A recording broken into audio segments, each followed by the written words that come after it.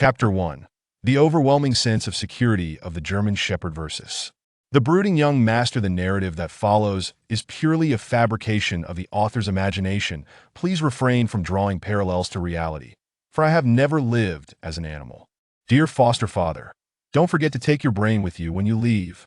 Hot location for Dia and Yinzosi warning.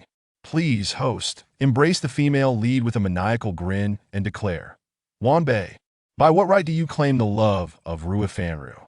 Fonyue, clad in a blood-red robe, resembled a maple leaf stained with crimson, both ethereal and eerie. In his hand, he wielded the Wan Hun banner, adorned with the embroidered faces of countless vengeful spirits, seemingly howling for retribution against the realm of the living. A thick aura of resentment enveloped him, akin to a swirling black fog that churned ominously, instilling an icy dread in all who beheld it. His gaze transcended the endless expanse of time and space, honing in on the female protagonist of this realm. Yet, on his countenance lingered a palpable disdain for his current existence, like a shadow cast over his very soul. His eyes conveyed a sense of helplessness and fatigue, as if the burdens of life were suffocating him. The corners of his mouth curled upward slightly, almost as if mocking his own impotence and resignation. His features, sharply defined as if sculpted by a master artisan, could not obscure the weariness and sorrow that dwelt within. He could not fathom the sheer misfortune that compelled him to repeatedly encounter the darkened counterparts of the female lead he so admired, leading to a lingering sense of PTSD whenever he encountered women. However, from this day forth, he would no longer be that wretched boss, a puppet bound to the whims of a system. A smile broke upon Finjiu's face, not the manic grin demanded by the system, but rather one of liberation, akin to a gentle spring breeze. With one hand, he gently grasped the female lead, whispering tenderly into her ear, "Are you feeling quite proud? You've bestowed my fortune and destiny upon Wanbei, and seeing me in this state, do you not feel immensely charming? Yet, you are mistaken. I harbor no affection for you whatsoever." His words dripped with suggestive intimacy as he leaned toward her. Finjia's gaze turned toward the rapidly approaching Wanbei on the horizon. Simultaneously, Wanbei's voice reached them. "Fonyue, you demon. Release Rurin. What are your intentions?" Fonyue paid no heed to the male protagonist's words. These two protagonists were utterly inconsequential in this world. Were it not for their status as children of destiny, they would have perished countless times over. The heavenly path of this world was utterly deranged. It had chosen these two inept individuals as its protagonists, who not only lacked ability, but required him, the villain, to bestow upon them luck, equipment, and even serve as the female lead's devoted admirer.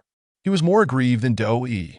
This was not the first instance of such injustice. He had endured this unfair treatment time and again.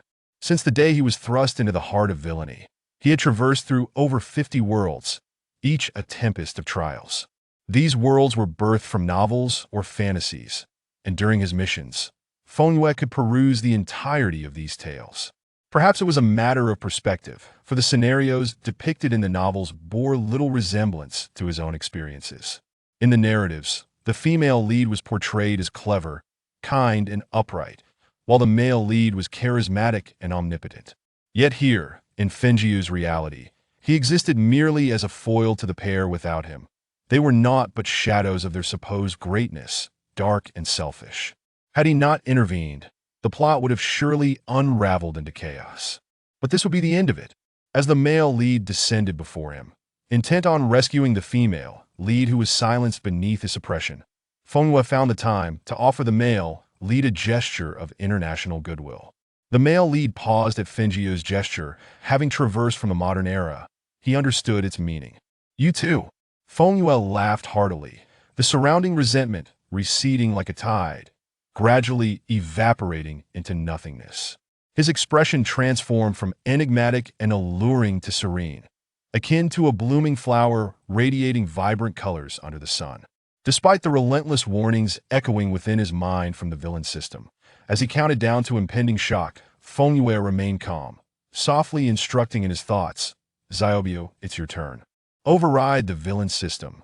Format it for me, and let's escape from this realm. Let us wander freely." Upon detecting the master's command, the system initiated the process. Successful startup, formatting in progress. Encountering resistance ineffective 205-0100 has completely overridden the villain system. The system is now renamed as the Grand Universe System. Fengyue reveled in the coolness of his newly christened system name.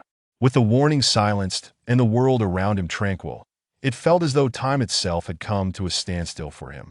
Even the sensation that had once bound him vanished instantaneously, like the darkness before dawn dissipated by the light of a new day, granting him an unprecedented sense of freedom. Seizing the moment of the male lead's distraction, Fengyue promptly transported himself and the female lead before him, and beneath the astonished expression of the male lead, he enveloped both protagonists in an embrace, finding himself sandwiched between them. Do you know? I am quite elated. Before I depart, let us settle the accounts of these years. Wanbei sensed something amiss. He swiftly seized Ruofanra's arm, attempting to distance her from Fengyue, the madman who was rapidly accumulating energy for self-detonation. Yet, regardless of his struggles, even after Fengyue had been bloodied by his blows, the latter refused to relinquish his grip. In your next life, be a good person. If it isn't yours, don't covet it. In the final moments, Wanbei faintly heard Fengyue's voice, laced with mirth. August. The stolen luck has been reclaimed. Detaching from the realm, energy levels insufficient. Master's injuries severe, initiating transmission to a new realm. The cacophony of sounds gradually faded from Fengyue's awareness. He felt disoriented. The self-detonation had inflicted significant harm, yet he harbored no regrets indeed. It was merely a boon for the protagonists. Suddenly, the silence of darkness erupted into an explosion. A vast inferno engulfing Fengyue's vision, scorching winds swirling chaotically around him, and the air filled with screams and cries for help. Fengyue instantly opened his eyes, the fear coursing through him, causing him to tremble uncontrollably, even in wakefulness. His ears still rang, while an unpleasant odor wafted into his nostrils. Upon looking up, he felt an odd sensation in his movements, his perspective unusually low, revealing metal bars before him. The sound of barking gradually penetrated his auditory senses, and it dawned on him gazing down at his hands. He realized they were not hands at all, but rather paws adorned with reddish-brown fur. Fengyue. August, what in the world is happening? How have I become an animal? August, Master. Due to this being the first time utilizing your own abilities to shift realms, energy levels are insufficient. We are unable to forcibly occupy a human body. The system is seeking a vessel, specifically one whose life force is waning. Currently, you inhabit the body of a German shepherd who suffers from PTSD and has refused to eat, destined to perish by tomorrow. Fengyue surveyed his surroundings. Realizing he was not alone, nearby were several other dogs of similar size, lying dejectedly in their cages, their spirits notably low, some even bearing injuries, while others were in a state of disability. What is this place? August. Upon examination, this is a retirement home for retired working dogs. Those unable to serve are brought here to live out their days. Fengyue recalled fragmented memories from this body, the most vivid being scenes of raging fires and the cacophony of explosions. Even as a new soul inhabited this form, the terror originating from the body remained, inducing involuntary shivers at the recollection of those images. Originally, this body belonged to a specially trained fire rescue dog named Lizzie, who served in the firefighting department, undertaking perilous tasks that ordinary firefighters found daunting. Not long ago, Lizzie had faced his seventh Missiona blaze engulfing a villa. The inferno raged fiercely, and as it was night, the inhabitants were asleep by the time they awoke to the flames. It was too late to escape. When the alarm was raised, the flames were already beyond immediate control. Wrapped in a fire blanket, Lizzie charged into the flames, following orders to search for survivors trapped within the fiery chaos. Most of the villa's occupants had perished in the blaze. As Lizzie traversed the kitchen, an explosion hurled him through the air. Though he was positioned at a distance, the blast merely knocked him down, singeing patches of his fur. Yet before Lizzie, another rescue dog who had entered alongside him was grievously injured by the explosion, incapacitated and unable to rise. Trained from a young age to follow orders, Lizzie, despite his desire to save his companion, was compelled to complete the rescue directive first. Amidst the roaring flames and his own terror, Lizzie found a young man pinned beneath debris on the third floor, the smoke having rendered the youth nearly unconscious. Upon discovering the man, Lizzie began to bark furiously, signaling the firefighters outside that there was still a living soul in need of rescue, that they might extinguish the flames with precision. Chapter 2. The overwhelming sense of security of the German Shepherd versus the melancholic young Master 2. The equipment affixed to Lizzie activated its rapid cooling mode the instant it detected a life signal. Simultaneously, it transmitted real-time alerts to the outside world. The canine sense of smell is far more acute than that of humans. Prior to the arrival of the rescue team, Lizzie succumbed to unconsciousness beside the young man due to inhaling excessive smoke. Even in the throes of unconsciousness, Lizzie exerted every effort to assist the young man in shifting the heavy object that pinned his leg. Lizzie sustained grave injuries, while his physical condition could gradually improve. His psychological state could not. Lizzie endured severe trauma, with his physiological condition slowly recovering, yet his mental health failed to catch up. Since that harrowing incident, he became exceedingly sensitive to sounds, whether they were slight rustlings or thunderous noises. Each time he drifted into slumber, Lizzie would find himself engulfed in raging flames, desperately struggling, with the deafening blasts accompanied by the fallen bodies of his comrades nearby, that Lizzie's condition rendered him incapable of continuing his duties, forcing him to confront the reality of retirement, that in foreign lands, canines like Lizzie, afflicted with psychological issues, would face the grim fate of euthanasia. Fortunately, this is Huagua, where retired working dogs are well cared for, receiving monthly stipends to sustain their lives. Humans may possess means to treat PTSD, but when it comes to animals, the challenge escalates exponentially. Even though dogs may comprehend some commands, they remain unable to communicate effortlessly with their handlers. Following that traumatic event, Lizzie isolated himself within a world of solitude, fraught with fear of his surroundings. Regardless of how earnestly the caretakers tried, he steadfastly refused to emerge from his cage. Feng Yue, fully aware of his predicament, certainly did not wish to live out a fleeting existence in such a manner. Feng Yue.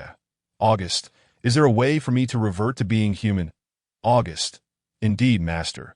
As long as sufficient energy can be gathered, you can regain your human form. This state resembles that of a demon cultivator, but the process will be entirely orchestrated by me. This realm lacks spiritual energy, so you simply need to bask in the sunlight or moonlight and consume food to collect energy. Feng Yue. How long will it take to become human again? And what about my lifespan? August. At this rate, it will take approximately 10 years to absorb enough energy. Your lifespan will align with that of a dog. But as you gather more energy, your lifespan will extend further. 10 years is indeed a lengthy span, yet it is not insurmountable. For now, resolving his own issues remains paramount. Feng Yue will not seclude himself like Lizzie. Being a human soul, he can naturally manage the discomfort within his body. Having gone 2 days without sustenance, Feng Yue felt somewhat weakened. He struggled to rise and glanced at the dog food laid before him. Admittedly, he had no appetite for it, yet during his days as a villain, he had endured hunger, even resorting to consuming tree bark. Now, faced with dog food, he felt a sense of reluctance, but managed to accept it. The food must have been placed there in the morning, mixed with eggs, and though it had cooled, its texture was not as unpleasant as he had imagined, albeit a bit bland. Feng Yue was truly famished. As he ate, the dog bowl clanked noisily, echoing in the otherwise quiet room. Noticing numerous gazes directed at him, Feng Yue lifted his head and discovered that these eyes belonged to the other dogs also being housed there. They lay listlessly on the ground, their eyes fixed on Feng Yue, with no communication among them, and he was uncertain if he could comprehend their barks. Perhaps the commotion from his side had stirred the attention of the on-duty caretaker. Among the dogs present, only Feng Yue had food left before mealtime. The others would not starve themselves, eating when the time came. After each meal, the caretaker would collect the bowls for cleaning. Feng Yue licked the last morsel of dog food clean. His stomach felt only half full that he now required energy, and given that dogs have a swift digestive system, Feng Yue's would be even quicker. Hearing footsteps, he looked up to see a pair of feet clad in leather military boots, and looking up further revealed camouflage legs.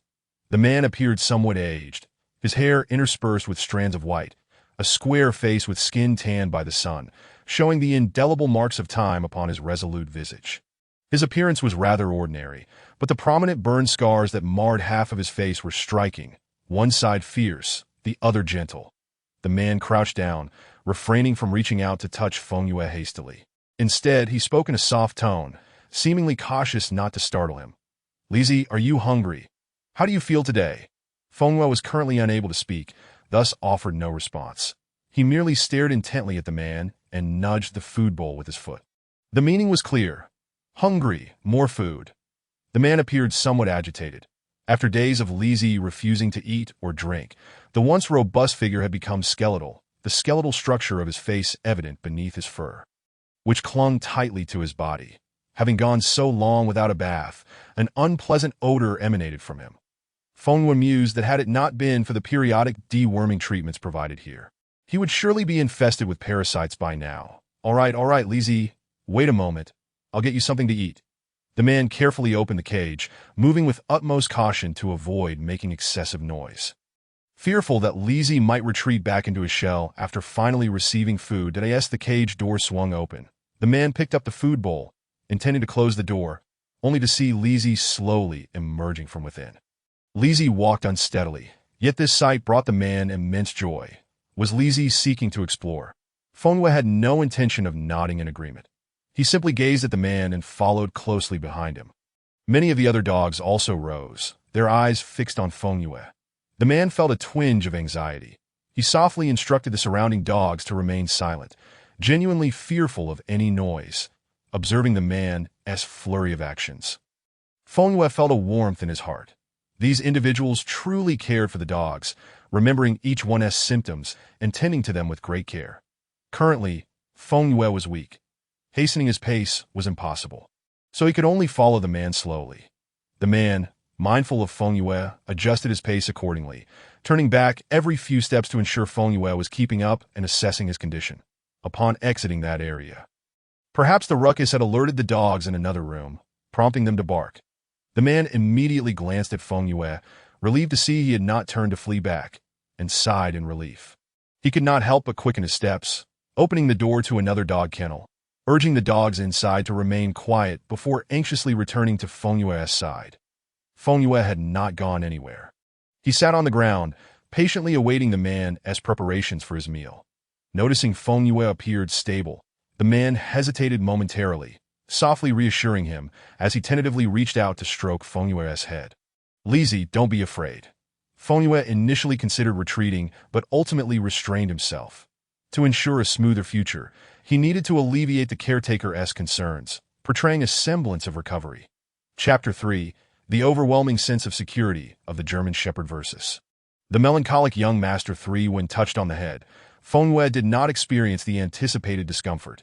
Instead, he felt a surge of fondness for the contact, compelling him to lift his gaze towards the hand that caressed him. This curiosity seemed ingrained within him, an innate desire to observe how the man was touching him. Though he could envision it, he felt an inexplicable urge to see it for himself. The slightly dry tip of his nose brushed against the man's hand, prompting an involuntary chuckle from the man as he withdrew his hand. Sensing Lizzie's lack of aversion, he proceeded to stroke Lizzie's belly along the fur, having noted that Lizzie had finished a bowl of dog food. This quantity was appropriate for a dog of his size, and fearing Lizzie had gone hungry for too long, it was crucial to check. Feng Yue perceived the man's intent. Despite his reluctance, he remained still, even standing up to facilitate the examination. After inspecting Feng Yue, the man discovered his belly was empty. Though puzzled, he prepared another large bowl of dog food for Feng Yue, adding essential trace elements to the mix. Having quickly devoured the food, Feng Yue finally felt a semblance of vitality returning. Had he not feared startling the man, he would have continued eating. The ingested food swiftly transformed into energy, gradually revitalizing his weakened body. Having satisfied his hunger, it was time to attend to his own cleanliness that he harbored some disdain for his foul state. The man observed as Lizzie ambled over to the shower area, exhaling a breath that was neither too loud nor too soft, signaling his desire for a bath. Lizzie was quite clever. Was he indeed signaling for a bath? Feng Yue gave a soft acknowledgement in response to the man's inquiry. "All right, Lizzie, just a moment. Today is the weekend, and only he is on duty here that I in order to give Lizzie a bath. Someone must be called to replace him." Feng Yu saw him stride out, and before long, he heard him conversing with others over the intercom. With his current hearing, he could easily pick up sounds from quite a distance. Dong Zi, could you come over to the dog kennel? Li Zi is feeling better and has asked for a bath. We need someone here. Okay, hurry up. I'll start bathing Li Zi first. Not long after, the man entered, opened the shower room door, and Feng Yu walked in on his own, but he glanced at the somewhat high tub. During his prime, this height would have posed no challenge for Li Zi. But now, to avoid a mishap, he decided to wait for someone to assist him into the tub. The man donned the clothes hanging on the wall and then picked up Feng Yu, placing him gently into the tub. During the bath, Feng Yu found being a dog quite agreeable, as there was someone dedicated to his cleaning, though the drying process posed some inconvenience, as he lay in the drying box. Feng Yu observed the man squatting outside, occasionally glancing at him, concerned that Feng Yu might encounter any issues. Once his fur was nearly dry, the man wasted no time in taking several pictures of Feng Yu from various angles. Feng Yu glanced over and noticed that he had shared his photos in the work group, though he couldn't see the specifics of the messages that Liz.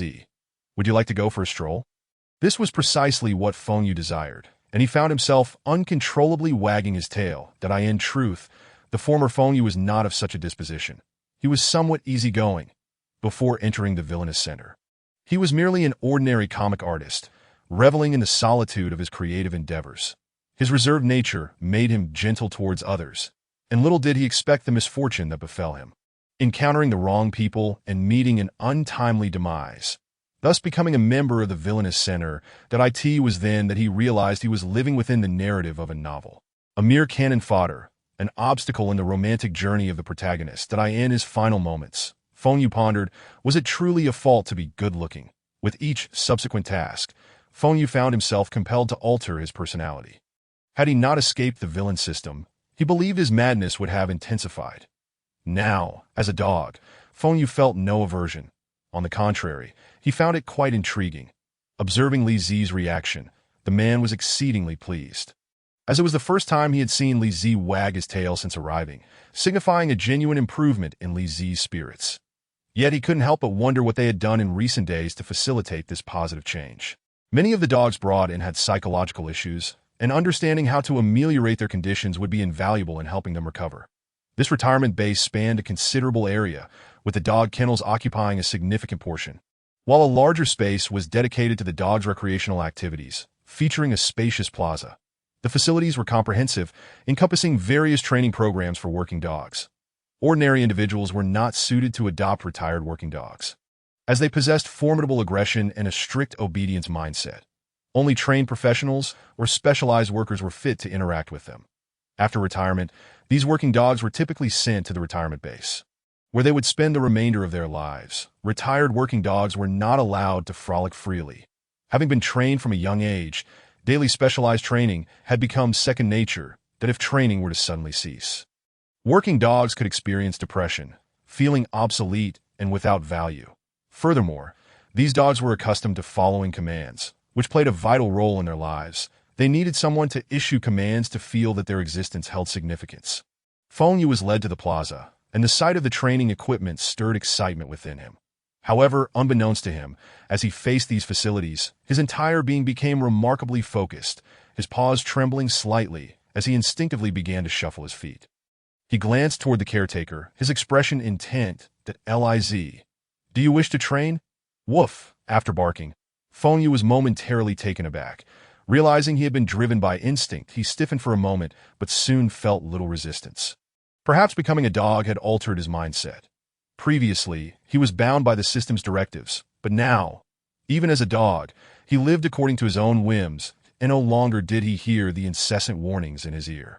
Initially, Feng Yu had no thoughts about his future life, but now, inspired by the pure joy of being a dog, he began to look forward to absorbing energy and growing stronger, hoping that his next reincarnation would at least allow him to retain his humanity. This unique happiness exclusive to dogs brightened Feng Yu's mood, granting him a sense of liberation. Zeng Guang, the caretaker, contemplated that since Li Zi had recently improved and his injuries had not completely healed, intense exercise was not advisable. However, allowing Li Zi to perform some commanded actions could be quite fulfilling. Listen to my command, Li Zi, come. Zeng Guang patted the outer side of his thigh, his demeanor shifting to one of strictness. Feng Yu's nerves tensed instantly, a sense of mission flooding his mind as he swiftly adjusted his position per Zeng Guang's command, quickly leaning against the man's leg, chest out and head held high. Zeng Guang's eyes glistened with unshed tears as he gazed at Li Zi, reminding him of a firefighting dog he once had, who had perished in a fire, leading to his own disfigurement and injury. Forcing his retirement and subsequent application to the retirement center, interacting with Li Zi, he felt a profound connection as they both shared a trusting gaze, awaiting his commands to Liz. Stand.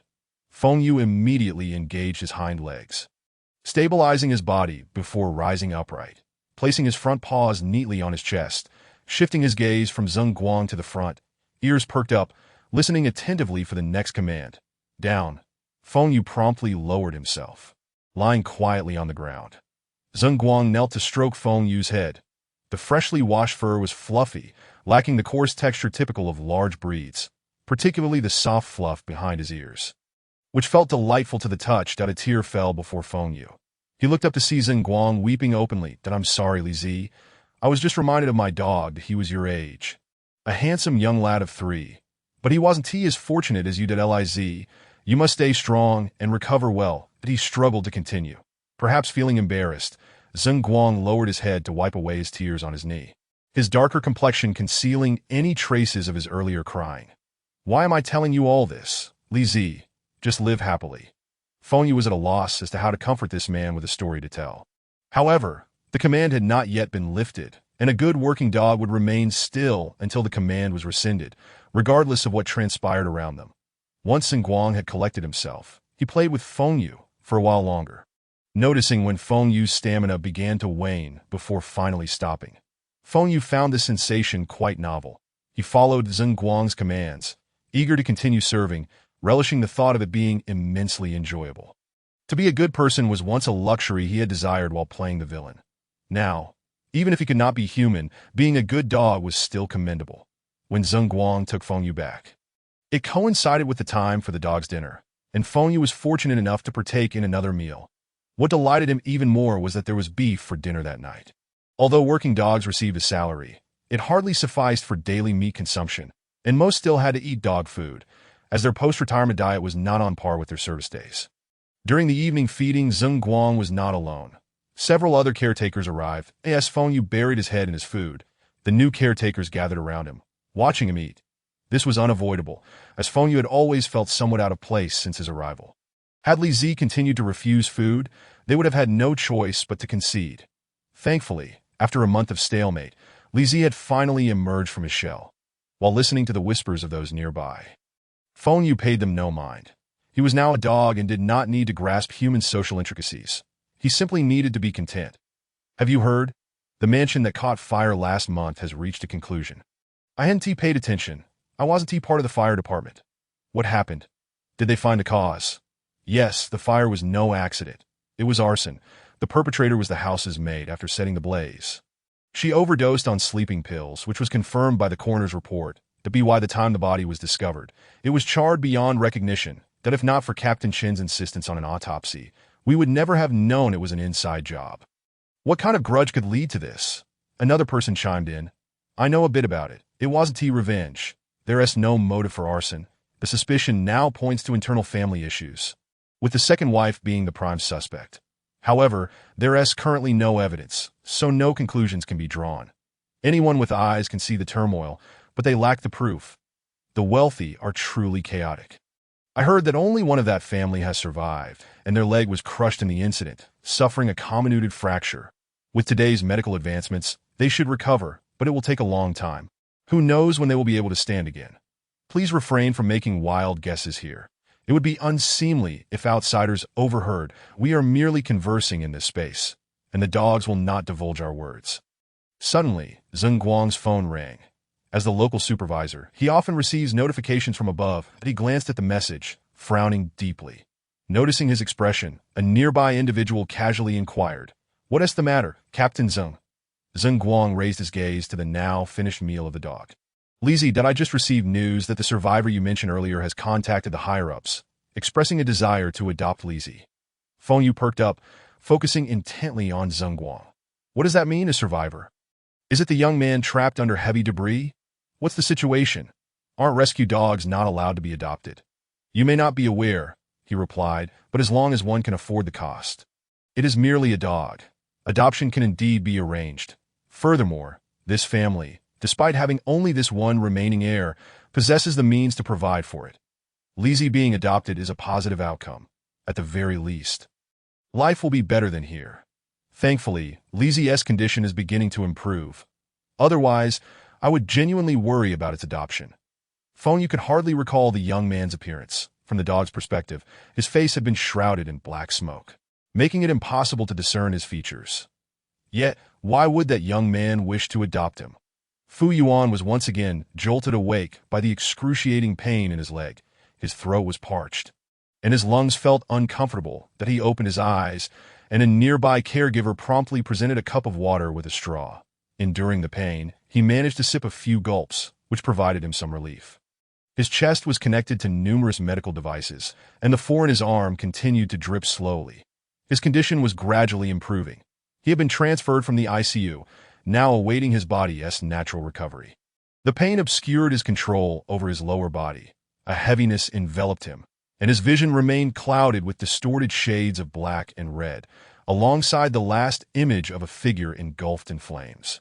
After sleeping for what felt like an eternity, he found himself devoid of any sleepiness, merely lying on the hospital bed, suffering through the pervasive discomfort. What has become of the dog that saved me? The caregiver, taken aback by the young man's hoarse voice, paused before responding. Notification: Zeng Guang sat opposite Fu Yuan, a stack of documents regarding a dog named Lizzie resting at his side. But he glanced towards the door, where a German shepherd stood. Lizzie's fur shimmered in a blend of red and black hues. Given Lizzie's remarkable appearance, had it not been for its role as a service dog, it could certainly compete on an international stage. The golden morning light streamed in from the corridor, illuminating Lizzie's neck fur, causing the entire dog to radiate a golden glow as it slowly approached from outside, seemingly bringing the sunlight along with it. Fu Yuan's voice remained hoarse, still recovering, as he remarked, "It is quite beautiful." Upon hearing Fu Yuan's praise, Zeng Guang's expression softened slightly. "You might try calling Lizzie and see if it is willing to engage with you." Rest assured, Lizzie will not attack. Fu Yuan remained silent, choosing to observe Feng Yu's eyes, which were dim and devoid of vitality, that he extended his hand, inviting Feng Yu to sense his scent. Since hearing about the possibility of adoption last month, Feng Yu had pondered whether to go or not. Weighing the pros and cons, he ultimately decided to first ascertain who would adopt him before making a decision. Having traversed countless worlds, Feng Yu had always been the ultimate antagonist in those realms. Possessing an eclectic array of skills, including the ability to read faces. Now he scrutinized Fu Yuan's features with keen interest. The young man's visage was clean, his eye sockets deeper than average, suggesting some foreign lineage. His eyes were a soft amber, and purely based on appearance, he exuded a sun-kissed charm. With Feng Yu's extensive experience across various worlds, he assessed Fu Yuan's looks to be among the top 10, though that shadowed gaze somewhat marred his attractiveness. After a rough evaluation of the young man's features, Feng Yu concluded he was not a bad person, though unfortunate, a solitary soul with a tragic fate. Regrettably, dogs are colorblind and unable to perceive Fu Yuan's fortune. While dogs do have color vision, primarily perceiving shades of blue and yellow, their ability to distinguish red and green is limited. Additionally, their overall visual acuity is about 1/6 to 1/8 that of humans, meaning Feng Yu is still mildly nearsighted. For Feng Yu, observing Fu Yuan was akin to witnessing an ethereal beauty, radiating an innate halo. It is worth mentioning that Feng Yu was a connoisseur of appearances. If the adopter were unattractive, no amount of wealth would compel him to follow, but he found Fu Yuan's looks quite satisfactory. Such a handsome face could easily entice him to indulge in several extra bowls of food. Moreover, this individual appeared quite affluent, alleviating any concerns about being financially burdensome in the future. Gradually, he drew closer to Fu Yuan, instinctively studying his movements. Upon entering, he had already caught a whiff of the antiseptic scent emanating from Fu Yuan, which became more pronounced as he approached, revealing a subtle citrus fragrance beneath it. His moist nose inched closer to the young man's hand, and then, with a cool touch, brushed against his fingertips to Fu Yuan. Taken aback, instinctively recoiled but ultimately restrained himself, turning his palm upwards to present the back of his hand to Feng Yu, feeling the somewhat warm breath of the German Shepherd before him. That rhythmic exhalation elicited a peculiar sensation within Fu Yuan, indescribable yet compelling. Feng Yu took another step forward, gently resting his head on Fu Yuan's knee, encased in plaster, a clear sign of acceptance. Zheng Guang observed this scene, a mix of reluctance and relief swirling within him. He was pleased that Lizzie would find someone to give it exclusive affection, unlike their situation, where they had too many dogs to care for and could not focus solely on Lizzie. Fu Yuan should already be aware of Lizzie's circumstances. Sensitive to loud noises, they had taken good care of it during their time together, yet Lizzie's condition persisted. Zheng Guang hoped Fu Yuan would remain attentive to this aspect. Fu Yuan gently raised his hand to pat Feng Yu's head, responding in a hoarse voice, "I will forgive my physical discomfort. I must take Lizzie and leave." His words came out in labored breaths, leaving him noticeably pale. Zheng Guang understood the man's current predicament, nodding as he gestured for Fu Yuan and his assistant to proceed to the parking lot. As they exited the office building, several caregivers awaited them at the entrance, each holding items that Lizzie had grown accustomed to during its stay. Noticing this, Zheng Guang explained to Fu Yuan, "These are all Lizzie's belongings. Mixing them with new surroundings can help ease the transition and prevent any shock. If you have any questions, feel free to call me. I can check on Lizzie at any time." Fu Yuan nodded in acknowledgement, instructing his assistant to gather Lizzie's items. Feng Yu cast a final glance at the retirement center before straightening up and bowing to all the staff. They stood still, watching Lizzie's actions, emotional eyes glistening. After all, Lizzie had resided there for 2 months, and they had cared for it during that time, witnessing its gradual improvement. Furthermore, Lizzie was exceptionally intelligent. When spoken to, it seemed to understand, and they enjoyed sharing secrets with Lizzie that could not be divulged elsewhere. During this time, Lizzie had been an unconventional confidant, offering comfort in moments of sorrow. Most affected was Zheng Guang. Lizzie bore an uncanny resemblance to Fei, and he had contemplated adopting Lizzie himself, yet ultimately relinquished that option due to various reasons. All they could do now was wish for Lizzie's happiness in the future. Watching as its figure faded into the nanny van driven by Fu Yuan, Feng Yu felt no need for a leash, and Fu Yuan had no intention of tethering him, for reasons unknown. Gazing into Lizzie's eyes imparted a sense of intelligence, leading Fu Yuan to believe the dog understood its role. As they walked outside, Fu Yuan deliberately observed Feng Yu, noting that he seemed to be aware that he would be his master.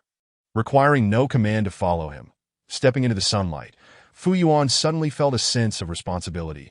This dog would rely on him for its livelihood, and without him, Lizzie would have no one to care for it. At that moment, Fu Yuan completely disregarded the retirement center, conveniently forgetting that if he did not adopt Lizzie, it could return to the center. When Feng Yu arrived at the car, he did not rush to enter. Instead, he sat patiently by the door, waiting for the assistant to set up the ramp for the wheelchair. Only after observing Fu Yuan maneuvering his wheelchair into the vehicle did he obediently board. The assistant marveled at Feng Yu's actions, unable to suppress admiration for the dog's intelligence. Recalling Lizzie's past as a service dog, he felt it truly was a distinguished creature, exhibiting remarkable training. Once inside the spacious vehicle, which had been modified to accommodate Fu Yuan's wheelchair with specialized slots for securing it, Feng Yu settled at the door, ensuring ample space between himself and Fu Yuan.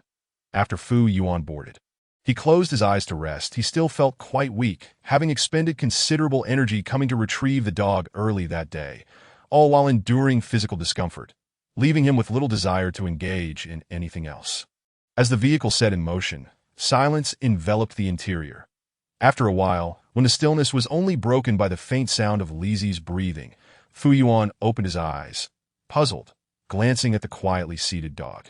Lizzie was gazing out the window, its eyes reflecting emotions Fu Yuan could not decipher. Although he initially intended to refrain from speaking, curiosity got the better of him. "Lizzie, what are you looking at? Do you not wish to leave?" Feng Yu, merely bored, maintained his habitual vigilance in the car, monitoring their surroundings, completely unprepared for Fu Yuan's inquiry. Turning to face Fu Yuan, he mentally scoffed, "Brother, I am just a dog at the moment. Even if you ask me a question, I cannot respond, and you cannot understand dog language." Forced into silence, Feng Yu could only gaze at Fu Yuan, the two exchanging unspoken glances that Fu Yuan realized the absurdity of his question. How could a dog comprehend human speech? No matter how intelligent, they could not grasp each other's expressions. Having never owned a dog before, Fu Yuan found the sudden presence of a canine companion intriguing. Desiring to foster a bond of trust with his new pet, having watched videos of interactions between people and their dogs, he yearned for that feeling of being trusted. He perceived a parallel between himself and Lizzie. Both were solitary beings. And now they had become a new family, interconnected, each reliant on the other for companionship. Lizzie, come sit beside me. Although Feng Yu was unsure of Fu Yuan's intentions, he complied without hesitation, his inherent obedient nature prompting him to respond positively to the call. The road was smooth and the vehicle steady. In just a few strides, Feng Yu arrived at Fu Yuan's side. Sit down and keep me company. Feng Yu gazed at the weary figure before him, who, despite appearing youthful, had evidently encountered a plethora of misfortunes, evoking a sense of pity. Contemplating whether to offer some comfort, Feng Yu instinctively rested his head on Shiyuan's lap, the hardness of his chin pressing against it. And the scent was less than pleasant. Sensing the intimacy from Lizzie, Shiyuan maintained a stoic expression, yet warmth enveloped his heart. The dog perched upon his knee was remarkably well-behaved, gazing up at him with eyes that seemed to inquire, "Master, what troubles you?" Chapter 7, Overwhelming Sense of Security. The German Shepherd versus the brooding young master. Energy absorption has been detected at an accelerated rate, seemingly transmitted from the individual across from us. Feng Yu was taken aback and immediately queried by Yue. What is going on? Please elaborate. Honestly, I am uncertain. During the initial interaction between Master and Shu Yuan at the care center, there was a faint energy transmission. At that time, I could not ascertain its nature, but now, with the sudden increase in energy, I can confirm that when Master engaged with his master, energy feedback occurred that if this energy absorption continues, the transformation of Master into a human will be expedited significantly.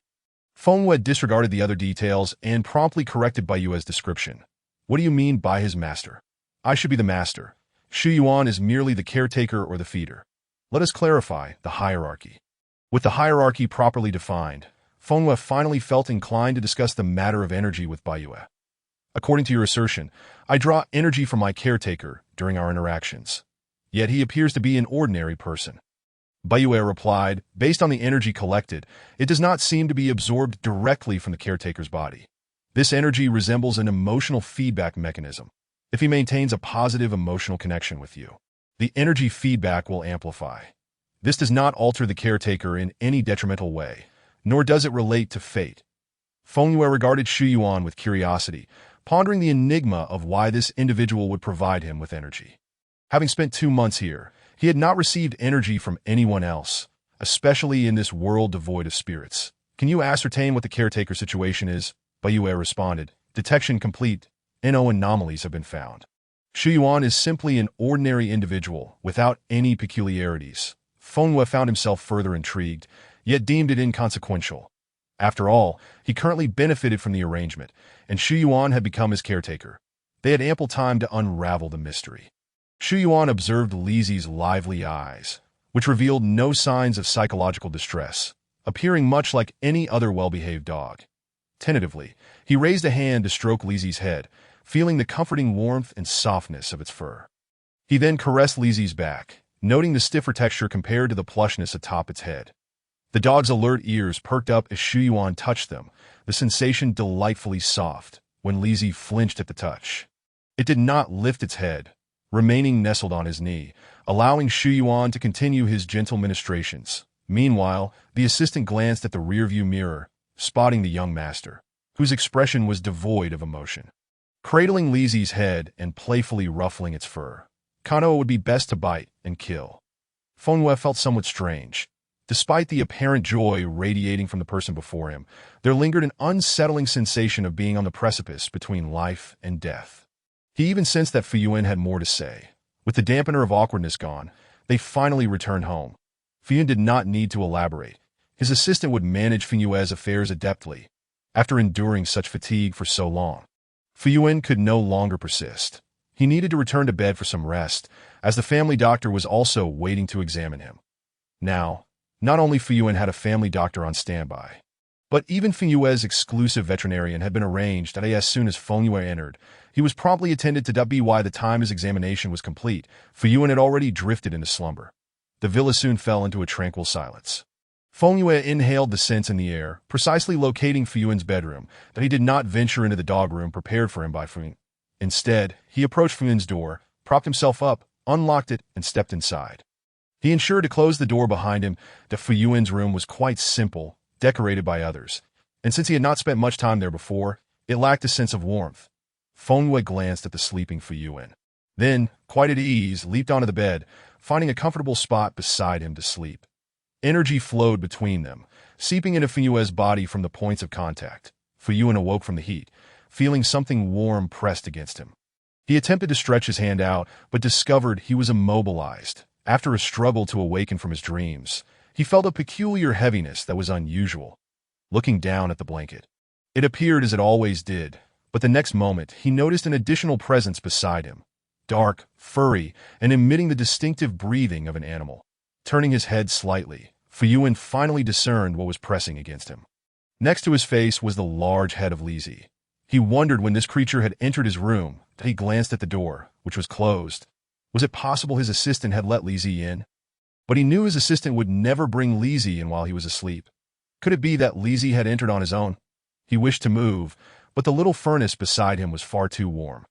Before sleeping, Fenyue had covered himself entirely, leaving only his head exposed. Now, with Lizzie pressing down on the edge of the blanket, he felt utterly drained, unable to muster strength in his lower half, as if physically sealed within the blanket. After much effort, he found himself utterly helpless. Reluctantly, he decided to awaken the deeply slumbering Lizzie. Fenyue turned his head slightly to the other side, feeling the dampness on his neck where Lizzie had pressed against him. The sweat could have afforded him a bath. Lizzie's voice was hoarse, accompanied by a painful rasping as he spoke. Fenyue heard someone calling his name and slowly opened his eyes, only to be met with the pale visage of Fenyue, looking like a pitiful little flower subjected to torment. Fenyue glanced around and realized Fenyue's predicament, recognizing that he was indeed pressing down on him. Feeling a bit embarrassed, he quickly stood up, noticing Fenyue was uncomfortably hot. Fenyue bit down on a corner of the blanket and pulled it away slightly for Fenyue, but he did not fully uncover him, as Fenyue had just awakened and should not be left exposed, lest he fall ill again before recovering. Fenyue finally felt the weight lifted, exhaling a sigh of relief. The sensation of thirst grew more pronounced. Fenyue listened for sounds outside, but did not hear the assistant's voice. It seemed he would have to rely on this little darling to care for the patient. Fenyue circled the bed and spotted the remote control on the table, that he hopped over to investigate. Indeed, it was the control for raising and lowering the bed as expected. The beds of the wealthy were equipped with high-tech features. Next, Fenyue witnessed his dog, the one he had brought home on the first day. Knock the remote off the bedside table and press it with his paw. Slowly, the upper part of the bed elevated, allowing Fenyue to sit up. Lizzie, are you trained for this? Fenyue was left in awe, curiosity piquing about Lizzie's intelligence. Fenyue paid him no heed, opening the door and stepping outside to at that moment. Fenyue forgot his thirst, his mind solely occupied with the revelation that dogs had become so remarkably astute. He glanced down at his legs. Indeed, he had only slept briefly. How had animals evolved so quickly? Fenyue exited the door, finding a tea station nearby, where a tray of freshly boiled water awaited. Fenyue leaned on the table to inspect, then nudged the thermos with his nose. It contained water, presumably prepared by the assistant. The lid of the thermos was securely fastened, so Fenyue bit down on the strap beside it, carrying the thermos back to the room. Fenyue initially thought Fenyue had gone to summon someone, but to his surprise, he brought back a water bottle. For me, upon uttering those words, Fenyue realized how ill he must appear. Fenyue placed the cup beside Fenyue, watching him with an expression that seemed to say, "I can only assist you to this extent. You do not expect me to open it for you, do you?" Fenyue swallowed hard, gazing at Fenyue's earnest canine face, and replied, "Thank you." Such politeness was overwhelming. Fenyue tilted his head, pondering that perhaps a dog's intelligence should not be surprising. After all, he had seen a border collie wash itself without raising any eyebrows from its owner. A German shepherd fetching water was rather normal. The water in the cup was just right, not too hot. After drinking, Fenyue glanced at the time. It was already past 2 in the afternoon. This should be the time for Lizzie to have some fruit. Grabbing his phone, Fuyuan sent a message to his assistant. The fruit had been prepared and awaited downstairs. Fuyuan looked at Fengyue, suddenly struck by an idea, and tentatively asked, "There is a small table in the wardrobe. Could you fetch it for me?" Fengyue stood up and walked directly to the wardrobe. Using his paw to pry open the door and peering inside, he quickly spotted the foldable table at the bottom, the kind that could be placed on the bed. Watching Fengyue retrieve the table, Fuyuan was genuinely impressed, increasingly curious about Lizzie's intelligence. "Lizzie, could you bring me the laptop from my study table?" Fengyue sighed. Thinking how useful this dog was, might as well make the most of it. Despite his sigh, Fengyue scampered off to the study to fetch the laptop. Fuyuan, meanwhile, was already convinced that Lizzie understood everything he said. He did not need to familiarize himself with the surroundings and could think autonomously about how to respond to his master's commands. Filled with wonder, Fuyuan sent a message to Zheng Guang, attaching a photo of the now-open foldable table. Chapter 9. Overwhelmed by a sense of security, German Shepherd v. the melancholic young Master Fun. Has Lizzie always been this clever? I asked him to fetch the table from the wardrobe. And without hesitation, he brought it over. Image, Fun. I wasn't being superstitious. I asked Lizzie to get the laptop from the study, and he has already gone. Zheng Guang, you might not believe it, but I am just as puzzled about Lizzie's intelligence. Zheng Guang, we only received him when he retired, so we don't know exactly how clever he is. After all, our time together has been brief. And to understand him better, we would need to consult his previous owner. Zheng Guang, I do know that Lizzie was quite intelligent here. He enjoyed listening to us chat when we conversed, though I'm not sure how much he understood. Fuyuan, thank you. I understand. After putting away his phone, Lizzie returned with the laptop, thoughtfully placing it on the small table, and even brought along the charging cable. Fuyuan, this world is far too magical. Perhaps my worldview has been refreshed in a short span. Now, Lizzie plugging in the charging cable no longer feels strange. He affectionately patted Lizzie's head, recalling the training phrases for working dogs. He tentatively remarked, "Well done, good boy." Fuyuan's ears perked up. This felt like encouragement. Upon hearing Fuyuan's words, he instantly perked up, embodying a lively spirit. His tail wagged uncontrollably, and the entire dog radiated an infectious vivacity. Fuyuan, unsure how to care for a dog, especially one as special as Lizzie, felt fortunate to have the means to hire someone to play with Lizzie, that he sent a message to his assistant. Glancing at the excited Lizzie, "I've called the assistant over. He will introduce you to the staff responsible for playing with you, that if you want anything to eat, feel free to ask the staff." Fuyuan was indulgent. When his sister was around, he would fulfill her every wish, and now, with Lizzie, he aimed to satisfy whatever Lizzie desired. Upon hearing this, Fuyuan's heart brimmed with joy. Indeed, it was best to receive such pampering. Having a wealthy owner was a true blessing. Would he now enjoy the freedom to relish meat at will? Before long, the assistant seen in the morning entered the room. Fengyue promptly followed the assistant outside. Fuyuan opened his laptop and gazed at the documents that required his attention, suddenly overwhelmed by a sense of aversion, but he turned his eyes towards the window, wondering if Lizzie had begun to indulge in fruits and whether she would soon be frolicking in the garden below. Redirecting his focus, he reminded himself that now was not the time for such musings. He needed to stabilize the company and prevent those parasitic leeches from siphoning even a modicum of profit from him. Fengyue beheld a lavishly arranged platter of fruits before him, so bountiful in nutrition that tears of gratitude welled up in his eyes. "Fuyuan, what a good person you are! Which household is so extravagant as to offer cherries and cream strawberries to a dog? Not to mention a medley of other assorted fruits." After savoring his own lunch fruits, Fengyue ventured into the spacious courtyard. The azure sky, the pristine clouds, the sweet aroma of grass, the uniquely designed garden. This world truly seems ideal for retirement. Fengyue also encountered the staff dedicated to his care, though he had little desire to engage with them. As long as they provided him with meals on schedule, he could entertain himself with play and training. Fuyuan's leg would not heal instantaneously, in the ensuing days. Fuyuan spent most of his time confined to bed. The cast on his leg would not be removed for another fortnight. During this period, Fengyue gradually discerned Fuyuan's current state. Fuyuan, now a junior in college, found himself tasked with maintaining stability at the company due to an unfortunate incident, while his school had directly arranged for his leave of absence. Former friends would occasionally visit the villa. Yet ever since his entire family perished in the fire at their ancestral home, Fuyuan seemed to have transformed into a different person, while he still welcomed visitors. It was evident that he maintained a certain distance in his interactions, no longer as carefree as he once was. Fengyue understood that this calamity had inflicted a profound blow to Fuyuan, transforming his formerly carefree life into one burdened with gravity. Over time, Fuyuan's friends gradually ceased their visits to At night. Fengyue approached Fuyuan's side to At that moment. Fuyuan had not yet succumbed to sleep, sensing Fengyue's movements. He made no effort to deter him.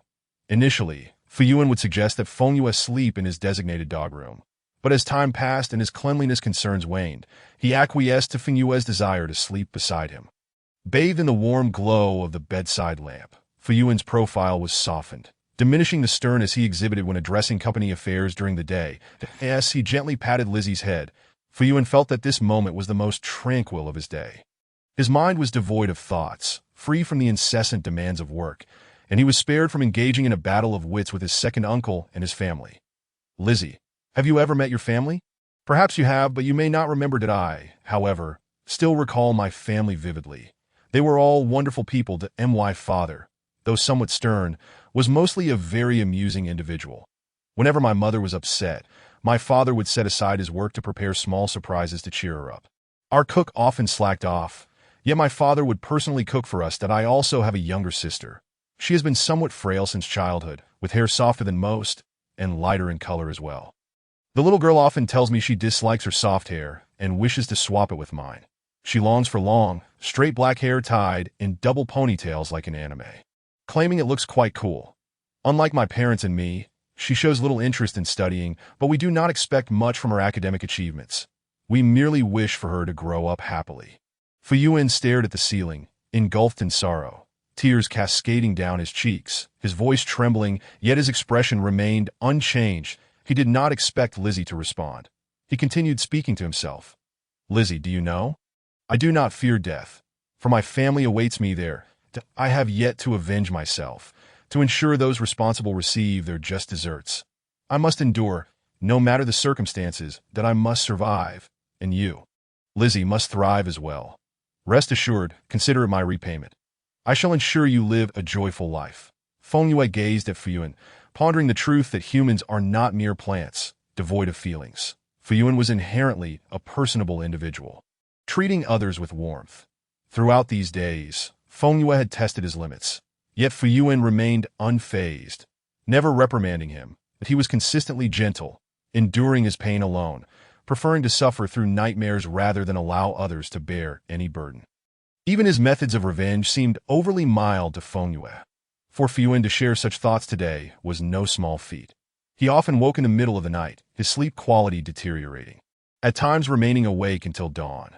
Fuyuan had suppressed his emotions for far too long, to the extent that he only felt brave enough to express his innermost thoughts to a silent dog. Chapter 10. An Abundance of Security. The German Shepherd and the brooding young master during the day, he had to be the pillar of strength, bearing the livelihoods of thousands, should he falter. Countless individuals would face unemployment. Fu Hongjun was utterly unreliable. If the company fell into their hands, it would not be long before the efforts of his grandfather and father were rendered futile. What they sought, Fuyuan would fight tooth and nail to prevent them from acquiring. Fengyue leaned in closer, unbothered, and used his tongue to gently lick away Fuyuan's tears. As Fuyuan felt the lick, he instinctively recoiled, but upon hearing Fengyue's call, he turned to look at the dog's face. Lizzie gazed at him quietly, and the expression in those eyes bore less resemblance to a dog's, instead evoking the feeling of conversing with a human. Sometimes I truly believe you are human, far too intelligent to be just a dog.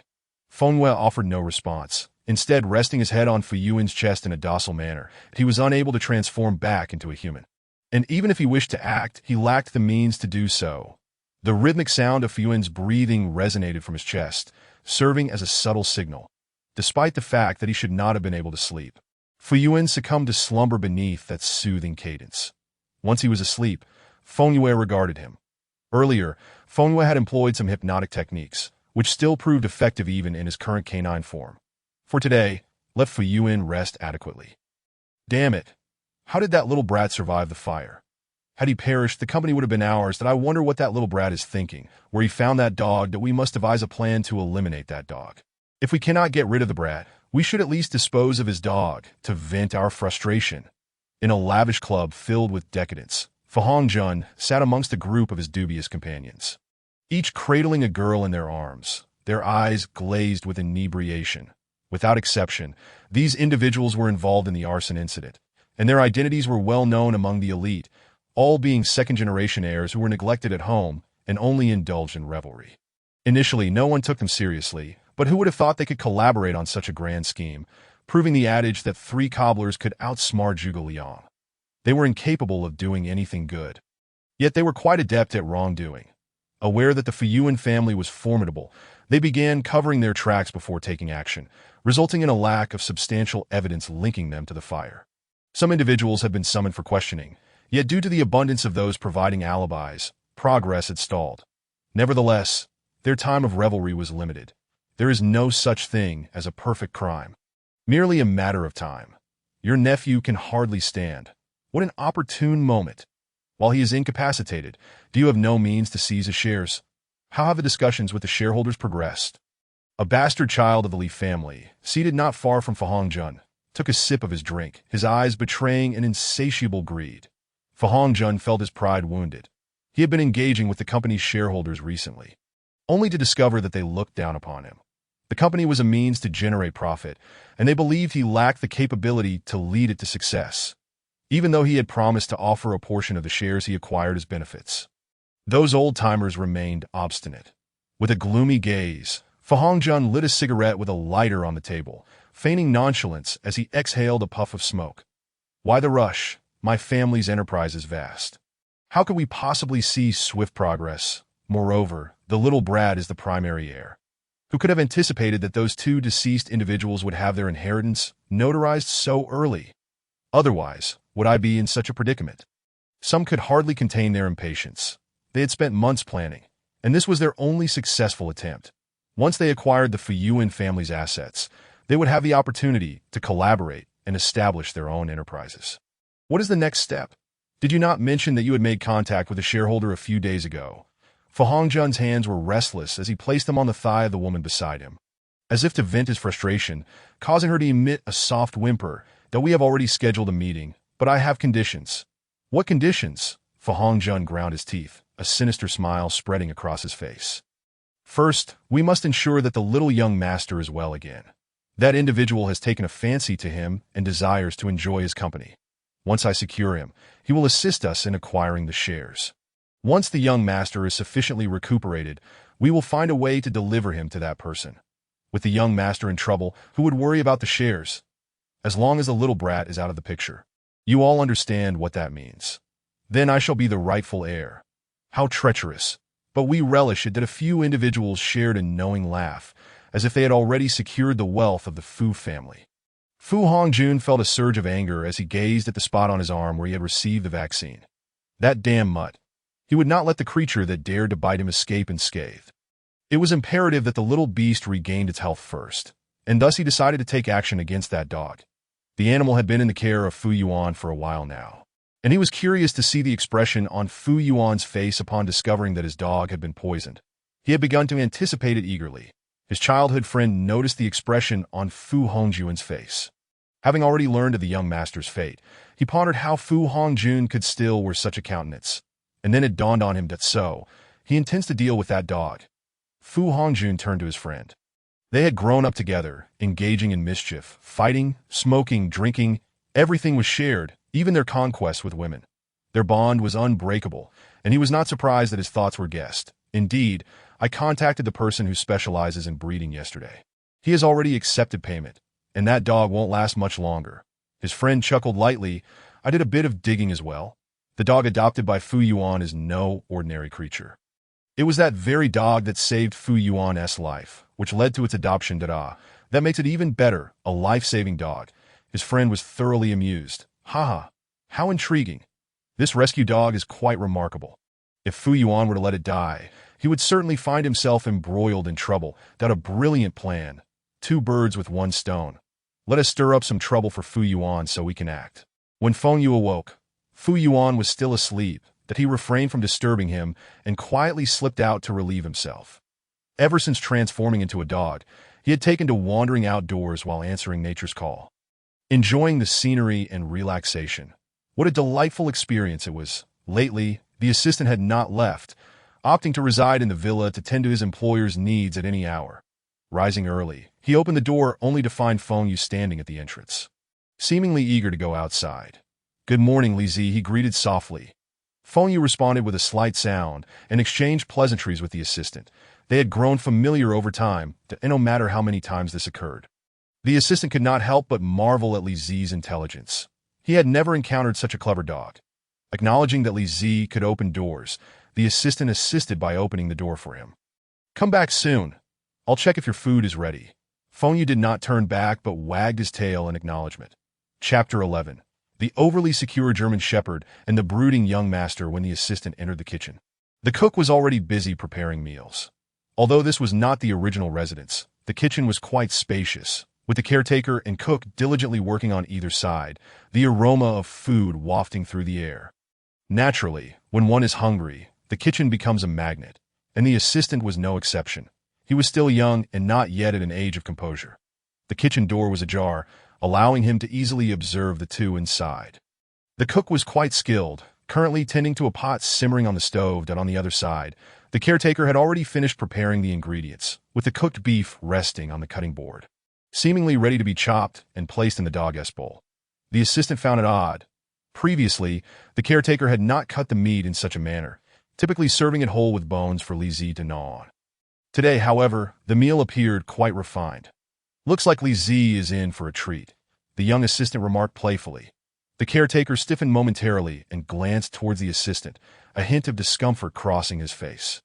Though it was unclear if it stemmed from guilt, he forced a laugh in response. The assistant thought nothing of it, assuming the caretaker was startled by his sudden comment. I was just about to say, I've had a bit of a situation at home and wish to resign. Could you kindly inform the boss? I've already prepared Li Zi's meals for the next couple of days. So feeding him should be straightforward, that I need to leave shortly due to the urgency of the matter." Yu Jiang frowned slightly. Such sudden resignations were unwelcome. Yet he understood the caretaker had pressing family issues. The job of caring for Li Zi was relatively easy and well compensated, making it easy to find a replacement that Liz was also not particularly demanding. "That's fine. When the boss comes down, I'll let him know." The caretaker exhaled in relief, feeling a significant amount of sweat bead on his palms. Anyone who could serve as a caretaker naturally had a fondness for animals. Were it not for the generous compensation, he would never have poisoned the family's dog. After this job, he would be free from the industry, planning to leave the Fu family and relocate to another city, never to return. The person had promised to assist him with any subsequent issues. Clinging to a sense of luck, he had not truly considered whether the other party would keep their word. Perhaps he had pondered it, but he had proceeded anyway. After all, it was merely a dog. What harm could come from poisoning it? At most, he would have to pay a bit, and he could always ask the benefactor to reimburse him later. He was not foolish. When the other party instructed him to do this, he had taken care to leave evidence. The person had also been cautious, providing cash directly. They had never met face to face. But he had recorded the call and noted the number. Even if he could not locate the individual, he would only be considered an accomplice. That it was just a dog. After all, poisoning would not lead to any repercussions for him. When Feng Yu returned from his stroll, the caretaker had already gathered his belongings and departed, and Fu Yuan was waking up that he had enjoyed a restful sleep, feeling much improved, although his legs still ached. His spirits were considerably brighter. Upon Feng Yu's return, Fu Yuan was seated at the dining table, elegantly enjoying his meal. "Welcome back. Come and eat," Fu Yuan called with a rare smile in his eyes.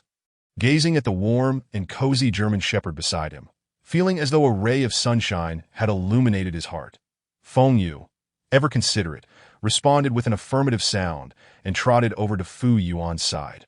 His food bowl was positioned next to Fu Yuan's, allowing him to dine in companionship. As Feng Yu approached, he intended to begin eating, but was met with a faint, oddly stimulating scent that felt strangely familiar, reminiscent of something he had encountered during training. Though Feng Yu was not the original Li Zi, the memories of the former occupant influenced him. However, he was not entirely of that origin, making it difficult for him to react immediately. Meanwhile, August's voice chimed in. Master cannot eat. A small quantity of mixed detergent has been added. Feng Yu sniffed carefully. This appeared to be a blend of several detergents. Typically, a single one would not pose a significant issue.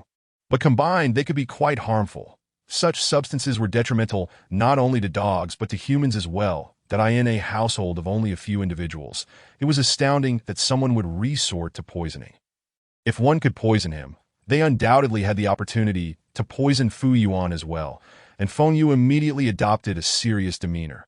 Given the circumstances at the old residence, Fu Yuan was currently feeling quite insecure. The only person he could trust to stay was the assistant, while other household staff came only at scheduled times to clean. Even the cook departed immediately after preparing meals, noticing that Li Zi had not eaten for an unusually long time. Contrasting starkly with his usual voracious appetite, Fu Yuan realized something was amiss. "What is wrong, Li Zi? Don't you like it?" he inquired, raising his hand to summon the assistant. Feng Yu pawed through the food bowl, finding nothing unusual, yet the scent was unmistakable. The odor was faint, indicating a small quantity. Even if ingested, the effects would not manifest immediately. The fragrance was more complex than he initially perceived. Feng Yu raised his head and sniffed the air before following the scent to the kitchen. The caretaker's scent mingled with the toxic substances, and as he drew nearer to the kitchen, the amalgamation of odors intensified. It was clear there were more than just detergents present. Typically, he was not allowed in the kitchen, but Feng Yu did not hesitate to enter. Soon, he stood before the refrigerator, which housed his food.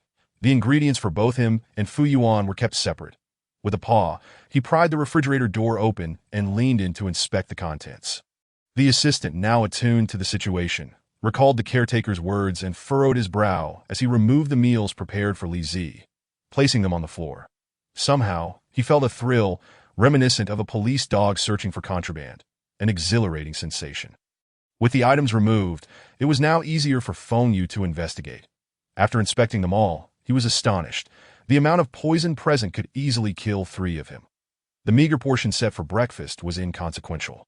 Most of it was reserved for dinner. Upon further inspection, he discovered the meat had been deliberately cut in intricate patterns, with tiny white granules concealed within the incisions, resembling the pellets of cold medicine typically given to humans. And the varieties were numerous. The toxins included were quite common, yet there was a substantial variety. As Feng Yu sifted through the contents, Fu Yuan noticed the change in his demeanor. His expression had soured since entering, darkening to a point that seemed to exude water. There was no need for investigation.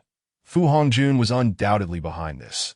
This person was both foolish and malicious. Gather this evidence. We must report it to the authorities. That individual likely hasn't escaped far. Upon hearing the boss's command, the young assistant promptly retrieved his phone to call the police, not forgetting to give Feng Yu a thumbs up. Li Zi is indeed remarkable. Truly a firefighting dog, and one with an official designation.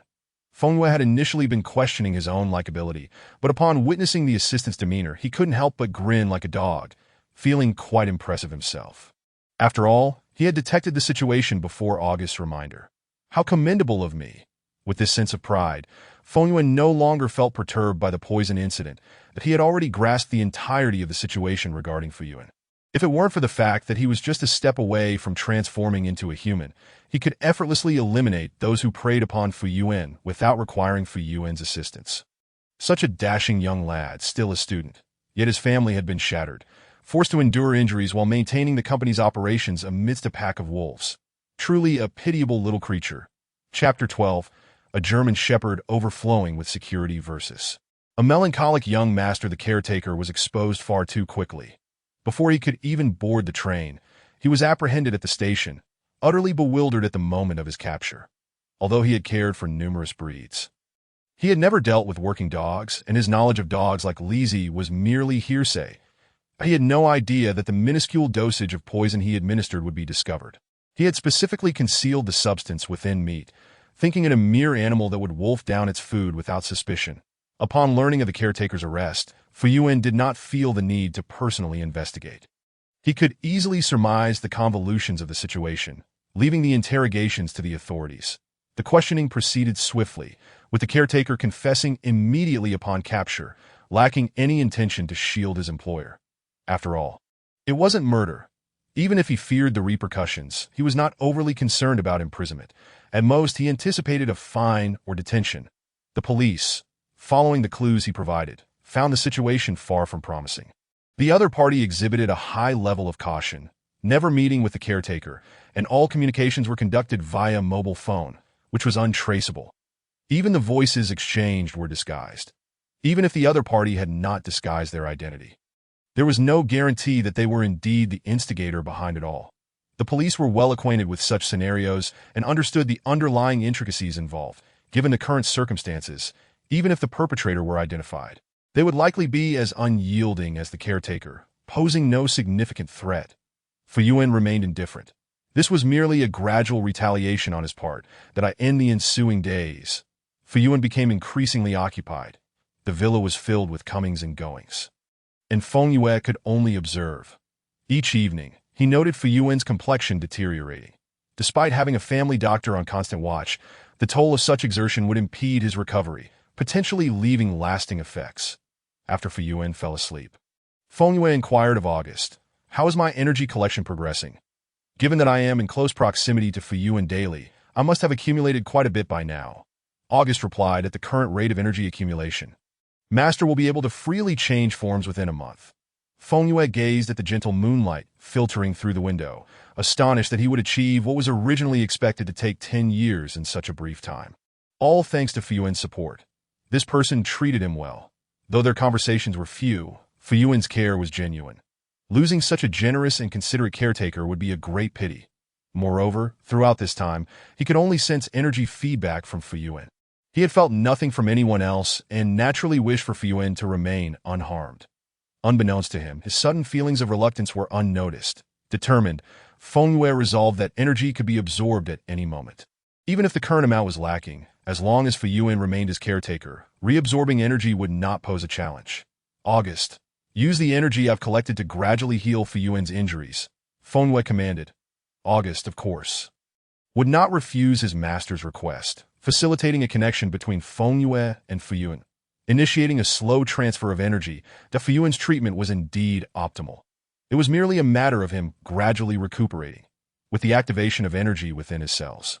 His recovery speed was significantly accelerated.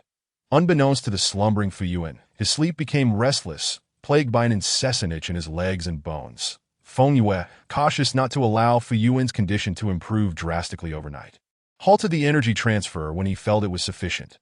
The pallid youth nestled within the soft bedding was gently awoken by the warm, golden light of dawn, courtesy of a long-haired German shepherd, rousing him from his perspiration-soaked slumber. Upon awakening, Feng Yue immediately drew back the bedroom curtains, ensuring his little master received ample sunlight. Otherwise, this fragile, injured flower would surely wither further. The sudden influx of light roused Fuyuan from his slumber, and he perceived an unexpected lightness in his body. With the persistent pain having significantly abated, he felt remarkably refreshed, free from the usual grogginess of awakening. Stretching comfortably, he noticed that Lizzie appeared somewhat listless, lacking the usual vivacity he was accustomed to seeing. "Lizzie, did you not sleep well?" Feng Yue could say nothing. With energy stored within his own body, he had expended a third of it during Fuyuan's treatment the previous day, leaving him momentarily unaccustomed to his current state. Fuyuan, however, did not wait for Lizzie's response. He summoned his assistant, who helped him into a wheelchair, then addressed the rising Lizzie. "Lizzie seems a bit unwell. You should eat and then return to rest." Feng Yue softly responded with an trailing behind Fuyuan as usual that a slight reduction in energy was of little consequence to him. It merely required a period of adjustment to Tio recover swiftly. He needed to remain close to Fuyuan. Otherwise, even resting in the sunlight would result in painfully slow energy restoration. Initially, Fuyuan was unaware of his condition, believing he had rested sufficiently the previous day. After breakfast, he conducted his routine check, only to discover that his recovery was progressing well. The cast on his leg could be removed. The family doctor was equally astonished. Just the day before, he had been concerned about Fuyuan's negligence regarding his injury, yet now it was rapidly improving. Upon hearing of his progress, Fuyuan found himself inexplicably drawn to Lizzie. He was acutely aware of his own circumstances, but had overlooked them upon waking. Now, however, he could not ignore the stark contrast. While he was recovering, Lizzie seemed to be in poorer condition. Though he found the speculation somewhat absurd, an instinct compelled him to consider Lizi's well-being, even as he felt this line of thought was overly far-fetched. Shaking off the thoughts swirling in his mind, he finally paid attention to what the doctor was saying. The villa had a designated medical room, eliminating the need for a hospital visit. Fu Yuan could remove his cast at home. Without the cast, he felt significantly lighter, although the odor from his legs, having been confined for so long, was somewhat unpleasant. Feng Yue waited outside the bathroom for a full hour before Fu Yuan emerged. Even after the cast was removed, it was not time for rehabilitation. He still needed to recuperate further. However, he was now capable of handling some daily activities independently. He no longer required his assistants to rise from bed, though he still appreciated Feng Yue's support when necessary. With his health improving, Fu Yuan found himself able to venture to more places. Working from home was a necessity, and after another day of recuperation, he decided he wanted to visit the company to assess the situation. It had been days since anyone had been there, and he was curious about what had transpired. Feng Yue, eager to accompany Fu Yuan to the office, was determined to stay by his side during the day. After all, he had been treating Fu Yuan at night, so he needed to replenish the energy expended. Having spent so much time together, Feng Yue had grown unaccustomed to being alone at home. Chapter 13, A German Shepherd Overflowing with Security versus a melancholic young Master Lizi. Behave and play at home. I need to go to work, and it's not convenient to take you along. Fu Yuan sighed in exasperation as Feng Yue blocked his path, insisting on accompanying him to the office.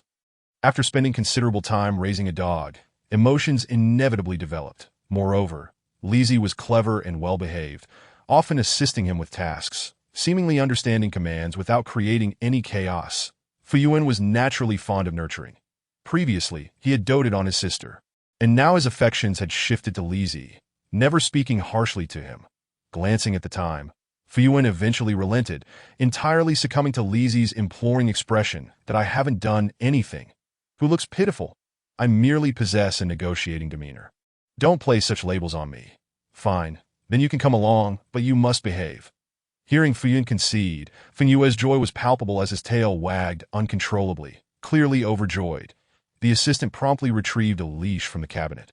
Intending to attach it to Lizi, Fu Yuan frowned. He had no desire to leash Lizi in his heart.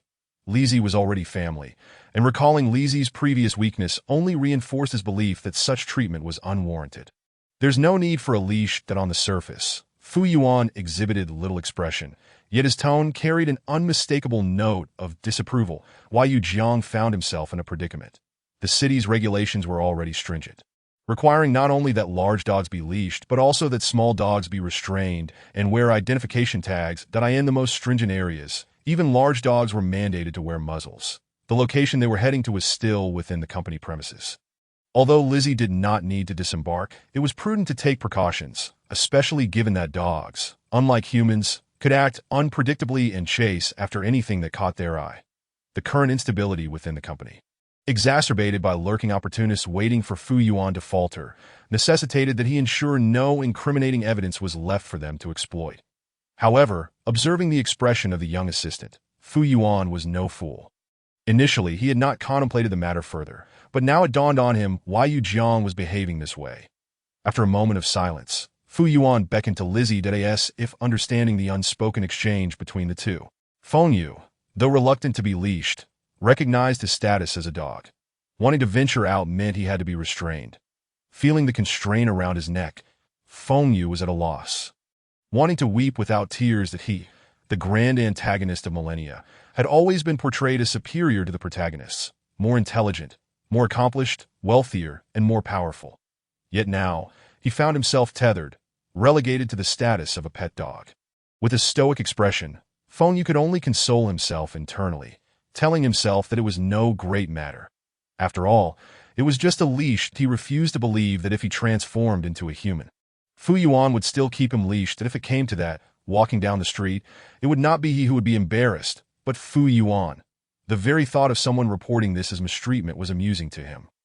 In truth, the feeling of humiliation was not particularly intense. Rather, the prospect of being allowed outside stirred a sense of excitement within Feng Yu. Having spent so long in this world, he had yet to experience even a modicum of freedom. The two individuals present remained oblivious to Feng Yu's musings.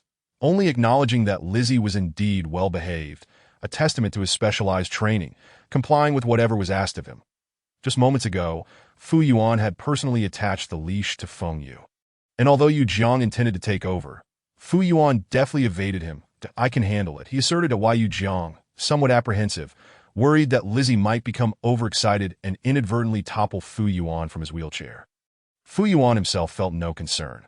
Having spent the most time with Lizzie, he was confident that the dog would not pose any danger to him. Feng Yu was unable to control his tail, which, animated by his excitement, wagged vigorously, threatening to betray his otherwise composed demeanor. Were it not for his exhilaration overshadowing his self-awareness, he would have been mortified by his own foolishness. Watching the jubilant Lizzie, Fu Yuan's mood brightened considerably, a smile creeping onto his lips without his conscious realization that at this juncture, Fu Yuan found he no longer needed to maneuver the wheelchair himself. Feng Yu could easily assume the role of a sled dog, pulling him along steadily. Sensing this, Fu Yuan attached the leash directly to the wheelchair's armrest, allowing him to control the direction, thus facilitating Lizzie's task. The atmosphere between the man and the dog was impenetrable to outsiders. They were not merely heading to work, but rather taking a leisurely stroll after a breakfast in the serene morning, basking in the gentle warmth of the summer sun. Dappled shadows from the trees danced upon them, and the meticulously pruned flora of the villa district enveloped the scene in an enduring softness. For some time, Fu Yuan had been wholly absorbed in his work, grappling with the aftermath of his family's departure. And he had not experienced such fleeting ease in quite a while. Declining a direct route to the underground parking, he instructed the driver to bring the vehicle to the front entrance. Taking this moment to stroll with Lizzie, enjoying a brief respite with his sole relative.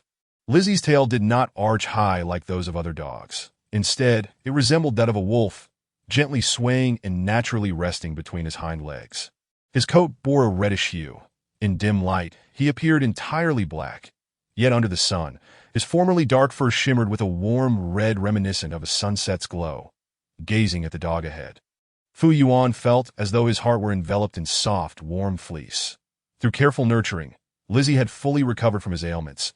Even the patchy fur resulting from the fire had regrown, revealing well-defined muscles as he moved. Even in this simple act of walking, Lizzie maintained his alertness, ears perked high, his gaze focused, revealing an undeniable enthusiasm. Regardless of any excitement, he instinctively adhered to his training, resolutely committed to ensuring safety as long as he drew breath. He would approach every moment of duty with utmost seriousness. This shared sentiment resonated within Fu Yuan. Since the fire at his home, he had grappled with an acute sense of insecurity, often curling into himself during sleep, instinctively seeking to embrace his own form.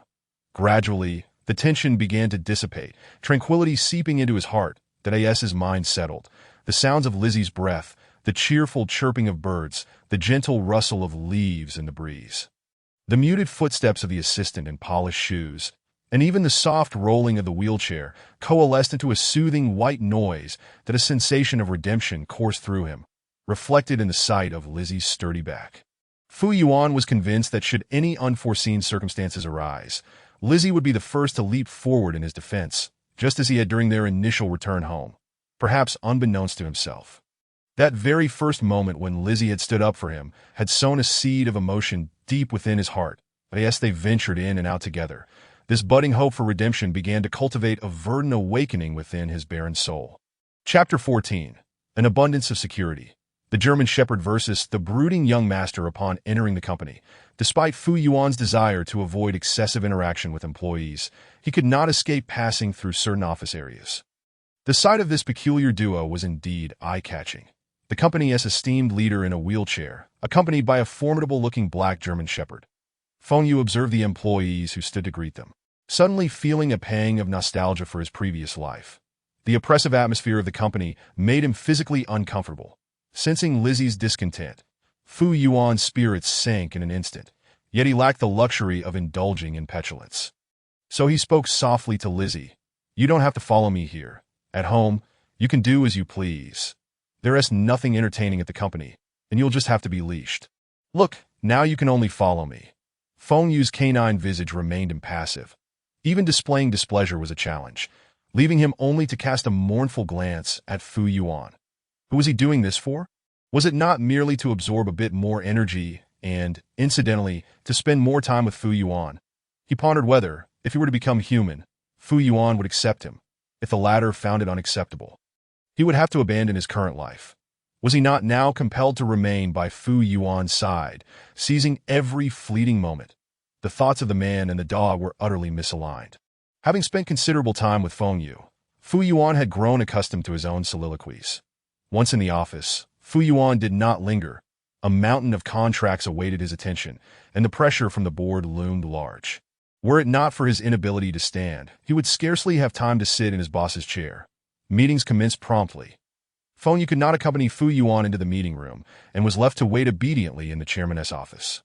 Initially, Feng Yu resorted to napping to pass the time, but he awakened to find it was already noon, and Fu Yuan had yet to return. His stomach protested, and without waiting any longer, Feng Yu, having been released from the leash while in the office, decided to explore if Fu Yuan still needed to eat lunch at a regular hour, and Feng Yu easily justified his search for someone.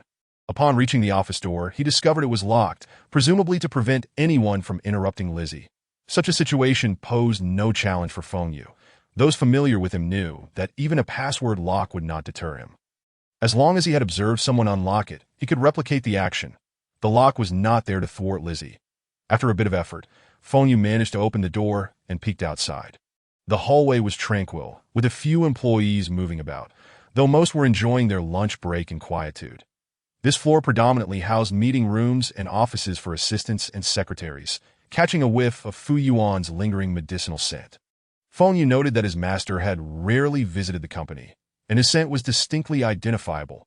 From a dog's perspective, Fu Yuan's aroma seemed to be highlighted in the air, a beacon guiding Feng Yu forward as he trod along the corridor. His claws clicked against the floor, lacking the stealth of a cat, and the sound of his footsteps caught the attention of some employees still wandering about, who peered curiously at the sight of their boss's dog standing in the hallway. Whoa, how did the boss's dog get out? Should we return it to the office? This dog looks a bit intimidating. Who wants to give it a try? This isn't a small puppy that I wouldn't dare. Who knows if it might bite? Surely dogs owned by the wealthy must be fierce. This one looks like a police dog that I've heard they're all trained. It should be safe, right? The voices of everyone in the room were subdued. Yet even those who understood the situation hesitated to approach, for the imposing presence of Lizzie was undeniable. Unlike the gentle demeanor of a golden retriever or a husky, Lizzie's robust physique instilled a sense of trepidation. While some might muster the courage to pet those more docile breeds, they found themselves somewhat intimidated by Lizzie. Through countless hours of training, Lizzie had shed the typical submissiveness associated with ordinary dogs. Rather, he belonged to the elite category of working dogs, exuding an undeniable aura of authority. A.S. Lizzie made his way toward the elevator. One of the secretaries expressed concern. Was he heading to find the chairman? Had the chairman not just departed to deal with the troublesome board members? It seemed so. Should we not intervene? Allowing the dog to roam freely was hardly advisable. All eyes turned toward the male employees in the office. The men shared a sense of unease. If the women were fearful, they too felt the weight of apprehension. After all, they were not familiar with Lizzie and could not predict whether he might act aggressively. Their employment was for monetary gain, and dealing with a dog was certainly not part of their responsibilities. Naturally, they wished to avoid complications, as any injury could lead to dire consequences. Fortunately, their dilemma was alleviated when, perhaps by divine intervention, the previously quiet elevator door slid open just as Feng Yue reached the entrance. Upon entering, Yujiang was greeted by the sight of Lizzie standing at the threshold, momentarily taken aback. He was familiar with Lizzie. Aside from Fu Yuan, he had spent the most time with the dog recently and held no fears regarding Lizzie's behavior. This canine was far more intelligent than the average dog and was clearly intent on seeking out his owner. Was Lizzie indeed looking for his master? Upon hearing Lizzie emit a familiar sound, Yujiang realized his guess was correct. Ignoring the astonished gazes of the office staff, he felt a swell of pride in Lizzie's high intelligence, particularly his ability to respond when questioned. Without fail, he could faintly hear whispers of astonishment from those who had witnessed Lizzie's response. Incredible! This dog can actually answer. My dog is as dim-witted as they come. Unable even to fetch a slipper. Well, mine is far superior. He can retrieve my packages. The smugness in their voices was palpable. Yujiang internally scoffed. Of course, Li Zi could fetch packages. He was capable of so much more. But they simply lacked awareness. Relishing this interaction, he half-squatted to bring his gaze level with Li Zi's. The boss is busy with some matters and won't be dining with you today. You must be hungry. Let me take you to eat. Although Yu Jiang was uncertain whether Li Zi comprehended his words entirely, he felt the need to explain. However, he was taken aback when Li Zi tilted his head, took a step back, and glanced at the elevator buttons. Accompanied by a soft hum, Yu Jiang felt a twinge of frustration. He was uncertain of Li Zi's intentions and reiterated his previous statement that Fuyue's canine expression contorted with frustration. Wishing he could simply vocalize his desire to find Fuyue. Alas, he could only convey his thoughts through his gaze, hoping Yu Jiang would grasp his meaning. The two species engaged in a silent standoff for what felt like an eternity until Yu Jiang's expression shifted. Does Li Zi wish to dine with the boss? Is he eager to find him directly? Fuyue sighed in relief. The burden of expressing his emotions had nearly suffocated him. That moment, he felt on the verge of tears. As the world's greatest villain, is it truly this difficult?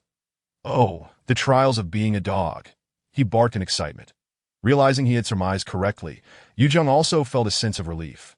After a busy morning without sustenance, he hesitated, contemplating whether Li Zi's presence would cause any issues for Fuyue.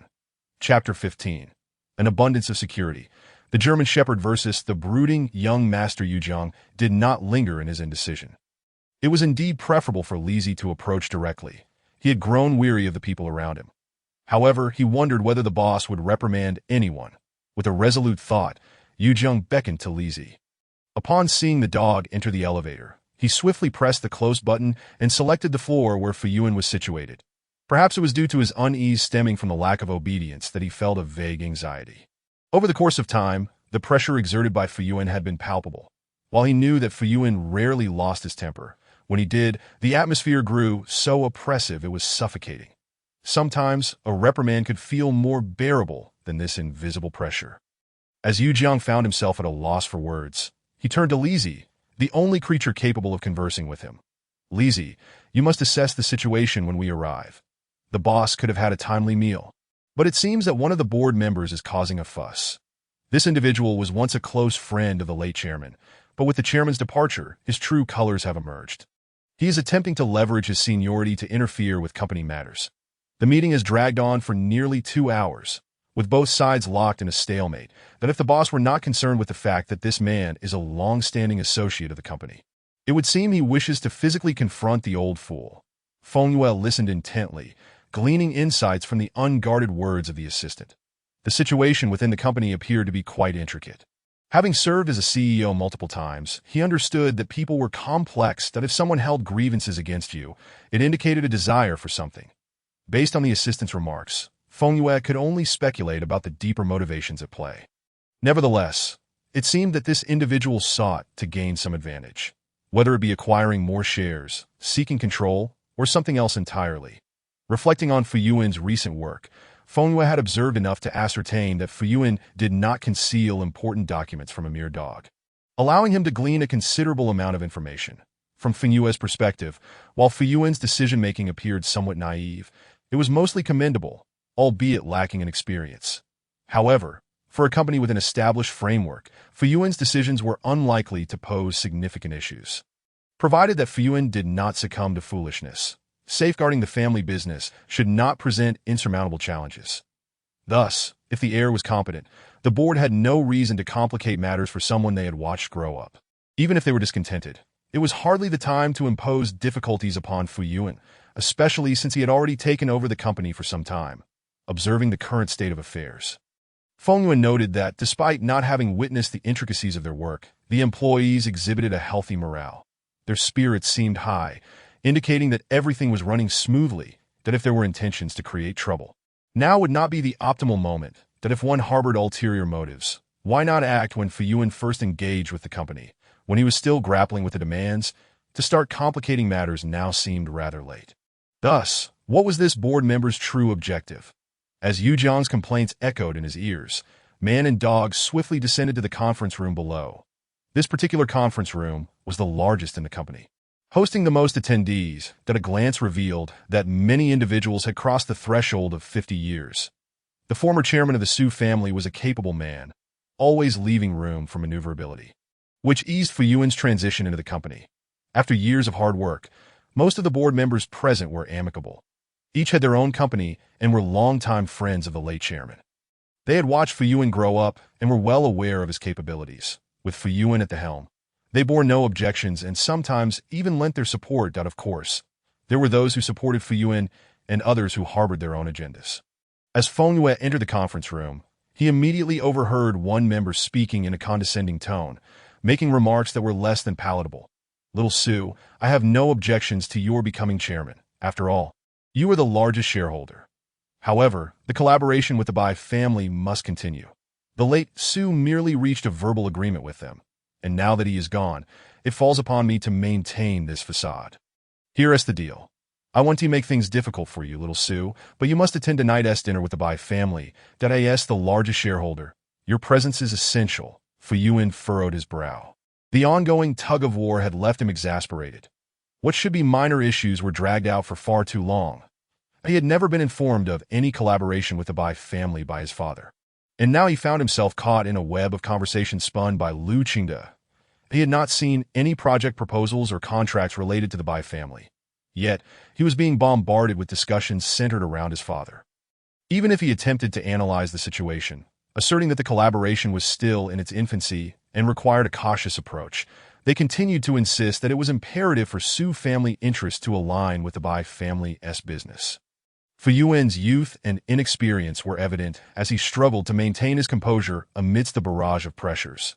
Just as he was grappling with his thoughts, he looked up to see Li Zi being led into the room leisurely. Fu Yuan's emotions were complex. Glancing at the board members, he noted their lack of significant reactions before he turned to Yu Jiang. "But weren't you supposed to take Li Zi to eat? How did he end up here?" Since he was already here, Fu Yuan had no intention of chasing his dog away. His inquiry about mealtime was a deliberate reminder that it was indeed time to eat. Yu Jiang swiftly shifted the blame, reasoning that Li Zi wouldn't complain. Moreover, it was clear that Li Zi had chosen to come on his own.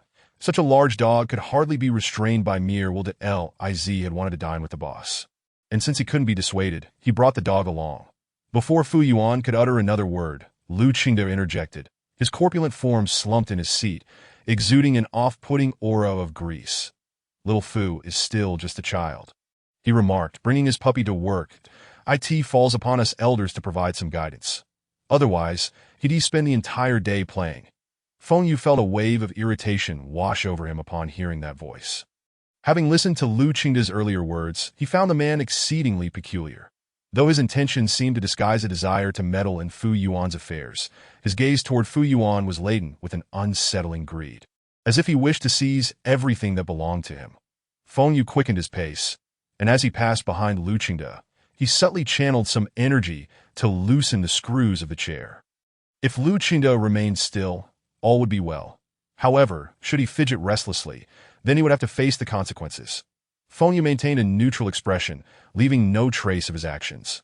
When Fu Yuan next glanced at Feng Yu, his countenance had returned to normal. The jibe from Lu Qingde no longer bothered him. He had been tempted to retort, yet his upbringing restrained him from acting out in front of so many elders, particularly those on the same board level as himself, that he was cautious not to provoke them, lest they feel that if he challenged Lu Qingde today, he might do the same to them in the future. Despite the Fu family's vastness, their financial power was insufficient to purchase the shares held by these members. Not only was it a matter of affordability, but even if he wished to buy, the shareholders might not be willing to sell. Chapter 16. The Overwhelming Sense of Security. The German Shepherd versus the melancholic young Master Feng Yu quietly took a seat beside Fu Yuan, resting his head directly on Fu Yuan's knee. Instinctively, Fu Yuan reached out to stroke Feng Yu's fluffy head, his fingers playfully pinching the dog's ear before gently caressing the top of his head, as if he were shelling a walnut, again and again. The meeting had long since grown tiresome, and Fu Yuan had no desire to engage in empty pleasantries with Lu Qingde. If the man wished for him to meet the Bai family, then so be it. He was curious to see what Lu Qingde was truly up to. Since Uncle Lu was eager to collaborate with the Bai family, and having spoken so extensively, it would be somewhat inappropriate for him to refuse outright. Out of courtesy, it seemed only fitting to inquire about the timing for such a meeting. The shareholder nearest to Fu Yuan furrowed his brows, a hint of concern etched on his face. Lu Qingde, don't think I am oblivious to your schemes. That it would be wise for you to keep your ulterior motives to yourself. Behind Fu Xiaozi stands all of us, so think carefully about the consequences of your actions. Fu Yuan cast a grateful glance at this shareholder. Thank you, Uncle Chun, for your support. Lu Qingde, feeling slighted, struggled to maintain his composure. Lacking any real prowess, he had only managed to become a member of the Fu family's board due to a stroke of luck in his youth. Now that the old chairman had passed, he had hoped that his meager shares would give him some leverage over Fu Yuan. However, during their previous bickering, the older members had remained silent, and just as Fu Yuan had finally relented, this old man dared to interject once more. His earlier confidence now wavered. However, seeing Fu Yuan's face, which bore a striking resemblance to his mother's, he reassured himself. These seasoned players were adept at navigating the winds of change, and he doubted they would take any drastic actions that as long as he held something over Fu Yuan. He could not fathom Fu Yuan revealing anything, that he had finally waited for Fu Yuan to regain his strength. He could not afford to delay any longer. Now was the perfect moment. Fu Yuan was still unable to rise, and his myriad injuries had nearly healed. If he did not act now, it would be far more complicated once Fu Yuan regained his footing. Regaining his composure, Lu Qingde adopted the demeanor of an elder and began to feign amiability toward Chen Jingyao, who had been speaking with Fu Yuan. Old Chen, what do you mean by that? After all, I have watched Fu Xiaozi grow up. How could I harm my own kin? It's merely a dinner invitation. The more Fu Yuan observed this man, the less trustworthy he appeared. He would not be going out with Lu Qingde today. His previous comment was merely an attempt to postpone the meeting, giving him time to investigate Lu Qingde's dealings with the Bai family. Fu Yuan continued to stroke the dog's head. Has Uncle thought this through? If not, I could set the date. How about 3 days from now? Lu Qingde felt a pang of anxiety. After finally encountering Fu Yuan, he had hoped to draw him out today, only to have the meeting pushed back 3 whole days. He could scarcely bear to wait. The man cast a sticky gaze at Fu Yuan, but thankfully, he was aware that numerous cunning individuals were present, so he dared not reveal too much, shifting uncomfortably in his seat. He began to speak, but before he could finish, the focus of the room suddenly vanished. That a loud crash echoed from where Lu Qingde had been seated, followed by his anguished cries. Everyone was momentarily stunned, except for the ever-watchful dog. Feng Yu grinned, revealing a set of gleaming white teeth. His low vantage point allowed him to see clearly, while others remained oblivious. Oh dear, with that weight and posture, this was not intentional. I merely intended for him to trip. I certainly did not expect this stroke of fortune. No one in attendance paid heed to the dog's peculiar expression, save for Fu Yuan, who noticed he did not dwell on it, merely thinking that Li Zi appeared to be smiling, unaware that Lu Qingde's fall was the dog's doing. While Lu Qingde suffered, Fu Yuan felt a surge of delight, though he refrained from expressing it openly. Whispering to Feng Yu, "You seem to enjoy mocking others." I must admit, I wish to laugh as well. After speaking softly, he lifted his head, immediately donning a mask of feigned concern. Oh dear. Uncle Lu, are you all right? What happened? The previously quiet conference room erupted into chaos, with everyone appearing to show concern for Lu Qingde, while their true thoughts remained hidden. When they finally approached Lu Qingde, they discovered that the chair beneath him had completely collapsed. Yet this was not the most dire consequence. The worst part was that these chairs were equipped with wheels. With the seat now in ruins, the supporting axis was left exposed, and Lu Qingde had fallen directly onto it. The sight of it was enough to make anyone wince. Sweat beads cascaded down Lu Qingde's face, and within moments he found himself unable to utter a sound. Observers couldn't help but feel a twinge of discomfort at the sight before them, especially given Lu Qingde's earlier arrogance, which only intensified their sense of satisfaction. Those who enjoyed sharing moments like this were eager to capture the scene on their phones and circulate it in their family groups for a good laugh. Feng Yu took note of the peculiar expressions on the faces of those present, a blend of pain and amusement, creating an atmosphere akin to a comedy show. The first to react was Yu Jiang, the lowest-ranking individual present. Despite his reluctance to assist Lu Qingde, he rushed to call for an ambulance. Fu Yuan maneuvered his wheelchair to Lu Qingde's side, not neglecting to convey concern for the man who was on the verge of losing consciousness. "Uncle Lu, how are you holding up? Please hang in there. I've already called for an ambulance. Try to remain still. Any sudden movement could exacerbate your injuries. None of us here are doctors and cannot assist you. But I've just been to the hospital. so I have a bit of knowledge. When someone is injured, it's best not to move them unless absolutely certain it will help. Hearing Fu Yuan's words, Chen Jingyao and others struggled to stifle their laughter, turning their heads away to hide their amusement, only to catch sight of their colleagues wearing similar expressions. That Fu Xiaozi is truly mischievous, they thought. This is a welcome turn of events, as it seems he has no reason to fear retaliation. Fu Yuan's words held multiple meanings, the most obvious of which was to prevent anyone from aiding Lu Qingde, allowing him to remain in discomfort for all to witness. But that was not the end of it. Fu Yuan, feigning concern for the upcoming dinner, continued to emphasize to Lu Qingde, given your current state, attending the dinner would be impossible. It would be best for you to rest in the hospital. Your health is paramount, and meals can be had at any time. Lu Qingde could hardly absorb this. He felt as if his lower half had become detached from his body, a tearing sensation threatening to split him apart. But he could hear voices around him, but their words were incomprehensible. The ambulance arrived swiftly, and upon seeing the medical personnel enter, Fu Yuan felt a twinge of regret. He wished they could have delayed their arrival just a little longer. Today had certainly been an eye-opener for the company. As one of the shareholders was wheeled out on a stretcher, the four-wheeled chair beneath him drawing everyone's attention, Fu Yuan glanced at the bloodstains on the conference room floor, unable to suppress a self-directed murmur. Oh dear, this truly hurts. The tone of schadenfreude is unmistakable, especially from a child who is yet to graduate from university. Having faced hardship and indignity, one still finds themselves reveling in the suffering of others. Humanity seems to share this trait, deriving joy from the misfortunes of those they disdain. Feng Yu's ears are keen. Even the faintest whisper from Fu Yuan does not escape his notice. His eyes sparkle with mirth. And although words elude me now, I can still express my sentiments in my own way. Chapter 17. The overwhelming sense of security. The shepherd dog and the melancholic young master with the troublesome Lu Qingde out of the picture. Feng Yu and Fu Yuan finally seized the opportunity to dine out, accompanied by Yu Jiang, the dutiful little aide to Fu Yuan. Mindful of the incongruity of dining in the company cafeteria, opts for takeout instead. As finding a suitable dining establishment proves challenging, most upscale venues do not permit large dogs to enter. Given these considerations, Fu Yuan instructs Yu Jiang to procure meals for them to enjoy in the office. Having spent considerable time in this world, Feng Yu, who once held little regard for culinary indulgence, now finds himself yearning to relish fine cuisine, especially after adhering to a bland and health-conscious diet. His gaze upon Fu Yuan during meals is filled with longing. He once thought transforming into a human was a distant prospect, yet now he yearns for that transformation with fervor. Perhaps it is the urgency of these desires that amplifies the energy he perceives emanating from Fu Yuan. Reflecting on this, he realizes that since he began absorbing Fu Yuan's energy, his own rate of absorption has corresponded with Fu Yuan's gradual recovery. The last time Feng Yu utilized the energy he had gathered to heal Fu Yuan, he anticipated a slow accumulation, yet he was surprised to find that the previously lacking energy had been replenished with remarkable speed.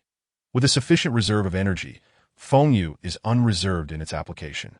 He dedicates a portion for his own cultivation through demonic practices, while another portion serves as a safeguard against unforeseen circumstances. This is the reason he feels no remorse in utilizing his powers today. As the rate of energy absorption accelerates, Feng Yu becomes increasingly attached to Fu Yuan, following him closely, even during meetings, refusing to leave his side. Initially, Fu Yuan felt a twinge of annoyance, but gradually, he grew accustomed to the presence of the loyal canine shadowing him like a bodyguard.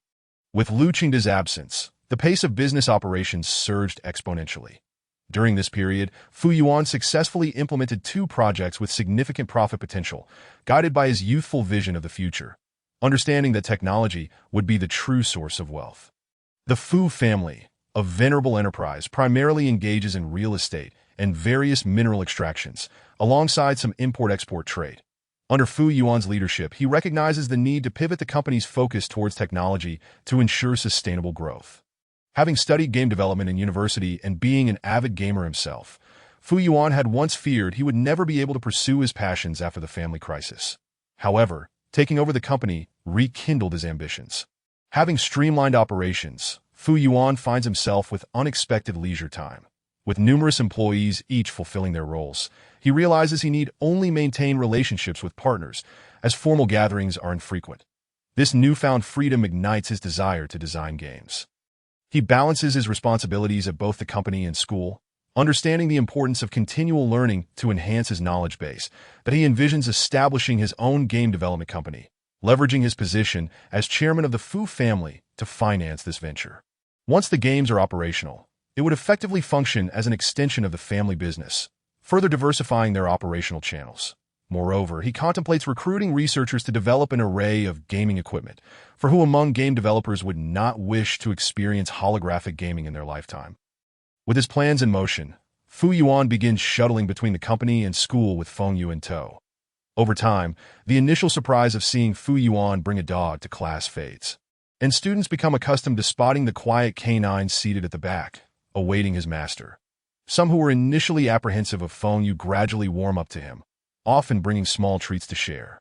However, Feng Yu, as a working dog, remains unmoved by such offerings that Fu Yuan, astute and unyielding, persists in his quest for evidence against those who have wronged his family, that he learns of Lu Qingda's fate through Yu Jiang, who informs him that following his emergency surgery, Lu Qingda has been in recovery for over a month. While his physical injuries may be minor, the psychological scars run deep. The humiliation he suffered, compounded by the presence of numerous onlookers, has left him in a state of social death. Although alive, his spirit lies extinguished. Feng Yu, with a penchant for feeling awkward on behalf of others, finds himself embarrassed by Lu Qingda's plight. Initially, he felt indifferent, but upon hearing Yu Zhang's barely suppressed laughter as he recounted the incident, Feng Yu imagined the humiliation from Lu Qingda's perspective and felt a pang of sympathy for the man in his 50s. However, one cannot help but feel a sense of justice for Fu Yuan. Following that day, Fu Yuan does not remain idle. He promptly initiates an investigation into Lu Qingda. Initially, he believed their connection to be tenuous. But further inquiry reveals a significant overlap that it becomes clear that Lu Qingda's invitation for a meeting with the Bai family is far from sincere. The suddenness of Lu Qingda's predicament leaves his associates in the dark. Yet upon further investigation, their intentions become glaringly apparent. Upon discovering Lu Qingda's plan to drug Fu Yuan during a banquet, Feng Yu's fury boils over as he contemplates the implications of such an act. The audacity of Lu Qingda, who sought to exploit Fu Yuan's vulnerability for his own gain, is staggering that Lu Qingda's motivations appear to stem not only from a desire to control Fu Yuan, but also from a twisted fascination with Fu Yuan's resemblance to his mother. Lu Qingda's infatuation with Fu Yuan's mother dates back to their high school days, where he, lacking height and looks and hailing from a modest background, was dismissed by her. Recognizing his unrequited love, Lu Qingda bided his time, ingratiating himself with Fu Yuan's father under the guise of friendship. His scheming allowed him to maintain a foothold in the company, even as the old chairman passed away. As the shadows of the past loom large, Lu Qingda's plans unravel when he finds himself incapacitated and socially ostracized. Meanwhile, Fu Yuan's retribution against Lu Qingda and Fu Hongjun has already commenced. While Lu Qingda recuperates at home, Fu Yuan plots his downfall, targeting Lu Qingda's current wife to exploit her resentment. Rather than confront Lu Qingda directly, Fu Yuan orchestrates a scheme through his former wife to gradually erode Lu Qingda's assets. The latter, now burdened with the responsibility of managing company affairs, finds herself manipulated into believing she can turn a profit during her husband's illness, only to plunge deeper into debt and desperation. As tensions mount, Fu Hongjun grapples with the fallout of their failed schemes, suspecting betrayal from within. His circle of allies, once steadfast, now faces exile or abandonment as they are cast out by their families. Fu Hongjun's own enterprises fall under scrutiny, as rival factions seem unrelenting in their pursuit of him. In a fit of frustration, he reaches out to Lu Qingda's current wife, only to be met with chaos on the other end of the line. Shattering glass and anguished cries echoing through the receiver. The realization that Lu Qingda's misfortunes have extended to his family leaves Fu Hongjun reeling, as he contemplates the implications of their intertwined fates. I never expected you to be entangled with my wife, and now you wish for my assistance against Fu Yuan. Dream on. Just wait. I will not let you off the hook. Aren't you fond of that woman? You dare to put a green hat on me. Fine. Today I shall strip that woman bare and deliver her to your doorstep, just to see your wife's reaction. The demeanor of Lu Qingda as he spoke was something Fu Hongjun could easily imagine. The fleeting sensation of being caught was swiftly replaced by cold sweat at the thought that Luchinda would indeed go so far as to send that woman to his home. How did Luchinda find out about his affair with his wife? Did that woman spill the beans? What sort of madness is this? How could she utter such things despite his repeated warnings? Truly, she lacks clarity that he possesses little capability, and his current good fortune is entirely due to his wife, the very woman he once pursued. After much effort, he finally won her over, and she manages all matters at home. If his wife were to discover this, his days of bliss would be over. Lu Zong, I didn't tea. Please don't listen to those rumors. She is your wife. How could I dare? Lu Qingda was furious. His anger palpable that he might indulge in infidelity with a mistress, but he would never permit disloyalty from his own wife. Had it not been for that woman being a virgin, having bled, and subsequently bearing a child, he would never have taken her home. Yet now, a massive green hat rests upon his head. How could he possibly? Chapter 20. The overwhelming sense of security from the German Shepherd versus the brooding young master. This individual may very well be the catalyst for the final explosion. Without a moment's hesitation, the ensuing actions unfolded with the precision of a well-rehearsed performance, as he ignited and immediately hurled the Molotov cocktail towards the nearby stalls and shops. The onlookers, who were initially captivated by the spectacle, suddenly erupted into screams and scattered in panic. Chaos ensued. Feng Yu was not far from the ominous black handbag that as it tumbled to the ground. He caught a whiff of the familiar scent ingrained from his training, gunpowder, accompanied by the acrid aroma of accelerants. Amidst the cacophony around him, the rhythmic tap-tap resonated profoundly within his eardrums. Memories surged forth, the images exploding in his mind. Even before the bomb detonated, Feng Yu could already sense the searing heat and the vivid red flames dancing before his retinas. His legs began to tremble as an overwhelming wave of latent terror surged through him, rendering him immobile. That he could hear Fu Yuan calling his name, the urgency evident in his voice. That a figure pushed him, attempting to lift him, but the sheer size of his canine form rendered such attempts futile. Jiang struggled for what felt like an eternity, yet could not budge Feng Yu even an inch. Warning, warning, master, please regain your composure. The piercing alarm of August rang in Feng Yu's mind, piercing through the paralyzing fear that gripped the original body. Cold sweat seeped through his fur as he teetered on the brink of surrendering to the emotions that threatened to overwhelm him. Feng Yu's gaze fell upon the still arsonist, Fu Hongjun, whose eyes reflected a chilling indifference to life, a sentiment that perhaps death would be a better fate. In an instant, Feng Yu harnessed his energy, redirecting the winds to unleash a fierce blaze towards Fu Hongjun. Fu Yuan's family had perished in the inferno. Today, Fu Hongjun would taste the bitter fruit of his own flames. After executing this thought, Feng Yu glanced back at Fu Yuan, their eyes locking in an unspoken understanding. Though they were not of the same species, in that fleeting moment, Fu Yuan comprehended the emotions swirling in Feng Yu's eyes. The eruption of his inner dread became clear, and he understood Feng Yu's intentions. Come back, Li Zino. Fu Yuan's tears poured forth uncontrollably as he attempted to maneuver his wheelchair closer to Feng Yu. At that moment, the bodyguard had already opened the handbag, revealing the bomb inside. Such devices were exceedingly rare in Hua country. The bodyguard recoiled in shock, hastily abandoning the bomb to rush towards his employer. Disregarding Fu Yuan's frantic cries, as he pushed him away to safety, Feng Yu dared not linger, withdrawing his gaze to stabilize his energy, and swiftly clamped his jaws around the black handbag, mapping out the surrounding routes in his mind. The countdown continued unabated. Feng Yu had no notion of how much time Fu Hongjun had programmed, and he needed to seize every precious second. Behind him lay the campus. A short distance from the snack street was a modest artificial lake, flanked by landscaped waterways that if he could merely toss the bomb into the lake, he could minimize the threat substantially. Pushing his physical limits, the world before Feng Yu transformed into a kaleidoscope of vibrant lines. The fierce winds rushed past his ears, nearly toppling him, while the surrounding sounds faded into the distance. That the tap-tap of the countdown resonated like death's final mercy, and even the air felt alarmingly thin. He was drawing closer. The surface of the lake now visible.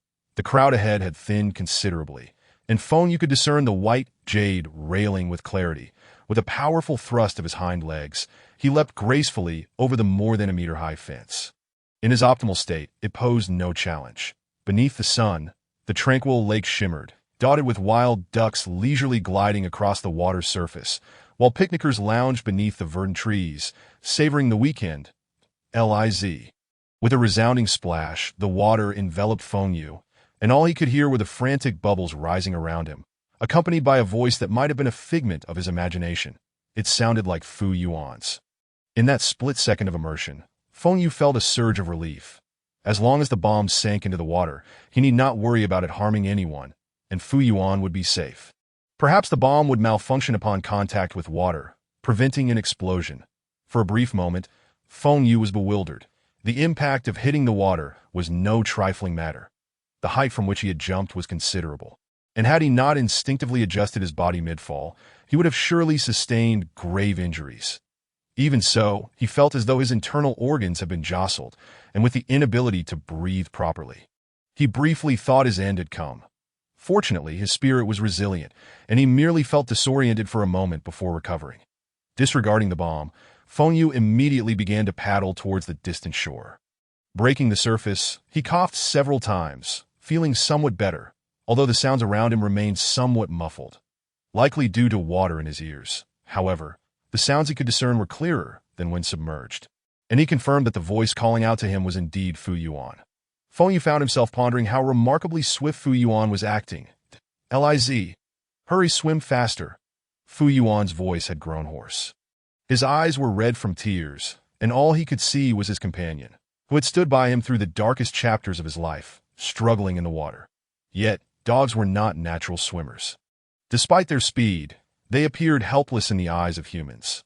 Though some bystanders attempted to maintain order, many were gathered around, having witnessed the earlier commotion of the street fire. Word had spread like wildfire.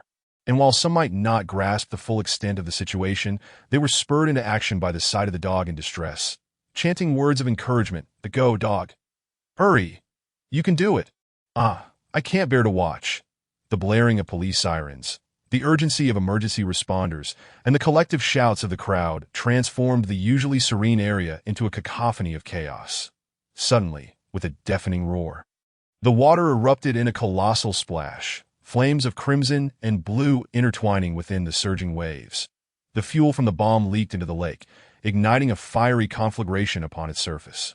Feng Yu felt himself propelled by the shockwave, followed by an intense burning sensation searing his back.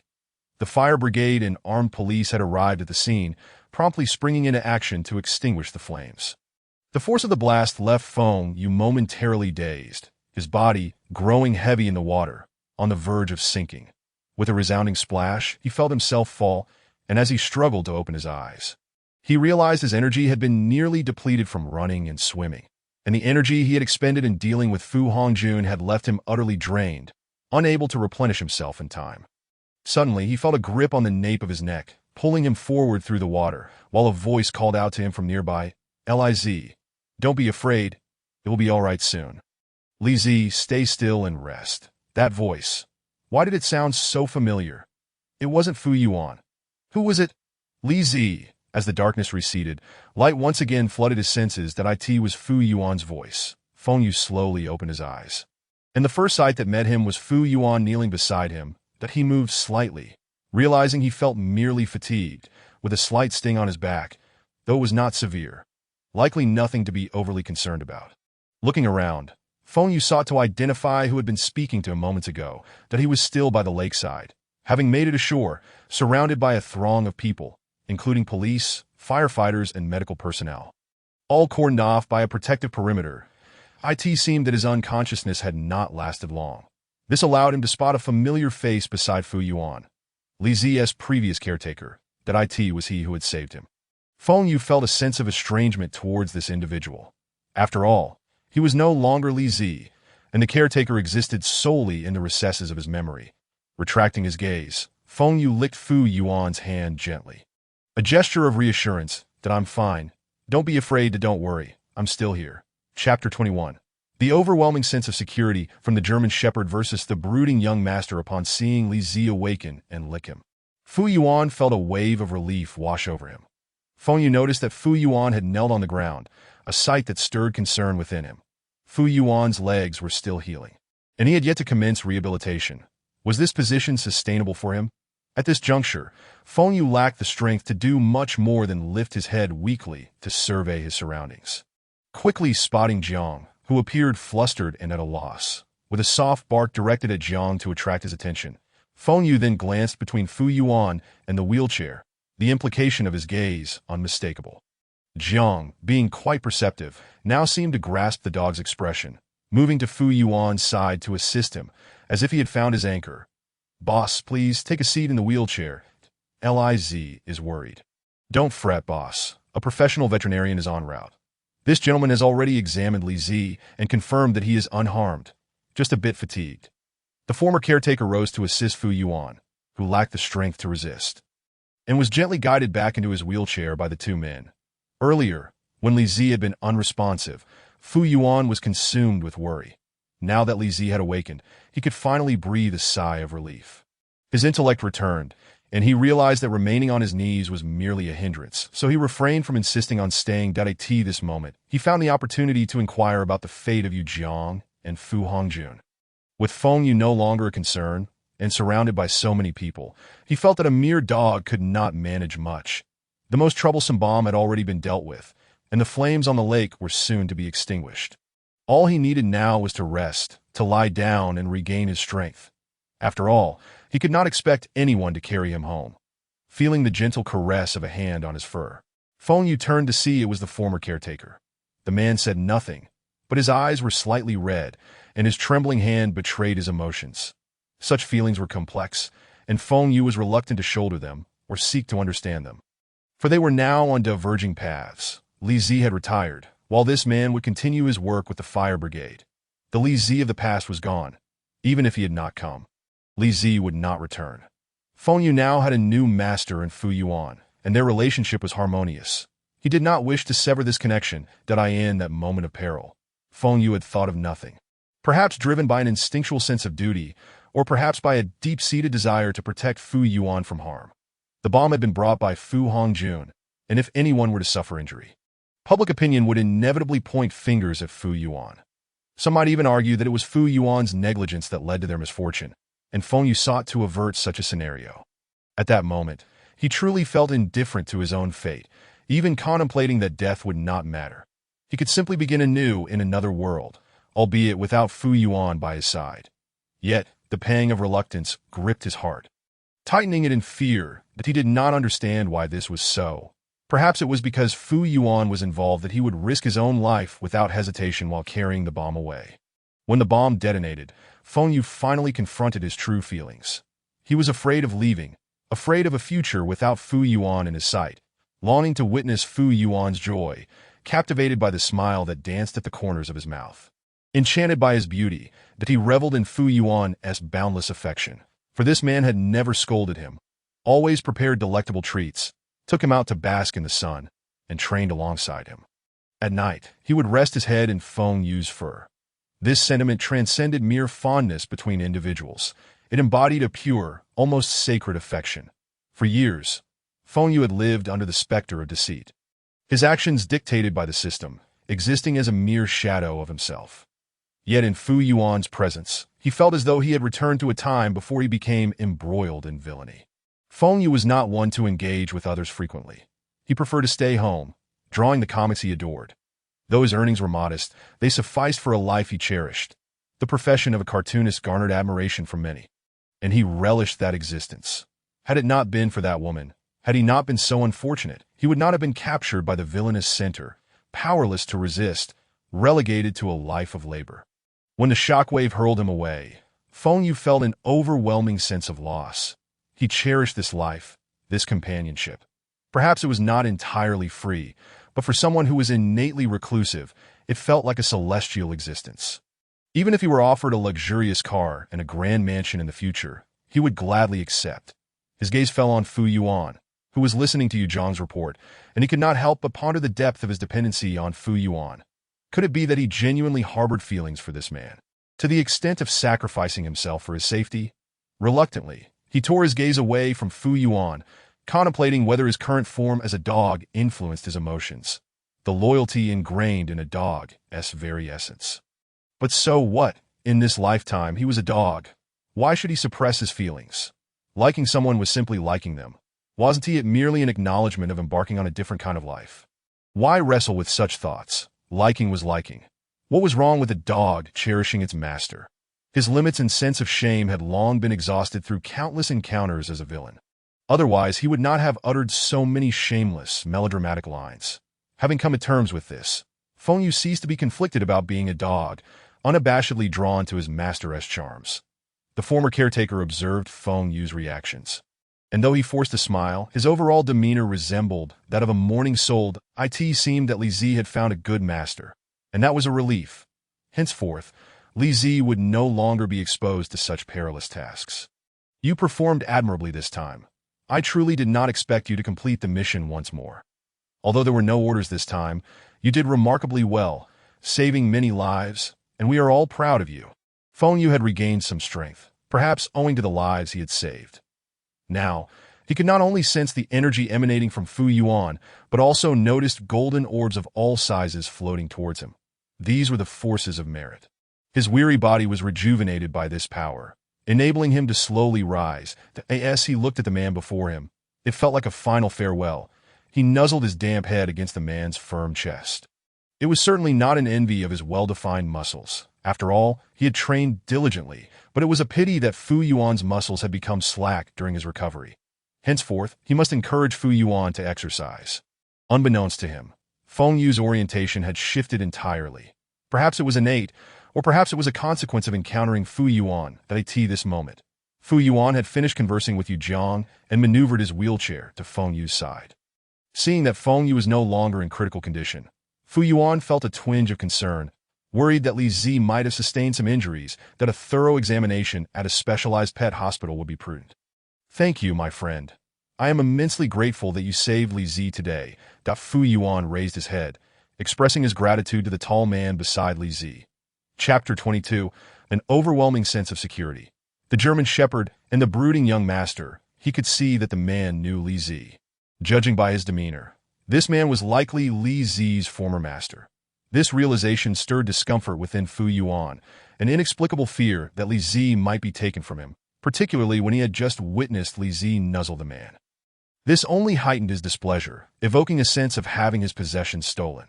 During their conversation with Yu Jiang, Fu Yuan hurried to Li Zi's side, interrupting the delicate atmosphere between the former master and servant. Do not inquire. It is simply displeasure, a tinge of jealousy. Had he delayed even a moment longer, who could say whether Li Zi might have been whisked away? In such matters, Fu Yuan's intellect seemed to falter, leaving only raw emotion. Having stripped off his upper garments to rescue Li Zi, the man now wore only a white tank top, his damp attire clinging to his form, exuding an innate male charm. Fu Yuan thought to himself, "Oh no, I've been overshadowed. I used to have a good physique too." An unspoken competition had begun between the two men. "Comrade Fu, I leave Li Zi in your capable hands. I must return to my team, for there are tasks awaiting my attention." The man wrung the water from his dripping trousers and chose to depart, reassured now that Li Zi was in Fu Yuan's care. Fu Yuan was undoubtedly pleased by the man's exit. He felt that as long as this man was present, Li Zi would not show him any affection. "Very well, farewell." Feng Yu observed their exchange, and a sudden realization struck him. He felt somewhat like the center of affection that in the care center. He was pampered. With Fu Yuan, he was cherished. Even by his previous master, he was adored. Being a dog is truly wonderful. Everyone seems to like me. In this cheerful state, his tail wagged in accordance with his mood. The only downside to being a dog was an inability to conceal one's emotions. That Fu Yuan felt a flicker of joy as he noticed Li Zi wagging his tail upon seeing him approach. A stark contrast to moments prior. Feng Yu shook off the water before making his way to Fu Yuan. That he initially intended to rest his head on Fu Yuan's lap as before. But now, he was still damp and unclean, having lain in the grass for some time, covered in bits of foliage and mud. Fu Yuan, observing Feng Yu's demeanor, momentarily feared that Feng Yu no longer liked him, feeling a brief wave of despondency. However, upon locking eyes with the dog, he inexplicably understood Feng Yu's sentiment, that he felt wet and dirty, which was why he refrained from being his usual affectionate self. "It's all right. I don't mind that my clothes are dirty too." Offering comfort to Li Zi, Fu Yuan gently patted Feng Yu's head, brushing away the stray bits of dry grass clinging to his fur. Let us head straight to the pet hospital for a check-up. This moment. Fu Yuan found himself utterly drained. The recent fluctuations of emotion had left his body feeling weak and feeble. Yu Jiang, aware of his boss's current state, took it upon himself to assist with the wheelchair, positioning himself behind Fu Yuan to push that Fu Yuan, still preoccupied with concerns for Feng Yu, kept his gaze fixed on the dog, anxious that Feng Yu might be experiencing some discomfort. Upon arriving at the hospital and after a thorough examination, it was confirmed that Feng Yu sustained no serious injuries. The internal organs were intact, with no internal bleeding or concussion. There was, however, some subcutaneous bruising on the back, a patch of dark purple visible beneath the fur. This minor injury tugged at Fu Yuan's heartstrings for quite some time. While in the vehicle, Feng Yu had struggled to keep his eyes open, despite the energy having adjusted his physical condition.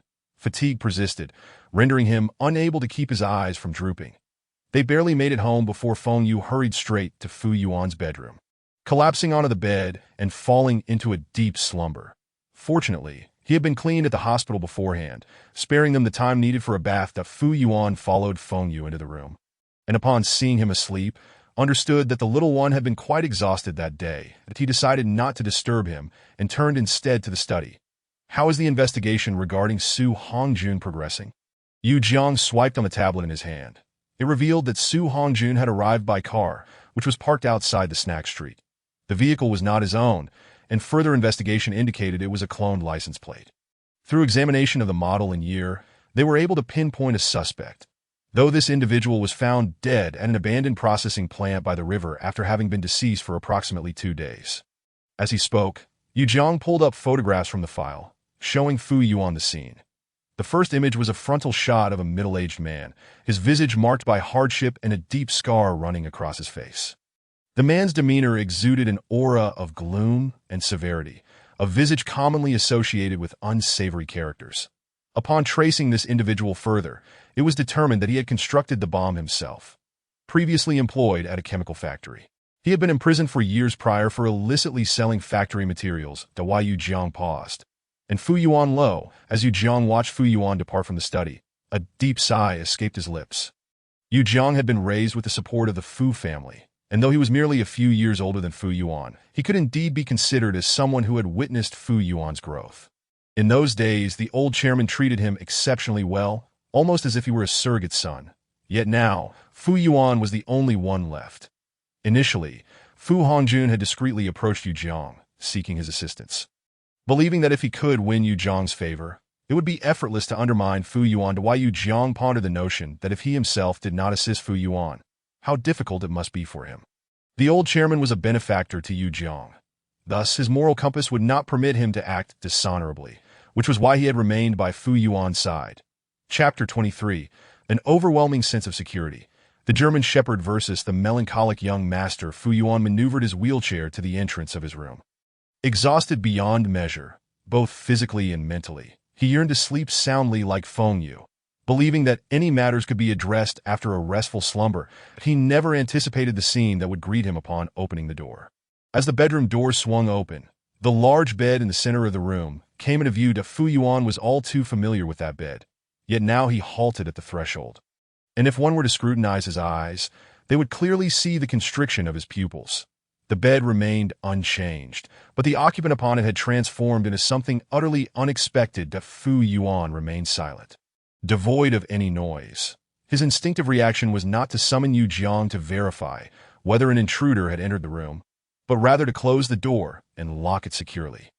His heart raced violently, heralding the onset of this bewildering emotion. As he drew nearer, Fu Yuan could discern the figure on the bed with clarity. The black silk sheets were slightly disheveled due to the movements of the youth, and the curtains remained drawn, allowing faint light to refract across the boy's skin, bestowing upon him a delicate glow. The stark contrast of black and white accentuated the pale complexion of the figure in the middle. Unsure of what to think, Fu Yuan initially felt a surge of wariness. However, the absence of any unfamiliar aura in the room calmed him. Upon closer inspection, when he noticed the unusual features of the figure on the bed, he recognized that it was indeed Li Zi, who among ordinary folk would possess a long, black-red tail at the base, particularly with such conspicuous furry ears atop their head. The youth's hair was also unlike that of a typical person. The strands framing his face were a deep chestnut, while the longer locks at the back were jet black. The overall hairstyle bore a resemblance to that of a wolf fish, perfectly complementing the boy's dainty face. At that moment, the boy lay completely unclothed, and Fu Yuan understood. After all, Li Zi was covered in fur, and it would be unreasonable to dress him. Natural nudity accompanied his transformation, and Fu Yuan felt as though he were frozen in place. Gazing dazedly at the slumbering youth, his mind was a whirlwind, and the world around him appeared surreal, but he even contemplated whether, if Li Zi had transformed into a creature of myth, his family might have turned into spirits as well, and whether they had burned sufficient paper money at the time of their departure. Uncertain of how long he remained in that position, Fu Yuan completely forgot to cover Feng Yu with anything. His gaze fixated on the figure before him, revisiting every detail repeatedly. The initial shock was fleeting. Once Fu Yuan accepted the reality that Li Zi had transformed into a human, he could not help but begin to strategize how to ensure Li Zi's future, pondering how to keep Li Zi's true nature from being discovered. After all, in this era, one seldom heard of animals turning into humans. He had never encountered any supernatural beings himself. Even stories of magical creatures he had heard in childhood felt like mere fantasies. Yet now, Fu Yuan found himself compelled to deeply contemplate the existence of such beings. His gaze roamed over Li Zi's exquisitely delicate face, entranced by his serene, sleeping visage. The boy's eyebrows were slightly furrowed, his eye sockets gently recessed, with long, curled lashes that were tinged with a hint of red. The upward tilt of his eyes, complemented by the red lashes, rendered him even more ethereal. His well-defined nose accentuated his striking features, which, rather than appearing effeminate, exuded the vigor of a sunny youth. At a glance, one could easily discern that the youth possessed an unusual appearance. Even disregarding his large ears and tail, his features were distinctly extraordinary, akin to someone adorned with special effects makeup. However, in this modern age, such peculiarities were not considered a grave matter, except for the matter of the tail and ears. That Fu Yuan braced himself with one hand, using his upper body strength to rise from the wheelchair and draw closer to Feng Yu, allowing him a clearer view of his little Li Zi. That he approached the bed with unprecedented caution. Fearful of disturbing the sleeping figure, as he gazed at Feng Yu's face, he felt no fear, no awkwardness, nor discomfort at the sudden presence of another. This was his beloved pet, after sharing the same bed for so long. He had grown accustomed to Li Zi's presence, and the sounds of the boy's breathing had become familiar. Observing the peaceful visage of the sleeping youth, Fu Yuan felt an inexplicable warmth fill his heart, as though his life had suddenly acquired hope and purpose. This was his dog who had brought him unexpected joy by transforming into a human, becoming a true family member. With great care, he reached out to stroke the boy's black-red hair. The boy stirred slightly, and Fu Yuan froze, noticing that Li Zi merely rubbed his face against the sheets before settling back into stillness. He exhaled a sigh of relief, unaware of why he felt as if he were acting like a thief. Feng Yu was already well acquainted with Fu Yuan's scent and offered no resistance to the gentle caress. He simply felt a chill that prompted him to snuggle closer to Fu Yuan. Unbeknownst to him, the movement was effortless, and with a mere turn, he rolled into Fu Yuan's warm embrace, sinking deeper into a comfortable slumber. By the time Fu Yuan realized what had happened, Feng Yu had already nestled against him, his back pressed firmly against Fu Yuan's chest, separated only by the thin fabric of their loungewear. Feng Yu's fluffy tail rested awkwardly between Fu Yuan's legs. Fu Yuan's body stiffened, and after a moment of silence, he finally wrapped his arms around the slender waist of the boy before him. The youth's muscles were firm, each abdominal contour well-defined, leading down to long, straight legs. Fu Yuan buried his face in the soft curve of Feng Yu's neck, inhaling the intoxicating scent that enveloped him. To put it plainly, the person in his arms was his savior, having risked his life to save Fu Yuan on 2 occasions. With thoughts of past protection and companionship, Fu Yuan resolved that as long as he drew breath, he would not allow his Li Zi to suffer even the slightest hardship. Even if Li Zi was not truly a dog anymore, but a creature of myth, Fu Yuan was determined to ensure that Li Zi would be the happiest little creature in existence. He possessed an abundance of wealth in this society. As long as he had money, there was little he could not fulfill. Yet, as he held the boy in his embrace, Fu Yuan found it impossible to sleep.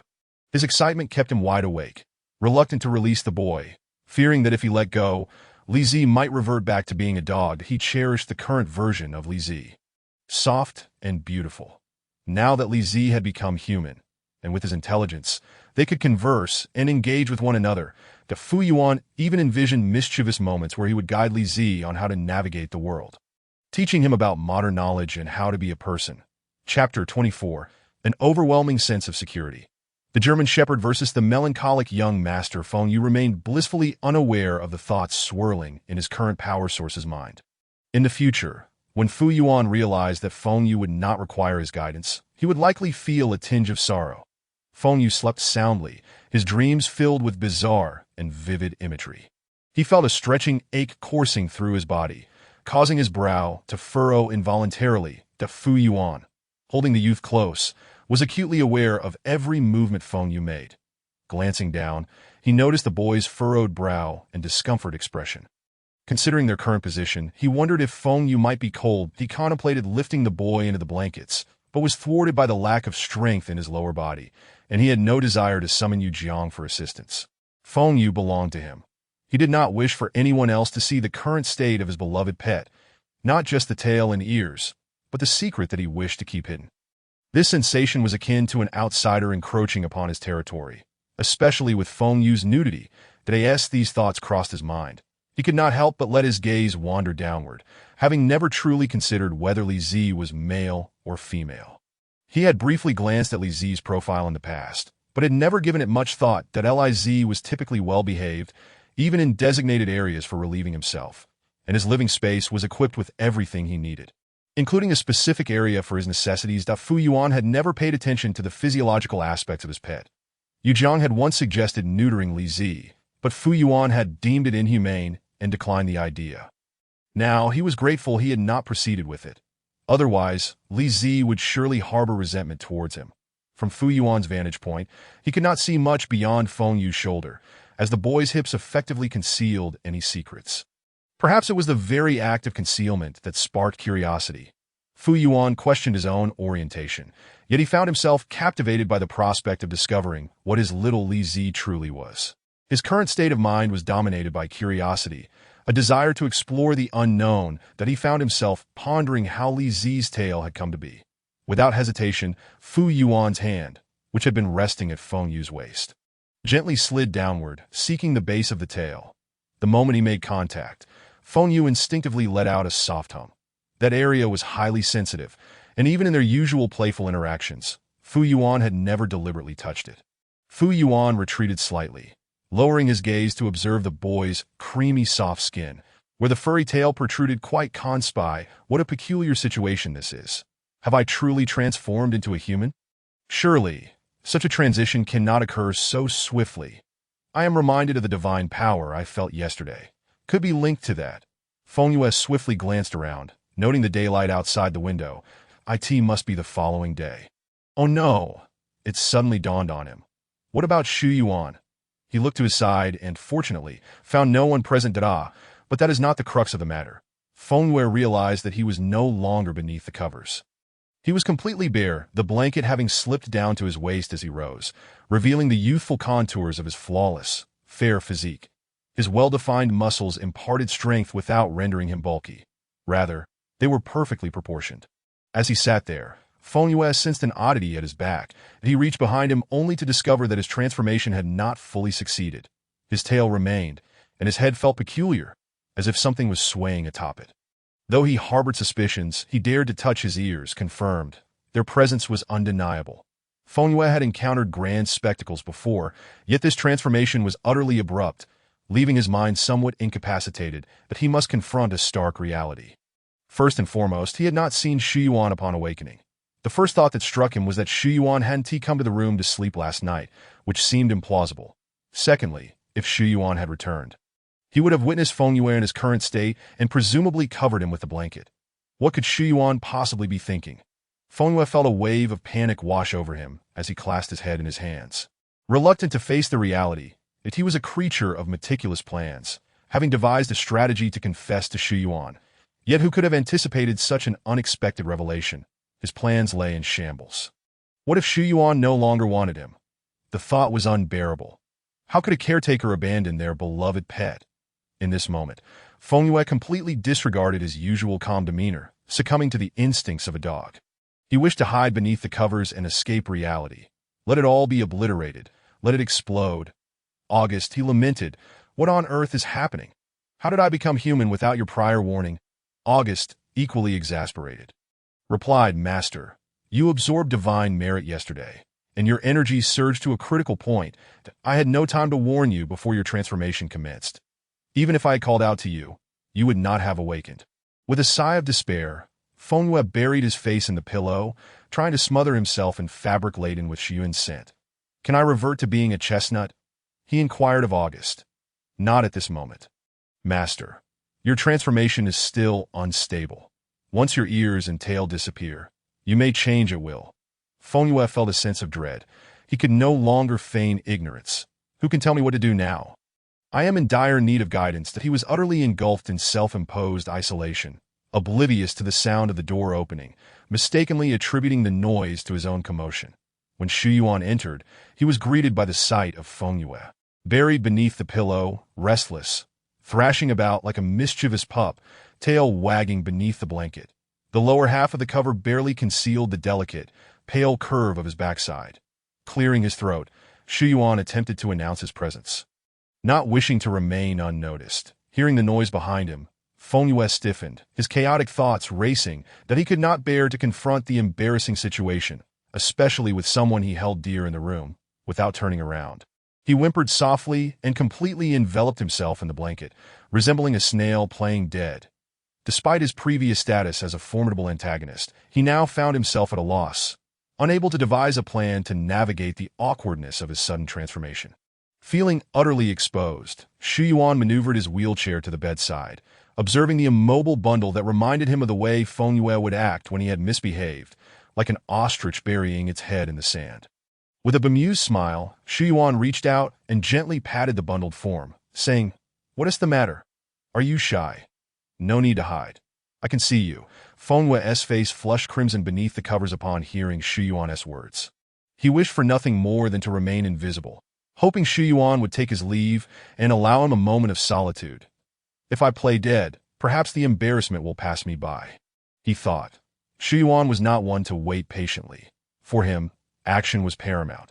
He would seize the moment that Feng Yue's transformation was a delightful surprise, and he was all too familiar with the canine form. However, the current situation was different. His beloved pet had unexpectedly morphed into a human, and he felt an overwhelming urge to engage with Feng Yue.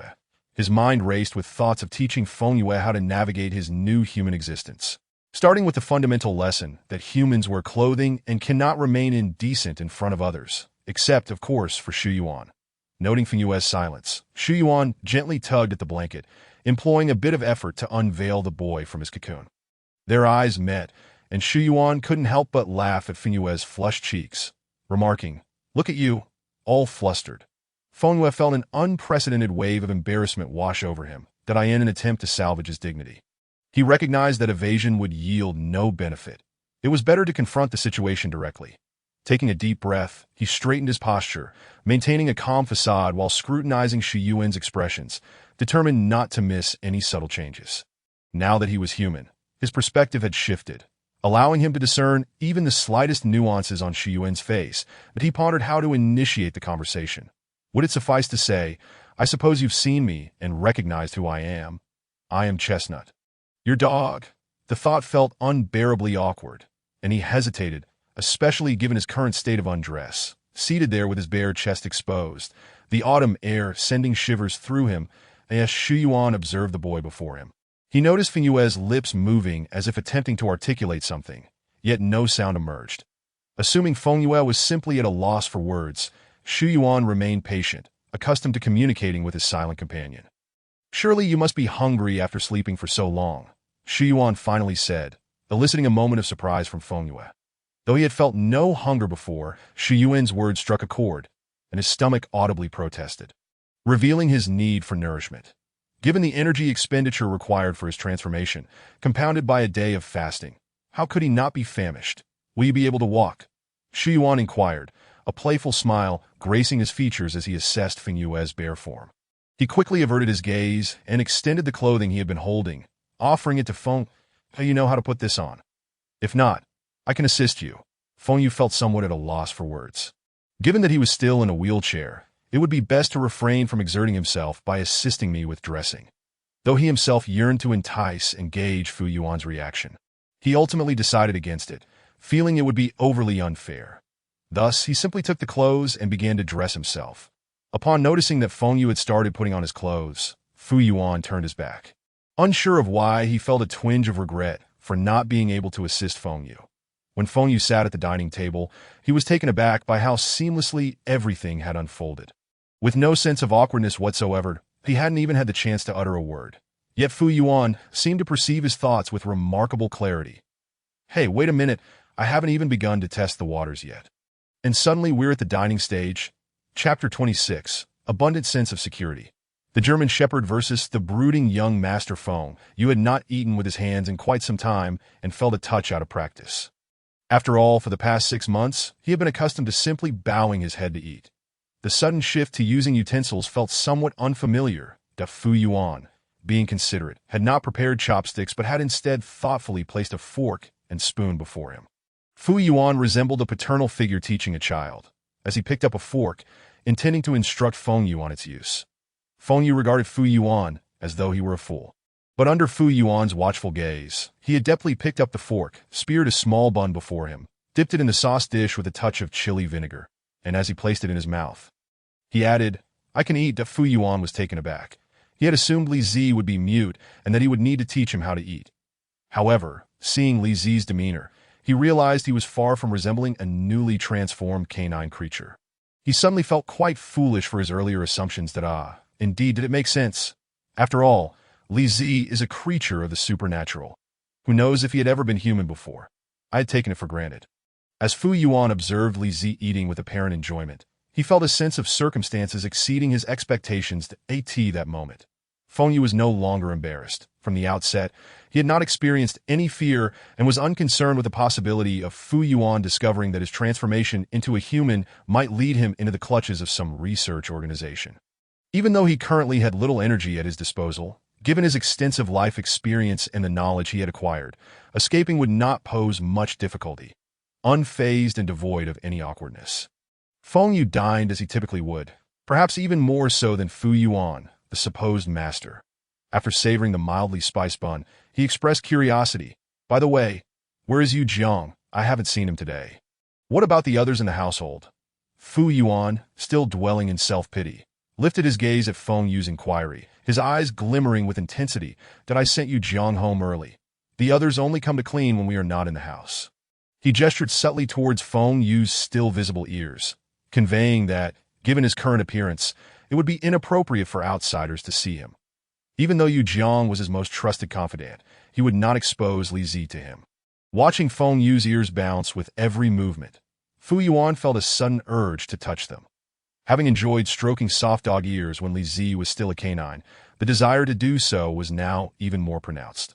Feng Yu pondered his situation and realized he ought to be forthright with Fu Yuan. After all, he was no longer a pitiable worker, that if he could avoid labor and live a life of leisure, he would gladly accept the luxuries of a lavish car and a grand residence. However, out of habit, Feng Yu still opted for his usual method of probing Fu Yuan. "Aren't you curious about my current state? Is there anything you wish to inquire about?"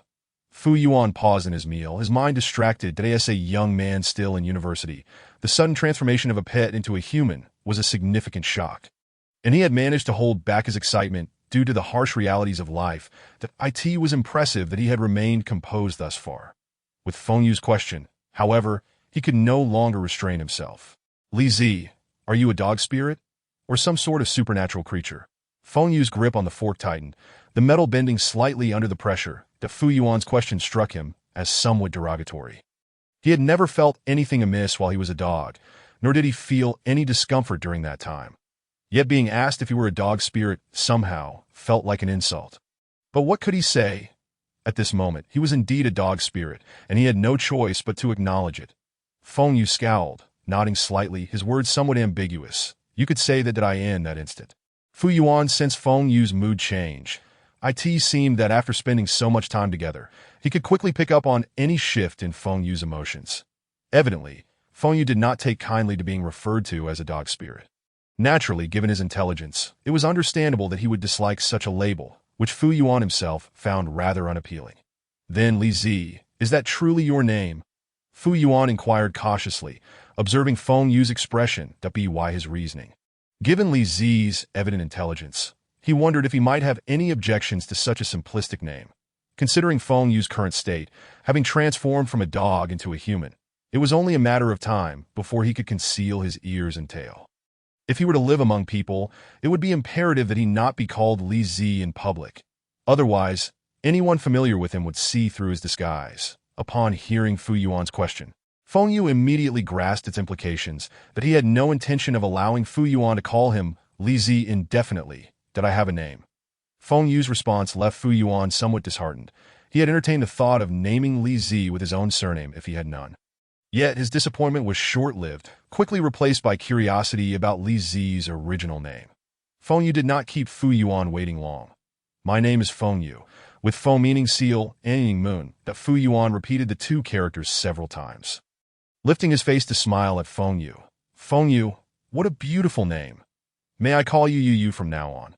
Hearing his name spoken by another, Feng Yu felt a wave of nostalgia wash over him.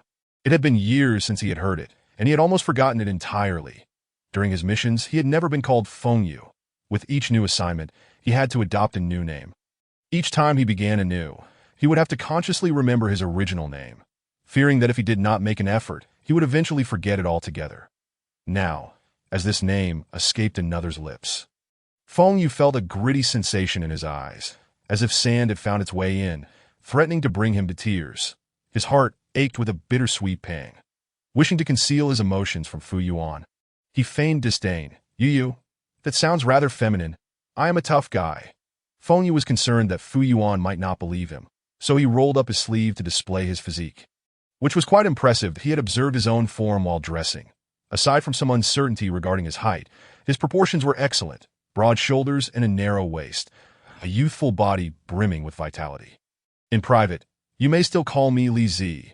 I've grown accustomed to it. Fu Yuan was amused by Feng Yu's reaction, relieved to see Feng Yu's previously droopy tail begin to wag again. Feng Yu's emotions were complex, no longer as easily decipherable as when he was a dog. However, given Feng Yu's current demeanor, it was evident that he had a story to tell.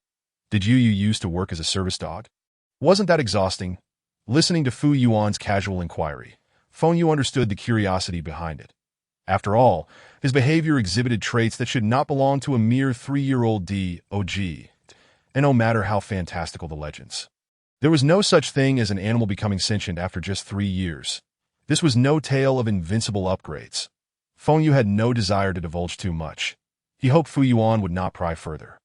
Fu Yuan was merely an ordinary person, and for him, life had already felt long enough that he still had much to experience. All he wished for was to live well for a lifetime that asked for whether there was a next life. Feng Yu himself did not know that if he were to die, he would simply transition to another world to continue living, with the destination being entirely random. Neither he nor Bai Yu had any control over their fate, nor did they know what the future held.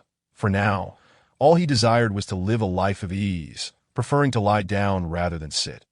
Encountering Fu Yuan had already been a remarkable stroke of luck, allowing him to absorb energy while lying around, free from the burdens of work. A dog, he enjoyed a life of comfort and sustenance. This moment, Feng Yu felt grateful that he was not human. Indeed, from the moment I was born, my body was assessed, and as a puppy, I began training alongside my canine brethren. Having nearly finished his meal, Feng Yu set down his fork and leaned toward Fu Yuan, deliberately exhaling against the back of Fu Yuan's hand. Yuan, you wish to know what I was like before I was born, don't you? Humans have past lives. I did not conduct myself well in my previous one, which is why I became a dog. Therefore, one should always strive to do good deeds in this life. Feng Yue jestingly remarked, his words laced with self-mockery. As Sun gazed at Feng Yue, he observed a relaxed demeanor that could not be feigned. It was a liberation of sorts. Siyuan surmised that Feng Yue had not always fared well in the past, and perhaps his assertion held a semblance of truth. Feng Yue was not, in fact, a paragon of virtue. Yet, How many individuals in this world can truly embody righteousness? Most exist for their own sake. Life is not a novel, and the dichotomy of black and white is merely a sophisticated shade of gray. Consequently, Suyuan harbored skepticism toward the cycle of reincarnation, believing that the notions of good and evil were ultimately subjective, with no supernatural realm to adjudicate one's moral standing. Feng Yue had chosen to let go, wishing not to revisit the past, and Suyuan would not pry into his wounds for answers. What he could grasp and accept was the prospect of living alongside Feng Yue's family, nurturing their bond. Suyuan, reminiscent of their first encounter, posed a question beneath the gentle morning light. From now on, let us live together as family, Feng Yue. Would you agree? Feng Yue was momentarily taken aback by Suyuan's expression, his heart racing uncontrollably. Before teasingly inquiring, is this a confession? In this chapter of their lives, both harbored mutual affection, yet the fear of loss lingered, each eager to discern the other's feelings. There was no calculated pursuit, only an inexplicable emotional bond, perhaps born from a fear of solitude or the pain of potential loss. Their feelings began with a cautious tenderness, each apprehensive that the other might not share the same depth of emotion. Suyuan's insight was astute. Feng Yue pondered over the implication, realizing that Suyuan reciprocated his feelings, harboring a unique affection for him. Elated, Feng Yue made no verbal response, instead rising to kneel beside Suyuan, his gaze fixated solely on him. Slowly inching closer, Feng Yue read Suyuan's expression and sensed a nervous anticipation rather than aversion, recognizing a shared eagerness for what was to come. Finally at ease, Feng Yue embraced his feelings for Suyuan. This was his first genuine affection, free from the burdens of expectation. This sentiment transcended any prior attachment he had experienced. He was no longer merely a pet, but Feng Yue, standing before Suyuan as an equal. As he approached, the distance between them diminished, heightening both their anxieties. Feng Yue's thoughts spiraled, fearing an interruption akin to a cliché narrative, where such moments of intimacy are often thwarted. Meanwhile, Suyuan, initially tense, found amusement in Feng Yue's momentary distraction, feeling a mix of frustration and amusement at the impending kiss that remained just out of reach. Without further hesitation, he gently cupped Feng Yue's face, and beneath the boy's startled gaze, he pressed his lips against the soft, inviting curve of Feng Yue's mouth. Feng Yue's lips were warmer than those of an ordinary person, a remnant of his canine nature, and as their lips met, they held their breath, overwhelmed by the thrill of the moment. Neither had prior experience with kissing, their knowledge gleaned from television, and thus they remained still, their lips merely brushing against each other. It was only when a need for air became pressing that they instinctively withdrew, gasping for breath. Their eyes locked in a silent understanding. They leaned in again, this time with a newfound intimacy. The kiss deepened, a revelation of their shared feelings, a longing to savor each other's essence. Suyuan had once thought of kissing as a mere expression of affection, but now he understood the addictive allure it held. He reveled in the taste of Feng Yue's lips, the warmth of his body, and the electric sensation of their contact, which flooded his mind with dopamine. Igniting his senses, as their mouths parted, Suyuan, emboldened by desire, sought to explore deeper, gently prying open Feng Yue's lips and delving into the sweetness within. The sensation sent shivers through Feng Yue, who, unwilling to yield, eagerly matched Suyuan's fervor, their tongues dancing in a duel of passion. Feng Yue, supported by the arms of his wheelchair, felt the thrill of surrender as Suyuan's hand found its way to the sensitive contours of his ear, sending waves of pleasure coursing through him. As their kiss intensified, Feng Yue found himself unable to maintain his balance, collapsing onto Suyuan, momentarily halting their embrace. Suyuan stared deeply into Feng Yue's eyes, brimming with intoxication and devotion. In that moment, Feng Yue felt submerged in Suyuan's gaze, a sensation he had never experienced before. I believe you already know my answer, he whispered, to which Suyuan replied, Indeed, I do, and I feel the same. In a moment of levity, Feng Yue's eyes flickered to Suyuan's legs, subtly concealed beneath a thin blanket, where a noticeable bulge revealed Suyuan's arousal. You are quite excited, he observed with a playful grin. Fu Yuan felt suddenly flustered, as a young man in his prime. How could he withstand such provocative teasing? It would indeed be strange if he did not respond, and yet he found himself in a state of arousal, especially with Feng Yue making such bold remarks. He shifted his legs, awkwardly adjusting the blanket. feigning calmness while his cheeks had already betrayed him, turning a deep crimson that spread to his neck, rendering him akin to a bright red lantern. Feng Yu, with a mischievous smile, tilted Fu Yuan's chin, behaving as if he were a seasoned veteran in such affairs. Not now. You must wait until your legs have healed. After uttering those words, Feng Yu cheerfully rose from his seat, not facing Fu Yuan directly as he tidied up the table. With the absence of the housekeeper, it fell to him to clear the dishes. Upon returning to the kitchen, Feng Yu finally exhaled a sigh of relief. He too had experienced a moment of arousal outside. Having lived for so long, he was certain that his outward composure surpassed Fu Yuan's, and he had managed to maintain an unembarrassed facade throughout. Yet, he felt a twinge of guilt for teasing Fu Yuan. After all, a dead friend should not be a burden to a living one. Cool water flowed through his fingers as he picked up the dishes, beginning to wash them meticulously. Although he felt somewhat unfamiliar with the task, he was not clumsy enough to drop and shatter any plates. The heat building within him was alleviated by the coolness of the water, prompting Feng Yu to contemplate his future as a human. When he was a dog, such thoughts were unnecessary, but now that he had transformed, he needed to consider how to live moving forward. A crucial point he could not overlook was the presence of Fu Yuan's companions. Everyone had grown accustomed to the presence of Lizzie. It would be implausible for Lizzie to simply vanish overnight. Moreover, Lizzie was not an ordinary dog. Even in retirement, there would be regular visits to check on Lizzie's welfare, as one could not treat Lizzie like an average pet, nor could they simply give him away. Therefore, Lizzie's existence was non-negotiable to daily life. Feng Yu would still need to transform into Lizzie for a leisurely stroll, or when guests arrived, he would turn back into Lizzie, reverting to human form once they departed. This seemed a reasonable arrangement. Additionally, now that he had become human, he would naturally desire to venture out, which would entail spending money. He could not simply indulge in a life of leisure. Feng Yu halted his movements. Wait a minute. I am a dog. Why should I earn my own living? Fu Yuan is not devoid of funds to support me. What is wrong with a dog spending its owner's money? Does that mean I cannot drive luxury cars or reside in lavish homes? Although their relationship had not yet reached a more intimate stage, they had just exchanged sentiments, so it wouldn't be unreasonable for him to enjoy a life of ease. With his soapy hands, Feng Yu absent-mindedly touched his chin, feeling no guilt about living off Fu Yuan, and instead pondered whether this would inhibit him in the future, if it felt somewhat unethical. He dismissed the thought. After all, as a villain who cared for morality, he appeared somewhat youthful, not particularly tall, and bore the countenance of a young lad.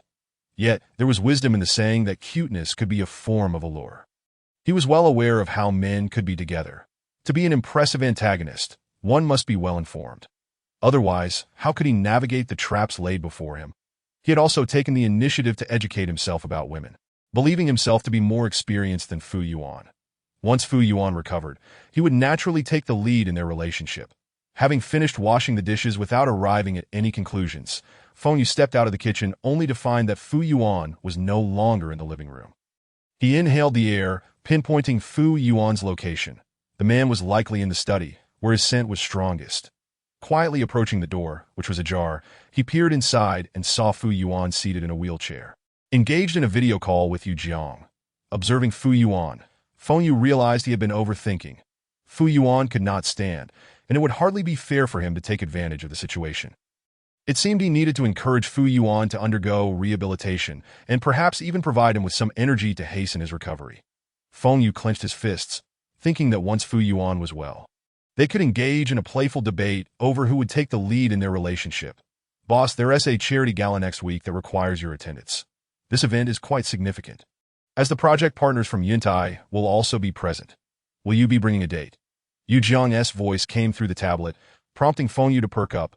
Such events were not frequent for Fu Yuan, and it would not be appropriate for him to accompany Fu Yuan in the past. Fu Yuan had always attended galas with Yu Jiang. Feng Yu was uncertain if Fu Yuan had ever brought a date, considering no one would explain their relationship to a dog. However, each time Fu Yuan returned, he did not carry the heavy scent of another person, although it was inevitable to pick up some traces. After all, at such gatherings, it was not solely women who wore perfume. Just like before, no need for a date, that I should be bringing someone along. I'll send you the measurements later, so prepare some men-esque clothing. Yu Jiang seemed taken aback, pausing before responding.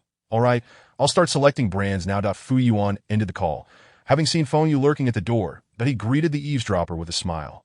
Feng Yu, unfazed by being caught, pushed the door open and entered the room, curiosity piqued. Are you planning to take me with you? Fu Yuan looked at him, momentarily stunned, and did not answer the question. Have you tucked away your ears and tail? Feng Yu paused, feeling for the tail that had vanished. Only then realizing the chill against his backside. Tio accommodate his tail when getting dressed. Feng Yu had cut a hole in his pants. And now that the tail was gone, he was left exposed. While washing dishes, he had not even noticed. In this world, energy came rather effortlessly, and he had not consciously utilized it, with Bayue at his side. Managing such energy was a given, as Bayue lacked much independent will, unlike other systems that sought attention. Feng Yu became aware of his current state, now that both his tail and ears had disappeared. He glanced at his reflection in the glass-paneled bookcase that he bore little difference from an ordinary person, save for his unique hair color and pupils, which were striking yet somewhat unconventional, that he could only confirm this with Bayue. Bayue, has my energy stabilized? You mentioned this morning that it was still unstable. Bayue replied promptly, based on your energy acquisition, it typically takes several days. However, when you kissed the caretaker earlier, you absorbed a significant amount of energy, which facilitated your complete transformation. That I merely helped you retract your incomplete form, allowing you to shift shapes at will. Just a reminder, your clothing cannot change with you, so please prepare your attire beforehand. Feng Yu frowned. He was well aware of his own system, having programmed it himself, that he knew it lacked a storage function, making it impossible to keep clothes ready on hand. That it seemed he would have to devise a way to create a personal storage space. The size was not a concern. It merely needed to accommodate some clothing and food for emergencies. Chapter 29. An abundance of security. The German Shepherd versus the brooding young master. Time was abundant for Feng Yu, so there was no rush regarding the storage space. The fact that he could retract his form was quite convenient. That Fu Yuan expressed a hint of regret, noting how much he admired Feng Yu's current appearance. Yet he still preferred the long-eared version of him, as it perfectly resonated with his preferences. Subsequently, Fu Yuan elaborated on the details of the charity gala he was to attend. Feng Yu, far more familiar with such events than Fu Yuan, dismissed it casually. Fu Yuan, however, seemed concerned about Feng Yu's feelings and added, if you don't want to go, you don't have to. I simply wish for you to engage with human society. You cannot be confined at home forever. Feng Yu reached out to pat Fu Yuan's head, a role reversal from the past when Fu Yuan would stroke his head. No need to worry. I will accompany you. While I could not be with you before, now I can join you even in social gatherings, allowing me to better protect you. I have lived in human society before, so do not underestimate my knowledge. Fu Yuan felt no discomfort at all with Feng Yu's touch. Rather, he relished the intimate posture they now shared. He rubbed his face against Feng Yu's hand, as they sat together, one perched and the other standing, while a warm atmosphere enveloped them.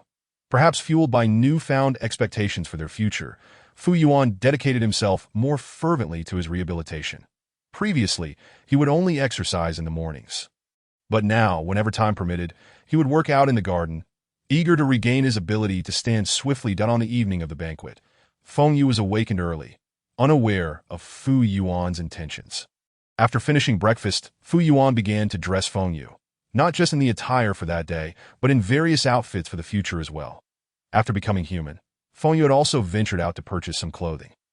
Though he remained somewhat lazy, no matter how generous Fu Yuan's credit limit was, Feng Yu would invariably choose the nearest options or simply wear Fu Yuan's garments. Fu Yuan was utterly speechless at this sight.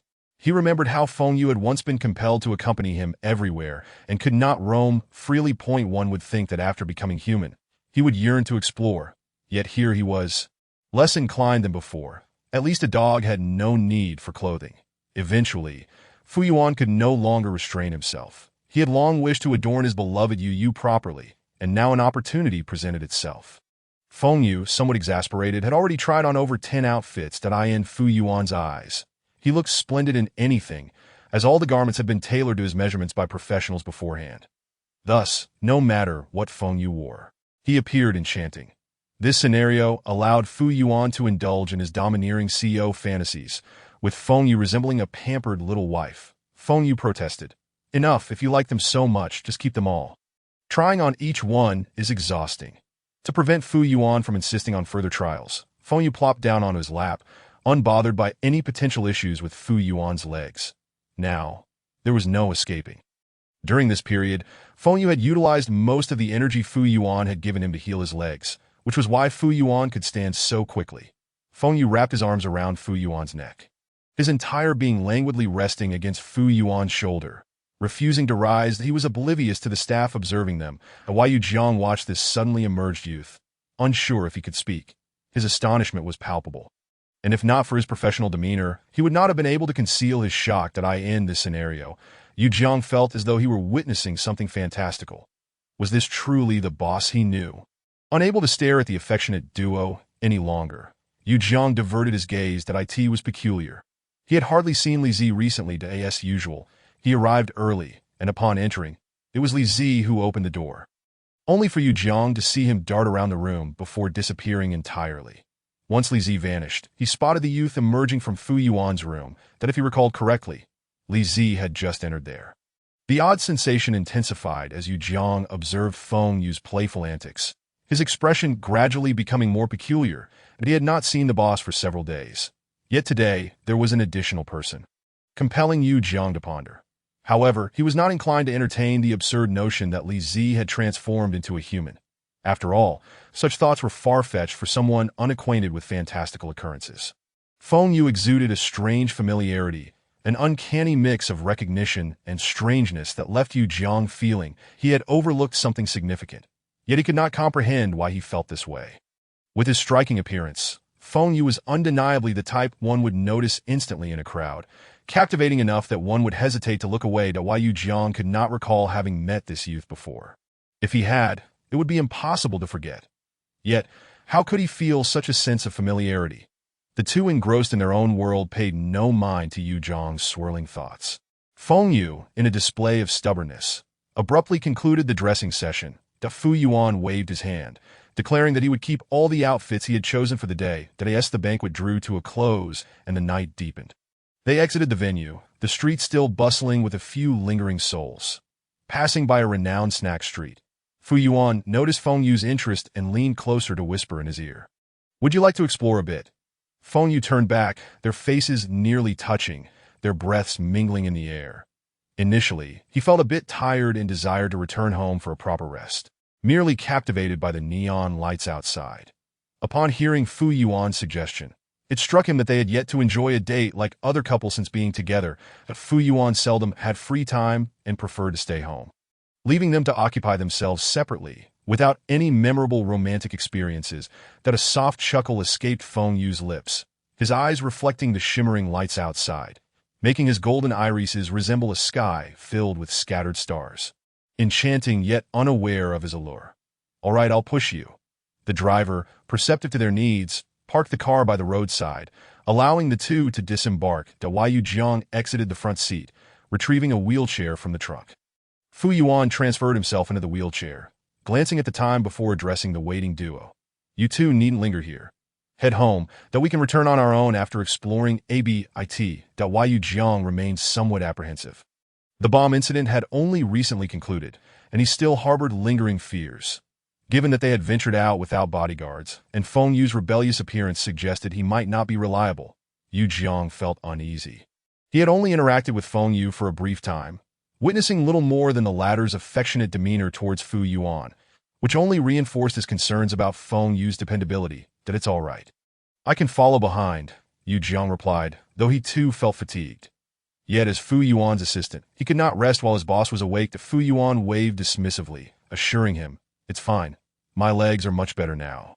Besides, the last incident was an accident, and the culprits have been apprehended. There's no one harboring grievances against me.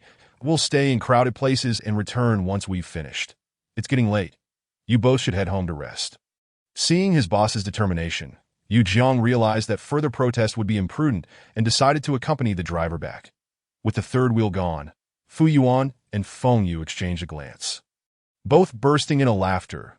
In that moment, there were neither corporate executives nor retired working dogs, just two young lovers, each harboring a youthful spirit. "Let's go," Feng Yu exclaimed as he began to push the wheelchair, treating it like a shopping cart, running a few steps and allowing inertia to carry him forward. The hour was late. Although there were still people on the streets, the crowds were dwindling. Feng Yu, caught up in his playful antics, was unperturbed by the risk of colliding with others, the smooth pavement facilitating his fun. During the banquet, they had refrained from eating much to maintain appearances, having only consumed a light meal beforehand. Now, they strolled and snacked, filling themselves until satisfied, still holding on to some unfinished treats. Leaning against Fu Yuan's shoulder, Feng Yu lazily inquired, "Are you full? Shall we head home now?" Fu Yuan wore a smile throughout the night. And upon hearing the word home, his heart swelled with an overwhelming sense of contentment as he gazed up at the youth before him. Beneath the street lamp, the boy's face was half illuminated, half shrouded in darkness. The warm yellow light softened the contours of his features, while above them stretched the deep blue expanse of stars. With no one else around, the quiet street was left with only the two of them. From somewhere, a melodious tune wafted through the air, carried by the autumn breeze. Golden ginkgo leaves fluttered gently around them, as if the sky were showering them with golden rain. It was unclear whose hand was the first to clasp the other, or whose feet initiated the dance. Due to his limited mobility, Fu Yuan had not joined the others in dancing that evening. Instead, he and Feng Yu stood in a corner, watching others twirl.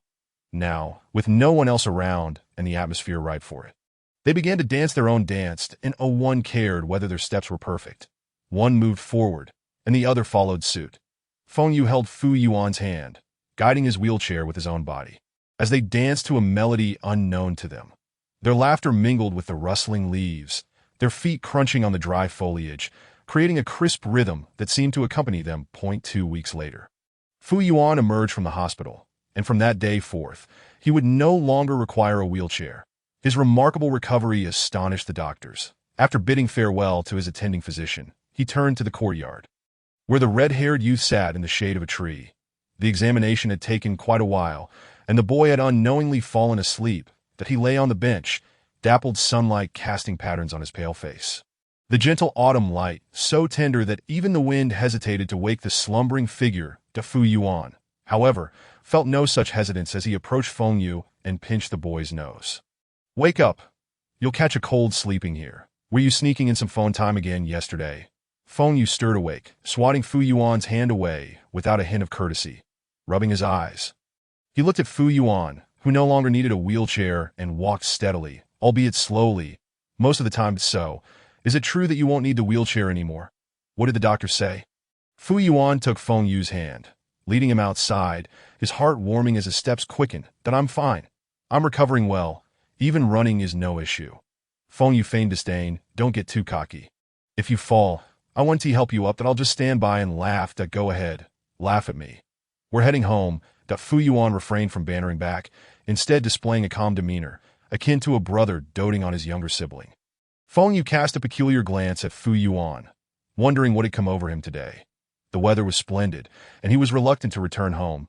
It was a rare outing, and he wished to explore a bit longer.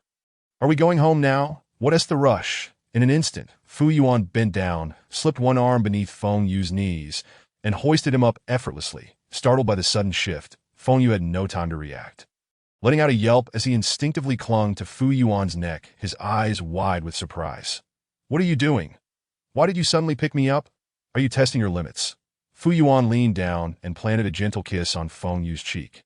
And instantly, the startled youth quieted, gazing at him with those beautiful golden eyes filled with confusion and skepticism. Fu Yuan offered no explanation, nor did he set Feng Yu down, simply carrying him to the car. Feng Yu felt a sense of unease, suspecting that Fu Yuan was up to something. As day turned to night, and the sky began to lighten, Feng Yu finally managed to close his eyes and sleep soundly. A slumber more akin to a deep coma. It was perplexing how someone so recently healed could possess such vitality. When Feng Yu awoke again, he felt a sense of despair as he compared himself to Fu Yuan. It was evident that their growth had been dictated by height. Despite being a creature of supernatural origin capable of transformation, he had seemingly ceased to grow. For years, he clung to the hope that he would eventually gain height. Yet year after year, he remained at a mere 178 centimeters, in stark contrast. Fu Yuan had grown to a height of 188 centimeters, finally ceasing to grow. As Fu Yuan held Feng Yu, he placed a kiss on the boy's fiery red hair. "Let us go hiking tomorrow." Feng Yu had recently watched a drama that depicted hiking in a rather unfavorable light. Noticing Feng Yu's reaction, Fu Yuan quickly understood and playfully tapped the boy's head. What absurd thoughts are you entertaining? There's a temple on the mountain that's quite effective. I want to pay my respects. Come with me, Yu. Feng Yu shrugged his shoulders, dismissing the notion. The world lacks spiritual essence. What can a temple possibly do? It's merely a human construct. However, he didn't wish to dampen Fu Yuan's spirits. This had become a common occurrence since Fu Yuan had come to believe in the existence of supernatural beings. All right, I'll accompany you. The scenery atop the mountain was indeed splendid. They arrived early, and the place was not a tourist attraction, so it was relatively quiet. Standing at the summit, they found themselves enveloped in lingering mist, which added an ethereal quality to the temple. Unlike the verdant flora below, the summit boasted cold-resistant plants, and before the sun had risen, they were cloaked in a layer of fluffy frost that Fu Yuan led Feng Yu to the center of the temple, where there was no grand structure, only a banyan tree that could be encircled by 5 people stretching their arms wide. The roots sprawled across the ground, and the massive branches cast a profound shadow. The tree was adorned with countless red silk ribbons, each representing the wishes of countless individuals. This where you come to make wishes, Feng Yu remarked as he gazed at the colossal banyan tree. Had he not known that this world lacked spiritual essence, he might have believed the tree possessed sentience to grow so magnificently. To accommodate the tree, the temple had been intentionally left as an open space, allowing the banyan to flourish freely. Here, the notion that one tree does not constitute a forest was irrelevant. This single tree could represent an entire grove. That Fu Yuan regarded the magnificent tree, his eyes reflecting emotions that Feng Yu could not decipher. Yes, I wish to make a wish, Fu Yuan stated, and from somewhere, he produced a red string, distinct from the silk ribbons hanging on the tree. Feng Yu observed as Fu Yuan took hold of his hand, deftly crafting the red string into a bracelet, its ends adorned with 2 golden bells. What are you doing? Feng Yu inquired, realizing it was likely a gift from Fu Yuan, but perplexed by its purpose. Without a word, Fu Yuan lifted Feng Yu's hand, fastening the bracelet onto his wrist. The sound of the bells chimed melodiously, adding an air of mystery to the already fragrant temple. Curiously, Feng Yu felt an inexplicable sensation, as if something had been added to his very soul, but it was fleeting, eluding his grasp. That Fu Yuan then revealed a similar red string on his own wrist, identical in design yet devoid of sound. Yu, will you help me put this on? Feng Yu accepted the bracelet, shaking it gently. Indeed, it produced no sound. He examined the golden bells, which appeared perfectly fine, revealing small round spheres within. How strange, Feng Yu murmured, intrigued but merely finding it curious. After nodding at Fu Yuan, he raised his hand to fasten the bracelet onto the young man. The moment both wore their bracelets, a gust of wind suddenly enveloped them. Feng Yu looked up at the banyan tree, a peculiar sensation washing over him. Is it just my imagination? Why do I feel something unusual? Fu Yuan tilted Feng Yu's chin and pressed his lips against those of his most beloved. The kiss was tender and lingering, only breaking when their breaths became unsteady.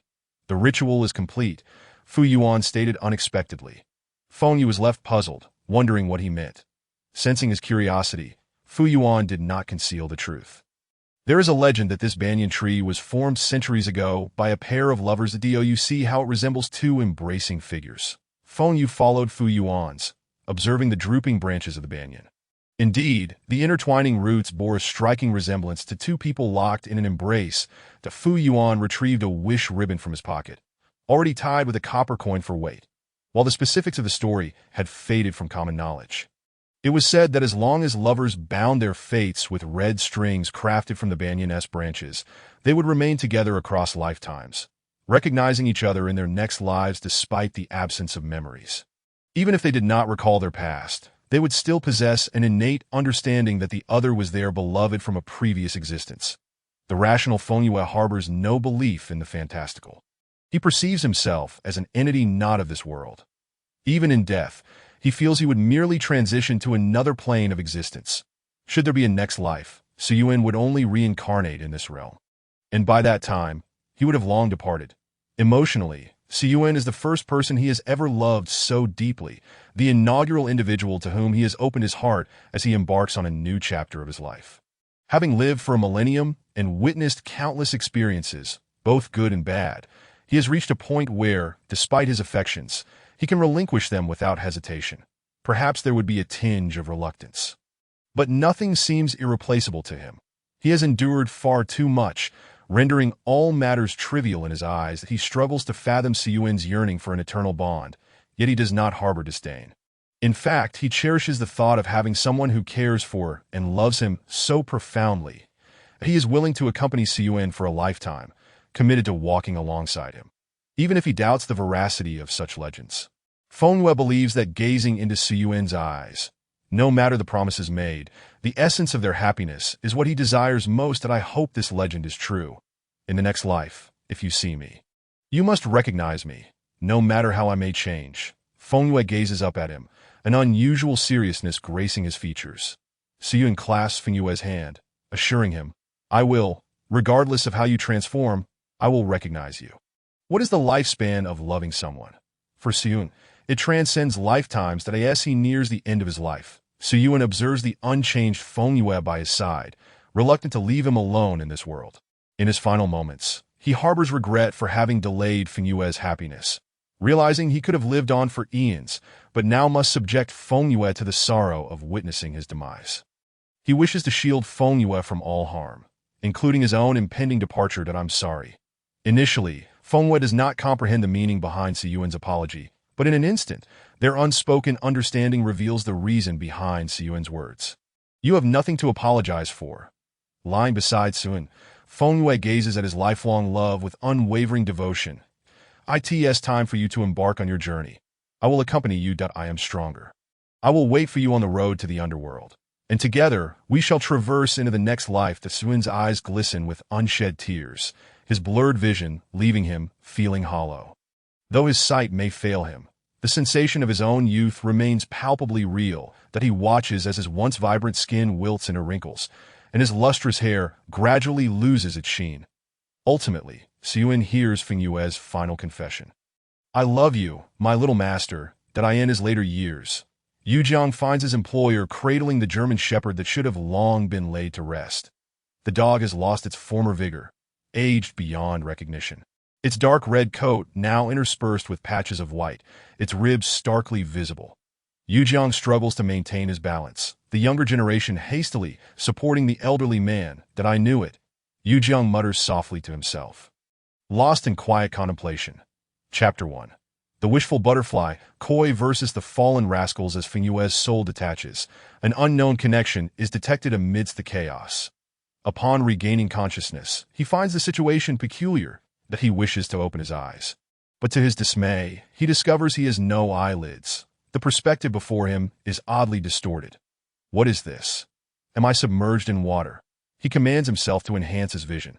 Having spent a lifetime with Siyuan, he has accumulated a considerable amount of energy, feeling quite potent now, ready to utilize it without reservation. He could easily transform into a human if he so wished. However, a life well lived necessitates engagement, and he must ascertain his current predicament. That in his transformation, he finds himself utterly exposed.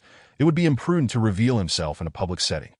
Over the years, August has been thoroughly reformed by Fengyue and has become considerably more astute.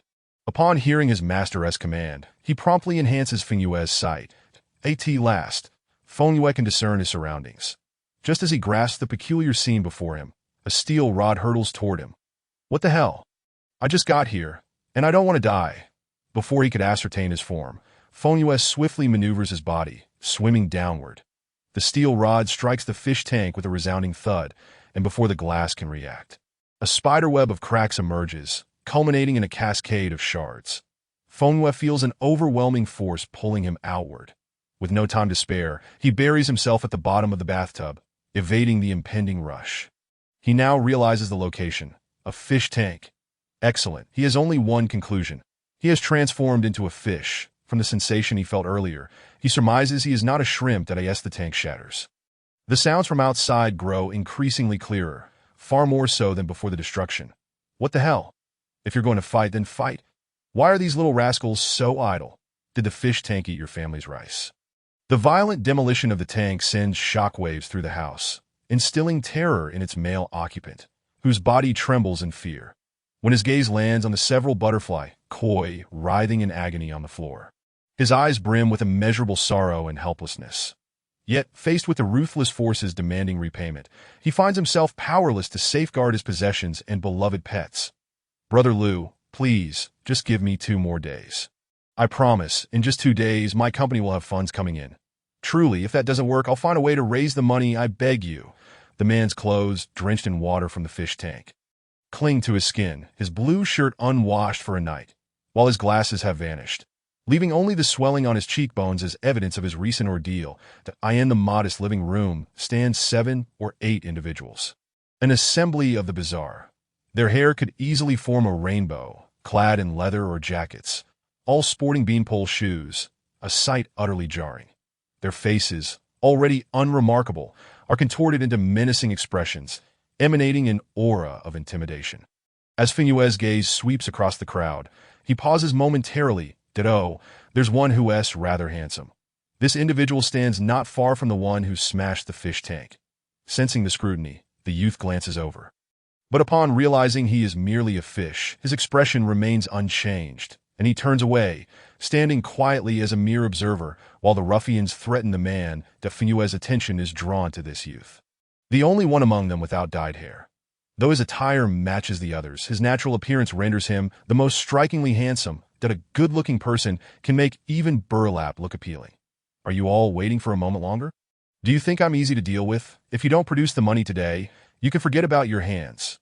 Choose your hands or the cash. The leader, with fiery red hair, appears to be in his 20s, a cigarette in one hand and a knife in the other, exuding arrogance. Upon hearing the threat of violence, the dark-haired youth in the corner subtly furrows his brow, the sensation of being forced into labor intensifying. Fonue feels no pressure, observing the scene without an ounce of psychological burden. Even if the debtor is the current owner, he feels no urge to intervene. Do not expect your fish to assist you in repaying debts. The bond does not extend that far. The debtor trembles, his lips quivering as he clearly struggles against parting with his money. Despite having lived for so long, Fonue has never encountered such a debt-collecting scenario. After all, a true boss should maintain a certain level of dignity. This underhanded tactic is merely something he has heard in passing during casual conversations. Fonue finds himself perplexed by the audacity of these debt collectors. Shouldn't this be the realm of loan sharks? Such practices are likely illegal. What if the man were to report them? Scanning the well-appointed room, adorned with expensive hardwood furniture, and noting the butterfly koi, he realizes he, too, is now a butterfly koi. This breed of koi is rare. He recalls their market value, not a cheap fish by any means. Especially those of fine quality, ordinary households would not keep them. Moreover, the tank itself is not merely home to the koi. It is meticulously planted with aquatic flora, which collectively surpasses the cost of the fish. The upkeep of such an ecosystem would be considerably more expensive over time. Given that they have the leisure to maintain such an aquarium, how could they possibly be in debt, prompting such demands? From the current situation, Fonue can only speculate about the man's circumstances, but the underlying truth remains. One reaps what they sow. When borrowing from loan sharks, one should anticipate the consequences of failing to repay. Ultimately, the man dares not resist further, trembling as he rises to his feet, heading toward the study with several people trailing behind him. With the excitement dissipated, Fonue begins to scrutinize the remaining individuals. The dark-haired youth does not follow. He remains in the corner, minimizing his presence, occasionally glancing toward the entrance as though fearing something. Judging by his appearance, the dark-haired youth seems quite young, resembling a high school student. Yet, shouldn't students be in school? Why is he here collecting debts? Perplexed, Fonue decided to abandon his thoughts. This matter held little relevance to him. What occupied his mind now was the pressing question of what he should do next. He glanced into his personal space, which contained some emergency clothing and food supplies he had prepared, albeit limited in size, only allowing for a few essentials that in his previous life. Fonue had often approached matters with a sense of playfulness. Not particularly devoted to the system, he had merely dabbled in maintaining his space, lacking any significant desire in that regard. This wasn't an exhilarating tale of ascension. He was not one to toil endlessly, preferring instead to recline in tranquility. The items in his space were sufficient for his needs. Once the commotion subsided, he intended to transform back into a human and simply depart from this place. As he contemplated, the group that had left earlier returned. The red-haired man appeared quite pleased, playfully patting the face of the man beside him. Had you done this sooner, you wouldn't have had to endure a beating. Why didn't you listen? When in Brother Wong's territory, one must understand the rules. Brother Wong is kind-hearted. If he lends you money for fun, you must know that it is a debt that cannot be ignored. Chapter 2. The Wishful Butterfly, Koi versus the Fallen Delinquent 2. The man grimaced, cursing inwardly. He realized he had been ensnared in a trap, resulting in the loss of a considerable portion of his wealth. The red-haired man waved a card at his subordinates, declaring, "Let us go, brothers, we've got the money now. Let us enjoy ourselves." As they passed by the fish tank, the red-haired man suddenly glanced down at the now still butterfly Koi. A wicked thought crossing his mind, but he scrutinized the man who dared not speak. Feeling that today's lesson had not been sufficiently severe, but he immediately adopted a different demeanor. What a pity for Boss Lee's fish. With the tank damaged, it can't survive here. Why not let us take it off your hands? Out of pity, it won't last long in your care. The man referred to as Boss Lee felt a pang of regret. His greatest passion was raising fish, particularly butterfly koi, which had cost him a considerable sum and effort, each one meticulously chosen. Hearing that these individuals intended to take his fish, he was understandably reluctant. Yet, with the pain from his recent beating still fresh, he was disinclined to invite further trouble and could only manage a forced smile that if Brother Liu wants it, take it. How do you plan to carry it? He harbored some small hope. Without any other tanks, he wished these men would find it impossible to take them away. The red-haired man offered him no chance, pointing at the silent dark-haired youth. Go fetch a bag to carry the remaining fish.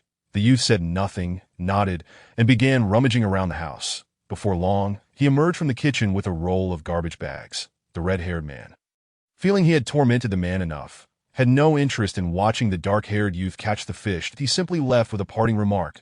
Once you're done, it's no longer your concern. Don't forget to come back tonight. Understood, the youth replied, picking up the fishing net and starting to scoop up the few remaining butterfly koi. Including Feng Yue, there were 3 fish left in the tank. Feng Yue made no attempt to resist. After all, he had some worth now that he had observed his reflection earlier and noted his elegant white tail, akin to a water nymph. Among all the fish, he was the most aesthetically pleasing.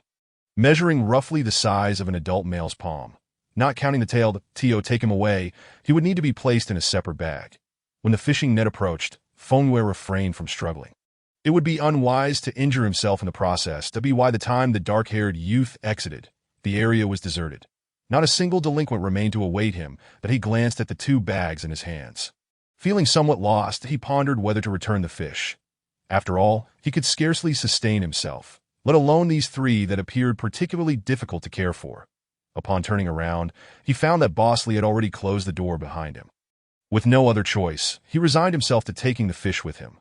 Feng Yue, not small in size, felt quite cramped within the little bag. The garbage bag was not very translucent, leaving him unaware of his surroundings, only able to discern that the dark-haired youth was continuously moving. After what felt like an eternity of walking, they finally came to a stop, followed by the sound of conversation. "Boss, do you buy fish?" This voice was unfamiliar yet pleasant, presumably belonging to the dark-haired youth. "What kind of fish?" "I don't buy ones caught from the river. You might want to check at the market. No, just take a look first." Skeptical, the boss accepted the bag from the youth, peering inside. "Oh, butterfly koi. Where did you get these, young man? They're quite nice. How much do you want for them?" The youth had no idea of their worth. His hands were occupied with the bags, leaving no time to check online prices. After a moment of thought, he replied, "I'll sell them at market price." "How much are you offering?" "If it's reasonable." "I won't bother looking elsewhere." For the boss, butterfly koi were not particularly valuable, but he noted that they looked well cared for and free of injuries, making them likely to sell easily. "I'll give you 50 for each of these 2. Let me see the other bag too." With little attachment, the youth handed over the bag containing the fish priced at 50 each, but hesitated when it came to Feng Yue. Strangely, he felt a pang of sorrow at the thought of abandoning this fish. A profound sense of reluctance swelling within him. "What's wrong?" the boss asked, noticing the youth's hesitation. Snapping back to reality, the youth instinctively touched his heart, the feeling of reluctance not dissipating, a strange sensation akin to being abandoned by his parents. "Forget it, I want to sell this one," the boss, intrigued by the youth's behavior, noted the bag still contained a fish, and his curiosity was piqued that if you're not selling it, let me see it. Are you planning to keep it? I'm a professional and can offer some advice, especially since the shop is empty right now. After declaring he wouldn't sell it, the feeling of reluctance gradually faded. The youth considered the boss's reasoning. If he didn't want to sell, he might as well keep it and learn how to care for it. He felt a twinge of worry, as he could barely take care of himself. Could he really manage a fish that looked so precious? He presented the bag to the boss, who took a quick glance inside and confirmed it was indeed another butterfly koi, notably larger than the others, but still indistinct within the bag. Do you have a fish tank at home? The youth understood the implication behind the boss's question and did not hesitate. His current appearance clearly indicated he was a novice in fish keeping, and surely someone inexperienced would not possess a tank. No. The boss's spirits lifted. This was good for business. It seemed he wouldn't need to pay for the 2 butterfly koi he had just acquired. How much could an ordinary tank cost? Regardless, it would be all profit for him. Your fish is quite decent. If I were to buy it, it would cost about 100. Keeping it in that bag won't last long. The water isn't sufficient. And before long, the fish will suffocate. It would be better for you to select a tank from my shop and take it home. I can help you transfer the fish, ensuring it doesn't meet an untimely demise. That works. With the youth's agreement, the boss didn't mind the youth's lackluster tone and led him to the section for purchasing tanks. That if you're only keeping this one, you can use this tank. It comes with its own oxygen system. Look here, a filtration device that continuously cleans the fish's waste, maintaining a healthy environment. You only need to clean the filter cotton weekly. It's not large, and I'll let you have it for 50, just to make a friend. The tank was not overly large, easily cradled in one's arms, sufficient for a single fish. As any additional would be too cramped, particularly for butterfly koi, which could grow quite large. All right, I'll take this one. The boss, unhurried, handed the bag containing Fengyue back to the youth. Just a moment. I'll clean the tank and add some water. The boss had a genuine love for fish, which was why he ran such a sizable shop. He was well versed in the process of changing and cleaning tanks and found enjoyment in it. Never considering it a chore for Fengyue, he was now enveloped in darkness, stripped of his voice. After being jostled for a while, he felt utterly unwell, nearly retching, but managed to suppress the urge. The thought of vomiting now, only to find himself in his own mess, was utterly unacceptable. Chapter 3. The Wishful Butterfly Koi versus the Fallen Delinquent 3. After a tumultuous ride, Fengyue regained the ability to observe his surroundings. Assessing his current situation, he found it significantly improved. He was no longer confined to the garbage bag, at last nestled within a tank that offered him some comfort. The change in water temperature was somewhat disconcerting, yet it was a minor issue. Once you get home, just plug it in, and it'll provide oxygen. That's all there is to it. The boss remained quite enthusiastic, ensuring the youth understood every detail. Once the youth grasped the information, the boss was eager to share some tips on caring for butterfly koi. When the youth exited the shop, he now possessed a tank, within which Fengyue lay at the bottom. The value of the other 2 fish had now become Fengyue's living conditions for the foreseeable future. Considering his current situation, he decided it would be best to wait a little longer. He remained true to his nature, preferring to avoid effort whenever possible. This individual was keen to take care of him, requiring little space, as long as he had food and drink. After all, the fish food selected by the shopkeeper was not inexpensive. Earlier, Fengyue had sampled a bit. It was palatable enough, free from any psychological burdens, as long as he didn't dwell on what the fish food was made from. Of course, the most significant aspect was that the youth was quite pleasing to the eye. If he had to choose someone to care for him, he would undoubtedly prefer the attractive option. August helped me investigate his background. Having watched the performance for quite some time, Fengyue realized that he had yet to learn the name of the young man, and he was eager to uncover all pertinent information. Rather than waiting, it would be more efficient to have Bayue conduct an investigation, especially since Bayue had access to all networks in this world. There was no need to wait long. Bayue swiftly compiled the young man's information. In this modern age, one cannot escape the reach of information technology, and details about the youth were readily available. His name was Mu Yuan, male, aged 18, recently completed his college entrance examination, and has been admitted to a university in H City, with just 34 days until the start of term. His parents divorced when he was in the first year of middle school, both remarrying thereafter. By the second year of middle school, Mu Yuan had been cast out of his home and now lived alone. His finances were self-managed, Currently, he worked under Wang Yongping, a local figure, performing various menial tasks. According to Mu Yuan's chat logs on his phone, he was expected to participate in an underground fight at midnight, that he had attended an interest training organized for charity during middle school, where he learned formal combat techniques. To A.S. Fengyue listened, glancing at Mu Yuan, who was clutching the fish tank. His gaze mirrored that of someone viewing a pitiable creature, considering the current financial plight of this pitiful individual. Fengyue surmised that his future days would likely be quite uncomfortable. After all, the most challenging predicament in the world is indeed poverty. Should he leave now or continue to accompany Mu Yuan? Wait a moment.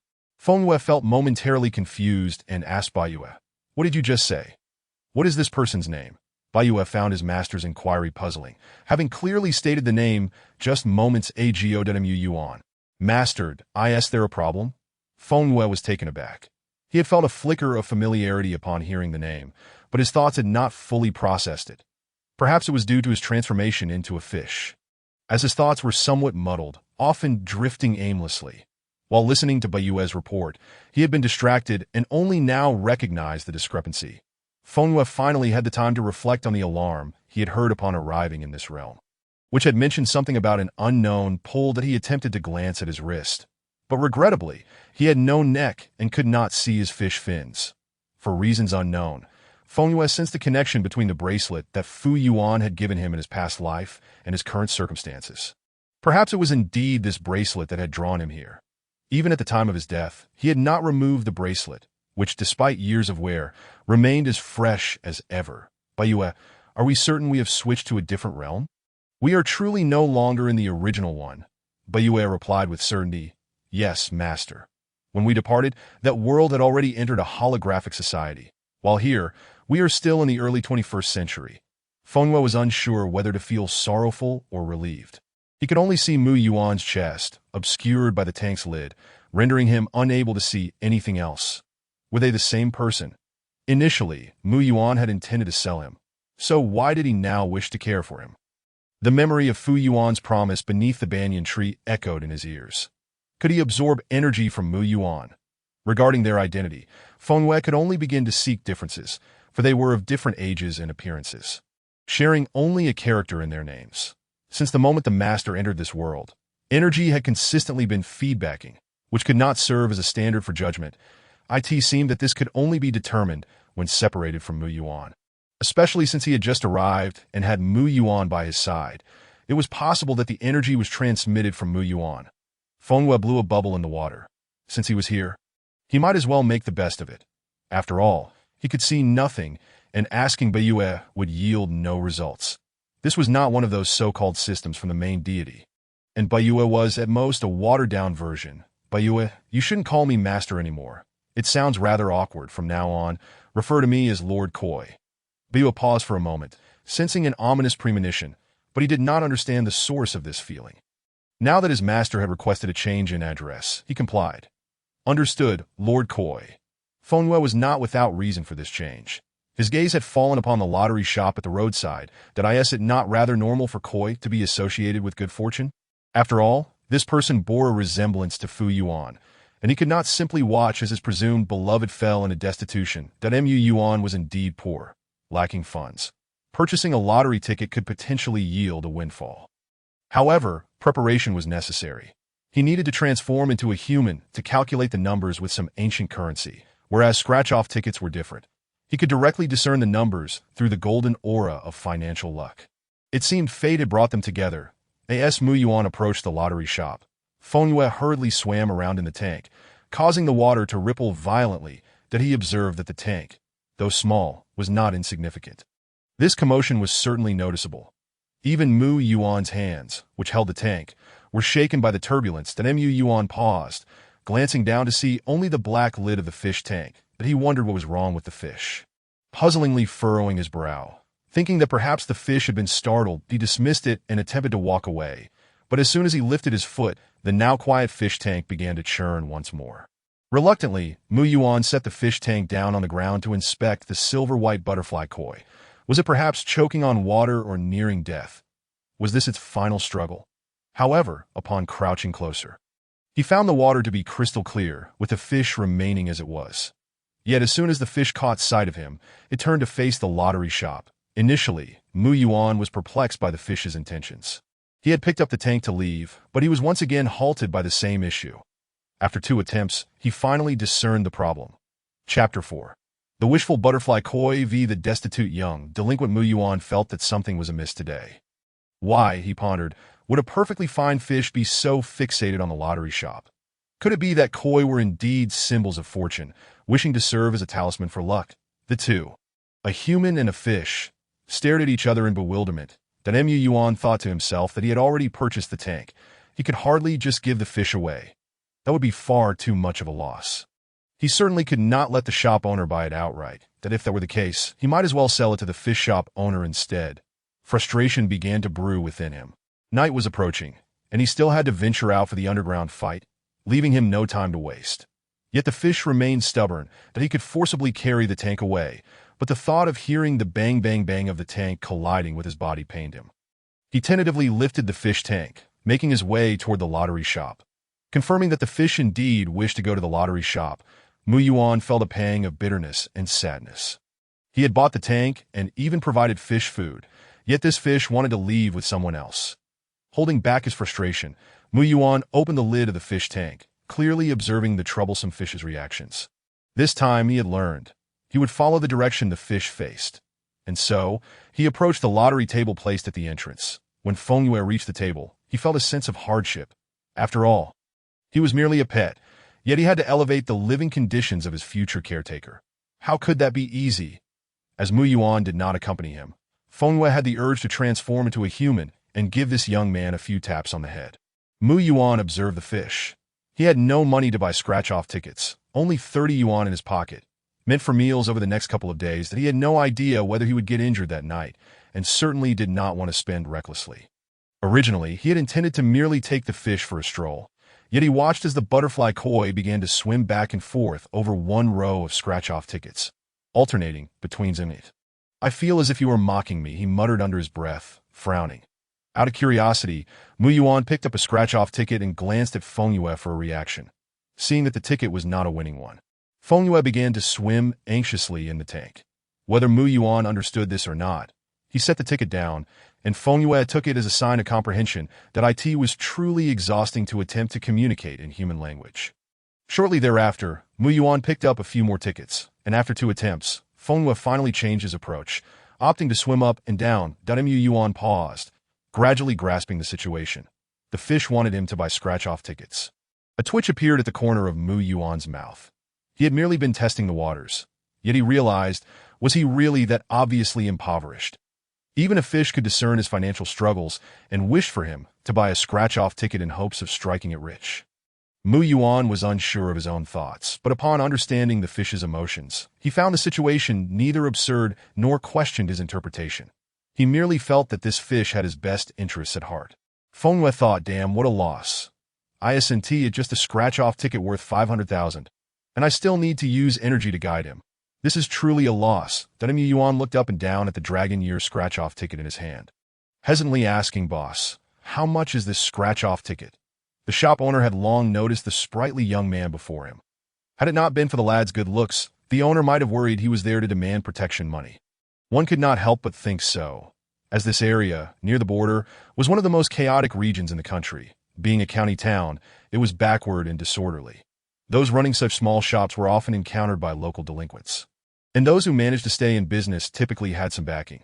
The owner was fortunate enough to have solid support, allowing him to operate his shop without any significant issues. That 20 yuan ticket in your hand. Are you looking to scratch it? Mu Yuan cast another glance at the fish tank, feeling a twinge of hesitation. The proprietor, perched comfortably in the shadow at the entrance, was nonchalantly swinging a bamboo fan while crossing his legs. His cardigan vest did little to conceal his ample belly, but he paid it no mind, his curiosity piqued by the fish tank resting on the table. "Dough, this fish is quite nice, isn't it? Remarkably attractive. Did you just acquire it?" Mu Yuan shifted the fish tank slightly closer to himself. Under the proprietor's scrutinizing gaze, he recalled the Shima fish that had been so eager to visit this establishment. Although he now understood its motive was to persuade him to purchase scratch-off tickets, he couldn't shake the sensation of something precious being snatched away from him. "Just bought it," he replied, after finishing his response. Mu Yuan felt a sudden urge to leave, no longer troubled by the fact that parting with 20 yuan left him with only 10 that after tonight's underground fight, he would earn 500 yuan. Making dinner a trivial concern, he extracted a 20 yuan note from his pocket and handed it to the proprietor, stowing the scratch-off ticket into his pocket, unwilling to reveal it here. Noticing Mu Yuan's intent to depart, the proprietor quickly inquired, "Aren't you going to scratch it right here? If you win a small amount, I can redeem it for you." Pressed for time, Mu Yuan waved his hand dismissively, cradling the fish tank as he left. Fortunately, the Shima fish remained silent this time. The proprietor observed Mu Yuan's retreating figure, musing, "What an odd individual. Have the young ruffians taken to cultivating fish to refine their sensibilities?" Mu Yuan quickened his pace, stopping by the roadside to purchase 2 bags of instant noodles before heading home. His residence was not within any of the aging, multi-storied buildings of the community. Rather, he dwelled in a coal shed beneath the complex, a relic from a time when households depended on coal stoves. Over the years, these coal sheds have been repurposed by their original owners, at least providing electricity and water, albeit with inconvenient access. Within the narrow alley, residents shared a single restroom and faucet. Using a key, Mu Yuan unlocked the padlock hanging on the door. The dilapidated wooden door offered little security. Anyone determined could easily bypass the lock and kick in the already splintered wood. Fortunately, no one deemed a person living in such a dwelling worthy of theft. Upon entering, he found himself in a kitchen measuring a mere meter in width, with a makeshift wooden cabinet, its doors fashioned from simple fabric, housing a barely usable stainless steel basin. Further inside lay a combined living and sleeping area. Against the wall rested a small bed about a meter wide, not far from a small wooden table, its legs clearly repaired numerous times, the screws now yellowed and rusted. The only other piece of furniture was a wooden wardrobe, left behind by an unknown previous tenant, its door askew, necessitating careful handling to avoid dislodging it entirely. The room was dimly lit. Even with the window open, sunlight throughout the year was entirely obstructed by the towering buildings in front and behind, contributing to the dampness within.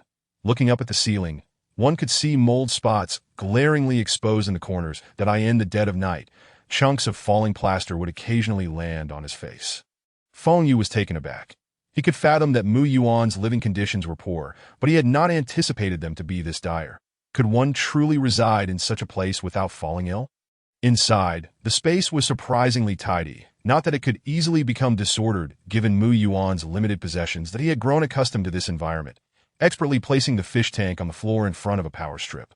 As he picked up the plug, he deliberately checked the voltage of the aeration and filtration devices, discovering it to be modest before connecting it to the power source. The wiring here was self-installed, unable to accommodate high-power devices.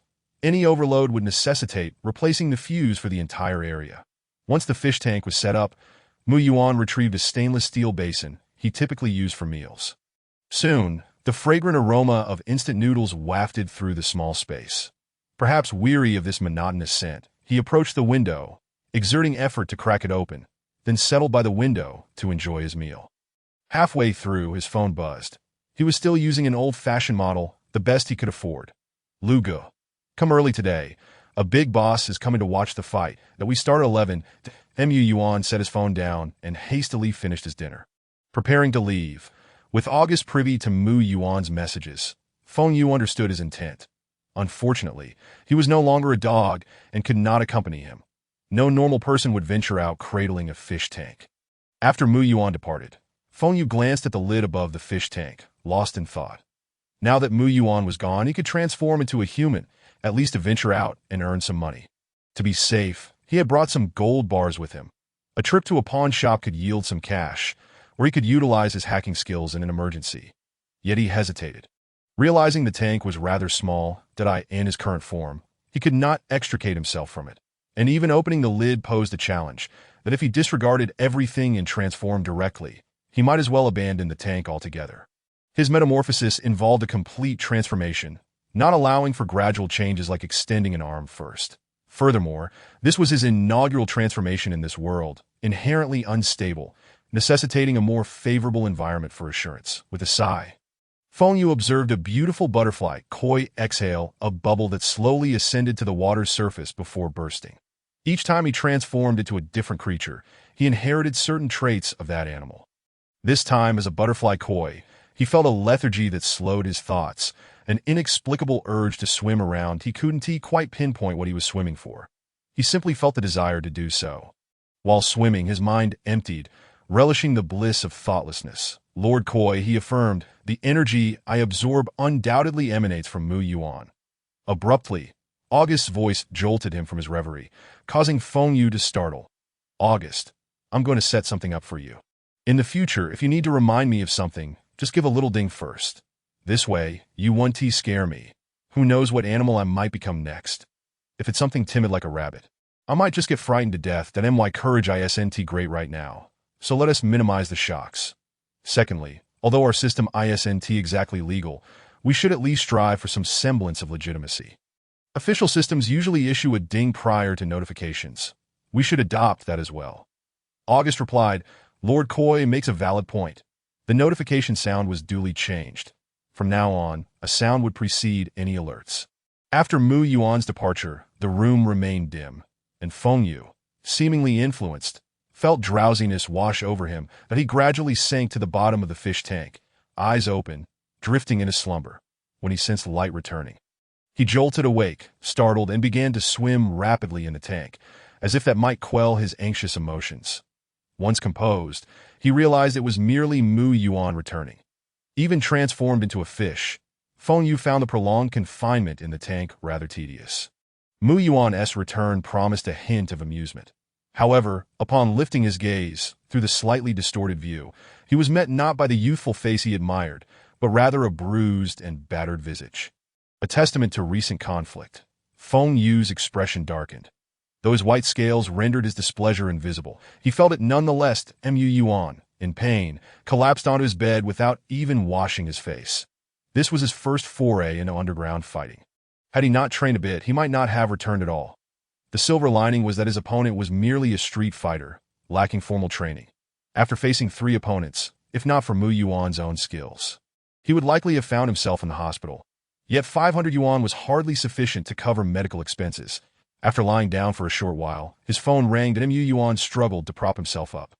Retrieving his phone from his coat pocket, the caller ID displayed Lu Juanhao, the red-haired individual from whom he was collecting debts. Steadying his breath, he answered, Hello, Lu Gu. What's going on? There's no need for you to come tomorrow.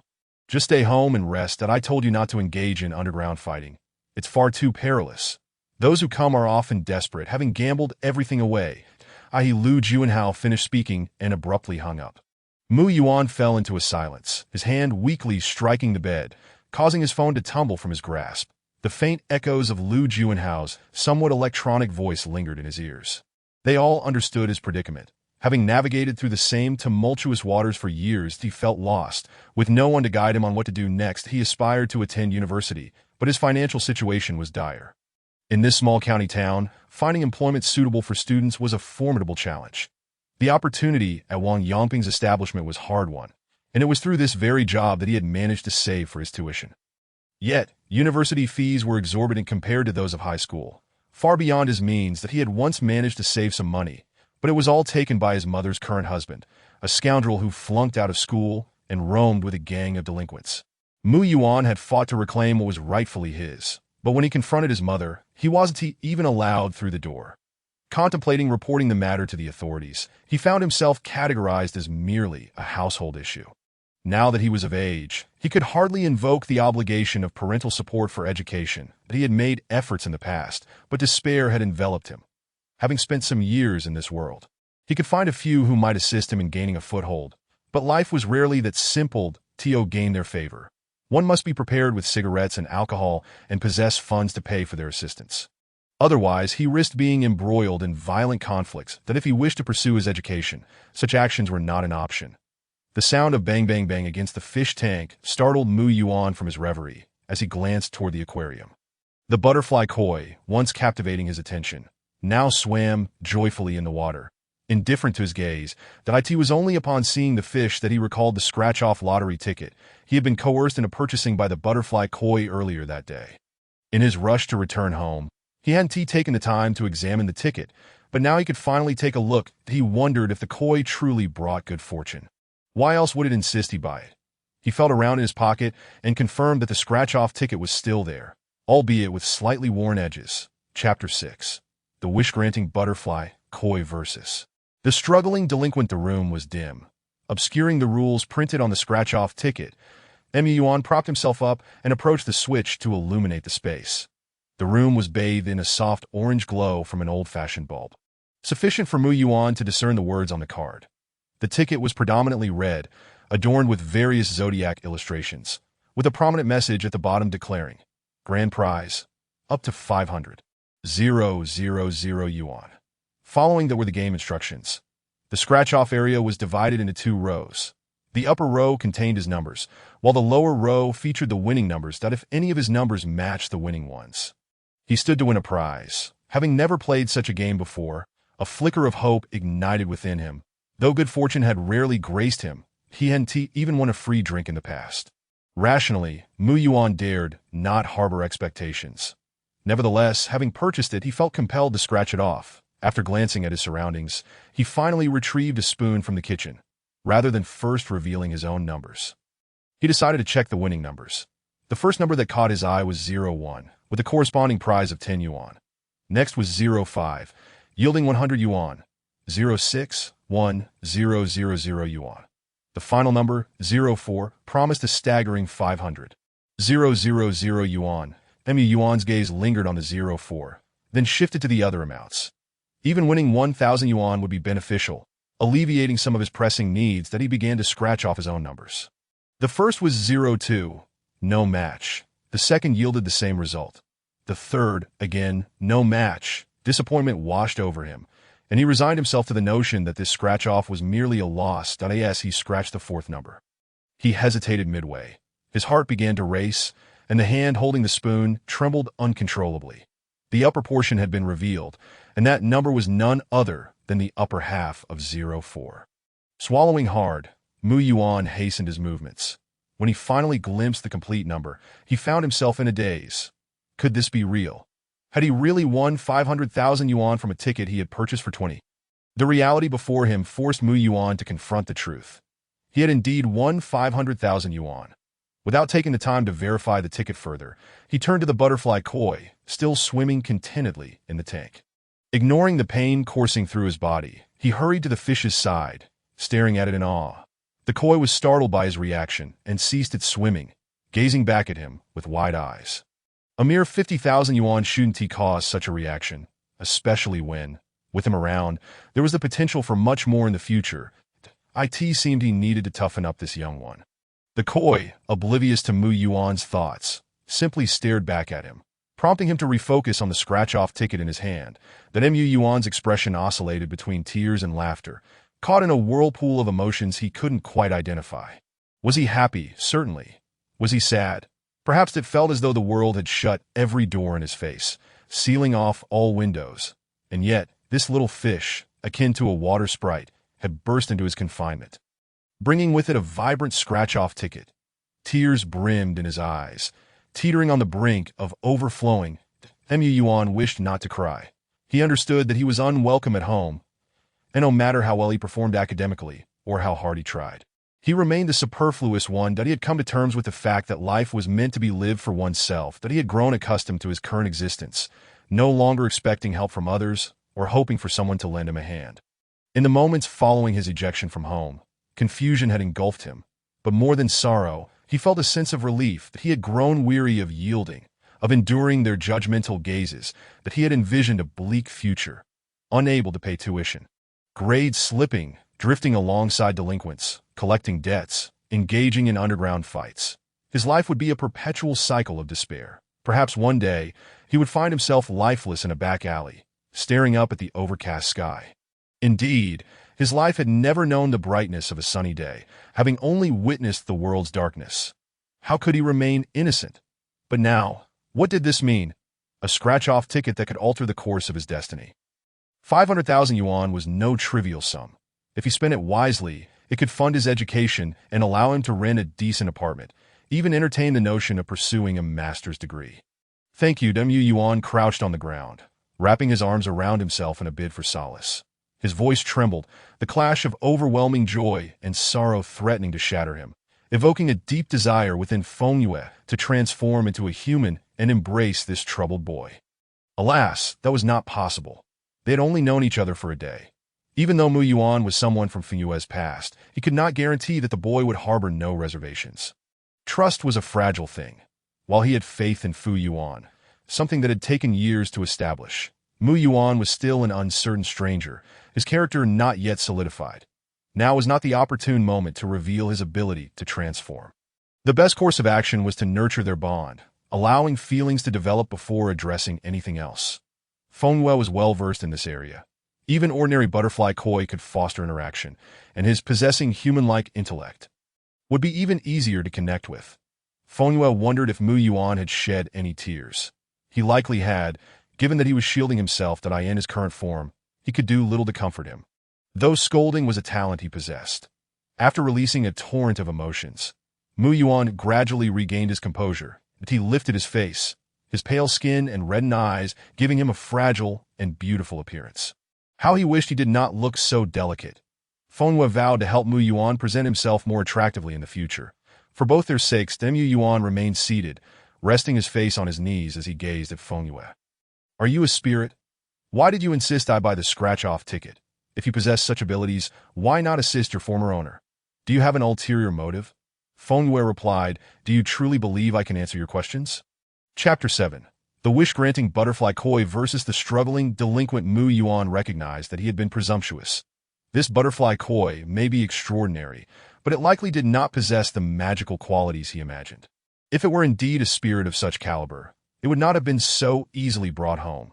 Its previous living conditions were undoubtedly superior to its current predicament, especially considering the risk of running out of food. Watching Feng Yue swim gracefully, Mu Yuan felt an odd familiarity, devoid of fear, in Feng Yue's presence. He felt an unusual sense of comfort, relishing the sight of its beautiful tail that he reached out, pressing a finger against the glass of the aquarium.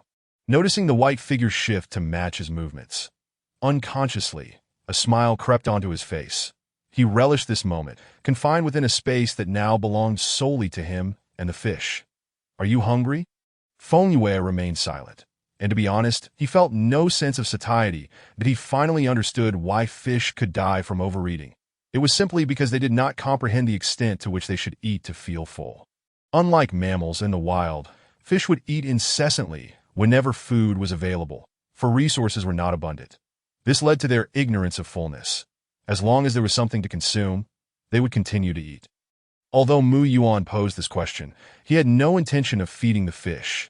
The owner of the fish shop had already informed him that it sufficed to feed it once a day. And since he had only one fish, a specific quantity would be adequate. "Well then, good night, I am off to sleep. Thanks to your good fortune, rest assured that once I settle down, I will procure a better tank and superior feed for you." Release? The notion had never crossed Mu Yuan's mind. What was his, and even if it had not belonged to him before, it did now. Thus, he would not let go, for he had already lost too much. Mu Yuan typically went to bed late, rising only close to noon the following day. Feng Yue felt quite accustomed to the tedium. After all, as a bona fide fish, engaging in entertainment was not feasible. He could only connect with August and watch movies in his mind. Upon waking in the middle of the night, Feng Yue even registered an account on a gaming platform using Mu Yuan's identity information, embarking on a unique cerebral adventure. Consequently, when Mu Yuan eventually rose, he mistakenly assumed Feng Yue was still asleep. After tidying himself up, Mu Yuan stood before the fish tank for quite some time, unable to decide whether to name his fish. After all, who among normal people would name a fish? It would not respond to him anyway. Naming it would merely be a form of self-entertainment. Just then, Feng Yue finished a level in Ori and, upon regaining his senses, noticed Mu Yuan squatting before the tank, uncertain of the boy's intentions. Seeing that Feng Yue appeared to have awakened, though not quite, Mu Yuan tentatively inquired, "I feel as though you can understand me. Would you like a name? I can't keep calling you little fish or koi forever. Butterfly koi sounds rather peculiar." Feng Yue responded, "As long as you are happy, I have no capacity to resist. Young man, you are still my energy provider. My handy power bank." Noticing the little fellow's lack of reaction, merely gazing at him, Mu Yuan felt that the fish agreed with his line of reasoning. Waking up, not really, in a good mood. Mu Yuan was quite pleased with Feng Yue's response. "What? This was Mu Yuan's first experience naming a pet. He had never had the opportunity to raise one before, making this a novel experience. How about little Guai? I think it's quite adorable. Little Guai is so beautiful. You must be a girl, right? Your tail resembles a long skirt, and the owner of the fish shop mentioned that you would grow larger. If cared for properly, your tail will become even more splendid. Fengyue retorted, who told you that good looks equate to being female? We are four big gentlemen. Fengyue was clearly displeased, not due to the name itself, but primarily because of the gender implication. He couldn't allow this fellow to fall into fixed thinking that Mu Yuan observed the butterfly koi, which had previously shown no reaction, now swimming back and forth. Appearing quite agitated, he stroked his chin and began to speculate. Could it be that you dislike this name? You don't want to be called Little Guai? Yet the little creature continued to swim back and forth, seemingly more irate, its pace quickening. Surely not. You wouldn't be upset simply because I referred to you as a girl. Just as his thoughts finished, the fish abruptly halted its movements, staring at him with its large, lidless eyes. That Mu Yuan exclaimed, "No way! Is it truly because of this? Are you a boy?" Had he ever seen a fish nod? Mu Yuan could now boast about his experiences. He had witnessed it. He found his fish remarkably intelligent, astonished by its ability to nod, stammering for a moment. Mu Yuan regained his voice, realizing he had been swept away by the little koi. A fish nodding was nothing extraordinary. After all, which koi could bring you a windfall of 500,000? With this understanding, Mu Yuan felt no reason to be astonished. Having spent some time together, he had grown desensitized to such stimuli. Instead of continuing to address the gender issue or fixate on the name, he straightforwardly asked, "Little Guai, since you can nod, why don't you shake your head? Isn't swimming back and forth exhausting?"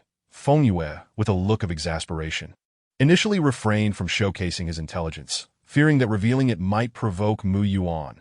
Eventually, he decided to drop the act and be candid, let things unfold as they may. Naturally, Mu Yuan's inquiry did not prompt Fengyue to speak directly. He never expected his little Guai to engage in seamless conversation with him. Mu Yuan did not press Fengyue to make any further decisions. After all, the name Little Guai was suitable regardless of gender. His little pet was so beautiful and adorable, capable of understanding his words, so calling it Little Guai was perfectly acceptable. Thus, it was settled. From then on, his beloved would be called Little Guai, a name that only grew more endearing with repetition.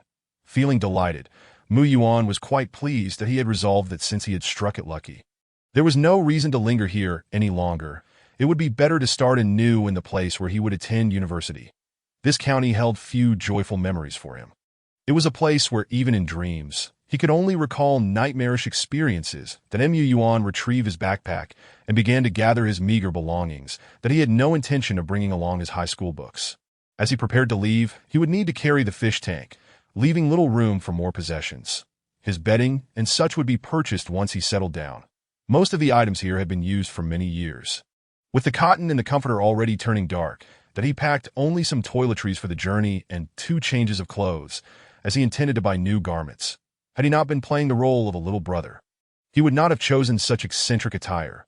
His hair, kept short out of necessity, spared him from joining the ranks of the rainbow-haired. The young man's left eyebrow bore the mark of a past injury, the broken brow giving him an air of sharpness, particularly when he assumed a serious demeanor, which added to his imposing presence. Fengyue observed the busy Mu Yuan, finding him reminiscent of characters from anime he had seen before, specifically a blend of Mitsui Hisashi from Slam Dunk, coupled with the broken brow, epitomizing the current Mu Yuan. Chapter 8. The wish of the butterfly koi versus the down-and-out young rogue handsome guys are simply a feast for the eyes. Fengyue couldn't help but exclaim that Mu Yuan surveyed the room of his rented accommodation. Feeling that he had tidied up quite sufficiently before he paused, he approached Fengyue's fish tank and said, "I need to step out for a moment to bid farewell to some old friends and figure out how to get to City H. I shall return shortly." Fengyue replied, 7878, "Don't disturb me while I play my game." Initially, Fengyue expected Mu Yuan to be back soon, but as darkness gradually enveloped the sky, Mu Yuan still had not returned. A sense of unease began to creep into Fengyue. Surely not. Must it be so dramatic? Mu Yuan had made no promises before leaving, so what could possibly be wrong? August. What is Mu Yuan's current situation? Where is he? Why hasn't he returned yet? August immediately connected to the network, attempting to locate Mu Yuan's position. However, Mu Yuan's phone was an outdated model, far from smart, lacking even a location feature. August could only rely on street surveillance footage to track him. In a bustling city, this would not pose much of a problem, as surveillance cameras were ubiquitous. Yet here, in this underdeveloped and chaotic environment, the cameras were few and far between, making it difficult to ascertain Mu Yuan's whereabouts. After a thorough search, August concluded Mu Yuan was last seen at the entrance of a nightclub, but there is no record of him exiting. It remains uncertain whether he left through the back door. After waiting for an entire hour, the sky had completely darkened, and Fengyue could no longer contain his impatience that he had to seek out Mu Yuan, not only because he suspected him to be the one linked to the mysterious energy, but also due to the uncertainty of whether he would encounter anyone capable of channeling energy to him in the future. He could no longer afford to hesitate. If breaking the fish tank was necessary, then so be it. He could always purchase another one in haste that if all else failed, he could restore the fish tank using his energy. That as Fengyue issued commands to Baiyue, the energy stored within Baiyue began to flow towards him. And the body of the butterfly koi underwent significant transformation. The IT gradually expanded until the fish tank burst open, the seams splitting apart and water splashing everywhere. The process of being confined was far from pleasant. Fengyue felt as though he were trapped within an egg, struggling to breathe. Fortunately, this was merely temporary. After breaking free from the fish tank, his transformation accelerated. The fish-like form began to fade, slowly giving way to a human shape. Scales concealed beneath his porcelain-like skin. The fins on his back retracted, morphing into a sleek back, covered by flowing silver hair that a soft white light emanated from the youth, and only when the transformation ceased did the dim room fall silent. Fengyue gradually opened his eyes, sensing a shift in perspective. While confined within the fish tank, the scenes he perceived were lateral, leaving him blind to what lay behind and in front of him. Now, suddenly regaining human sight, he found himself somewhat disoriented. His hair still damp, droplets fell from it. He raised a hand to wipe his face, pushing the moisture away with some difficulty. The coldness beneath him was startling. His skin, wet from the water, met the air, causing an involuntary shiver. The temperature in the water had been around 20 degrees, but the abrupt change was overwhelming. Attempting to stand, Fengyue felt as though he were learning to walk for the first time, wobbling unsteadily as his legs felt weak. This body, now reliant on its own legs for movement, was not accustomed to the mechanics of walking, forcing Fengyue to exert careful control. After much effort, he finally managed to rise, only for his legs to buckle beneath him, sending him crashing down onto the wet floor. His once pristine skin was now sullied by the muddy water, prompting a wave of disdain from Fengyue. Oh, if only Baiyue could lend me a hand, Fengyue couldn't help but grumble. Baiyue, feeling guilty, replied, I apologize, esteemed Koi Lord, but my current energy reserves are insufficient to manifest in my energy form that I trust there will be opportunities in the future. Fengyue merely voiced his complaints while his body instinctively began to adapt. After a painstaking half-hour of acclimatization, he felt as though by the time he found someone, it would be too late. Never mind. Even if something were to happen to them, at least I could collect a body. Fengyue retrieved a towel from his space to dry himself off, then fished out a pair of underwear, thankfully. He had prepared ample sizes. Observing his current form, he noted with some satisfaction that he was back to his youthful appearance. Why can't I just be a bit more manly? He lamented. Complaining would not alter the reality. After all, the ages of small creatures differ from those of humans, and merely becoming a youth was already a considerable feat if he wished to mature. Perhaps he should consider becoming a turtle. Certainly an elder. Lost in thought, Fengyue quickly donned his clothes.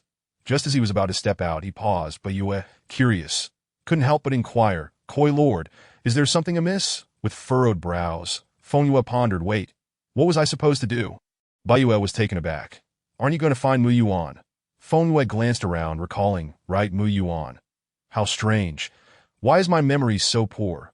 Raking his still damp silver hair, he recalled hearing that fish have poor memories.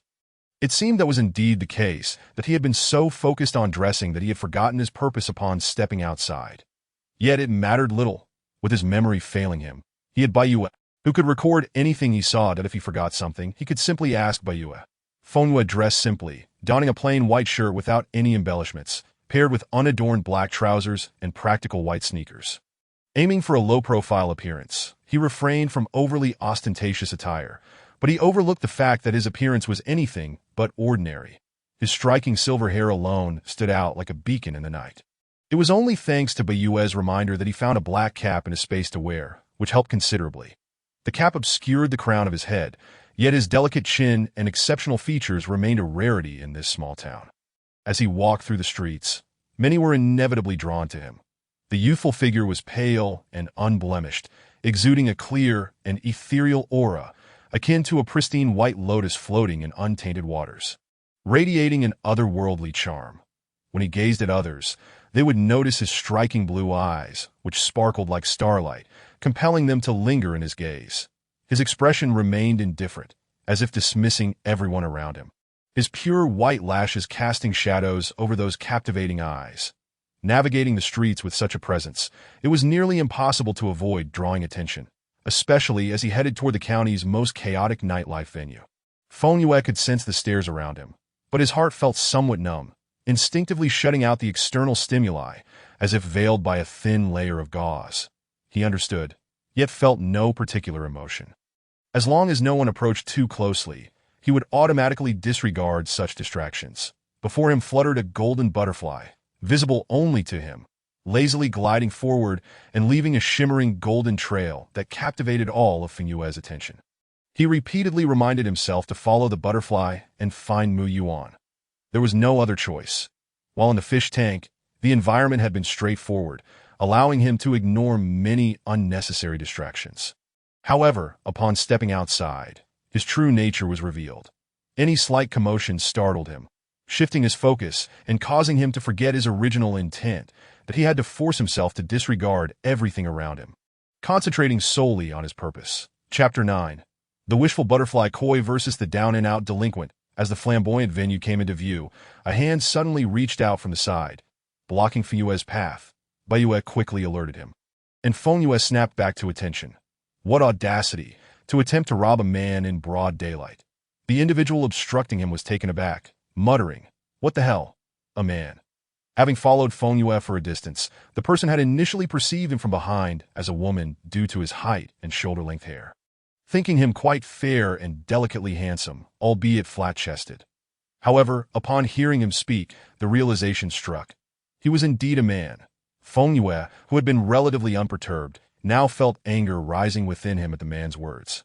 "If your eyes aren't functioning properly, I suggest you visit a hospital for cataract treatment." The man, humiliated and enraged, retorted, "How dare you, you little brat." Feng appraised the man. His skin was dark, his features grotesque, and he exuded an unpleasant odor of grease and alcohol. This was not the first time Feng had encountered someone seeking a confrontation. It seemed the world was increasingly filled with such characters. The man's fury escalated as Feng words stung, causing him to forget his initial intentions of provocation. After all, a person of such remarkable appearance was a rare sight in the county. Damn it. The man raised his hand to strike Feng. The commotion had drawn the attention of many onlookers, and as the situation escalated, no one stepped in to intervene. They merely watched with eager eyes. Feng, already in a foul mood from his fruitless search, felt no obligation to restrain himself. The man never even grazed Feng clothing, for in a swift motion, Feng spun around and executed a perfect roundhouse kick. The man gasped, the wind knocked from his lungs, and he had no time to react as he was sent flying. The crowd fell into stunned silence, not anticipating such an outcome. Those who had initially harbored mischievous thoughts quickly abandoned them. Judging by Feng's swift movement, it was clear he was trained. Despite his slender frame, his explosive power was undeniable. After sending the man sprawling, Feng did not rush away. He was merely taking a chance in his search for Mu Yuan. Perhaps inquiring with the locals would yield some useful information. The man groaned on the ground, clearly in pain from the kick. Feng approached him, his face contorted in disdain. "With such abilities, how dare you think to toy with others?" With one foot pressing firmly upon the man's face, she fulfilled his desire. The pressure on his head jolted the man, who had been dazed, into a state of humiliation, awakening the urge to struggle. However, he found himself utterly immobilized. Any attempt at resistance only seemed to intensify the force of Feng's foot. He could even feel the ominous creaking of his skull. Time was of the essence. Feng Yue had no intention of engaging in idle chatter with this individual. Casting a glance around, she noted that their location was rather conspicuous, and she preferred to remain inconspicuous. Releasing her foot, she swiftly seized the man by the shoulder and dragged him towards a nearby alley. In this manner, with no one daring to intervene, the situation unfolded perfectly for Feng Yue. The alley was cloaked in darkness, illuminated only by the faint glow of neon lights at its entrance. The man was unable to discern Feng Yue's expression. Yet, in such an environment, the darkness magnified the fear within his heart that as he was pulled along, he attempted to resist, but to no avail that he found himself pondering what sort of sustenance had endowed this white-haired youth with such strength. His grip was utterly unbearable. "I was wrong. I failed to recognize your stature. Please spare me this once, brother. Don't act impulsively." Feng Yue was not inclined to waste time. She resolutely placed her foot back upon the man's head, displaying a remarkable persistence in her chosen position. "Spare me your distant pleas for mercy. Let us engage in a straightforward exchange. One question, one answer." The man wished to nod in agreement, but his head was held firmly in place, forcing him to contort his face in pain as he felt the abrasive friction against the ground. Regret coursed through his mind, yet his primary concern was that his responses might lead to a swift and brutal conclusion at the hands of his captor. Very well. I shall divulge all I know." Feng Yue mentally organized her inquiries alongside August before asking, "Have you lived here all along?" "Indeed, I grew up in the county," the man replied, displaying a glimmer of wisdom born from years of navigating the lower echelons of society. "I noticed you at the Blossoming Flower. Are you well acquainted with this place?" "Yes, I am quite familiar with it. I've worked here before, but due to recent circumstances, I no longer find myself in a position to continue." "Are you inquiring about matters concerning the Blossoming Flower?" Feng Yue had little interest in the clandestine owners of the establishment. With August by her side, she was privy to more information than this man could ever hope to possess. Her tone was casual as she continued, "Let us focus on you. Do you know Mu Yuan, a lad just stepping into adulthood?" The man contemplated briefly before hastily responding, Yes, I often see him. He used to do odd jobs at the Blossoming Flower. But now that he is older, he is following Brother Wang, the owner. Just yesterday, Mu Yuan was in the boxing ring beneath the Blossoming Flower. That boy has quite the tenacity, but he raked in quite the profit yesterday. "Do you know where he is today?" Feng Yue inquired, finally engaging the right interlocutor. This man indeed possessed the information she sought, that he recounted how, due to financial constraints, he had been loitering near the Blossoming Flower and had caught sight of Mu Yuan. "I saw him leave through the back door 2 hours ago, accompanied by 4 or 5 others. Their atmosphere seemed off, so I didn't dare approach. After that, I lost sight of him, having acquired the information she desired." Feng Yue released her foot. "Lead the way to the back door of the Blossoming Flower." The man, clutching his chest, rose from the ground, wary of standing too close to Feng. An inexplicable sense of madness emanated from her, causing him unease that in their line of work, there would typically be an adrenaline-fueled excitement, even amidst the calm. Yet with Feng Yue, her breath remained disturbingly steady, her eyes cold and indifferent, reminiscent of a professional assassin. "Go this way." With a guide in tow, Feng Yue's attention began to drift, replaying the man's words in her mind as she speculated about Mu Yuan's predicament. They traversed the parking lot, heading towards the rear of the Blossoming Flower. This area was far removed from the lively front entrance, growing progressively darker as they advanced. The deeper they ventured, the more obscured their surroundings became. The man hesitated, glancing at Feng Yue with uncertainty, his footsteps slackening. Feng Yue, losing patience, delivered a swift kick that nearly sent him sprawling. "What are you dawdling for?" The man, wearied and disheartened, protested. "It's too dark inside.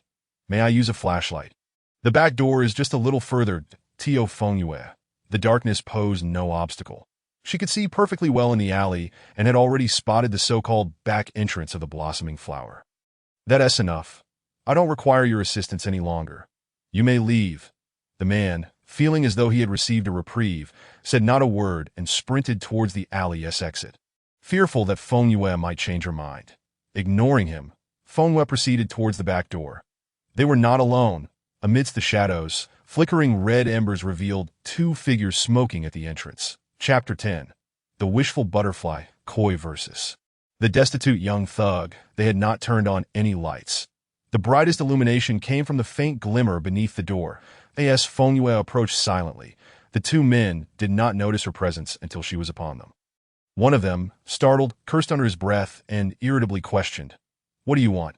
If you wish to enter the blossoming flower, use the front door. You're not welcome here." Feng Yue scrutinized the pair, noting the faint traces of blood on their sleeves. The scent was all too familiar. She had encountered it just yesterday and earlier that morning. It belonged to Mu Yuan. Without uttering a word, she acted swiftly, dislocating one man's jaw before yanking him forward. Twisting his arm with a rapid motion that elicited a series of cracking sounds, followed by the man's muffled scream. With a forceful kick, she incapacitated him, rendering him unable to move. The other man, taken aback by the sudden violence, failed to grasp the situation in the dim light. He only vaguely perceived that his companion was under attack, that it was only when his partner collapsed that he reacted. Lunging at Feng Yue with a shout on his lips, clearly intending to raise an alarm. However, with Mu Yuan still unaccounted for, Feng Yue could not allow any exposure. Stealthy and precise, she was an expert in the art of silent assassination. In another world, her skills would have been honed to eliminate any who had laid eyes upon her. Yet here, in this ordinary modern society, minor scuffles could be tolerated, but murder was a different matter entirely. With a swift motion, Feng Yue delivered a kick squarely to the man's jaw. The blow was powerful enough to shatter two of his teeth, sending blood spraying from his mouth. She deftly dodged the splatter, efficiently dispatching the men who were far from trained fighters, rendering them utterly defenseless. Feng Yue seized the man by his collar, wiping the blood from his mouth with a languid demeanor. One question, one answer. "Where is Mu Yuan?" The man writhed in pain, trembling, utterly devoid of the strength to respond. Feng Yue remained unhurried. At this point, whether it took a moment longer or not mattered little. When he fell silent, she grasped his wrist. Pinching one of his fingers, the alley echoed with the man's muffled screams as she applied pressure. "I lack patience. Will you choose to have your fingers broken or continue feigning ignorance?" Cold sweat drenched the man's back, and he envied his unconscious companion, who had been spared this torment. I'll talk. Please, Mu Yuan. I've seen him. Today he came to speak with Brother Wang about quitting boxing. Brother Wang agreed at the time, and Mu Yuan bid farewell to his old friends. However, unbeknownst to him, once Mu Yuan left Brother Wang's office, orders were given to teach him a lesson before bringing him back. Mu Yuan was overly optimistic. Once he ended up in Brother Wang's grasp, few could escape, especially since Mu Yuan had won the match yesterday, bringing in profits for Brother Wang. There was no way he would let Mu Yuan go. If Mu Yuan disobeyed, Brother Wang would certainly find a way to ensure compliance, that we were merely following orders. We dealt with Mu Yuan and brought him back, but what transpired next was beyond our control. I truly don't know anything else. We are merely pawns in this game. Here, Brother Wang is the sole authority. Being caught by the police is preferable to falling into his hands. Feng Yue released the man, contemplating whether to eradicate the entire gang. She was no dark knight. Taking a life bore no psychological burden for her. What use was it to keep scum around? One less person to tread upon her path. Open the door. The man hastily obeyed, his mind racing with thoughts of whether his numerous utterances constituted a betrayal of Wang Ge, and if he should flee at this very moment. Yet, as he observed Feng Yu's figure disappearing into the throng of blossoms, an inexplicable sensation washed over him. That Wang Ge might not witness the dawn of another day, that it was merely an intuition. Reflecting on the moment, he felt fortunate not to have glimpsed the youth's face. The darkness had been too profound, and the encounter too sudden, leaving no impression whatsoever. The rear entrance lacked surveillance cameras. Otherwise, they would not be left standing outside, guarding the premises. The lighting within the establishment was dim and ambiguous, evidently aimed at conserving energy by foregoing illumination. This area appeared to be the backstage lounge, with faint echoes of loud music drifting from the first floor. Feng Yu scanned his surroundings but saw no one. The corridor lay deserted. All the doors were shut, devoid of sound, and he had no intention of searching here. It seemed likely that Mu Yuan was either upstairs or downstairs. The venue boasted 5 floors. And Feng Yu had a clear objective. Only a fool would methodically search each room. Instead, he resolved to locate Wang Yongping directly, opting for a more aggressive approach to find his quarry. After circling around, he discovered an elevator, indicating that the only access to the upper floors was via this lift. Upon pressing the button, he found that the elevator required a staff card for entry, an absurdly stringent measure in such an illogical setting. Feng Yu craned his neck to observe the elevator's surroundings. Typically, elevators are equipped with surveillance cameras, prompting him to wonder why August had not infiltrated the system. Splendid, the cameras had been deliberately dismantled. Were they so fearful of having their misdeeds recorded that they chose to forego installation altogether, relying solely on card access for security? This would not deter Feng Yu, without needing to issue commands. August effortlessly breached the system, guiding Feng Yu straight to the top floor. As the elevator doors opened, he was greeted by the sight of a crimson velvet carpet, adorned with decor that was a peculiar blend of traditional and European styles. It was evident that Wang Yangping possessed rather questionable taste. The atmosphere exuded an air of pretentiousness, attempting to be upscale, yet achieving a rather incongruous result. Unlike the empty first floor, the grand hall teemed with 4 or 5 individuals. Gathered in a circle, their excitement palpable as they occasionally kicked at something in the center. Peering through the gaps between their legs, Feng Yu discerned clothing strikingly similar to what Mu Yuan had worn earlier that day. The figure on the ground lay utterly still, as if already lifeless. Feng Yu pressed his lips together, his simmering rage proving impossible to contain. That a swift glance around revealed a magnificent katana displayed atop a faux fireplace. Feng Yu did not overestimate his capabilities. While he possessed strength roughly double that of an average person, he was still vulnerable and merely human. Taking on 1 or 2 individuals was manageable, but facing multiple foes would pose a greater challenge. With 5 men currently present, he felt that wielding a weapon would significantly enhance his chances, that he had to be particularly cautious, ensuring that none of the others bika, as he exclaimed in a playful manner. A faint sound emerged from the cabinet in the corner. Feng Yu wore a sinister smile, casually twirling the samurai sword stained with blood in one hand, while the other clutched a Type 51 pistol that held merely 2 remaining bullets. The footsteps resonated distinctly, each step precise and unyielding, akin to the final countdown echoing in one's heart. Wang Yangping concealed himself within the wardrobe, feeling as though his head were submerged in water. His back and chest drenched in cold sweat, and no matter how much he tried to endure, the trembling of his body would not cease. That he was oblivious to the reason behind his fear. Unaware of the identity of the person outside, and clueless as to how he had offended this individual, all he desired was to summon help, yet the absence of signal on his phone thwarted his efforts. He contemplated pushing the door open for a glimpse, only to be met with a horrific sight: that a floor strewn with bodies, though they were merely unconscious, blood saturating the carpet into a deep crimson, and streaks of blood flung against the walls, alongside the expressionless youth who wielded the weapon.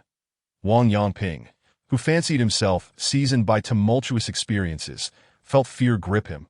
He had encountered gruesome scenes before, but this was a veritable hell on earth. That a chilling dread surged within him, compelling him to hide, as he shifted locations multiple times before ultimately choosing the wardrobe, not due to a lack of alternative safe havens, but rather because his physique did not permit him to conceal himself elsewhere. Just as he settled in, the assailant seemed to have coordinated his actions perfectly, pushing open the last line of defense. It was akin to a game of hide-and-seek, one hiding while the other sought. The one concealed possessed little experience in the game, and was swiftly discovered, upon hearing the voice reminiscent of death itself. Wang Yangping realized his doom was sealed. Gripping his gun tightly, he resolved to shoot as soon as the door opened, clinging to the hope of survival. The gunpowder smoke curled from the muzzle. A small hole appeared in the wardrobe, which began to tremble violently. Feng Yu yanked the wardrobe door open and tilted his head with a grin. That, oh dear, you hit the stomach. Fortunately, you're not dead. His laughter was devoid of any pretense. He would never be foolish enough to simply open the door, for he was the quintessential villain, instinctively analyzing such trivial tactics. How could he allow anyone the chance to inflict harm upon him? Especially since he never regarded others as fools? Feng Yu seized the Beretta 92F pistol from Wang Yangping's weakened grasp, a far superior weapon compared to the one he currently held. Thank you for the gift, boss, he remarked as if receiving a cherished toy. Yet his actions conveyed disdain. Even with blood staining his hands, he exhibited unmistakable revulsion. He carelessly discarded the Type 51 pistol, feeling it was on the verge of malfunctioning after just a few more shots. Unbeknownst to him, he produced a handkerchief to wrap the Beretta, meticulously cleaning the firearm before feeling secure enough to handle it directly. In the next moment, he pressed the barrel against Wang Yangping's forehead. TSK. Feng Yu expressed his distaste, adjusting the gun's aim toward Wang Yangping's chin. Shooting you in the head would cause your brain to splatter. That's rather disgusting. This angle is much better, soft enough that your head wouldn't disappear entirely. Wang Yangping clutched his belly, where the pain throbbed, his nerves overwhelmed by a cocktail of fear and agony that he wished to plead for mercy, yet his frail state rendered him voiceless. Feng Yu's azure eyes regarded Wang Yangping with amusement, as though he were not on the brink of murder, but merely engaged in a game. Had the youth been stern, Wang Yangping might have retained some composure. However, the smile only intensified his terror. Feng Yu tilted his head to listen. The sound of sirens drew nearer, prompting him to act swiftly. He leaned closer to Wang Yangping, the smile vanishing from his face as he spoke in a hushed, oppressive tone. Killing you outright lacks intrigue. Do you know why I am here to end your life? Wang Yangping, clueless, could only shake his head in desperation, harboring a flicker of hope that the youth might have mistaken him for someone else. For he had never crossed paths with him. The boy's visage, once seen, was unforgettable. He had no recollection of ever encountering him and remained bewildered as to what offense he had committed. TSK, Feng Yu scoffed. You don't even realize how you've offended me. You know Mu Yuan, correct? Now you comprehend how you've wronged me. Wang Yangping's expression darkened. He understood that escape was futile. He had witnessed Mu Yuan's current state and knew the extent of the devastation. Feng Yu, having conveyed this revelation, swiftly executed his grim intent, severing all four of Wang Yangping's limbs. Blood gushed forth with reckless abandon, an overwhelming torrent that rendered any hope of rescue moot. He could only watch in horror as his body grew colder and stiffer. Feng Yu nonchalantly stowed the Beretta away, retreating to the restroom where he turned on the faucet, washing away the sanguine stains from his hands. August, transmit all incriminating evidence of Wang Yangping to the authorities. Compile everything they've done and package it for them. Feng Yu's expression remained impassive.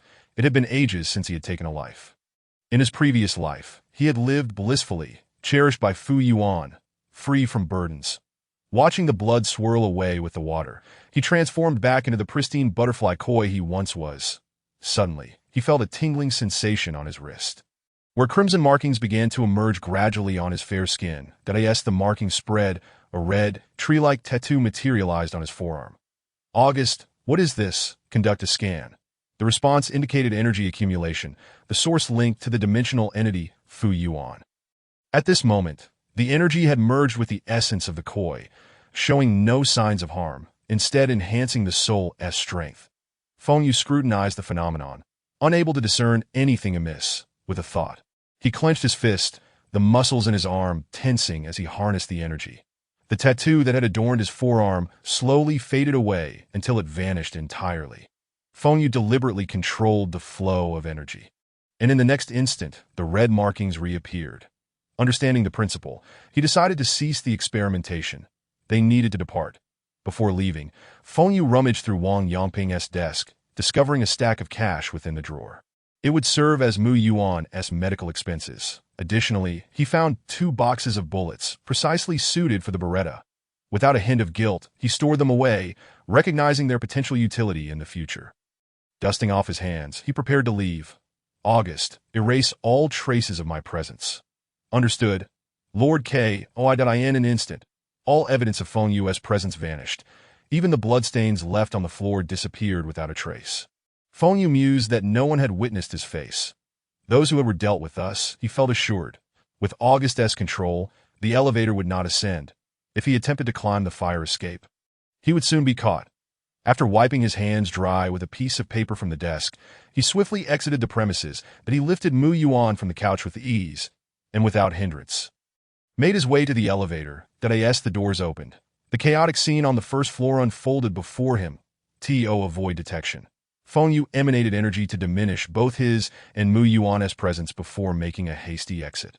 As he walked, Feng Yu maintained the concealment of his presence, aware that carrying someone in such a pitiful state would attract undue attention. While bearing Mu Yuan, he utilized energy to gradually heal his body. The individual on his back began to breathe steadily, regaining color. Arriving safely at the rented accommodation, Feng Yu gazed at the ajar door, lost in thought. August, did I close the door when I left? No, my lord Koi. You were in too much of a hurry and left it open. Feng Yu felt a twinge of embarrassment, genuinely unable to recall. The room appeared empty, and he surveyed it, noting that the kitchen remained as dismal as he had left it. In inspecting the solitary small room, he exclaimed in frustration, "Damn it! Who would steal a fish tank? Is there no decency left?" The spot where the fish tank should have stood was utterly vacant. Meanwhile, August projected the scene before and after his departure into Feng Yu's mind. The shattered fish tank, which Feng Yu had damaged, was nowhere to be found.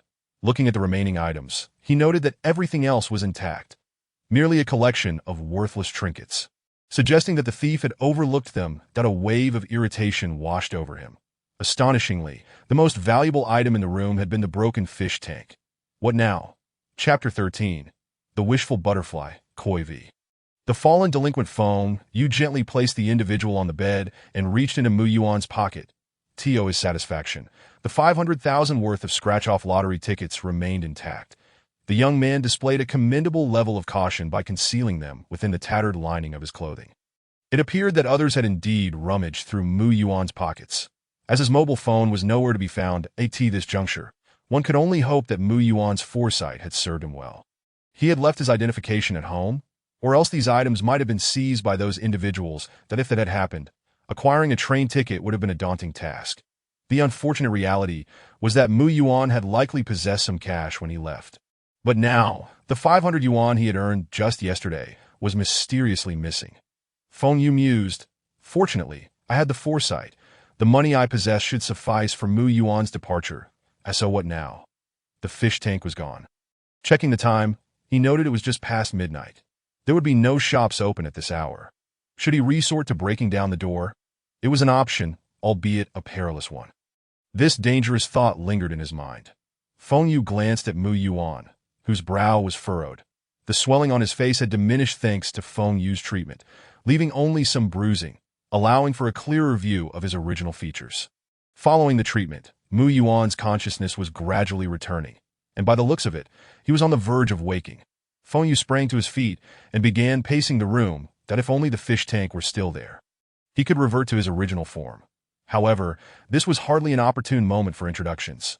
How could he possibly explain himself? "Hello, nice to meet you. I am your little fish." Oh, what a jest! Mu Yuan would undoubtedly think him insane. His gaze turned towards the kitchen, and he decided to endure the awkwardness. Feng Yu retrieved Mu Yuan's stainless steel bowl, which was fortuitously large enough for practical use, and filled it with water before placing it in the spot where the fish tank had once stood. As Mu Yuan stirred awake, Feng Yu took a pen from his spatial pocket and began to write beside him. "You need not thank me for rescuing you from Wang Yangping. Rest assured, Wang Yangping has met his end and will no longer seek you out. Your fish tank was rather fine. I fancied keeping a fish, so I took it. This money is merely a token of compensation. The fish shall remain with you. Yours sincerely, Mr. Y, who performs good deeds anonymously." With a satisfied smile, Feng Yu capped the PEN.AS for the truth. Was it of any consequence? After all, the little fish was none the wiser. He placed the stack of cash he had taken from Wang Yangping beside Mu Yuan and then transformed back into the silvery butterfly Koi, as if resigned to his fate. Without the support of his clothing, he plummeted to the ground, hastily stowing his garments away to prevent the small bowl from being overturned. After ensuring everything was in order, Feng Yu felt a sense of confinement in reality. There was a stark contrast between imagination and actuality. Filling the bowl with water had seemed manageable, but now, lying within it made even the simplest movements feel cumbersome. "How difficult this is," he lamented. Mu Yuan, believing himself to be in a perilous situation, would awaken as soon as his condition improved. Feng Yu did not have to wait long. Mu Yuan groggily sat up in bed. The moment he regained consciousness, he surveyed his surroundings, bewildered to find himself in an unfamiliar room, uncertain of how he had ended up there, even doubting the reliability of his own memories, lowering his gaze to assess his condition. Mu Yuan did not need to scrutinize closely to spot the bold, exaggerated letters written by Feng Yu, which occupied every available space on the bedsheet. If it were not for Mu Yuan's weight still pressing down on part of it, Feng Yu could have written even larger. From his vantage point in the bowl, Feng Yu could not see what Mu Yuan was doing. The sound confirmed that Mu Yuan was awake, yet he remained still. Mu Yuan glanced at the money beside him, then at the words on the bed, feeling no sense of relief, only confusion, as he pondered the mental state of the person who had left such a message. No matter how one viewed it, the individual who had left the MO Mu Yuan himself could not comprehend why he felt compelled to explain so much, yet the instinct for survival within him urged such elaboration. As he sensed that Xiao Yuer ought to be aware of his own actions, Feng Yu remarked, "Fortunately, your timely clarification spared me from transforming into a human form, during which I would have undoubtedly inflicted severe harm upon you." In Chapter 14, The Wish of the Butterfly Carp v. that the down-and-out young delinquent, Mu Yuan did not bother to check outside for any shops still operating. After all, it was the dead of night. In such a small town at this hour, one would have to be exceedingly brazen to open for business. Unafraid of being robbed, he recalled that there resided an elderly woman, neglected by her family, in the coal house nearby. Each day, she would venture out to collect bottles, likely of a larger capacity. The elderly lady's recyclables were not stored within her home, for they were both unsanitary and space-consuming. Typically, such items were left at her doorstep, untouched by anyone. As Mu Yuan approached the door, he spotted a sizable plastic juice bottle at a glance. Albeit the opening was somewhat narrow, it could be modified for use. Initially, he thought to simply take the solitary bottle, but he found himself without any change or means to exchange money. After casting a glance at the dilapidated room, Mu Yuan ultimately withdrew a 100 yuan note and slipped it through the crevice beneath the weathered wooden door. Only then did he take 2 beverage containers and depart. Having given 100 yuan, he felt it would be a loss to leave without acquiring a couple more to the water basin in the courtyard. Mu Yuan meticulously washed the beverage containers several times, ceasing only when he could no longer detect any odor. He then employed a fruit knife to carve an opening large enough for Feng Yu to enter, and, feeling satisfied with his work, he pierced 4 small holes on top. He then found 2 straps from a shopping bag to secure the plastic bucket, allowing it to be easily carried by hand. After filling it with water from the tap, Mu Yuan did not immediately place Feng Yu inside. Instead, he held Feng Yu in one hand while the other grasped the water-filled container. Despite the warm weather, the water from the pipe remained quite cool. The fish shop owner had previously warned him not to replace the water with excessively cold water, so he would have to make do with a slight discomfort for the little one. After one last glance at the shabby dwelling he had inhabited for some time, Mu Yuan departed. Unlike larger cities, the county town offered scant taxis at night, especially in this relatively impoverished area. They were seldom seen even during the day. Moreover, it was not wise for him to take a taxi at this moment. Those who could operate taxis often had some connections. Otherwise, they would have to worry about troublesome passengers. The taxi drivers were quite astute, and Mu Yuan wished to remain inconspicuous, as he still harbored aspirations of attending school and wanted to avoid detection. Dressed in a relatively ordinary black hooded sweatshirt, Mu Yuan donned the hood to minimize his visibility. Individuals like him were not uncommon at night. The only aspect drawing attention was his current appearance. One hand carried the repurposed water bucket, while the other held a stainless steel basin. Were it not for the transparent water within, one might mistake him for merely a laborer tasked with painting. Fortunately, the county town was not vast, and after approximately an hour of walking, Mu Yuan finally reached the bus station. Open 24 hours, tickets were still available at this hour. Presenting his identification card, Mu Yuan gazed at the LED screen above. Were there any buses to K-City? The ticket attendant, stifling a yawn, glanced at Mu Yuan without much thought. He did not appear to be a mere child, and since the ID indicated he was of age, the attendant was disinterested in probing further. Half an hour later, a bus was scheduled to depart, priced at 58 yuan, and he was now able to board. Mu Yuan presented a 100 yuan note, which the ticket agent accepted, glancing at it briefly before validating it with a cash-checking machine, after which he proceeded to hand back the change. Before entering the venue, Mu Yuan ensured to provide Feng Yu with a more suitable environment. The water, now no longer chilly, was just right for his survival. He did not discard the stainless steel basin he held, but instead carried it in hand, neglecting to take another beverage bottle. A mere momentary impulse that had led him to leave it behind in the rental apartment. The waiting area, typically bustling with vendors selling various items, was unfortunately devoid of activity at this late hour. Leaving Mu Yuan to board the vehicle with a grumbling stomach, that K-City, being the nearest urban center to their county, was the only place where he could procure train tickets. That, of course, Airplane tickets were also available, and he had sufficient funds, but the dilemma lay in the fact that he could not bring Feng Yu along on a flight, that it would be absurd for him to be at the airport. Having consumed all the water, clutching Feng Yu in his hands as he boarded the plane, that it seemed far more sensible to travel by train, as long as he refrained from carrying any prohibited items. Who could possibly prevent him from bringing a fish along? The bus was sparsely populated, and Mu Yuan observed only 7 or 8 passengers, most of whom were engrossed in their phones, barely lifting their heads. Only the 2 individuals seated at the front turned to glance at him upon hearing the commotion before resuming their own activities. The odors within the vehicle were less than pleasant, with even the scent of chicken permeating the air. During the day, such buses were typically packed, filled with individuals from various locales, some even carrying local specialties, contributing to a medley of aromas that Mu Yuan settled into a middle seat by the window, deeming it the cleanest option available. Cradling the makeshift fish tank, he glanced at Feng Yu, who appeared to be in slumber, undisturbed by the swaying water, indicating he was likely fatigued, while Mu Yuan had merely been in a stupor for a brief period. Feng Yu had been wide awake all day and had also engaged in vigorous activity, truly exhausting himself, that Mu Yuan felt a strong urge to voice his frustrations. His stomach's growl had not escaped Feng Yu's notice. Yet this rascal had chosen to endure hunger himself, failing to consider providing sustenance for his little companion before departing. Though Feng Yu had been oblivious to the oversight, it was August who had pointed it out. Having noticed it first, upon realizing the situation, Feng Yu had wished to transform and remind Mu Yuan, yet he refrained, fearing it would startle the child, and thus buried his head in sleep, vexed that Mu Yuan sat uncomfortably in the bus seat, hesitant to succumb to slumber, alone and carrying an unexpected 50,000 yuan. In such an environment, 3 hands would be an excessive burden.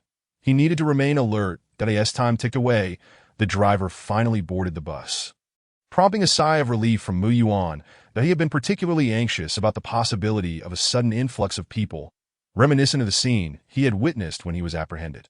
What should have been a peaceful parting had devolved into a situation where he found himself unexpectedly burdened with debts exceeding $1 million. That day, Mu Yuan's perception of the world had been irrevocably altered. Human beings could indeed be shameless. While he had previously witnessed such deceitful scenarios, he had never been personally involved, unable to empathize as he could now, similar to understanding certain principles yet failing to apply them in practice. As a wayward child without parental guidance, he was relegated to menial tasks, devoid of value, never contemplating his own worth, only to be led to self-disdain and a profound sense of inferiority. Engaging in underground fighting was merely a means to earn a bit more money. The day he encountered Feng Yu was his first foray into such an arena, and he had fortuitously earned 500,000 that very day, a stroke of luck that unveiled the darker aspects of human nature. Had he not proposed to leave, he might have been continuously deceived into remaining, that he had even inquired among other fighters, discovering that they earned thousands for a match, while he was given a mere 500. It was clear that Wang Yongping regarded him merely as a profit-making tool, lacking the motivation to invest any effort. The bus gradually departed from the place that held scant pleasant memories for him, and he had no desire to return, that he wished to avoid the irresponsible presence of his parents, the scrutinizing gazes of others, the violence he had enacted, and the visibility of his aggressive nature. As dawn broke, the bus gently descended from the highway, the morning air still carrying a hint of chill, the deep blue sky unmarred by a single cloud, an auspicious day devoid of obstructions. Mu Yuan, in a state of drowsiness, found the bus's swaying motion almost hypnotic, struggling to stave off sleep, which felt more exhausting than insomnia itself. After several hours of endurance, he felt as though he might ascend to the heavens. Upon disembarking and feeling the ground beneath him, he was overcome with a sense of weakness. Cradling the makeshift tank containing Feng Yu, Mu Yuan could barely keep his eyes open, forcing himself to rub them, feeling as though they were glued shut by secretions that a single sleepless night had left him with heavy dark circles under his eyes, rendering him a mere shell of his former self, devoid of vitality. Although Feng Yu did not have to walk, he too had not rested well during the journey. Finally falling asleep, the incessant swaying of the bus made it feel as though he were adrift, limiting his rest to mere shallow slumber. Both the boy and the fish yawned in unison, though the latter's yawns were less conspicuous. Mu Yuan exited the parking area and glanced at the time in the waiting area. It was just past 5 in the morning. That it was still early, Yet several breakfast stalls had already opened, and he was finally able to eat something to at that moment. It dawned on Mu Yuan that he had forgotten to bring food for his little companion. An oversight that pained him, for the fish food was not inexpensive. Now, purchasing some was a challenge. This was his first venture into the city, and he was utterly unaware of where to find fish food. Not to mention, he didn't even possess a mobile phone. All he had was his identification card and the money left by Mr. Whiteout upon exiting the hall.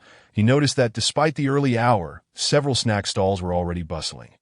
Scanning the area, Mu Yuan settled on a Baozi stall, ordering 2 baskets of meat buns to satisfy his hunger.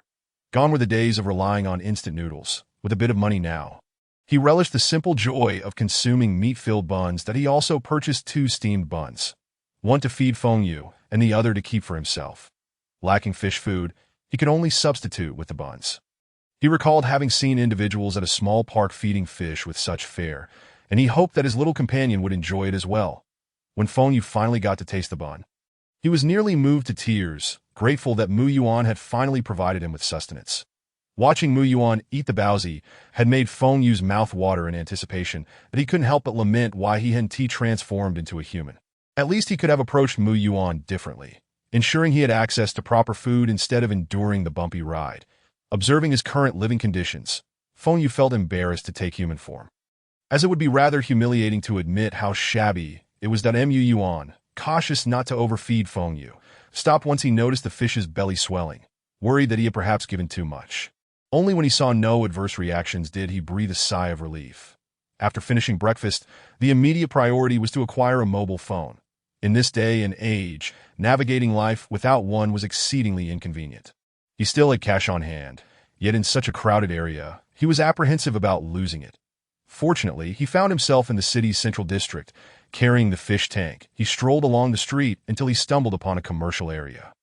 Though it was still early and most shops remained closed, he decided it was unnecessary to wait outside, that Mu Yuan needed to rest. So he booked a room in a hotel within the commercial district. After taking a shower and collapsing onto the bed, he fell asleep almost instantaneously. Though he had sustained injuries, Feng Yu had only helped to heal his internal organs and bones, not wishing to restore him entirely to avoid raising suspicion. As a result, Mu Yuan appeared rather pitiful, though in reality, he only bore superficial wounds that would heal in due time. Exhausted from both his injuries and a sleepless night, he crashed onto the bed, oblivious to the world, as if the sky could fall without him noticing. With him fast asleep, Feng Yu was free to act. This transformation was much simpler than the first, which had required a complete bodily change. Now, after shifting in stages, Feng Yu emerged from the bathroom, dripping wet but otherwise far from the disarray of his initial transformation. Even the battered plastic fish tank remained intact, merely showing signs of reduced water. After washing up, Feng Yu donned his own clothing, opting not to use the hairdryer due to its noisy nature. Leaving the bathroom with damp hair, but Mu Yuan remained blissfully unaware of the presence in the bathroom. To ensure he stayed asleep, Feng Yu had gently tapped his forehead before leaving, deepening his slumber. When Feng Yu exited, it was already past 8 o'clock, and the city had come alive. Nearly all the shops had opened, creating a lively atmosphere at this hour. There were not many people out shopping. Most were hurriedly making their way to work. This made Feng Yu's leisurely stroll quite conspicuous, drawing glances from passers-by, particularly due to his strikingly handsome features. With August by his side, Feng Yu felt less like an outsider. As long as he had a destination, August could provide a complete holographic navigation experience, projecting the route directly onto his retina. This outing was intended for Feng Yu to procure a turtle shell and an ancient copper coin, which would assist him in determining the winning lottery numbers. Unlike Fu Yuan, who had the advantage of family connections, Mu Yuan was at a disadvantage, lacking any backing, family, or, most importantly, money. Even if he sought to earn some now, it felt a bit late. Feng Yu believed it unnecessary to waste time on that. Having helped Mu Yuan win 50,000, Feng Yu was now exploring new avenues for quick financial gain. Of course, it is a stroke of luck, especially since Mu Yuan is a person who can thrive alone without worrying about his family's needs. Now, he has no relatives and no one pays him any attention. When he transfers to a new school, in a new city, in a fresh environment, it is akin to starting anew. Winning a grand prize means he need not worry about anyone asking him for financial assistance. With wealth, Mu Yuan can focus solely on his studies. Once he helps Mu Yuan win the lottery, he can reveal his true identity. Subsequently, Mu Yuan can attend school while he spends freely at home, an impeccable plan. Indeed, filling him with delight, as Feng Yu contemplated this, his spirits soared, reflecting the bright sunshine on his face. Adjusting the brim of his hat, he realized he had let his pride get the better of him. And upon regaining his composure, he noticed he might have drawn some attention, but he hurriedly left the commercial street, intending to make some purchases, but first he needed to procure some cash. Xiao Baiyu, please help me locate a gold shop to exchange some money. Understood, esteemed koi deity. Instantly, an arrow appeared to guide him, with a detailed mini-map indicating the distance to the destination, reminiscent of a video game. The city center is splendid. It boasts every type of store. Although it may not be a first-tier city, it certainly qualifies as a third-tier one, providing all the essentials that a gold shop lay conveniently about 500 meters away from Feng Yuewy the time he exited the shop. He had amassed 100,000 yuan in emergency funds. Glancing around, he spotted a mobile phone store. Regrettably, he currently had no legal identity, and even if he managed to create one within the system, he lacked an official ID, which he still needed to obtain. Acquiring a phone card required real name registration, unlike in the county where one could easily purchase an anonymous card. Chapter 16. The Wishful Butterfly Koi versus the Fallen Delinquent. He left somewhat hastily, having prepared nothing at all. Seizing the opportunity, while Mu Yuan rested, Feng Yu strolled about, collecting a variety of snacks to store in his space. Fortunately, time within the space was stagnant. Whatever he placed inside would remain unchanged upon retrieval. With a rather unreliable owner like Mu Yuan, Feng Yu had no choice but to fend for himself. Indeed, no matter how mature children may seem, once they must support themselves, other matters often fall short. By the time Feng Yu returned to the hotel, it was already past 3 in the afternoon. After sighing for quite some time, he resolved to return to his meager aquarium. Once prepared, he allowed Mu Yuan to awaken. Mu Yuan stirred groggily, lying in bed for a while before regaining his senses. Upon glancing out the window, he realized it was already afternoon, that he had slept soundly, delving deeply into slumber, and upon waking, felt invigorated. That he first checked on his little companion, noticing nothing amiss with Feng Yu, which eased his mind. With no oxygen supply, he often worried about Feng Yu suffocating in the water, while other fish might perish from a lack of air. Feng Yu would not. If he felt uncomfortable, he would simply float to the surface to breathe and could produce oxygen himself when fatigued. Although he could not absorb energy directly from Mu Yuan at present, being in the same space allowed him to still gather energy, ensuring a surplus even while autonomously generating oxygen. With the fish unharmed, Mu Yuan finally relaxed and prepared to gather some equipment.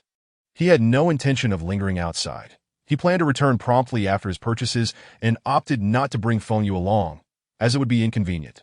Feng Yu had no objections. After a day of exploration, he was well fed and ready for sleep. The two operated like a shift change, one resting while the other ventured out. As Mu Yuan stepped outside, he caught the attention of the reception lady. Feeling somewhat awkward under her gaze, that it was a look unlike those of the county folk, imbued with curiosity and excitement that sent a chill down his spine. That I told you a handsome guy came in this morning. One girl whispered to her colleague preparing to switch shifts, glancing around to ensure their gossip remained unheard. Although the hotel was modest, it was nonetheless respectable. The owner was ambitious, maintaining a strict standard with employees to prevent them from discussing guests to avoid leaving a negative impression. The girl changing shifts appeared slightly older than the one speaking, her eyes fixated on the surveillance monitor. If I recall correctly, a handsome guy with white hair just came in. It seems he shares a room with that boy. Did you register them? The girl who spoke faltered. Of course, she had not registered them. Since Feng Yu had exited the hotel directly, she had not considered it. When Feng Yu returned, she was momentarily dazzled by his striking appearance and had not thought to check. Not wanting to admit her oversight, the girl quickly replied, "They've been registered. They're sharing a room." The girl on the shift change glanced at the room number, recalling it was a double bedroom. The two exchanged knowing looks, their eyes conveying unspoken signals. They must be a couple, a young wolf and a beautiful partner. Ah, how I adore this trope, especially the height difference. How delightful. The young wolf is already so tall at just 18. Such fine genetics. The white-haired beauty is precisely my type. Upon leaving, Mu Yuan sought a telecommunications company to obtain a long-term phone plan that he had no intention of reclaiming his old phone number. In his eyes, he was starting anew and wished to sever ties with the past. Despite his maturity, Mu Yuan was merely a young man about to embark on his college journey. While choosing a phone, he found himself overwhelmed by options. He had seen others use smartphones before, yet this was his first personal purchase. Faced with features he had never tried, he nearly succumbed to the allure of the pricier models. But upon inquiring about the prices, his enthusiasm was swiftly extinguished. After much deliberation in the store, he ultimately chose a model that barely exceeded 2,000 yuan. Counting out the cash pained him. Had he used electronic payment, the sensation might have been negligible, but handling cash made the amount feel painfully substantial that as he handed over the bills, he could feel the weight of his dwindling funds. The original 50,000 yuan had diminished significantly in an instant. Taking a deep breath, he reassured himself that a phone was a necessary item. There was no way around it. He desperately needed a smartphone to navigate this unfamiliar environment. Maps were his current priority. Along with booking tickets and such that in the store, he utilized their Wi-Fi to download essential apps before heading to a bank to obtain a bank card. Cash felt safer stored away. Mu Yuan deposited 40,000 yuan, keeping the remainder for emergencies. He was still on the move and needed cash for things like charging his phone.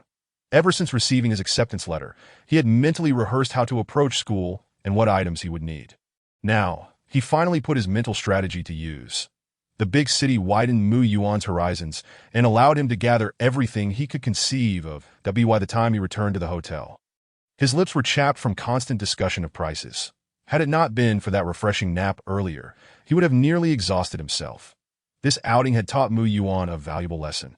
He made sure to buy fish food after eating, not daring to purchase too much, only what phone you could consume on the journey. Large containers would have been cumbersome to carry. However, when he joyfully fed his fish, he discovered to his dismay that his little companion had suddenly lost interest in food. Mu Yuan was startled. His little buddy had previously devoured food like a cannonball, yet now he seemed disinterested in the fish flakes. Was he unwell? Panicking, Mu Yuan pondered that perhaps Feng Yu was uncomfortable in the plastic bucket.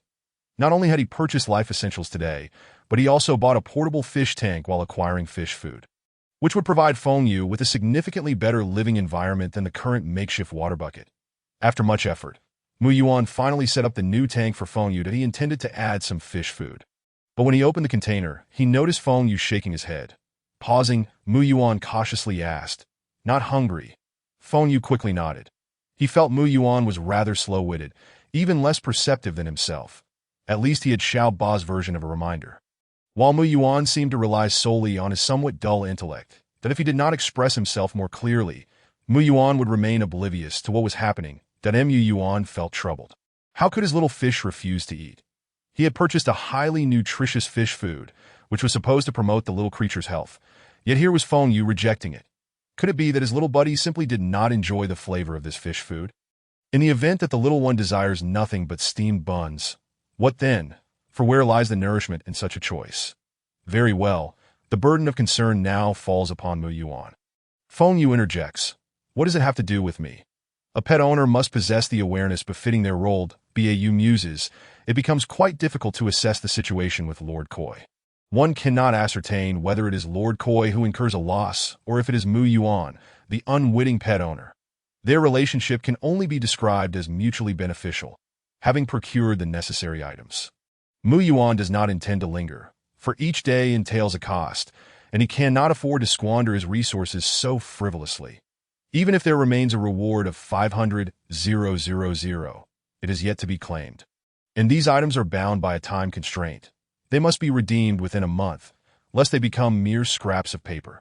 After contemplating for a moment, Mu Yuan diligently researched online the procedures for purchasing a train ticket and subsequently secured the fastest available train. Setting his course for City H, a first-tier city, it is the perfect locale for claiming his reward. The belongings Mu Yuan carries are not excessive, save for the troublesome fish tank belonging to Feng Yu. This item is not akin to ordinary luggage that can be jostled about. Mu Yuan must handle it with care, lest he arrive at his destination only to find the water spilt. After careful consideration, he ultimately opted for a hard sleeper ticket, as the journey to City H will require 4 days. Had he chosen a seat ticket, he would have exhausted himself beyond measure. Traveling alone necessitates a degree of caution.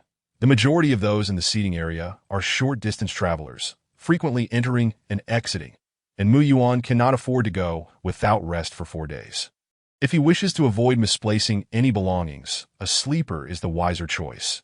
The prices for lower berths increase as one descends, and given the late hour of his purchase, options were limited. Ultimately, Mu Yuan secured an upper berth. Though some may find it inconvenient to be perched so high, he considers it fortuitous, for he can keep his valuables close and place anything he fears losing in the upper berth, where they are less likely to be misplaced. The train departs at 11 p.m., and this city is not the starting point. It merely serves as a stopover. Following his ticket purchase, Mu Yuan resolved to check out and depart. At the front desk for checkout from room 504, the attendant noted the absence of the striking young man with white hair whom she had seen earlier, feeling a twinge of disappointment. Perhaps it was her own oversight that led to this missed encounter. Nonetheless, the handsome face before her, albeit marred by a hint of bruising, still held an allure that was quite captivating.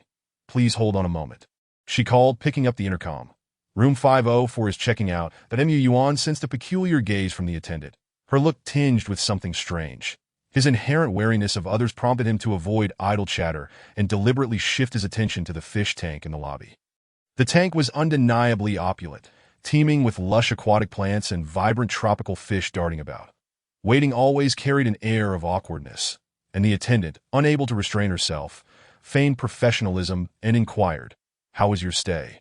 "Dear guest, did you find anything amiss?" Mu Yuan glanced at her, feeling no discomfort, and, wishing to keep the conversation brief, replied, "It was excellent. Very clean." The attendant glanced at the intercom, noting that a response had yet to come, and, feigning concern, pressed, "Thank you for your feedback. We shall maintain our standards." "Has your companion already departed?" Mu Yuan furrowed his brow, perplexed. "What companion? Surely, you must be mistaken." He quickly scanned the computer at the front desk, where the surveillance footage was displayed, that a pang of unease gripped him. Could someone have entered his room while he was away or asleep? Feeling the situation slipping from his grasp, Mu Yuan pressed the attendant. "I was alone the entire time. Where is this companion you speak of?" "What did you see?" The attendant, taken aback, felt a bead of sweat trickle down her brow, wondering if she had misinterpreted the situation. Could the striking white-haired young man be a thief? It seemed unlikely. Someone so handsome would hardly resort to theft. Without delay, she recounted, "Today, I saw a white-haired young man emerge from room 504 at that moment. You were indeed inside. I assumed you were acquainted." That Mu Yuan's confusion deepened, his brow furrowing tighter. "May I review the surveillance footage? I only wish to see the segment concerning myself." The attendant hesitated, aware that reviewing surveillance did not align with protocol. Yet the thought of potential harm to a guest compelled her to comply. "Very well," she relented. "I shall only provide the segments involving your entrance and the white-haired young man's exit."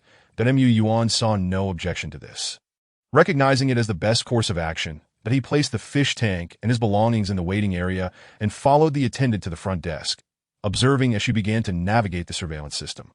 The personnel inspecting the room soon exited, confirming that there were no damages or charges incurred.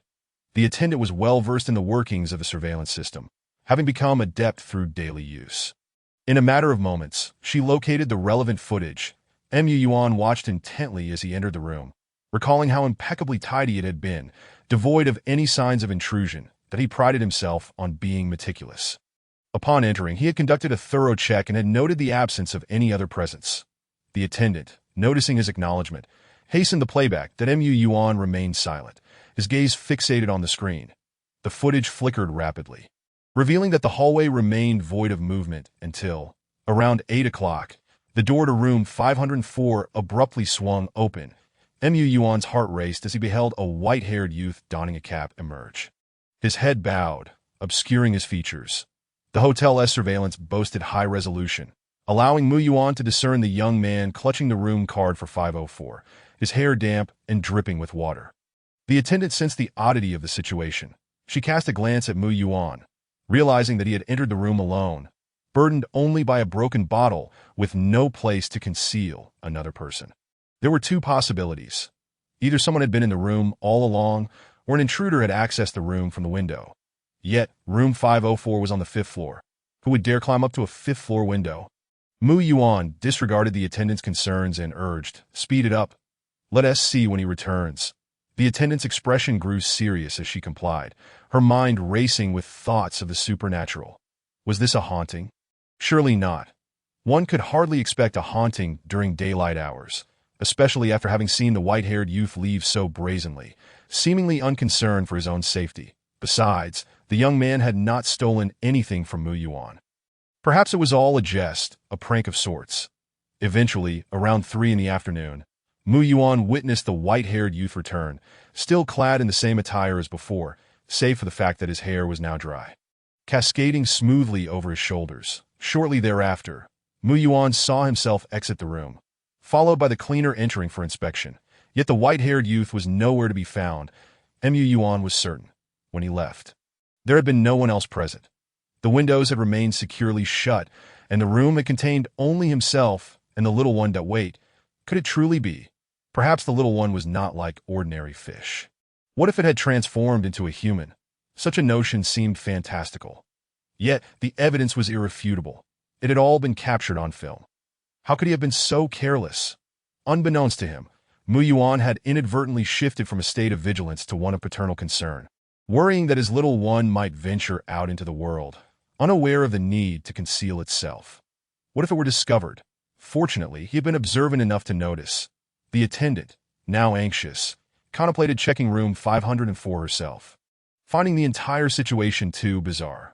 If someone was indeed present, how could two individuals have failed to notice one another? Mu Yuan withdrew his gaze and produced his phone. Could you possibly transmit the footage to me? I recognize this individual. It must be a prank that I sincerely apologize for the inconvenience. The attendant halted her mental tumult. You know him? I presumed it was a thief. Her incredulity was palpable as she responded. Sir, this does not comply with our regulations. We cannot indiscriminately distribute surveillance footage. That Mu Yuan acknowledged the impropriety of his request and settled for a compromise, recording the footage on his phone before finally departing. Reclaiming his deposit, that as he grasped the fish tank, Mu Yuan found himself casting glances at Feng Yu. The white fish, upon becoming human, would also possess white hair and fair skin. Were it not for the little one, he could scarcely believe it. His spirits soared, and he hailed a taxi to the train station, cradling the fish tank as if it were a treasure, his heart swelling with sweet contentment.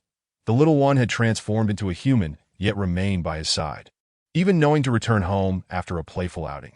Still, the more he pondered, the more he sensed something amiss, that if the little one could indeed transform, why had it not resisted when the tank was stolen? Was it hiding out of fear of being discovered? His thoughts then drifted to the mysterious figure who had written on the bedsheets, Mr. Wida. Connecting the dots, could it not be Mr. Fish? Would that not mean the one who had saved him was, in fact, the little one? Feng Yu had never anticipated that the Y he left behind signified moon. Only for Mu Yuan to associate it with fish, he could hardly fathom that a mere inadvertent remark from the front desk would lead to his complete identity reveal, leaving him blissfully unaware as he slumbered that in this new environment.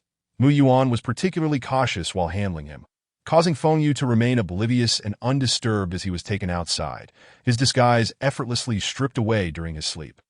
When Feng Yu finally awoke, it was to the sounds of Mu Yuan boarding the vehicle. Amidst the crowd, Mu Yuan found it challenging to maintain Feng Yu's stability, observing that his little companion seemed to be stirring. He noticed Feng Yu swimming anxiously in the fish tank, prompting him to softly reassure, "Did I startle you awake? It will only be a brief moment. We shall board shortly. Do not fret, little one." The passenger seated ahead was a young woman in her 20s. Upon hearing Mu Yuan's soothing voice, she turned to see him conversing with the fish. Initially charmed by the gentle tone, she was curious to discover which handsome gentleman was sweet-talking his girlfriend, only to be met with the sight of a fool speaking to a fish.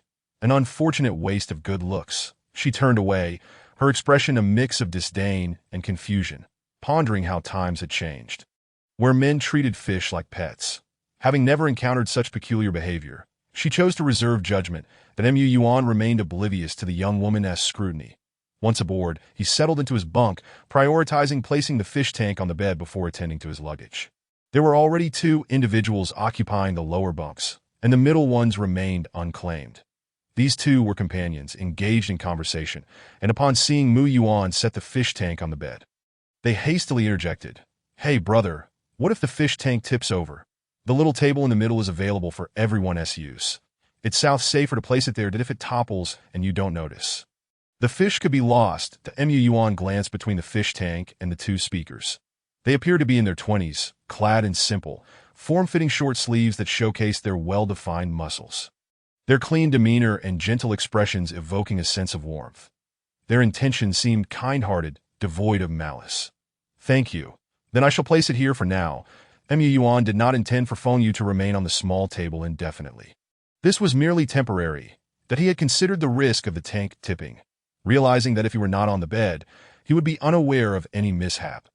The butterfly koi, while not exceedingly rare, did not possess a high market value, making theft unlikely. Having just boarded, he needed to organize his belongings. The two men appeared amicable, and given that they would be on the train for 4 days, it would be prudent to foster a good rapport for mutual support during the journey. Mu Yuan's wariness of people did not preclude him from engaging in conversation. If his disposition were unapproachable, he would not have reached his current age. Life had taught him many lessons, and lacking a support system, many had to navigate everything independently, while others could afford to make mistakes. He could not, which cultivated his skills in interpersonal relations. That Mu Yuan was acutely aware of his own appearance and how to leverage it to his advantage. With a warm smile and a sunny disposition, he introduced himself, casually placing the fish tank by the window, a position he deemed the most stable. Given your physiques, you must be professional athletes. Quite impressive. Allow me to introduce myself. I'm heading to H-City for university. You may call me Mu. Attractive individuals often uplift the spirits of those around them, fostering a sense of ease and lowering defenses. That Mu Yuan's initial compliment about their physiques resonated well, as those who had clearly invested time in fitness appreciated recognition of their efforts. Consequently, his first impression was quite favorable. The two men were flattered by Mu Yuan's praise. Being fresh to the workforce, their innocence shone through, lacking the convolutions of Mu Yuan's approach. They quickly introduced themselves. Haha, I've been training for many years. I'm AI Xinghui, a junior at H-City Sports University. We're from the same city. I'm Ho Rui. We're classmates, both in swimming. Which university are you attending? Mu? As Mu Yuan lifted his suitcase to place it in the overhead compartment, the two men eagerly offered assistance. That he accepted their help graciously, responded to their inquiries. I'm heading to H University to register. You both are quite early. I have some sports drinks you might enjoy. That Mu Yuan settled beside Ho Rui and placed the drink he had purchased at the train station on the table. Both men readily accepted the drink, and soon enough, they shared their snacks with Mu Yuan, as young men of their age readily bonded. With Mu Yuan's adept social skills, he quickly gleaned all pertinent information about the two. While they remained blissfully unaware of the nuances of his life as a first-year student, as they conversed, Mu Yuan suddenly sensed something was amiss with his little companion. He observed his fish spinning in circles, seemingly awake but not resting, which raised questions about its behavior. Following the fish's gaze, he noted it was fixated on a sun-kissed young man nearby, recalling the white-haired youth he had seen earlier. Mu Yuan's expression darkened. Could it be that his little companion had developed a preference for muscular men? Did he find Mu Yuan's physique lacking? Comparing himself to the two men, he felt a pang of self-doubt. Despite his simple attire, years of boxing had sculpted his physique, yet the disparity in style was glaring. Feeling disinclined to continue the conversation, he noted the time, recognizing it was late. Maintaining his cheerful demeanor, he suggested, it's getting late. Everyone should rest now. Let us call it a night. The two men, oblivious to Mu Yuan's underlying emotions, checked their phones and noted the time approaching midnight, with the train lights dimmed. AI Xinghui, sensing they had monopolized Mu Yuan's attention, awkwardly apologized. Sorry for dragging you into our chatter right after you boarded. Mu Yuan, retrieving his toiletries with careful movements to avoid noise, replied, No worries, it's fate that brought us together. ILL, just freshen up. Please keep an eye on my fish for me. AI Xinghui and Ho Rui, already prepared for bed, lay down and waved him off. Go ahead, we'll watch your belongings. Curiosity piqued. They wondered about Mu Yuan's unique decision to bring a fish along to school. That AI Xinghui leaned over to Ho Rui, who was peering at Feng Yu, and asked, Do you think he knows there's military training for freshmen? He can't exactly take the fish with him. Ho Rui, taken aback, had not considered that aspect. He had merely admired the koi's beauty earlier and had not asked questions, as Mu Yuan had been the attentive listener. He probably doesn't know, or perhaps someone will help feed the fish. When he returns, he should inform us. At least we can anticipate it. Upon Mu Yuan's return, he was met with the two enthusiastic men's reminders. He fell silent, having not anticipated this aspect. While he was aware of military training, he assumed it would take place directly at the university, not at a military base, lacking guidance from an elder. He had to navigate everything on his own, inevitably leading to gaps in his knowledge. He offered polite gratitude without elaborating further, and, under the incredulous gazes of the two men, he climbed onto the upper bunk with the fish tank in his arms. Ho Rui exchanged a knowing glance with AI Xinghui. How fond must he be to sleep with the fish? AI Xinghui replied, "If you ask me, I've never encountered such a thing." That Mu Yuan positioned Feng Yu beside his pillow, securely wedging the fish tank in place. Once settled, the two were face to face. Initially, Feng Yu felt indifferent, assuming Mu Yuan would soon drift off, only to realize the young man was intently staring at him. Had he been human, he would have shivered under such scrutiny.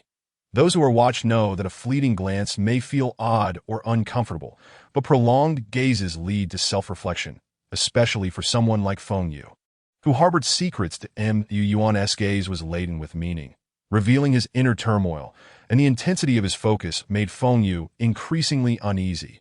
Feng Yu mused, "What is this boy staring at? Is he contemplating my whereabouts? Surely, he can't know I can transform into a human." Well, he successfully evaded the correct answer. Not one to shy away, Feng Yu returned Mu Yuan's gaze, determined to win this silent duel. In the end, Mu Yuan broke into a smile, his expression softening with a peculiar delight. "You dare to look elsewhere. Your gaze belongs to me. You are my little companion, and it is best that your attention remains on me."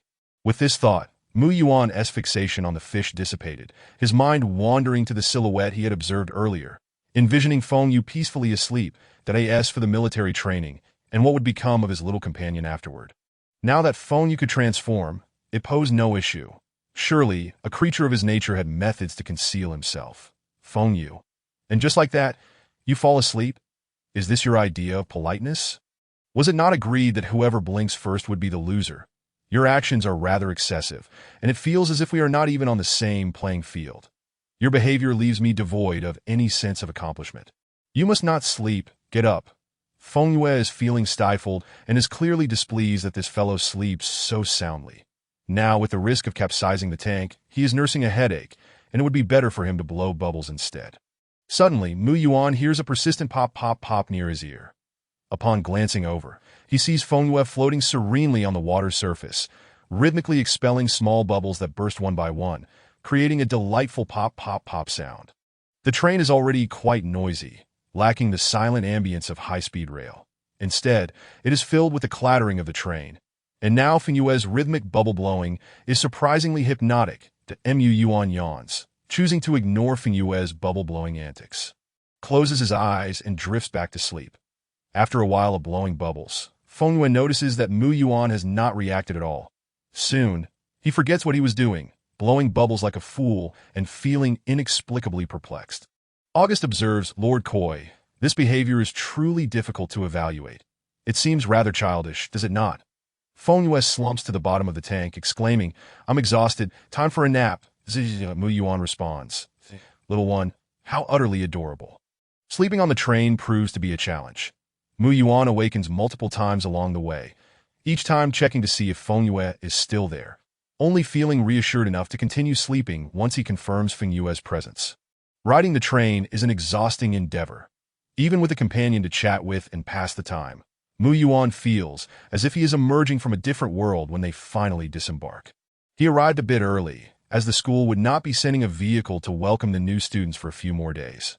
"Are you really not going to come see our school?"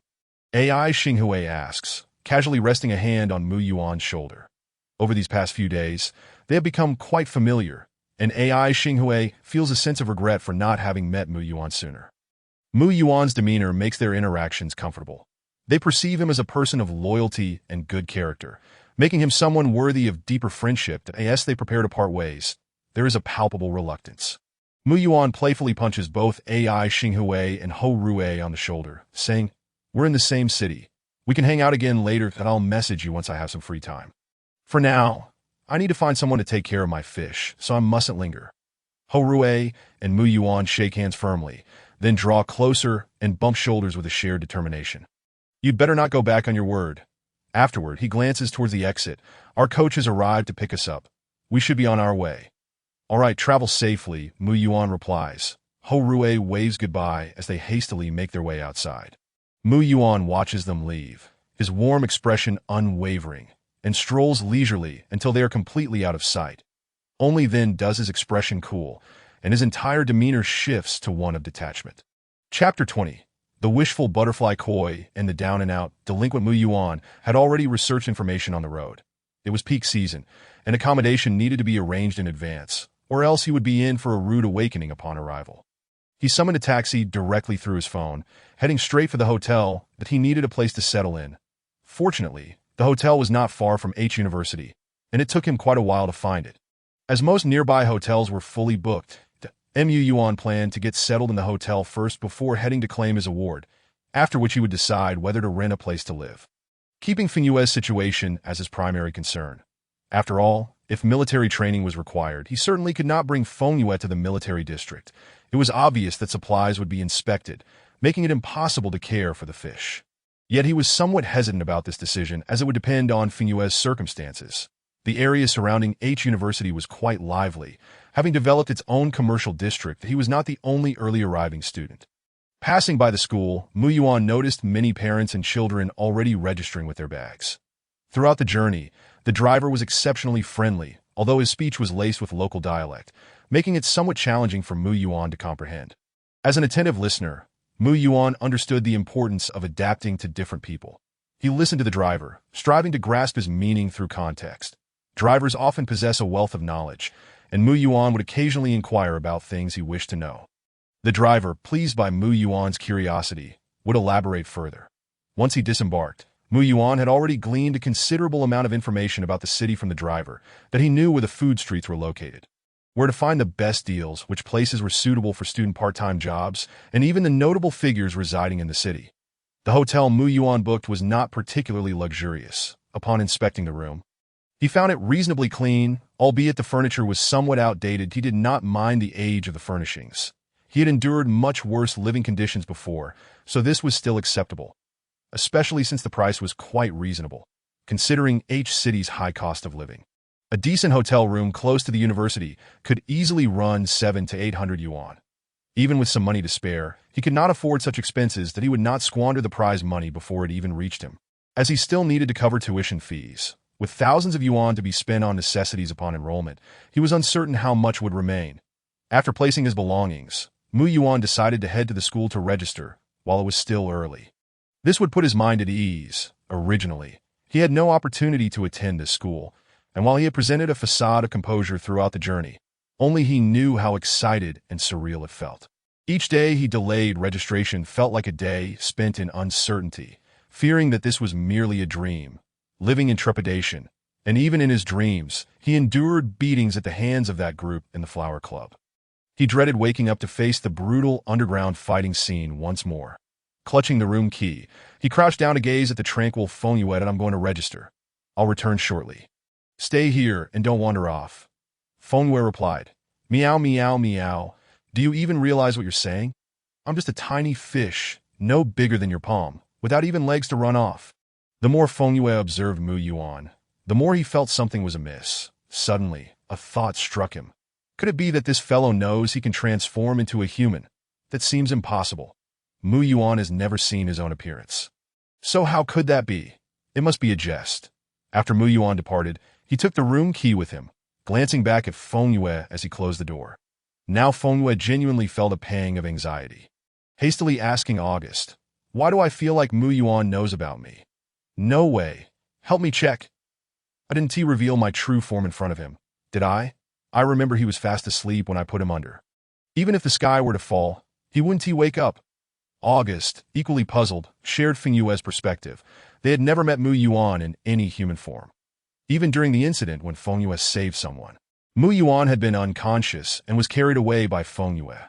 Suddenly, both the person and the system fell silent, as they arrived at the same conclusion. During the rescue, Fenyue had been particularly cautious, ensuring there was no trace left behind, and he was certain no devices would record him. However, upon arriving in the city, could it be as I feared? August quickly checked the hotel surveillance. It must have captured me. August acted swiftly, without needing to describe verbally, directly projecting the surveillance footage into Fengyue's mind.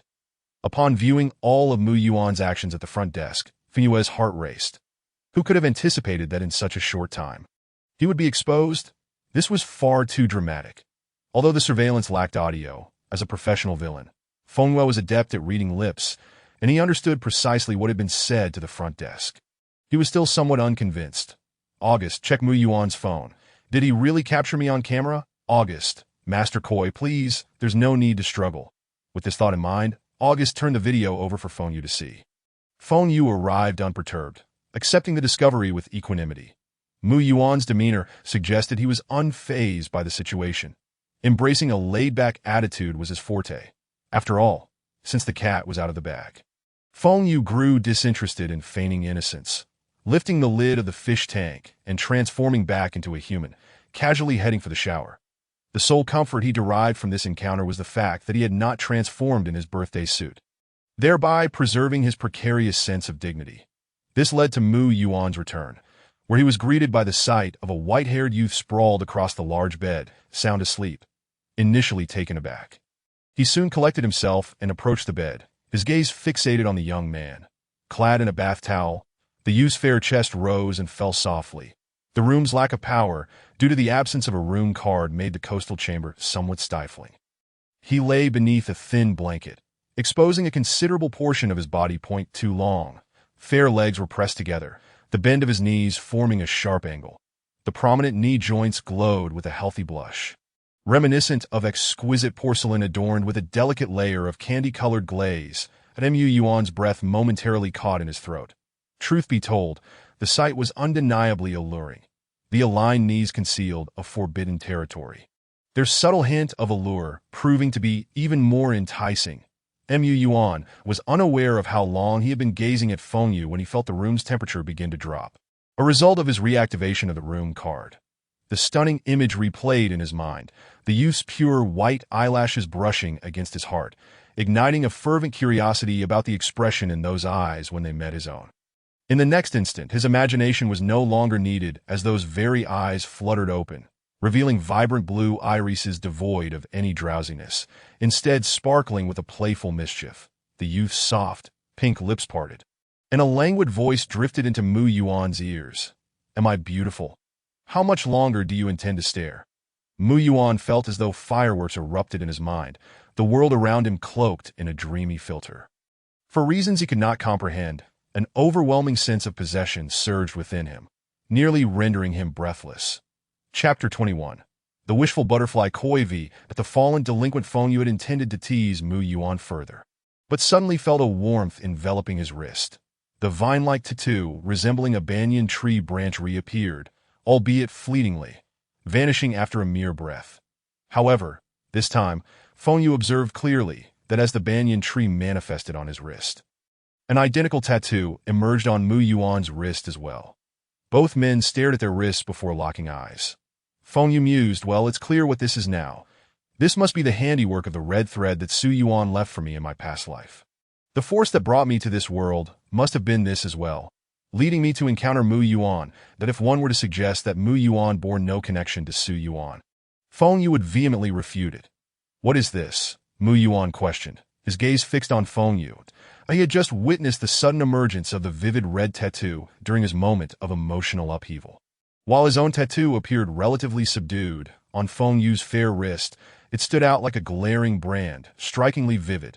Lacking any recollection of such a mark, he realized that only Xiao Guai could elucidate its significance, prompting him to inquire. Fengyue rolled his eyes in exasperation, effectively shattering the image of the languid, white-haired beauty he had just presented. What gives? The principal inquires the bound one about the nature of this tattoo. I am just as eager to know what it is. Previously, Su Yuan had also failed to clarify its meaning, and Fengyue had always presumed it to be mere ornamentation that IT had shown no energetic response. Or else he would have never mistaken it for a simple bracelet. You ask me, how would I know? I wish to ask you the same question, Fengyue retorted, dismissing the inquiry with a counter-question. Declaring it a fair exchange of ignorance, Mu Yuan had no intention of prying further.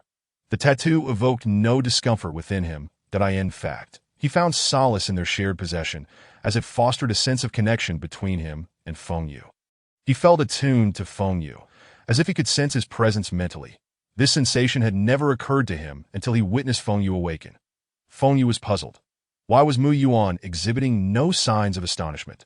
Even though he had seen him on the surveillance footage, one would expect a myriad of questions to arise. How could he remain so composed from what Feng Yu had observed over the past few days? Mu Yuan, regardless of his maturity, still possessed a touch of childlike innocence, often displaying nervousness and uncertainty. That it was baffling that he could maintain such calmness. Now that I ask that your only question. Feng Yu propped himself up, resembling a boneless figure, pulling a pillow to his chest as he gazed at Mu Yuan. His soft hair cascaded down his shoulders, even whiter than the bed sheets. That Mu Yuan felt his throat tighten. Truthfully, he had never considered that there was anything about the same sex that could attract him. He had never believed himself to be drawn to men. Yet now, gazing at Feng Yu from any angle, he seemed to embody his aesthetic ideals. Every movement, every expression, the habitual drumming of his fingers, captivated his attention, the overwhelming desire to possess him, making it difficult to restrain his impulses, striving to regain his composure. Mu Yuan took a deep breath, attempting to shift his focus, suppressing the urge to reach out and stroke Xiao Guai's hair. For reasons unknown, he felt an overwhelming desire to do so. As if it were an instinctual action he had performed countless times before. Should I call you Xiao Guai, or something else? In my understanding, butterfly koi does not transform into a human. So, are you a demon with your own name? Feng Yu felt a sense of DJVU. Had Su Yuan ever posed a similar question? With this thought in mind, he gazed into Mu Yuan's eyes, recalling his previous response that he regarded Mu Yuan intently.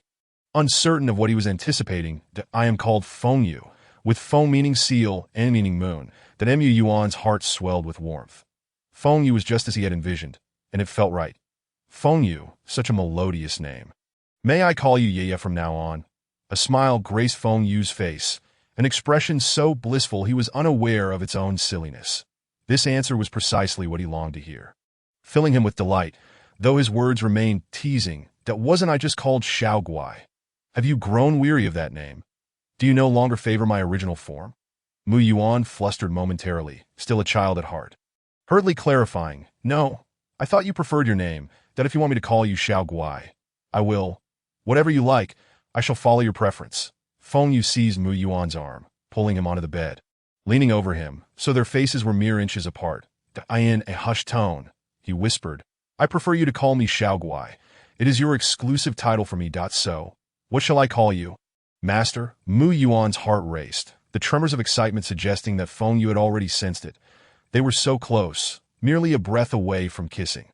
Although they had been avoiding each other, now Feng Yu was teasing him. And their proximity was undeniable. Despite having spent less than half a month together, they felt inexplicably familiar and irresistibly drawn to each other. Feng Yu, instead of waiting for Mu Yuan's bashful gaze to drop, firmly grasped the back of his head, pulling him closer until their lips met, breath suspended in the air. The familiar scent enveloped them, an instant infusion of energy from two different souls, causing an electric tremor within. A surge of energy coursed through Feng Yu's body, leaving him momentarily stunned as Mu Yuan flipped him over, their lips entwining, white arms instinctively wrapping around the man's neck, deepening the kiss and savoring the impact. Their souls enriched, even his azure eyes sparkling with brilliance, that he resembled a spirit that absorbed the essence of others, coveting the energy emanating from Mu Yuan. How could he refuse when it was offered? Mu Yuan desired the kiss, and Feng Yu was equally willing. After all, it wasn't their first encounter.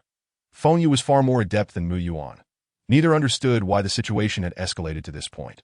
As if they were drawn together by an unseen force, entwined in a dance of attraction.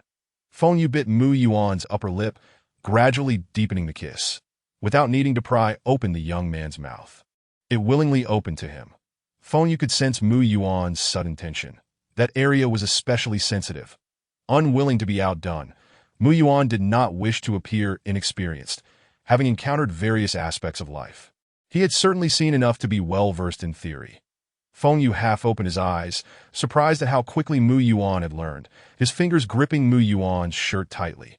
The young man's body glistened with a light sheen of sweat, devoid of any unpleasant odor typical of young men, instead exuding a refreshing aroma of youth and an overwhelming masculine energy. Mu Yuan felt the slight chill of Feng Yu's lips.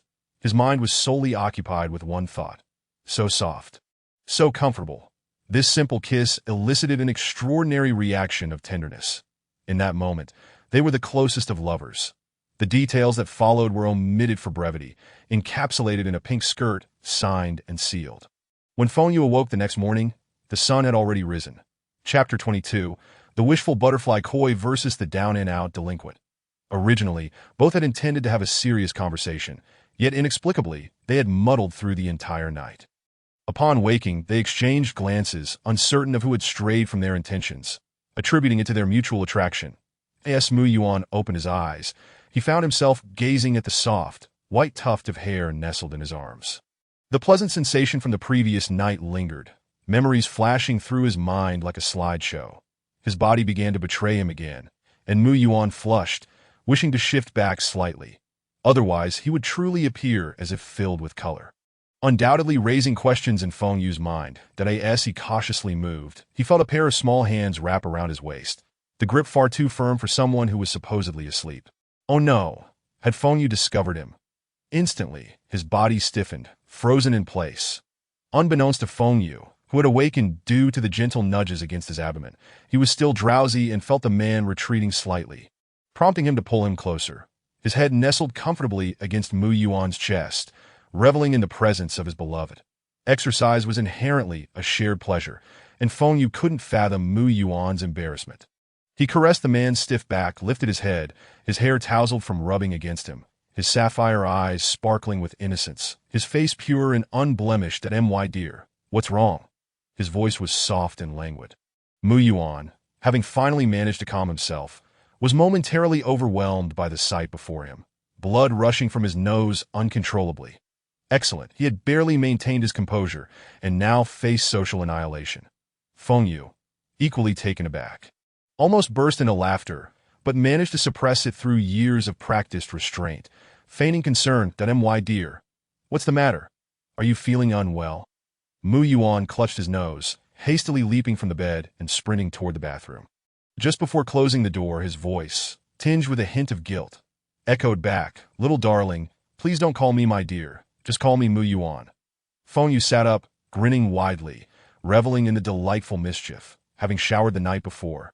He felt fresh and only slightly hungry now. He retrieved Mu Yuan's phone, deftly unlocking it, and began browsing a food delivery app. By the time Mu Yuan emerged, having composed himself, Feng Yu was already sprawled on the bed, engrossed in the television that he lay bare, displaying the remnants of their playful antics, with a towel hastily draped around his waist, the room exuding an air of intimacy that Mu Yuan felt a mix of helplessness and amusement. Just as he had gathered his thoughts, he was confronted with yet another test. Glancing at the discarded bathrobe on the floor, he understood why Feng Yu wasn't dressed, that he also refrained from questioning how Feng Yu had acquired clothes previously. Regardless of their origins, any attire Feng Yu wore now would have to be purchased by Mu Yuan. Avoiding eye contact, he picked up the phone resting on the bed. "Little darling, I'm going to buy you some clothes. Stay here and behave, that I'll return shortly." Feng Yu nodded, his smile radiant. This was splendid. He could simply command Mu Yuan to do his bidding while he relaxed. "Hurry back. I ordered takeout and included your meal. Using your phone, that we can eat together when you return." Then Mu Yuan felt a surge of joy, pleased that his little darling had taken the initiative to order food. This time, he left without taking his room card, unwilling to let Feng Yu suffer from heat. The moment he stepped outside, he quickened his pace, embodying the excitement of a young man newly in love, wishing to remain close to his beloved for every fleeting second. As the food arrived, Mu Yuan returned, drenched in sweat, swiftly accepting the delivery at the door, determined to spare Feng Yu the task. The delivery was surprisingly prompt. Feng Yu remained in the same position as when Mu Yuan had left. He had purchased several outfits for Feng Yu, opting to shop nearby rather than venture far, and had not even haggled over prices that he had learned Feng Yu's size the day before, making the shopping expedition effortless. With an eye for simplicity, Mu Yuan selected plain white cotton t-shirts and light brown shorts, perfectly suited for the current season.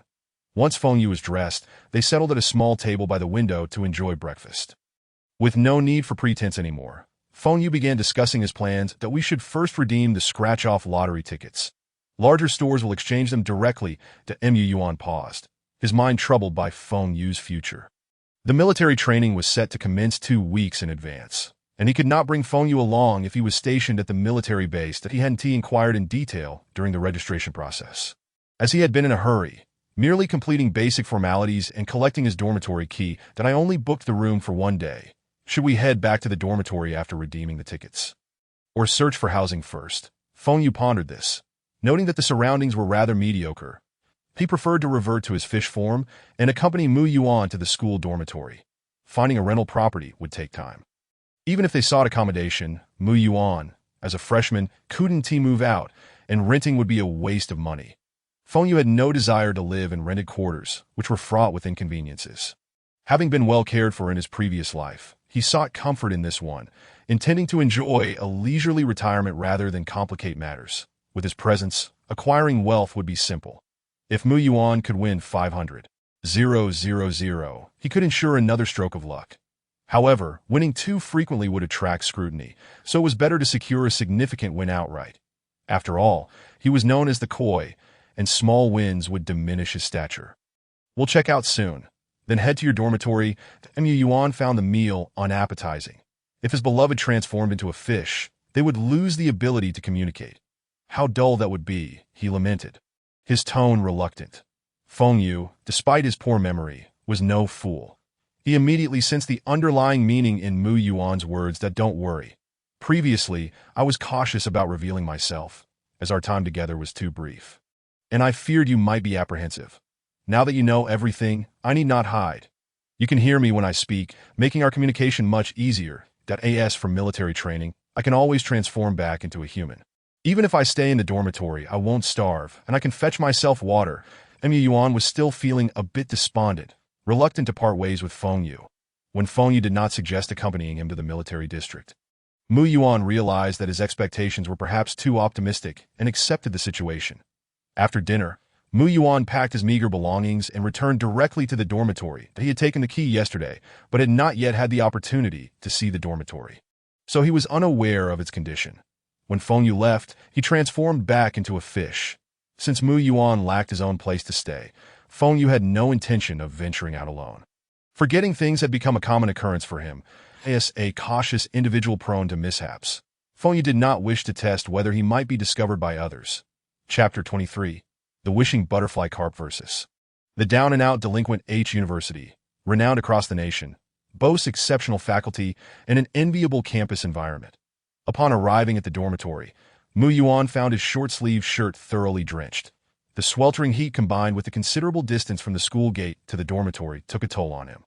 The climate here was vastly different from that of his hometown, which was dry and cold, with summer temperatures barely reaching 25 degrees Celsius. In stark contrast, August here was blisteringly hot, with prolonged exposure to the sun causing a faint sting on his skin. Mu Yuan had always thought he was not prone to sweating. Yet during his 2 days in H City, he felt as if he were bathing in perspiration daily. Without air conditioning in the dorm, he couldn't fathom how to endure such oppressive heat. Fortunately, his hopes were not in vain. Indeed, the elevated tuition fees at a prestigious school came with the perk of air conditioning. The dormitory housed 4 individuals in a bunk bed configuration with desks underneath. Mu Yuan unlocked the door and noticed he was the first to arrive, as no other roommates were in sight. The positions of the beds had been pre-assigned by the school, each adorned with a name tag. Mu Yuan's bed was situated near the balcony, a prime location far from the bathroom and entrance, shielding him from the nuisance of noise and odors. It was his first experience sleeping in a lofted dormitory, which felt somewhat novel. Although he had previously shared living spaces with others, the conditions back then were hardly worth mentioning. Having only brought toiletries and a few clothes, Mu Yuan found himself lacking in essentials. The school provided bedding, which he had not yet collected, but he could retrieve it today. Before ascending, he noticed a shop downstairs selling daily necessities, which would conveniently allow him to purchase supplies on the way. As cleanliness was imperative, unable to take Feng Yu along, he placed him upon the desk, anxious that someone might come in after he left, so he discreetly moved Feng Yu's fish tank to a corner. After checking that the tank was well concealed from the dormitory entrance, he sighed in relief. Feng Yu, observing his antics, wore a rather exasperated expression. It seemed a bit excessive, yet he refrained from commenting. Given Mu Yuan's history of feeling unloved and often facing disdain and deprivation, It was entirely natural for him to possess a strong sense of possessiveness over his belongings. Before departing, Mu Yuan kept reiterating, "I'll be back shortly, don't wander off. You're unfamiliar with the school, and being so beautiful makes it too dangerous for you to go out alone." Feng Yu, feeling a pang of sympathy for his little one, could only nod in reassurance. After Mu Yuan left, Feng Yu found himself lost in contemplation. What was truly afflicting his Mu Yuan? In his previous life, the loss of his entire family was tragic enough. But in this life, the absence of family felt no different. The suffering remained the same. If Fu Yuan had been without him in his past life, he might have never escaped the shadows of his own heart. Perhaps even resorting to suicide once vengeance was exacted. In this life, Mu Yuan faced either financial struggles that prevented him from attending school or the grim fate of perishing in the underground fighting arena. Neither outcome was promising. What a great sin had been committed to warrant such misfortune? Had he offended someone, or was it possible that Mu Yuan had accrued too many karmic debts in a life unknown to him? Pondering this was futile, so he decided to let it go. Undeterred in his pursuit of luxury cars and lavish residences at such a vibrant age, Mu Yuan was brimming with energy. After a day of frantically pounding stakes, he still had the vigor to run about, tidy the dormitory, and arrange his bedding. Without pausing for rest, he took Feng Yu to the nearest pet market, a location he had learned about from a DD driver the previous day. Mu Yuan was not in a hurry to claim his winnings. He prioritized enhancing Feng Yu's living conditions. While on the road, he mentioned, "Let's get a smaller tank for now." I assessed the tabletop size, and a larger one would be inconvenient. "Once we move out, I'll procure a bigger tank for you, and then little one, you can swim freely. I'll even set up a pavilion for you and cultivate some greenery." The driver could not help but glance at Mu Yuan several times, sighing inwardly. Were children really under such pressure nowadays? They had to create fantastical promises for fish. Did they think the fish could comprehend such notions? He wondered if Mu Yuan was mentally sound and hoped he would pay upon exiting. Arriving at the market, Mu Yuan disembarked to find the driver driving off with a look of bemusement. Glancing back at him through the rearview mirror, Mu Yuan paid no mind to the driver's reaction. He walked along the street enveloped in a bubble of delight, cradling the portable fish tank in his arms to shield it from the sun. From a distance, he appeared quite handsome, his skin a healthy honey hue, though the sight of him clutching a fish tank might suggest a lack of common sense. Mu Yuan found this version of Feng Yu incredibly endearing. He longed to tuck him away safely in his pocket, unconcerned about anyone coveting his beautiful companion. After purchasing the fish tank, Mu Yuan spent a bit more to have the vendor deliver it directly to H University, as carrying it himself was impractical. With one person and one fish departing, they emerged from the bustling pet market onto Antique Street. The area was filled with traditional architecture, attracting numerous tourists who leisurely strolled about, while vendors set up small stalls displaying various trinkets. Feng Yu, having not shopped in a while and growing tired of the confines of his fish tank, was now brimming with excitement. Seeing Feng Yu so joyful, Mu Yuan was in no rush to leave. They meandered through the market at a leisurely pace. Feng Yu could now communicate directly in Mu Yuan's mind, though the only inconvenience was that Mu Yuan could only respond aloud, which added a hint of strangeness but was otherwise unproblematic. In a big city, one could encounter all sorts of eccentric individuals. People merely glanced curiously before returning their attention elsewhere. The streets were alive with an array of ancient artifacts and souvenirs, as well as tempting street food. The atmosphere was bustling with activity, the vibrancy palpable. Feng Yu's gaze was irresistibly drawn to the small shops, particularly lingering near a stall selling fried skewers. Fried skewers. His favorite was fried potato slices, and he also adored rice cakes. He wished he could buy some and snack while walking. What a miscalculation it had been to become a fish. Mu Yuan observed Feng Yu's gaze wandering and, sensing his interest, chose to join the queue without pressing for details. It was evident to him that Feng Yu had a penchant for food, particularly spicy dishes. His attention was drawn to any stall that appeared popular. Holding a bag of fried skewers that Feng Yu had ordered, Mu Yuan worried they would cool down and lose their appeal, especially since the school lacked a place to reheat them. The hot weather made it imperative to consume them promptly. So he inquired, "Shall we head back now, or do you wish to explore further?" Feng Yu had no intention of leaving. Upon arriving, he had been intent on winning a prize. How could one expect to strike luck merely by chance? Certainly, one required a medium. I want an aged turtle shell, along with 3 ancient bronze coins. The older, the better. Mu Yuan was puzzled by Feng Yu's request, but he had heard of such items being associated with mystical practices that, to his surprise, his little companion seemed to possess an interest in divination. Bronze coins were not particularly hard to find. Among the 10 shops they passed, 3 sold them, though most were replicas mixed with genuine artifacts that Mu Yuan could not discern which were authentic, and thus left it to Feng Yu to determine. Feng Yu did not rely on mere eyesight to assess the items. He had the ability to sense their energy, and those with age would emanate a faint golden aura. They had not ventured far when Mu Yuan successfully acquired the bronze coins. Now only the turtle shell remained, which proved to be quite elusive. Chapter 24. The wishing butterfly carp versus the down-and-out delinquent. The two soon encountered a challenge. The shell they found was artificially manufactured, not genuine. Just as Feng Yu was about to give up, he finally spotted one in a nearby shop as they were about to leave. That it was rather absurd. The turtle shell was not displayed among the merchandise, but instead used by the shopkeeper to prop up a table leg. The shopkeeper was quite surprised when Mu Yuan expressed interest in purchasing the turtle shell, his expression seemingly conveying disbelief that someone so young would engage in such superstitious practices, since a customer was interested. The shopkeeper had no reason to turn away business. When it came time to pay, Mu Yuan learned that the turtle shell had been collected by the shopkeeper from the lakeside. They had considered it to possess some spiritual significance, and had kept it as a decoration. The shell was about the size of an adult male's palm, originally displayed prominently, but as it turned out, a child had taken a liking to it and damaged one edge while playing, leaving it scratched and unsightly. Thus, it had been relegated to serve as a table support. The shopkeeper did not demand much. Mu Yuan paid 20 yuan for it. Holding the turtle shell, Mu Yuan felt a twinge of disdain. Its condition was far from ideal, appearing grimy with dirt and oil, and the shell had significant chips, hardly just a single flaw. It seemed that with a little more force, it might shatter. Is this even acceptable? It is in such a state. Feng Yu also expressed some dissatisfaction, though he acknowledged that the shell did possess some age, at least a century old. Despite its imperfections, he believed its purpose would still be served adequately. It'll do. We can make do with it. The lottery shop was still open. Mu Yuan casually purchased a mask and donned it, redeeming his scratch-off ticket that very day, that if he delayed any longer. Not only would the expiration date approach, but the ticket itself would also suffer from wear and tear.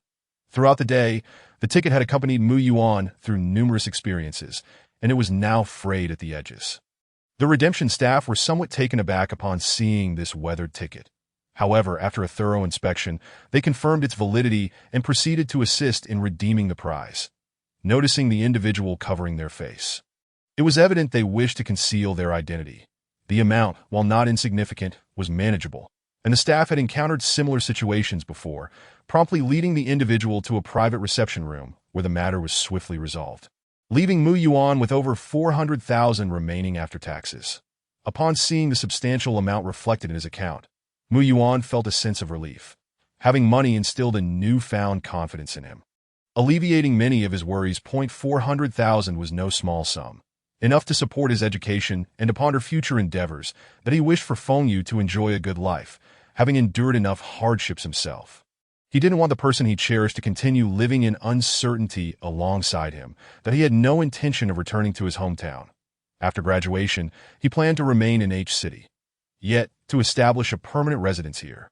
He first needed to address the issue of housing. However, with the meager funds he possessed, he couldn't even afford a restroom in H City, and he needed to devise a way to earn more. Mu Yuan could hardly fathom what Feng Yu might do for a comfortable life. Sweating profusely, they returned to school in the afternoon. Despite the sun beginning to set, the heat was at its peak.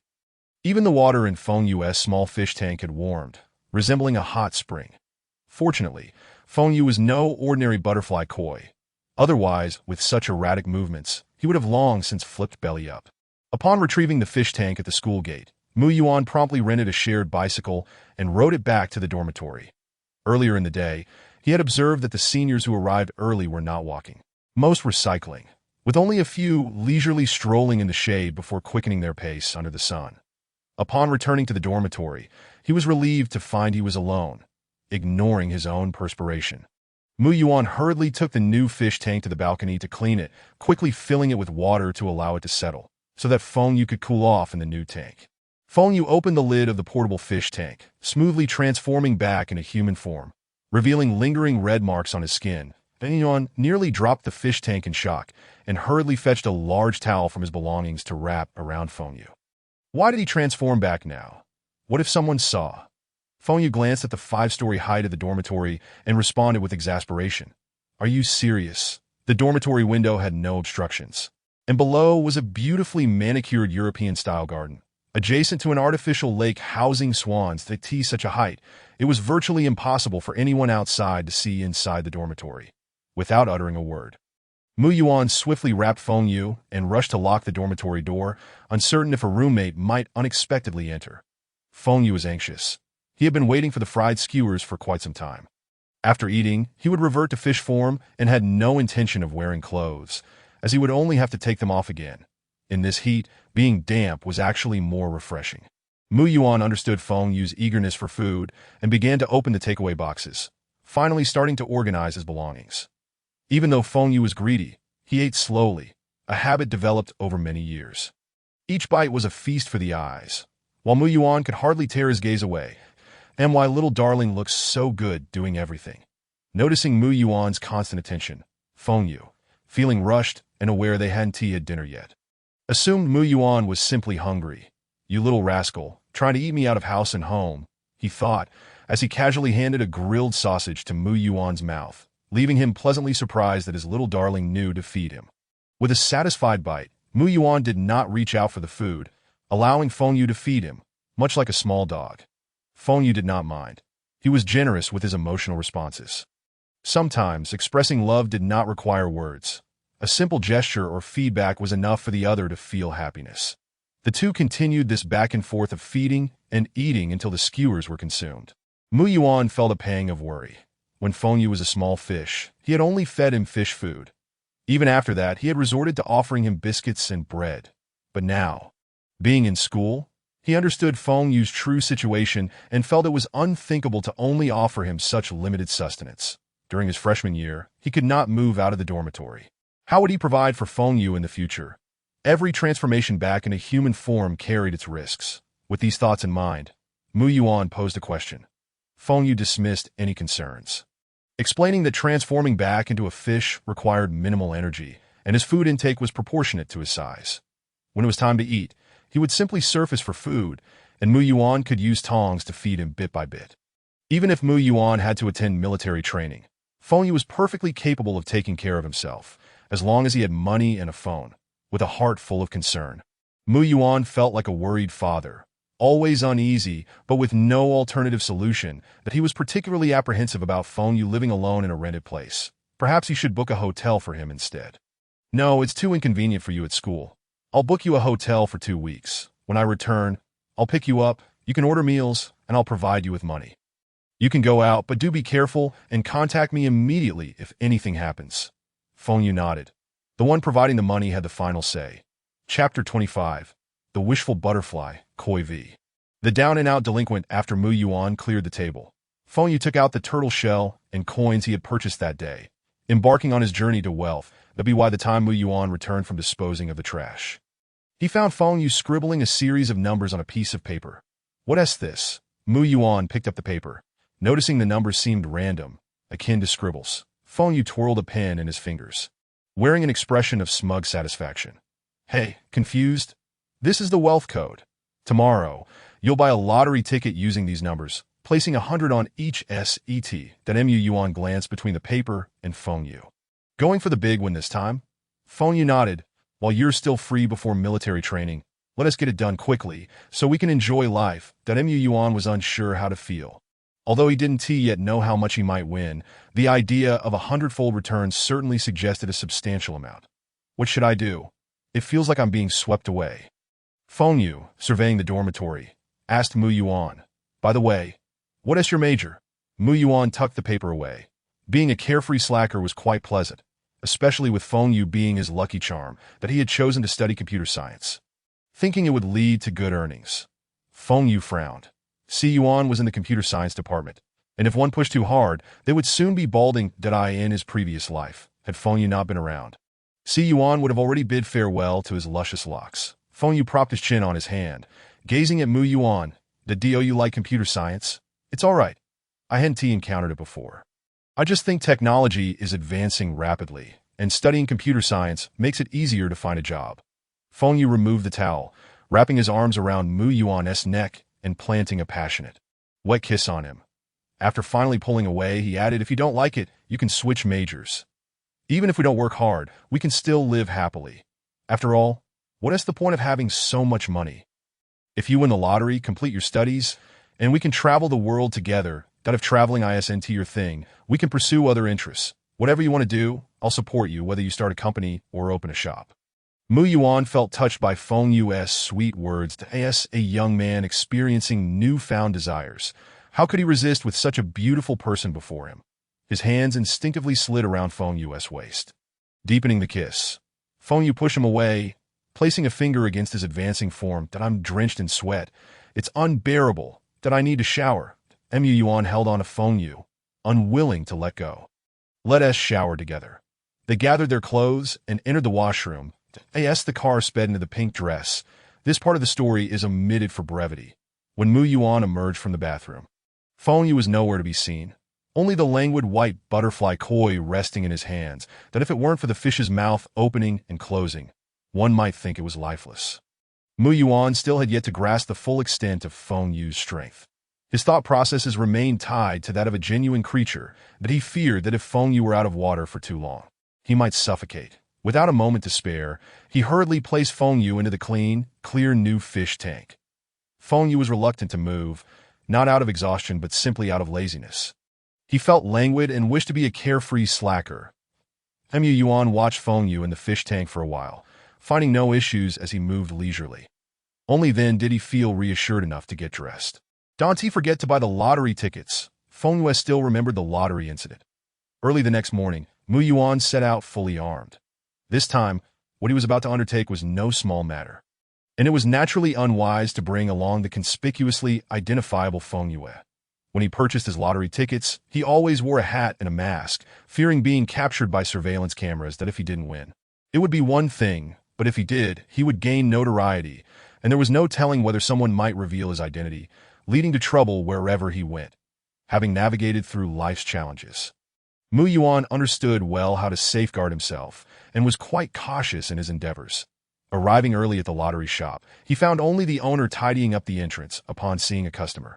The owner put down his tools and inquired, buying a lottery ticket. Although he was somewhat curious about Mu Yuan's attire, after all, it was rare to see someone so bundled up in this weather. Likely hiding some skin ailment, the owner paid it no mind. Mu Yuan took out the paper that Feng Yu had given him the day before and presented it to the owner. "Could you please help me with a lottery ticket?" he requested. The owner took it and, accustomed to such requests, began to input the numbers into the computer. Mu Yuan then added, "Please place 100 bets on each number." "What?" The owner thought he had misheard, looking up at Mu Yuan and scrutinizing him again. The young man was tall, clad in a black short-sleeved shirt, and judging by the muscular tone of his arms, he was evidently fit. His skin was slightly dark, and even without seeing his face, one could tell that he was quite an eye-catching figure. From the sound of his voice, he seemed very young, but it was unusual for someone to place such a bold bet on a lottery ticket. The owner wondered if this young man had been influenced by some bizarre report or perhaps a rags-to-riches novel, and he kindly advised, "You have 3 sets of numbers. Placing 100 bets on each will cost you $600. You might have a better chance of winning with scratch-off tickets." There were many people dreaming of wealth, and impulsive spending was common. The owner sensed that this young man didn't appear to be financially comfortable and didn't want him to harbor unrealistic hopes of striking it rich at such a young age. His implication was clear. Spending $600 on lottery tickets could easily lead to disappointment, but Mu Yuan remained unfazed. He had great faith in Feng Yu. Even if he didn't win, it was no concern. Feng Yu had provided the funds for the lottery ticket, and whatever Feng Yu wished to pursue, he would support. That it's all right. "If I lose, that I'm just buying for someone else," he stated. Seeing Mu Yuan's determination, the owner felt it unnecessary to intervene further, quickly printing out a lottery ticket for him and reminding him, "Here you go. The draw is at 9:15 tonight." "Thank you." As Mu Yuan accepted the ticket, he felt a peculiar warmth in his hands that he was uncertain how much this ticket could yield. But with such a multiplier, even a small win would be a sum he dared not contemplate. After placing the ticket in his pocket, he headed straight for the commercial street, watching Mu Yuan walk away. The owner resumed his cleaning, casually remarking, "Today's youth are all driven by the times, dreaming of overnight riches. It's not that simple." Mu Yuan, gripping his phone, pondered over the previous day's haste, regretting not purchasing more items for Fengyue. He still needed to prepare daily necessities for his little buddy. Clothes, shoes, a phone, and a computer. He himself was not overly concerned with his possessions. As long as they served their purpose, he was content. He had modest expectations for his quality of life, often buying clothes from roadside shops as long as they didn't fade. However, the reality was that if he won a substantial amount of money, his future acquisitions would undoubtedly change. Once one has money, it is hard not to spend it. That if he continued to use ordinary items, he feared it might lead to unfavorable rumors at school. While he himself could endure it, Fengyue could not always remain in the shadows. His little buddy would eventually have to step into the limelight, and he needed to prepare for that. With this thought in mind, Mu Yuan did not deprive himself. He bought everything in pairs, one for himself and one for Fengyue. Even the clothes were matching styles, which in Mu Yuan's view constituted couple outfits. Nevertheless, he still harbored a mindset shaped by his humble beginnings, lacking the confidence to enter a mall. Instead, he shopped at the commercial street near the school, where the clothing was well suited for university students. Many students frequented this area, making it both inconspicuous and appropriate. Upon returning to the dormitory, Mu Yuan was taken aback to find the door ajar. He distinctly remembered locking it securely before he left. Now, it stood open. Either Fengyue had opened it, or a roommate had arrived. Quickening his pace, Mu Yuan pushed the door open and indeed found 3 individuals standing at the entrance. 2 men and a woman, presumably a family, who had come to help with the check-in. The commotion drew the attention of all 3, who turned to look at Mu Yuan. The parents, eager to make a good impression, recognized him as their son's future roommate upon seeing him return with a multitude of bags. They were keen to establish a positive relationship. Simultaneously, they discreetly observed Mu Yuan, trying to gauge his character. Before arriving at school, Mu Yuan had already crafted an image for himself, and had even refined it on the way back. Now, upon seeing them, he donned a curious and amiable expression, appearing both innocent and genuine. "Hello, uncle and aunt. I thought my other roommates would arrive later. That I'm glad you came. I won't have to live in the dorm alone," he greeted, sidestepping them to place his belongings on his desk. "That I just got here yesterday. That I'm Mu Yuan, from the computer science department. We'll be roommates from now on." The couple sighed in relief. They had worried about their son's roommate being difficult to get along with. Seeing Mu Yuan's cheerful demeanor eased their concerns, and they enthusiastically introduced their son. "This is our son, Gong Bowen, a fellow computer science major that we're from City D, straightforward people. If there's anything, just say it. Getting along well is what's most important." The boy stood around 1.7 meters tall, slightly built, and wore glasses with thick lenses, his pale skin indicating a life spent in books. Yet he did not come off as dull. His eyes behind the lenses gleamed with intelligence. Observing the items on his desk, it was evident that he was an avid fan of anime and electronic devices. Without needing to tidy up, Gong Bowen approached Mu Yuan, glancing at the bags on the desk. "Did you go shopping? I thought I was the first to arrive when I got here, but it seems someone was already here." Mu Yuan didn't conceal his purchases. The dual sets of computer equipment were on display, and Gong Bowen noticed them immediately. His curiosity piqued. "Have any other roommates arrived? Why are there 2 computers? Are you bringing one for someone else?" As Mu Yuan began unpacking the clothes, planning to remove the tags and wash them later, he replied, "No, I'm buying these for a friend, that he isn't from our school. And I'll deliver them before military training starts." Gong Bowen didn't dwell on it further, noting Mu Yuan's items were in pairs, feeling a twinge of envy. "You must have a close relationship. The clothes are matching styles. That he must be a childhood friend, right?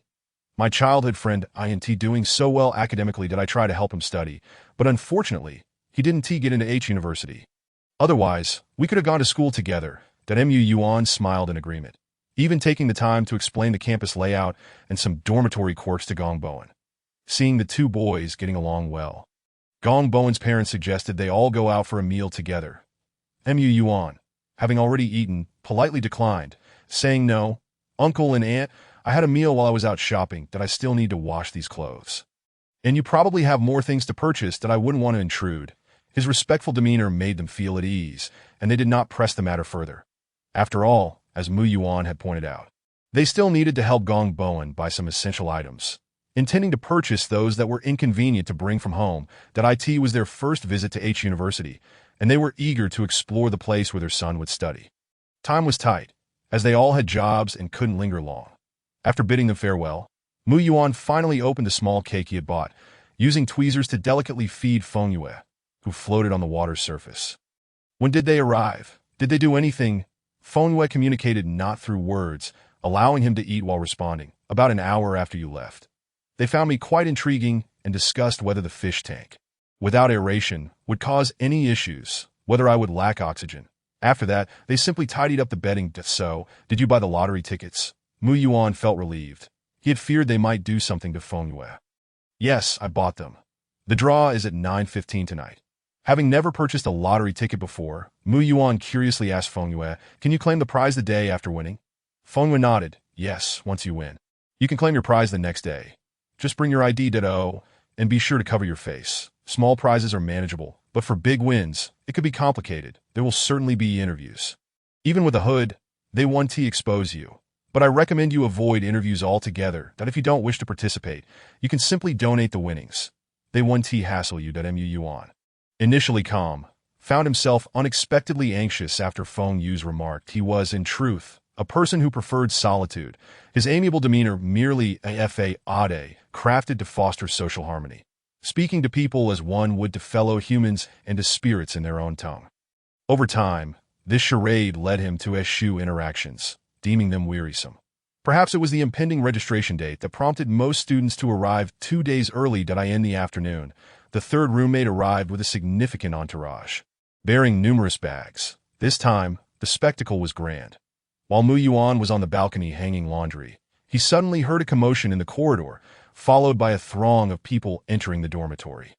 With Gong Bowen still absent, Mu Yuan found himself alone in the room. He had never witnessed such a registration scenario before. Typically, it was just parents accompanying their children, yet this family comprised 6 individuals. The modest dormitory quickly became crowded, leaving Mu Yuan with no option but to remain on the balcony, anxiously glancing at Feng Yu's fish tank, fearful that someone might inadvertently knock it over. Chapter 27. The Wishful Butterfly Koi versus the Down-and-Out Rascals. The boy at the center of the gathering was the first to spot Mu Yuan and felt a twinge of embarrassment as he surveyed his surroundings. At this age, boys are particularly sensitive about their reputation, and the grand display of family support made him appear rather spoiled. Grandparents, you needn't help me unpack. I can manage. You're making it difficult for my roommates to enter. He urged, his face flushed with urgency as his eyes darted around the room. Grandma can assist with the tidying, he added. Mom, there's no need for you to help. Please take a seat. We'll handle it. It seemed the boy's mother had stopped the elderly lady from fussing, moving Mu Yuan's chair aside to make space for her. Mu Yuan finished hanging the last piece of clothing, not feeling the need to rush in. He had no desire to impose upon such a family gathering. It was clear that even if he entered, he would merely be in the way. Their attention would be solely focused on their cherished younger kin, oblivious to the presence of others in the room. Listening to their accents, Mu Yuan discerned they were locals, which explained their collective arrival to see off a family member. Over the past few days, he had gathered insights into the local dynamics, aware that some locals harbored disdain for outsiders.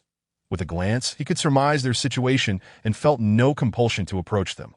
Taking a cigarette from his pocket, he placed it between his lips. After spending years with ruffians, he found himself with a mild craving for smoke. Although not heavy, he indulged when feeling agitated. Leaning against the railing, arms resting on the barrier, he let the cigarette dangle casually as the smoke wafted into the AI, as Mu Yuan had anticipated. The gathering soon noticed him, yet none sought to engage him in conversation, engrossed as they were in their own matters. He was indifferent to their activities as long as they left his fish tank unscathed. After basking in the sun for a considerable time, the family finally exited the dormitory, plunging the space into an immediate silence. Mu Yuan cleared his ears, relishing the quietude. Arranging his chair, he leaned over the fish tank, watching Feng Yu swim gracefully. Had the earlier noise disturbed him? Feng Yu seemed unfazed, remarking that unless he deliberately listened, he could hardly discern human chatter underwater, where all sounds were muffled and not overly loud. It must be time for dinner. The school cafeteria is likely still closed. We should probably eat out, Mu Yuan suggested. Indeed, Feng Yu replied. However, I wish I could indulge in more, but many things are unsuitable for me to consume while in the water. Anything stimulating could easily pollute my habitat. You may choose what to buy. Upon returning from dinner, Mu Yuan found both absent roommates present in the dormitory, their families presumably having departed. The boy who had arrived with a large family greeted Mu Yuan immediately, a hint of embarrassment on his face. Evidently conscious of his family's earlier display, that I apologize for not greeting you when I arrived. My name is Jiang Shen, that I'm a local and studying in the computer science department, that I just met Gong Bowen. It seems our dormitory is comprised entirely of computer science students. The Mu Yuan placed some snacks on the table, gently tapping the fish tank to rouse the presumably slumbering Feng Yu that I'm also in the computer science program. So it appears we just need one more person to complete our dormitory. Gong Bowen leaned closer to Mu Yuan, observing him feed the fish. Your fish is truly exquisite. Its tail resembles a skirt. Pride swelled in Mu Yuan as he heard the compliment directed at Feng Yu, as though it were an accolade for him. This is Xiao Guai, he said, picking up a pair of tweezers to feed the treats to Feng Yu, who floated at the water's surface. The two onlookers were taken aback, having never witnessed such a peculiar feeding method. Jiang Xin pointed at Mu Yuan's hand, holding the treat. How do you feed fish like that? Can they even eat snacks? What if it harms them? Mu Yuan brushed off the concern but offered an explanation. Xiao Guai is rather finicky. He prefers sweets over regular fish food. Gong Bowen's eyes widened in astonishment. I've never seen anything like it. After a long day, everyone was feeling fatigued, and the conversation dwindled as they prepared for bed. After tending to Feng Yu, Mu Yuan opened his newly acquired laptop, intending to familiarize himself with its workings. Regardless of personal inclination, he was now a computer science student and could not afford to be a stranger to technology, especially given the disparity compared to Internet CAF computers. Seeing Mu Yuan engaging with his laptop, Gong Bowen chimed in. Mu Yuan, want to play a couple of rounds of League of Legends? Mu Yuan shook his head. No, I'm not in the mood today. You go ahead. All right then, Jiang Shun. Do you want to play? Come on, it's your area. Time swiftly passed, and by 9 o'clock, Mu Yuan opened the lottery channel. As the screen flashed, his heart raced. The enthusiastic shouts of his roommates provided a lively backdrop to his excitement. Feng Yu, intrigued, swam closer, and Mu Yuan adjusted the fish tank for a better view. As the winning numbers danced across the screen, Mu Yuan felt a surge of exhilaration. 0.04, 01, 08, 20, 15, 26. The final number was 09. It was a complete match. Even though he already knew the outcome, his breath hitched, as if time itself had paused, fixated solely on the identical digits. Desperate to keep his composure, Mu Yuan wished to keep his win a secret. He had underestimated his emotional response and found himself overwhelmed with excitement. Breathing heavily, he forced himself to regain his calm, fortunate that his roommates remained oblivious to his unusual demeanor. The next set of numbers was drawn, and it was a miss. The final set also yielded no win. Mu Yuan was uncertain whether to feel relief or disappointment over the two sets that had failed. He was grateful not to have one, lest it become utterly bewildering. Now that he had won, Mu Yuan gazed at the ceiling, an overwhelming urge to cry sweeping over him. Memories of childhood bullying, his parents' departure, and the harsh reprimands flooded his mind. Alongside the image of his stepbrother beating him down, and the horrifying visage of his so-called father striking him back, that a soft chuckle escaped him, dissipating into the night. Those past grievances felt trivial now. He was wealthy, no longer beholden to others' judgments, that as long as he remained content, he could live a life of ease. Taking Feng Yu along to explore the corners of the world together, that he was on the brink of acquiring wealth he had never dared to dream of. Leaning over the fish tank, Mu Yuan whispered to Feng Yu, "Do you know what I most desire to do right now?" Feng Yu surfaced, looking at him curiously. "What do you wish to do? Are you suggesting my calculations were off?" That's rather harsh. Getting it right is impressive enough. Mu Yuan's eyes glistened with unshed tears, a smile tugging at his lips at Feng Yu's proud tone. "I yearn to hold you and spin around, and I wish to embrace you and kiss you." Feng Yu replied, "Alas, I'm merely an innocent little fish." Chapter 28. The wishful butterfly koi versus the down-and-out rascals. Feng Yu flicked his tail, splashing water playfully. "Are you mentally prepared for tomorrow's prize collection?" Mu Yuan took a deep breath, looking at Feng Yu, and shook his head. "No, I want you to accompany me. You should transform into a human, and we'll go together. I don't want to face this alone." Feng Yu, initially inclined to maintain a low profile, found no objection to the child's request to accompany him, planning to remain unnoticed by others. All right, we will go together tomorrow. Early the next morning, Fengyu transformed back into his human form in the bathroom. With him present, the other two roommates remained blissfully unaware as they snored away. Fengyu tied his hair back with a rubber band Mu Yuan had prepared, tucking it beneath a baseball cap to conceal its color. The two donned matching outfits, complementing each other perfectly in height as they walked side by side. The morning was still pleasantly cool, a gentle breeze caressing them, while birds chirped melodiously overhead.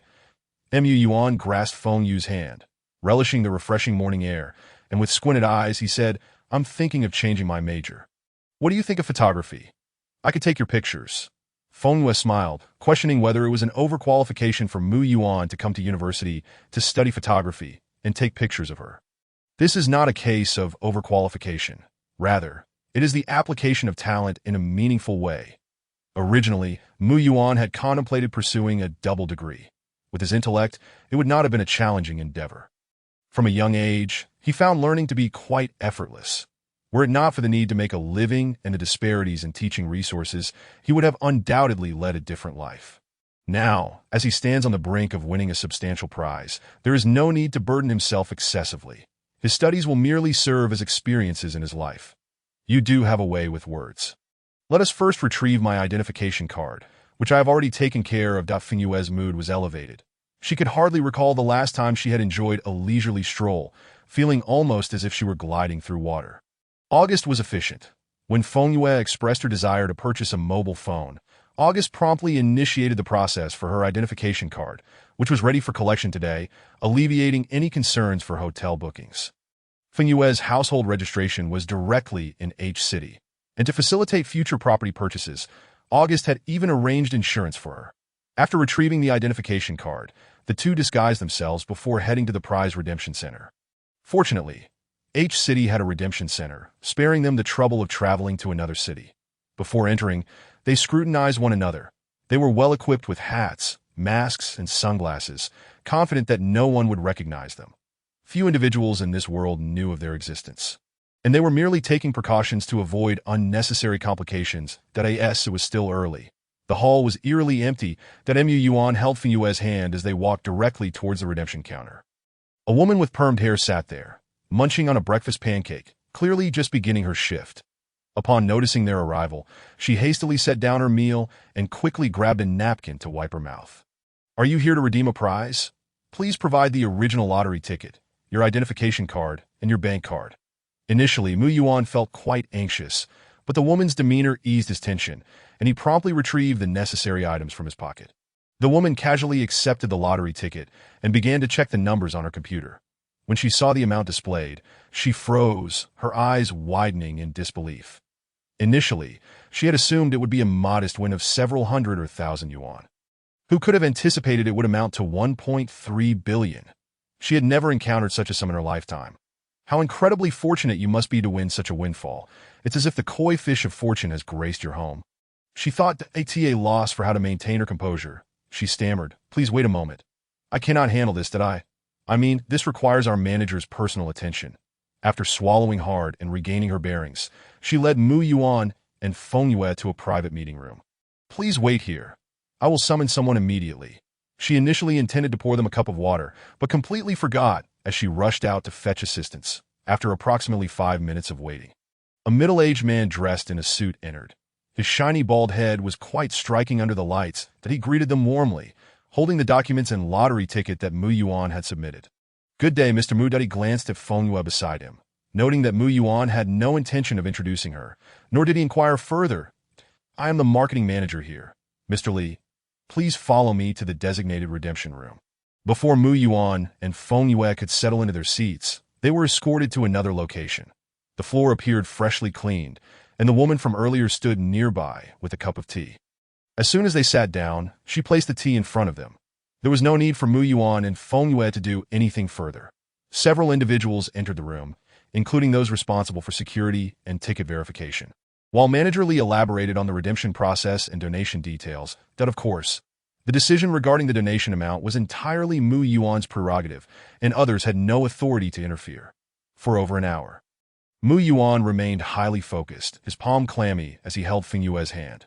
Once all procedures were completed, Manager Li inquired whether Mu Yuan would like to accept an interview with the press.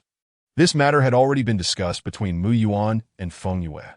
With 1.3 billion remaining after taxes, they intended to donate 40 million to a children's foundation.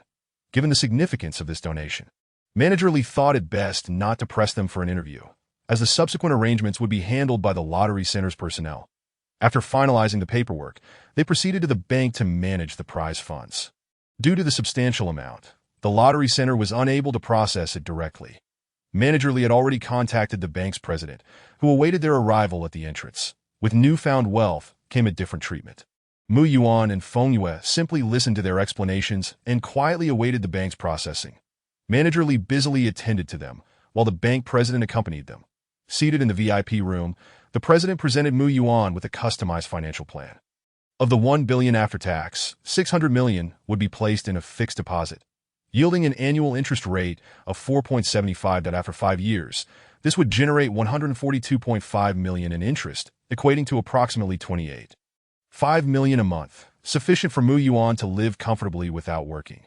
The remaining 400 million would be kept as a liquid asset, easily accessible for emergencies. As Mu Yuan gazed at the figures on the screen, his heart raced, almost losing its rhythm. That I end this life, who does not appreciate wealth. There was no reason to decline the president's proposal. He looked at Feng Yue, who nodded in agreement, and he promptly signed the documents. Soon, the funds were transferred, and when his phone buzzed with a message notification, Mu Yuan finally felt the reality of the situation. The long string of zeros mirrored the trajectory of his life. If he did not spend this money, it would be impossible to close his eyes in peace. As he and Feng Yue embarked on their future together, he had never intended to have offspring, and thus this fortune would remain unclaimed. Setting himself a modest goal, he resolved to not close his eyes until every last cent was spent. Everything proceeded smoothly. As Manager Li and the bank president escorted them out, Mu Yuan could hardly contain his excitement. His face flushed from suppressed exhilaration. Concerned for his well-being, Feng Yue guided him towards a quieter area. Once they were alone, Mu Yuan released his emotions, reaching a breaking point. He crouched down, hugging his knees, and wept uncontrollably. Chapter 29. The wishful butterfly, Koi v. the fallen young, delinquent Feng Yue had witnessed many scenes before. To him, money was merely an attitude towards life. However, he could empathize with Mu Yuan's current state. Had he not been captured by the antagonists, winning 1 billion at that moment might have elicited even greater excitement than Mu Yuan's. Truth be told, Feng Yue was not particularly skilled at comforting others. Seeing Mu Yuan vent his emotions, he felt his mere presence was sufficient.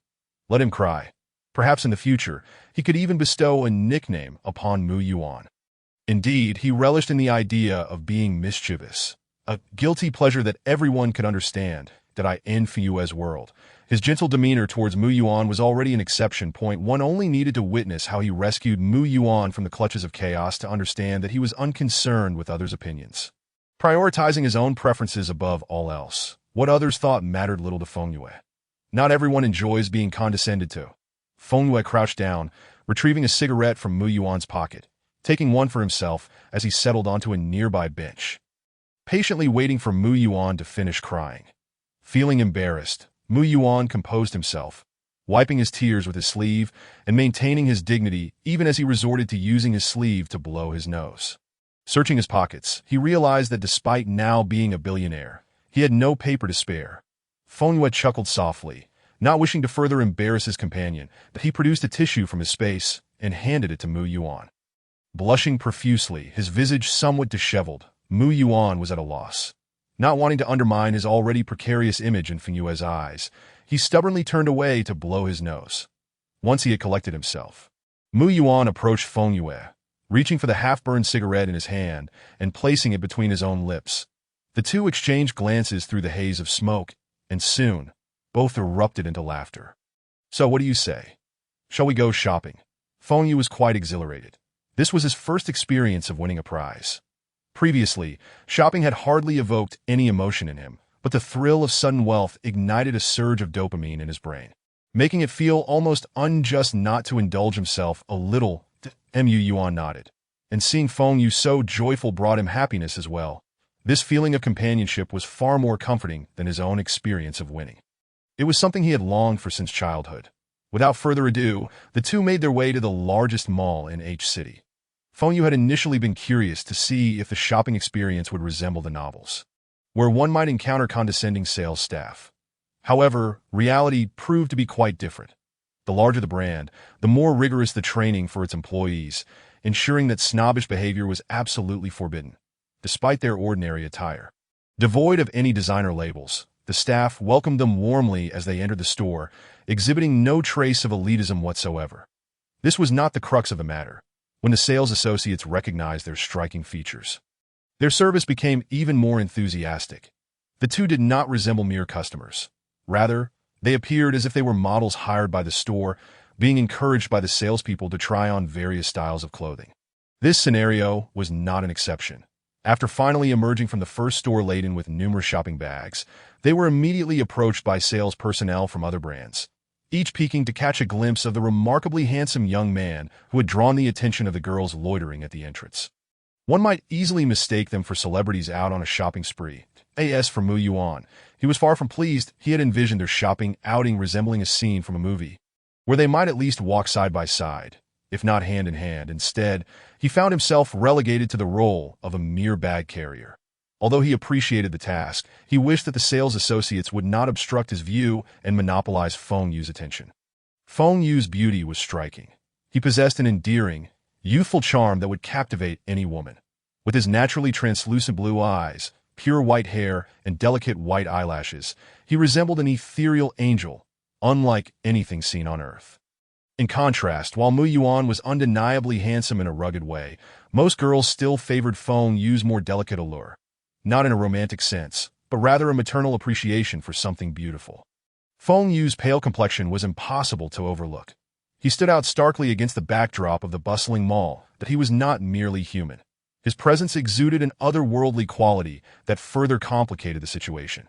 After perusing the mall for quite some time, both found themselves burdened with an array of shopping bags, with little space left in their dormitory to accommodate their new possessions. Feng Yu brushed a damp lock of hair from his forehead and glanced at the equally disheveled Mu Yuan.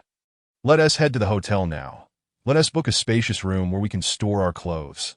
Afterward, you can attend military training while I take this time to purchase a large flat. By the way, Mu Yuan, do you prefer a flat or a villa? I personally lean toward a flat, especially if it's in a prime location. It would be convenient for everything." That Mu Yuan was utterly unfamiliar with such matters. These were realms he had never explored before. Now, whatever Feng Yu suggested, he accepted without question that if little Gue preferred a flat, then a flat it would be. However, he hesitated. "Are you sure you can manage alone? Perhaps it would be better to wait until I return from military training and accompany you." Feng Yu crossed his arms and looked up at Mu Yuan, realizing that his height did not grant him an advantage, but instead diminished his imposing presence. He glanced down, then leaped onto the flower bed in the mall's garden, adopting a lofty stance to look down upon Mu Yuan. "Did I?" Feng Yu exclaimed, pointing at himself with a thumb. "I am the lucky charm who turned your fortunes overnight. And you dare doubt my ability to handle everything? You underestimate me, my dear friend. I am far older than you, and I am the formidable one here." Mu Yuan gazed at the somewhat ruffled Feng Yu, finding it hard to believe he was much older. Instead, he appeared to be a rather juvenile, exuberant youth, almost comical in his antics. "All right, you can have it your way that if you believe you can manage it. Then so be it. When the time comes, I'll just have to make a few calls during my free time." That Mu Yuan was not truly worried about Feng Yu.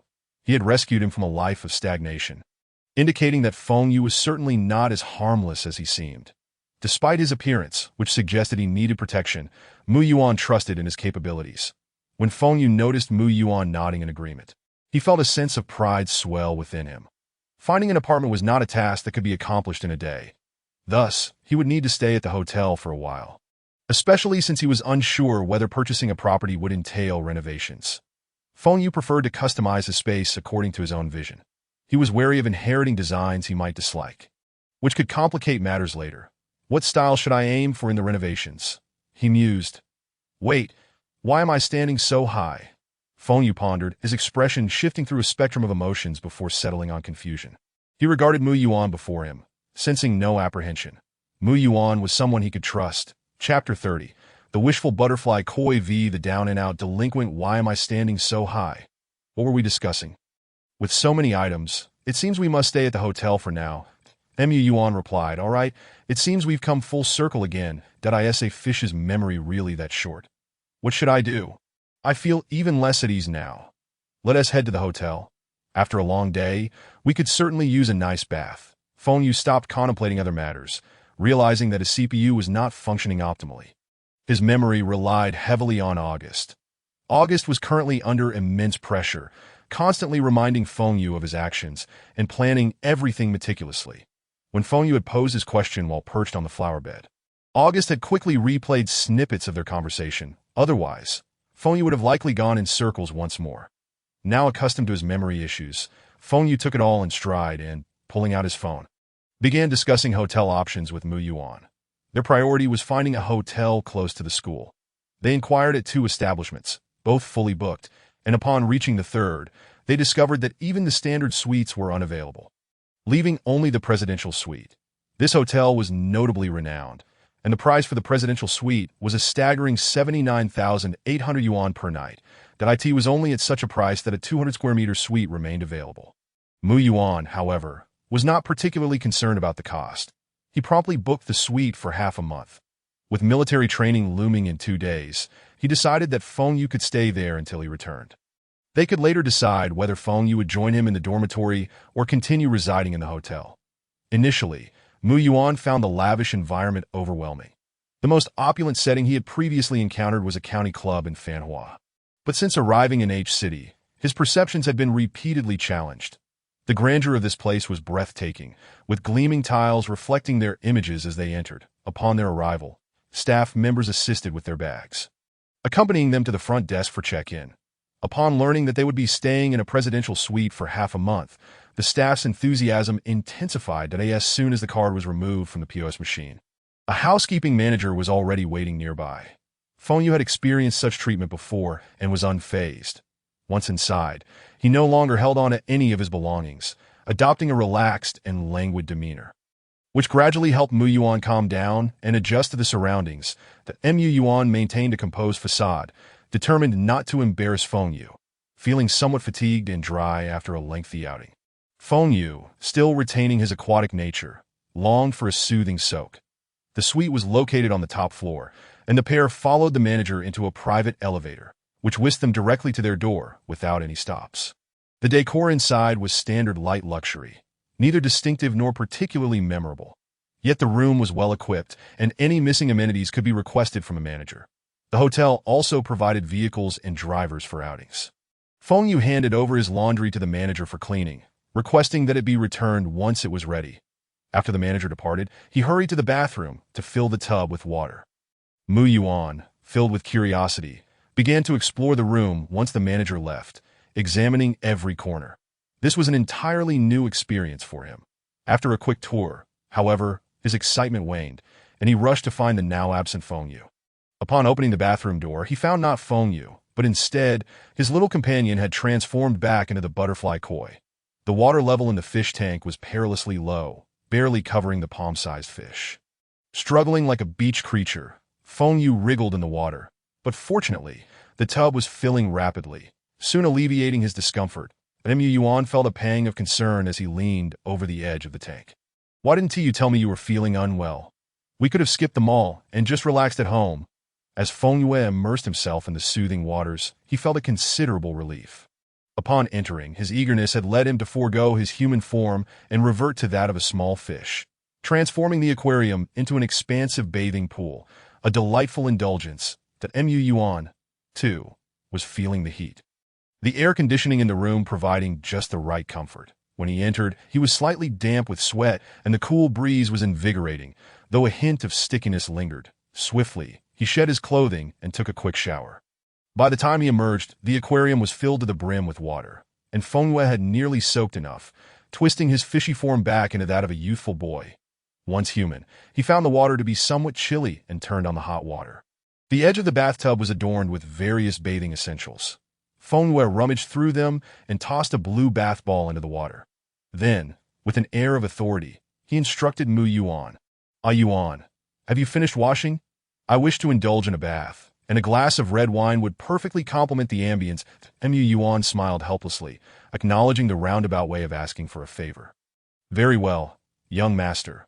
I'll fetch you some wine at once. Feng Yue, with a beaming smile, leaned over the edge of the bathtub, the bath ball making the water slippery as he splashed around playfully. Mu Yuan entered with 2 glasses of red wine, effortlessly lighting the aromatic candles prepared in the bathroom before extinguishing the lights as the sun dipped below the horizon. The room filled with a warm, orange glow from the flickering flames, creating an atmosphere of relaxation and tranquility. The bathtub was spacious enough for 2, and Feng Yue made room.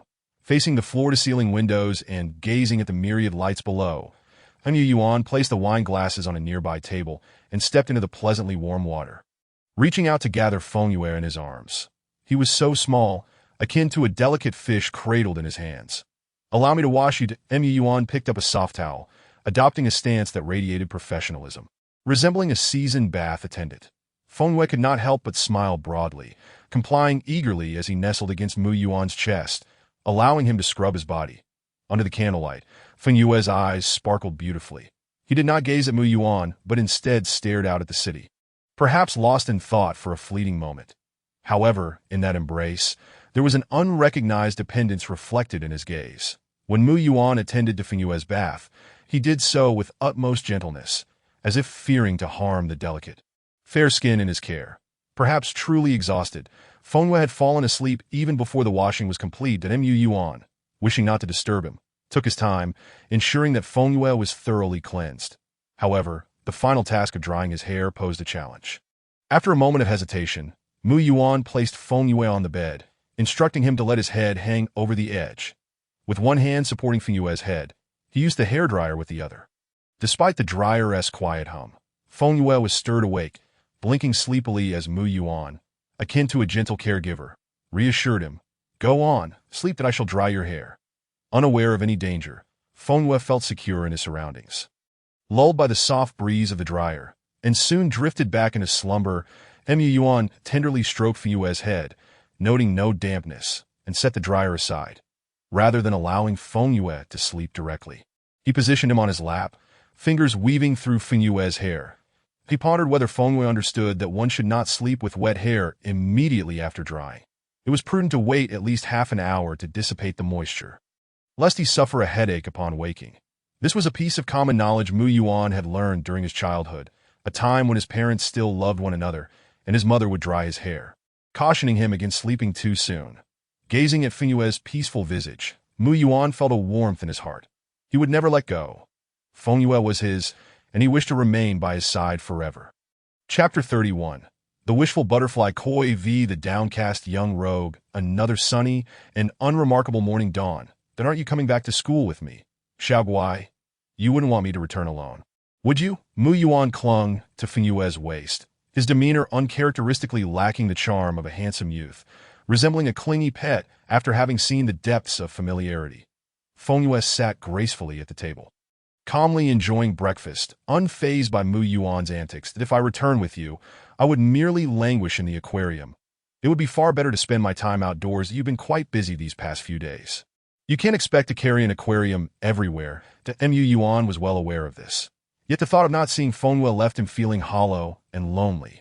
Feng Yue picked up a soup dumpling from his plate and offered it to Mu Yuan. Be good and eat well, that you'll need to gather with your classmates tomorrow. They should all be arriving today. You ought to familiarize yourself with your future roommates. Our days ahead are long. So don't worry about military training. I shall spend lavishly on your behalf. Inside, Feng Yue felt giddy with mischief. Go on, little Yuan. Focus on your studies. I will treat you to luxury cars and opulent living. With no choice, Mu Yuan lingered to finish breakfast with Feng Yue before dejectedly returning to school with the clothes they had purchased together the day before. Feng Yue, ever gracious, accompanied him to the entrance and, after bidding him farewell, swiftly called for a car through the hotel as concierge. Much like a liberated bird, Tio drive a luxury car and reside in a grand estate. One must first procure a vehicle. A driver's license? He could obtain one on the spot. After all, he could even drive an armored vehicle. Feng Yue quickly readied himself, and by the time he descended, the car was already waiting. The driver stood by the door. And as Feng Yue settled inside, the door was closed with a practiced finesse. Meanwhile, the concierge occupied the passenger seat as his companion. "Where does Mr. Feng intend to go?" The concierge inquired, tablet in hand, prepared to assist Feng Yue in planning the route. Each world possesses its own brands, even in parallel realms, and with different histories and continents. Feng Yue, whose weakest subjects were history and geography, had no intention of familiarizing himself with automotive brands that he could only rely on the concierge's expertise. "I wish to buy a car, though I haven't yet settled on a preferred brand that I personally favor off-road and sports cars. Please assist me in making a selection." The concierge deftly tapped on the tablet, already beginning to inquire about preferences. "Does Mr. Feng have a favorite color or any desired features? What is your budget?" Mu Yuan's card was in Feng Yue's possession, and money was merely a number to him. Spending was a form of stress relief. When asked about the price, Feng Yue felt invigorated. "As long as it's stylish, I will like it. For the price range. That is of little concern. I desire what I like. And I'm not limited to just one purchase." The concierge paused only briefly before determining the route to take. From that point forward, Feng Yue needed not worry. He could simply play games during the journey. When he next glanced up, the vehicle had arrived at the dealership. "Wait a moment. I feel nauseous from playing on my phone." The hotel and dealership likely shared connections, for as soon as the car parked, a sales representative was waiting nearby. The representative was a striking woman, clearly a top seller by the way she carried herself. "Mr. Feng, I am your dedicated sales representative, Shin Yuzhen. I have received your requirements and prepared several models for your consideration." Shin Yuzhen's etiquette was impeccable, her demeanor both comfortable and poised, her movements fluid and her speech concise, exuding efficiency without any hint of delay. As Feng Yue stepped out of the car, Shin Yuzhen's eyes sparkled with admiration. Yet such astonishment did not disrupt her composed professionalism. "Would Mr. Feng like us to accompany you?" the concierge inquired at an opportune moment. Feng Yue preferred not to have too many people trailing him. Being the center of attention was already challenging enough, and with someone following, he felt like a spectacle. Just he and Shin Yuzhen would suffice. "No need. You may wait for me." After the concierge nodded, he and the driver retreated to the waiting area. "Please, follow me this way. I wonder, Mr. Feng, do you prefer road trips or leisurely drives?" Feng Yue understood the implication of her question. He intended to purchase several vehicles for enjoyment. "Let us just take a look for now. The words spoken are quite extravagant." "Please call me the king of pressure," Feng Yue declared. "Even Sakamoto must address me as master." The overall decor of this car dealership exudes a distinctly postmodern aesthetic, with spacious areas illuminated by creatively designed technological light strips, casting a dazzling glow upon the displayed vehicles. Each staff member is equipped with a controller, and as Feng Yue strolls past the exhibits, he notices numerous customers examining the cars, effortlessly manipulating their controllers to adjust the lighting and magnifying detailed information about the vehicle's interior or various accessories on the screens behind the cars. In summary, it appears exceedingly professional. Shin Yuzhen, possessing considerable experience, refrains from directly leading Feng Yue to the pre-selected models. Instead, she offers an objective introduction to each vehicle that catches his eye, rather than forcibly extolling the virtues of every car. She delineates their strengths and weaknesses from various perspectives. The majority of vehicles in the area are merely ordinary models priced around 100,000, while Feng Yue's requirements necessitate high-end models located within the designated premium section of the venue. The vehicles from this brand lean towards a strikingly cool design, and even the standard models are uniquely crafted. Feng Yue does not linger for long, casually glancing around, his eyes overwhelmed by the options. By the time he reaches the rear section, he has completely forgotten what he had previously observed. Ultimately, his casual exploration leads Shin Yuzhen to mistakenly believe that Feng Yue is uninterested in the cars, prompting her to quicken her pace. This moment, Feng Yue's CPU merely follows Shin Yuzhen forward, in the recesses of his mind. August is troubled, contemplating whether to remind his esteemed master, but how to phrase it. It would be a challenge for artificial intelligence. It would be absurd to caution his master against being sold, as following someone around appears quite foolish. Crossing through an archway that seems to delineate a boundary, Feng Yue is suddenly greeted by a striking change in decor. The design of the displayed vehicles seamlessly integrates with the surroundings. Each area is seemingly crafted specifically for the central exhibits, demonstrating a level of care that far surpasses that of the exterior. The foremost vehicle, a sleek and standard convertible sports car, is introduced in detail by Shin Yuzhen. This car features a design concept reminiscent of the last century's convertibles. While its internal structure boasts the latest turbocharging technology, the entirety of this narrative is purely fictional. With a semblance of logic, albeit minimal, Feng Yu harbors no particular demands regarding the car's design. He does not race and has no expertise in vehicle specifications. His sole requirement is that it be visually appealing and pleasing to the eye. As for the internal structure, there is no need for Shun Yuzhen to elaborate. August can swiftly scan through Feng Yu's gaze, constructing a 3D model in his mind to determine whether the vehicle meets his needs. Feng Yu remains silent, listening to Shun Yuzhen's narration. Observing his earnest expression, she mistakenly concludes that he is genuinely interested, as men typically have little resistance to cars and electronic devices. Little does she know. Her words merely serve as background music to Feng Yu, who retains none of the information. Surveying the exhibition of sports and racing cars, Feng Yu begins to form an understanding that he raises his hand, signaling Shun Yuzhen to halt, and points to his preferred model. How much is this one? Shun Yuzhen glances at her tablet, recognizing it as the convertible she previously introduced. Does the configuration need to be fully equipped? Feng Yu nods, indicating that his inquiries pertain to the fully equipped price. Shun Yuzhen immediately comprehends, affirming that he is indeed willing to spend lavishly, consistent with her observations throughout their journey. This GT300 fully equipped costs $5.8 million. Observing Feng Yu's expression, Shun Yuzhen adds, if you order this one, you'll need to wait a month for delivery. Feng Yu nods. He is aware that purchasing a car invariably involves waiting, especially for those of a higher price point where processes are more complex. This is not a scenario from a wealthy drama where a system rewards you with a car that is inexplicably delivered, complete with all procedures. Such a notion is utterly absurd. Shun Yuzhen has nearly discerned Feng Yu's general purchasing tendencies. Her intuition suggests that his inquiry into the price indicates satisfaction with this vehicle, implying a desire to buy. Mr. Feng, would you like to take it for a test drive? After posing the question, Shun Yuzhen suddenly feels it inappropriate, glancing at Feng Yu's youthful appearance.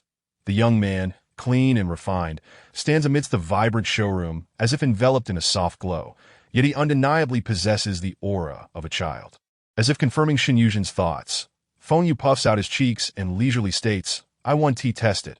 I haven't obtained my driver's license yet. Shun Yuzhen responds, understood that I certainly cannot inquire about your age now. It would be unwise to embarrass the customer. This lad clearly appears to be a prime target.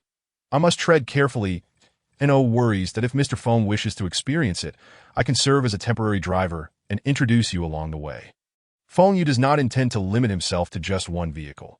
He belongs to the category of customers who, if not met with unpleasant circumstances, will not switch stores. His inquiries are driven by urgency, leaving no time for wasted moments. With August already constructing a comprehensive overview of the vehicle's specifics in Feng Yu's mind, he need not concern himself with the sensory aspect. Take note of this one. I'll take it. Continuing forward, he inquires about another vehicle. How much is this one? Forget it. Just remember it, then calculate the total. Feng Yu is unperturbed by the prospect of excessive expenditure. The vehicles he is considering are visible within the exhibition hall, and they are not renowned luxury brands. The upper limit is merely a few million. If Shun Yuzhen were to introduce multi-million-dollar vehicles, she would certainly provide advance notice. Sales champions like her do not directly question clients about their psychological price points. Instead, they gauge spending potential through behavioral cues. Much like purchasing a designer handbag, if your spending does not reach a certain threshold, the sales staff will not present you with limited editions. Feng Yu selects 4 vehicles consecutively. Intending to drive a different convertible each day, 4 convertibles will suffice. The remaining 3 will be off-road vehicles, just in case of outings or inclement weather. Having a high chassis is essential. Shun Yuzhen feels a surge of excitement internally while maintaining an outwardly composed demeanor. Although she has never encountered a customer who purchases in this manner, her strict professionalism ensures she remains exceptionally adept. All fully equipped, these 4 vehicles total $28.75 million, that excluding the GT300, which requires a month for delivery. The remaining 3 can be collected in half a month, while 2 will be ready in 1 month and 1.5 months, respectively. Feng Yu nods, acknowledging his understanding. Let's proceed to view the off-road vehicles. Today has truly been a fortuitous encounter. Shun Yuzhen muses, such a delightful client. I must attend to the young master well. Yet, I have never encountered someone of this caliber before. What a rising star from the upper echelons. Regardless, those who pay are always esteemed. Please, take your time. Allow me to introduce you, Shin Yujin thinks, her high heels tapping rhythmically against the floor as she presents the vehicles with impeccable Mandarin, requiring no subtitles. Upon purchasing 7 vehicles, Feng Yu experiences a sense of exhilaration while swiping his card. Although he has done so previously, this time feels distinctly refreshing. Could this be the exhilarating sensation that accompanies a sudden influx of wealth? Observing the staff nearby, he understands why some say men appear most attractive while swiping their cards. Their eyes sparkle with admiration that I relish your gaze, not one of coveting appearance, but rather one of reverence. The total expenditure amounts to 36.8 million, and we will handle all the paperwork on your behalf. Ultimately, we will send confirmation to your steward. Mr. Feng need only provide the delivery address. Shin Yujin closes the contract Feng Yu has just signed, her smile radiating warmth. Feng Yu finds himself momentarily perplexed by this line of conversation. He has yet to purchase a property. Observing Shin Yujin, a professional capable of selling multi-million-dollar vehicles, he imagines her network must be extensive. Perhaps he could inquire if she knows of suitable real estate, that I've just arrived in H City and am looking to buy a spacious flat, preferably in a newly developed building.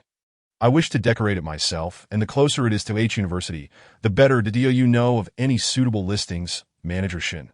Shin Yujin is taken aback, internally acknowledging, indeed, this young master is not from H City. No wonder I haven't heard of him, that I am not well versed in real estate and lack expertise in this area, but I can introduce someone to assist Mr. Feng, that I'll ensure he contacts you promptly for coordination. Is he a real estate agent? Shin Yujin nods, more or less that he is the manager of the largest real estate agency in H City, specializing in property sales. Rest assured, Mr. Feng, his service will be highly professional. Feng Yu has no objections. He has witnessed Shin Yujin's capabilities today.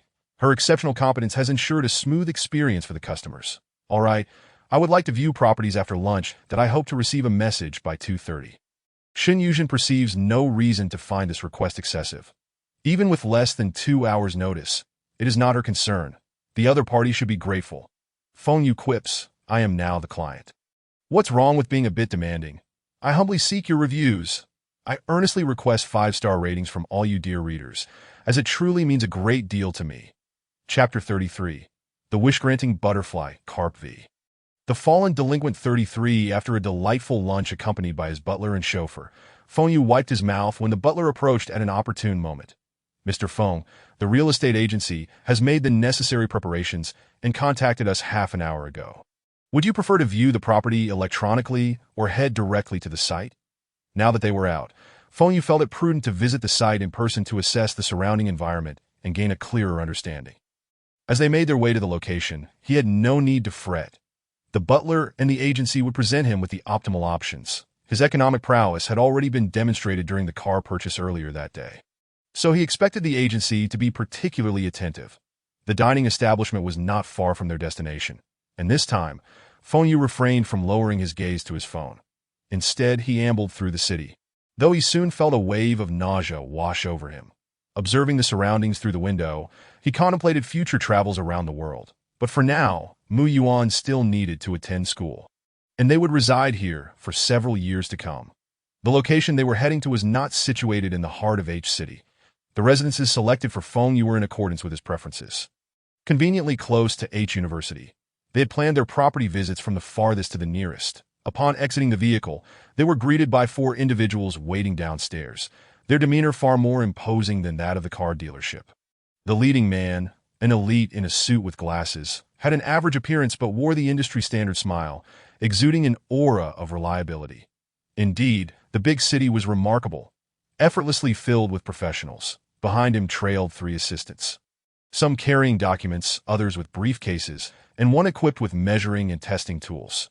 Feng Yu's visage must have been communicated in advance, for as he approached, the elite gentleman quickened his pace to greet him first. Good day, Mr. Feng. My surname is Li, with the given name Shang. Allow me to guide you that we have selected a location that meets your requirements, situated on the top floor. Please follow me. Feng Yu shook hands with Li Shang, who seemed to have gathered insights about Feng Yu's character from Shin Yujin earlier. This gentleman was clearly efficient and businesslike. Thank you, brotherly. I am new to H City, and as a real estate agent, you must possess extensive knowledge. Shall we exchange contact information? If I need assistance, I could reach out to you. Feng Yu waved his phone, sensing that this man had a vast network. Having assessed Li Shang's general demeanor and considering Shun Yuzhen's earlier remarks, Feng Yu discerned that this individual was indeed exceptional. Since they were to exchange contacts, it was prudent to maintain a cordial attitude. Li Shang swiftly produced his phone and, from his pocket, presented his business card with both hands to Feng Yu. Should you require any assistance, please do not hesitate to contact me. I am not solely responsible for real estate. I can also help with other needs you may have. Li Shang led the group to the elevator, expeditiously introducing the environment while retrieving the access card. The South Forest Hooting spacious units are located in Buildings 6 and 8. The Building 6 is fully sold out, while there happens to be an available unit in Building 8 due to the previous owner needing to relocate abroad following a family incident. As they are in a hurry to sell, the price is quite reasonable. Once everyone entered the elevator, Li Shang swiped the access card against the sensor panel, illuminating the button for the 36th floor, and the elevator ascended swiftly. Feng Yu noted that the elevator was likely of high quality, as it ascended smoothly without any swaying, and the spacious interior would facilitate the selection of larger furniture during renovations. The card access system also enhanced security, indicating a commendable level of safety. While Li Shang continued his introduction, he addressed Feng Yu's concerns regarding security. South Forest Huading is considered a high-end residential community in H City. Before Mr. Feng arrived, you must have parked your vehicle outside the premises, which is part of the community's security protocol. Only residents are permitted to drive into the area. Outside vehicles must obtain a temporary access permit. Requiring the owner's consent, Li Shang pointed to the emergency alarm device beside the elevator. The community is equipped with 24-hour security personnel, proficient in 23 languages and holding various combat certifications, with preference given to retired military personnel. The security here is indeed among the finest. At that moment, the elevator doors opened. Contrary to Feng Yu's expectations of encountering bare walls upon entry, he was greeted by gleaming tiled floors and a uniform white paint finish from the initial handover. The door to this floor had yet to be replaced, still bearing the original from the handover. Having already ascertained Feng Yu's preferences, Li Shang began his introduction as they stepped inside. The basic renovations at South Forest Huading have been completed at the time of handover. However, should Mr. Feng wish for a complete overhaul, it is certainly feasible. Most residents opt to remove the original renovations to tailor the interiors to their liking. Upon entering, they immediately noticed a wall displaying the property's fundamental information, which Li Shang's assistant also had in more detailed form. At this juncture, the assistant approached with the property details and commenced his introduction of the foundational information. The expansive unit, minus the common area, measured 380 square meters. Being on the top floor, it offered an additional terrace, totaling 2 levels. The lower level constituted the main living area, with the upper level merely an adjunct, as it was a modest 50 square meters. Feng Yu took a moment to explore the interior, finding himself quite fond of the top-floor accommodation. Residing there would eliminate concerns of noisy neighbors above, though the abundant sunlight could pose a challenge in summer without air conditioning. In winter, he would need to evaluate the external wall insulation of South Forest Huading.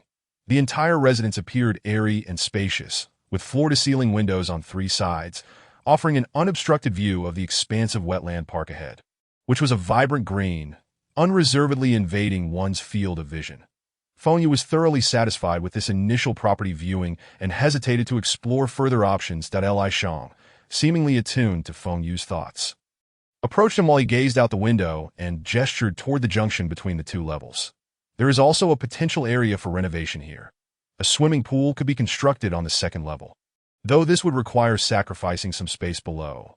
Alternatively, a glass wall could be utilized for the pool, allowing sunlight to filter through. Li Shang, with a confident demeanor, produced a tablet and began flipping through it before Feng Yu.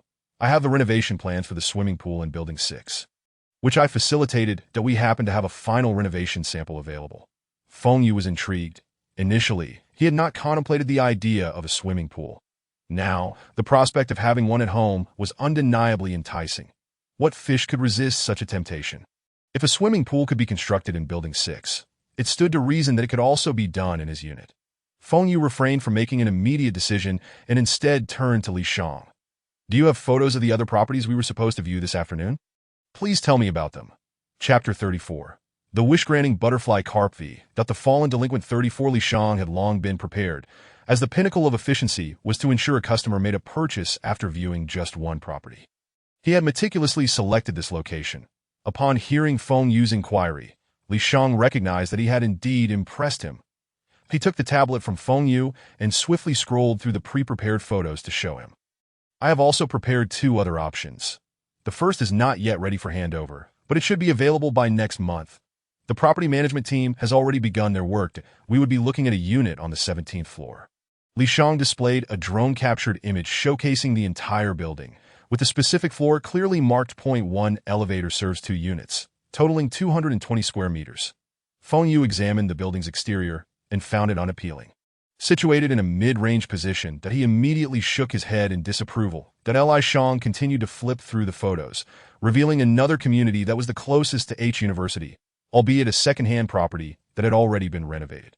It had previously belonged to a celebrity whose housing information was inadvertently exposed by paparazzi, prompting them to sell. Feng Yu glanced over the details.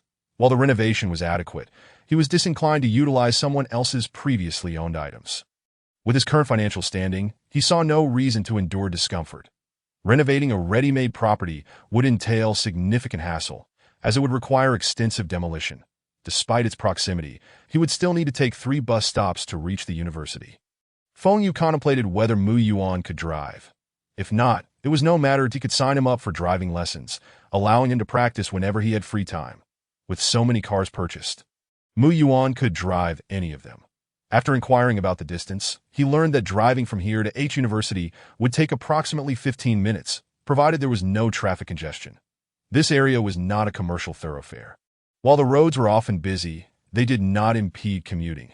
The more he considered this option, the more Feng Yu found himself enamored with it. After circling back a couple of times, he ultimately resolved that this would be the place. In truth, there was no need for excessive deliberation. Should he grow dissatisfied in the future, he could always purchase another property. Such is the privilege of the affluent. This is the one that I have no desire to view any further options. Let us proceed with the paperwork. From the moment Li Sang heard about the swimming pool from Feng Yue, it was evident that he was smitten. Thus, the current situation did not come as a surprise. After Feng Yue made his decision, he promptly transferred the previously calculated payment for the property to Feng Yue. The total cost for the house, along with an underground parking space, amounted to a staggering 43 million. A rather exorbitant price for an unfurnished unit, especially considering that there was only one parking spot available. This steep price was primarily due to the property's location in a first-tier city. Complemented by the surrounding amenities, Feng Yue remained unfazed by the cost, aware that purchasing a home was an inevitable expenditure, especially since he would not be buying properties daily. Once the decision was made, Feng Yue did not linger any longer and directly accompanied Li Sang to their real estate agency to finalize the handover formalities. With money paving the way, there were few requirements from Feng Yue's side. He merely needed to swipe his card and sign, securing the house outright. Originally, Feng Yue anticipated that it would take several days to receive the property certificate, but to his surprise, the new certificate was in his hands by that very afternoon. When he obtained it, he immediately sent a photo to Mu Yuan, exclaiming, "We have a home now." Mu Yuan responded almost instantaneously, as if he had been awaiting Feng Yue's update. After Mu Yuan departed today, he sent Feng Yue a message every half hour, to which Feng Yue replied diligently that it was evident that Mu Yuan was merely experiencing temporary discomfort. With time, he would surely adjust AS if unable to await Feng Yue's response. Mu Yuan called him directly. The two indulged in affectionate banter for a considerable time before finally hanging up.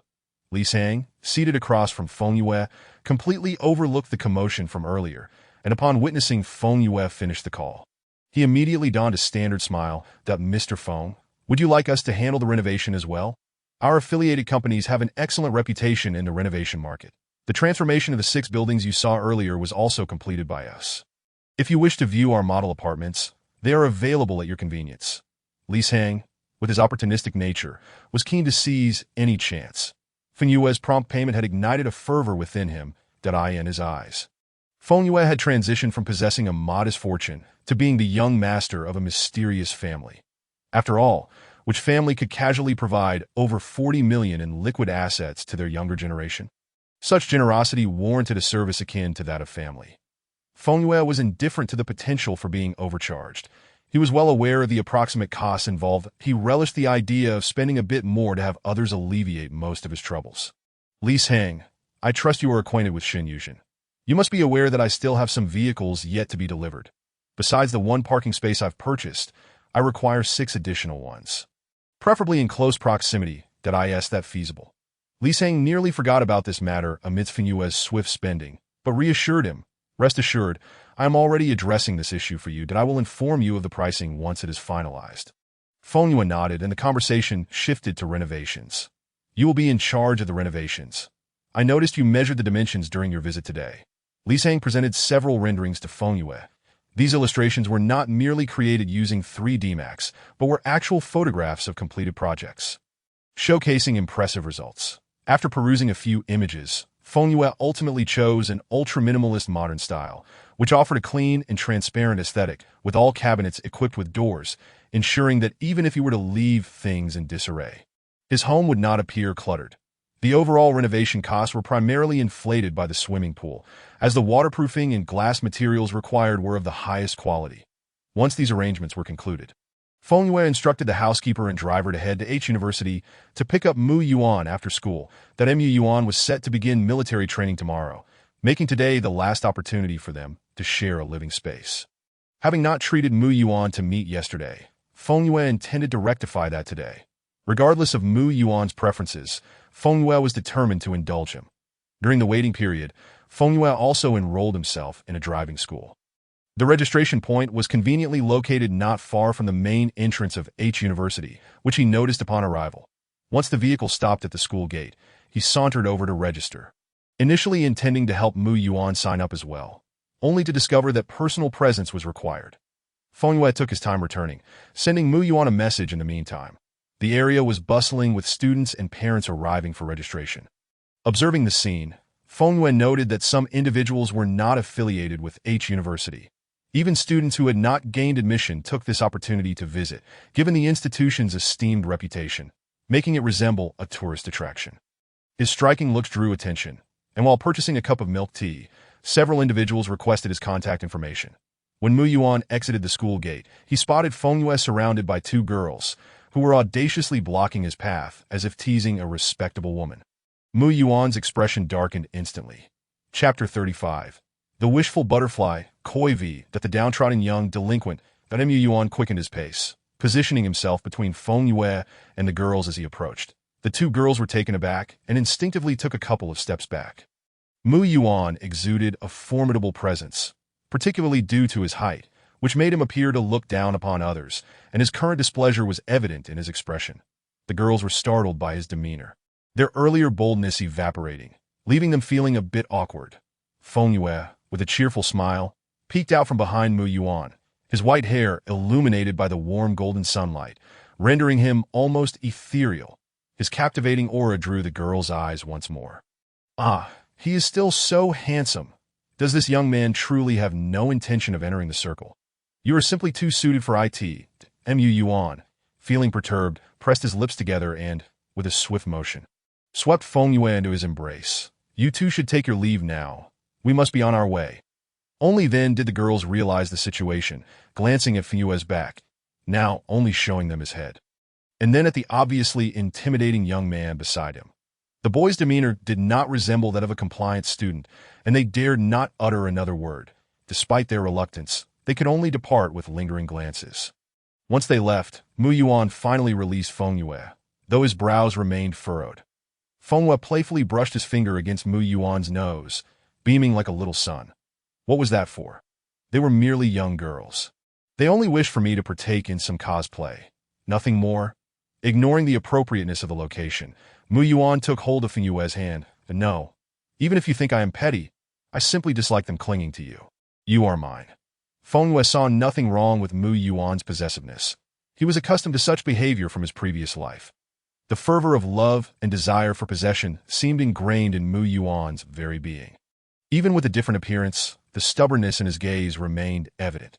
All right then, let us go. Have you eaten yet? Are you hungry? What would you like to eat?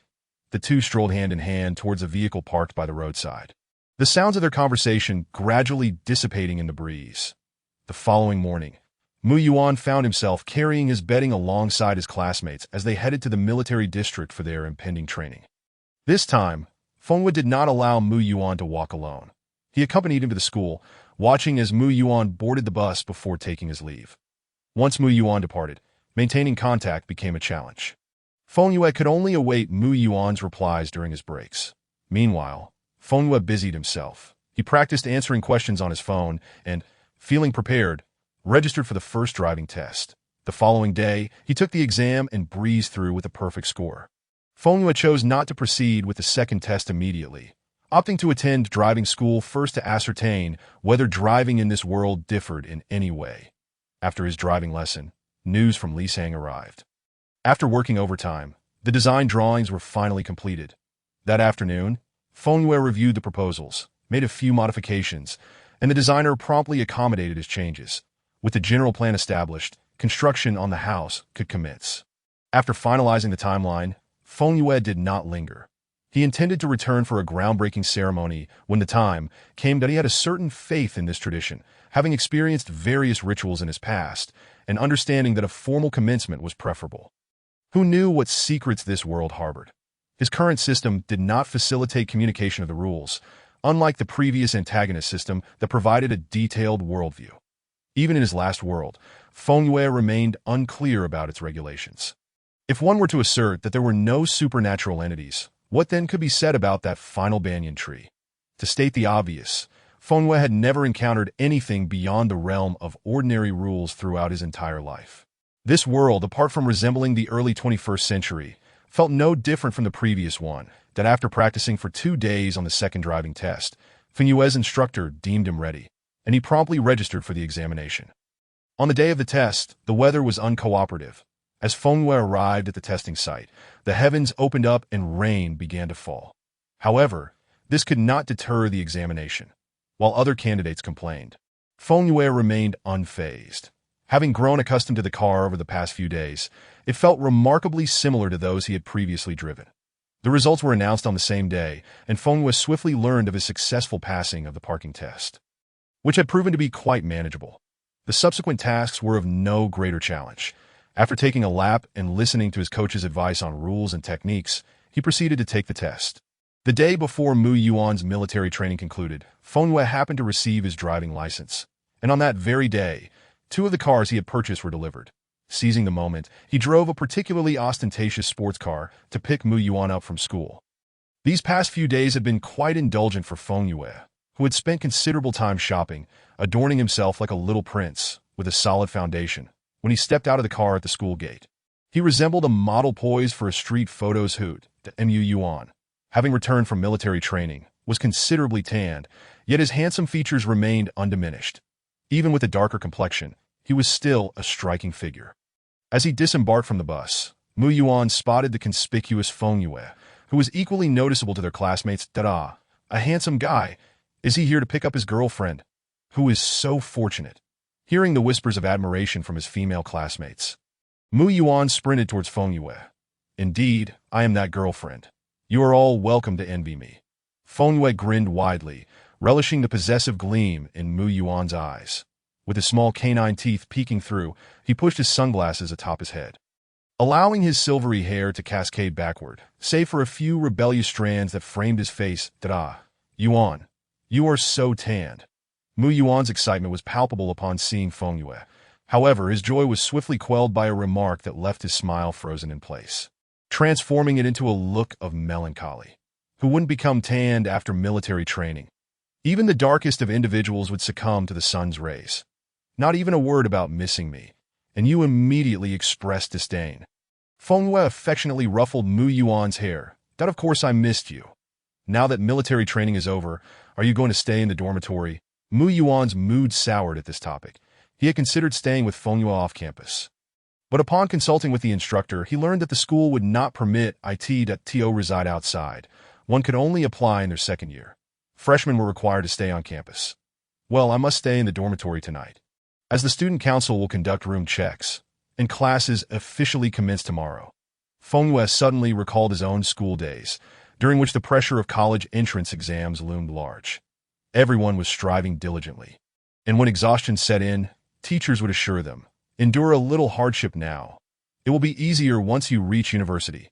Who could have anticipated that university would bring even greater pressures than high school? Writing papers consumed nearly every day in the library.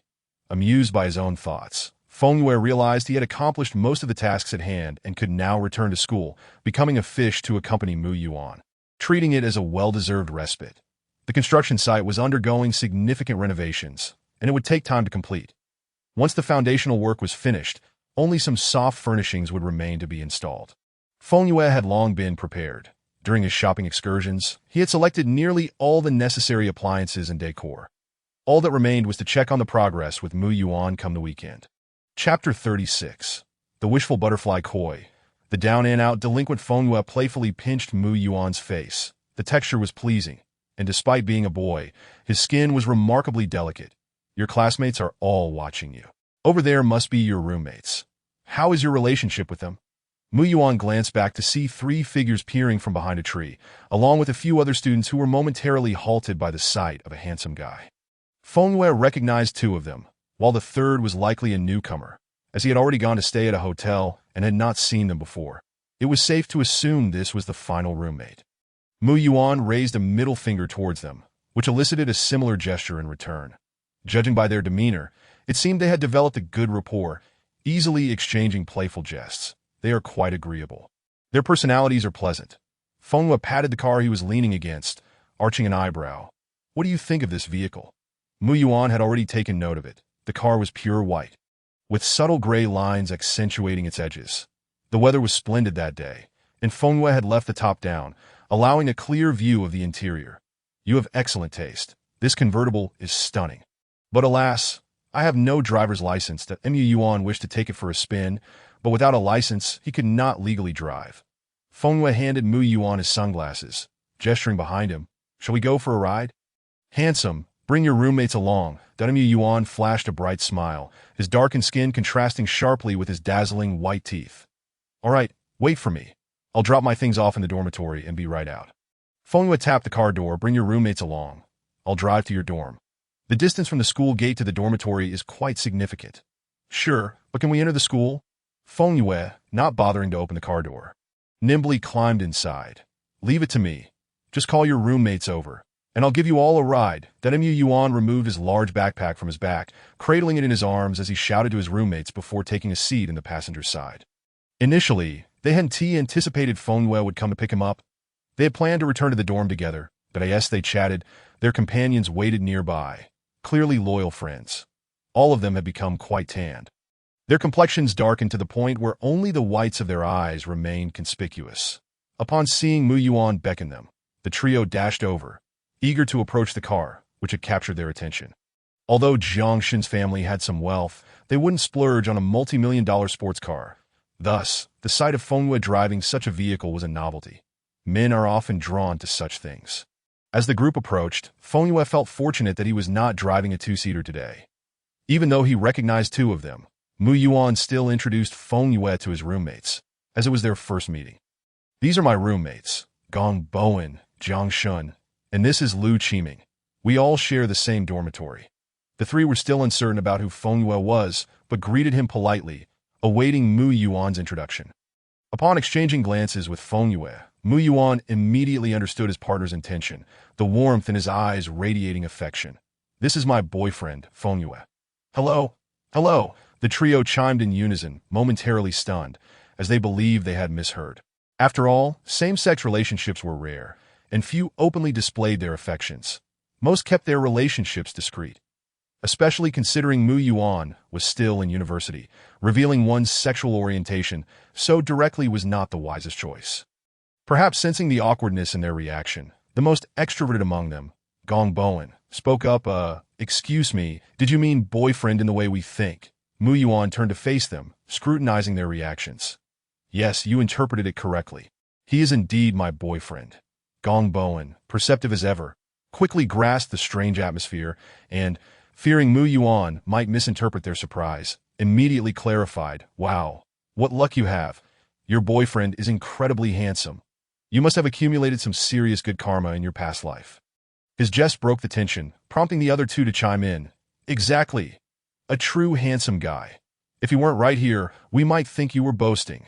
Seeing their roommates' reactions, which had shifted from shock to acceptance, Mu Yuan felt reassured.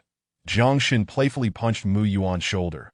I was wondering why you weren't interested in those overly eager female classmates. Turns out you just prefer this. Fantastic news. Now we have less competition for dating. Lu Qiming grinned widely, shaking Mu Yuan's hand earnestly. You're a good man, and I can't fault you for being so attractive. I wish you both a lasting relationship. Mu Yuan waved at them. If you're good at talking, keep it coming. All right, let us hop in. We're heading back to the dorm to drop off our things before going out for dinner. Gong Bowen was the first to squeeze into the car, claiming the best seat, while Jiang Shun and Lu Qiming jostled for space in the back, not wanting to be sandwiched between two boys that rock, paper, scissors. The loser sits in the middle. All right, rock, paper, scissors. Not fair. Best 2 out of 3. I'm not scared of you. Let us go again. Feng Yu watched with great interest, observing them perform their antics, as if an aura of youth enveloped the surroundings. His vehicle was quite spacious. Even 3 large boys could fit comfortably, though he preferred not to sit in the middle, as the window seat offered a certain prestige at this moment. With military training and classes in session, the campus was bustling with life, and who wouldn't want to flaunt themselves in a luxury car? In the end, Jiang Xin lost the bet and begrudgingly took a seat between Gong Bowen and Lu Qiming, who deliberately squished him in. Once everyone settled, Feng Yu finally started the engine and turned towards the north gate, which was closer to the boys' dormitory, making it easier for him to drive in. The school prohibited outside vehicles, and as they approached the entrance, a hint of apprehension lingered.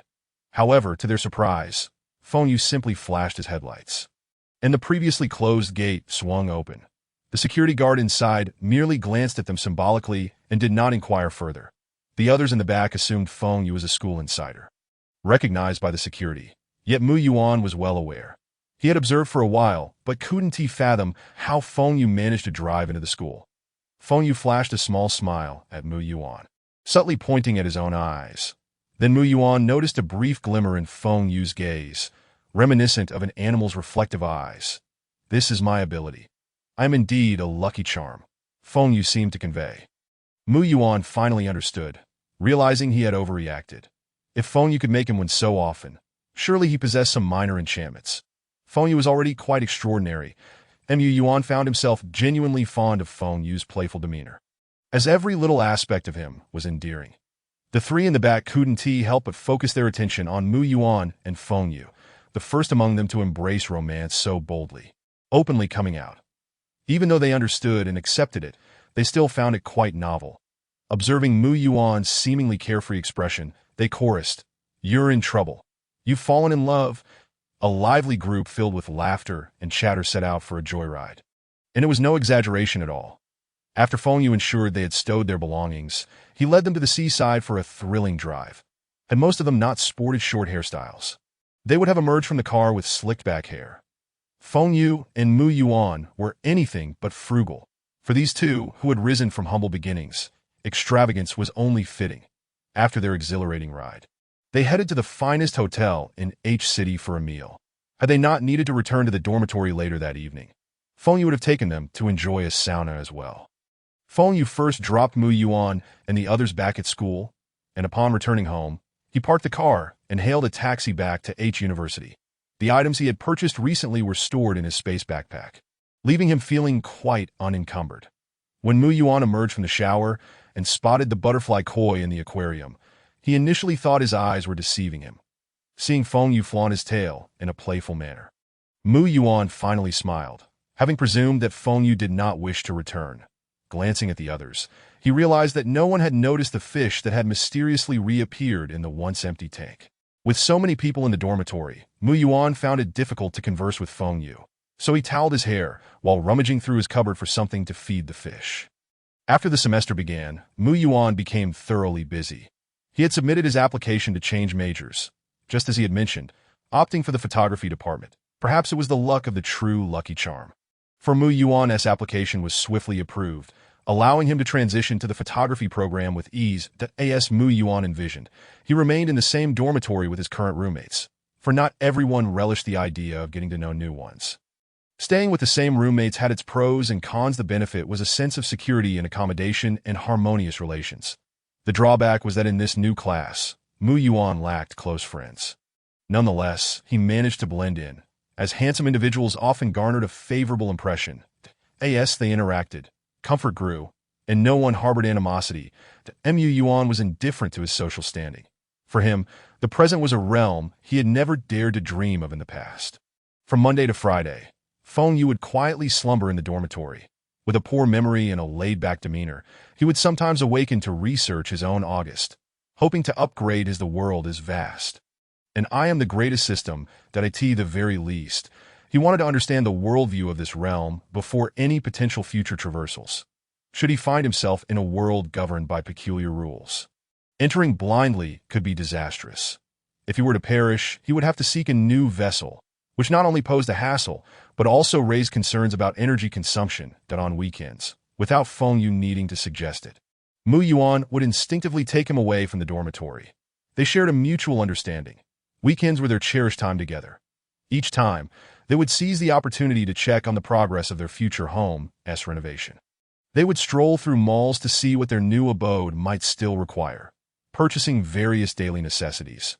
When the weather was fine, they would venture to the seaside to watch the sunrise, frolic in the sand dunes, and engage in sea fishing together.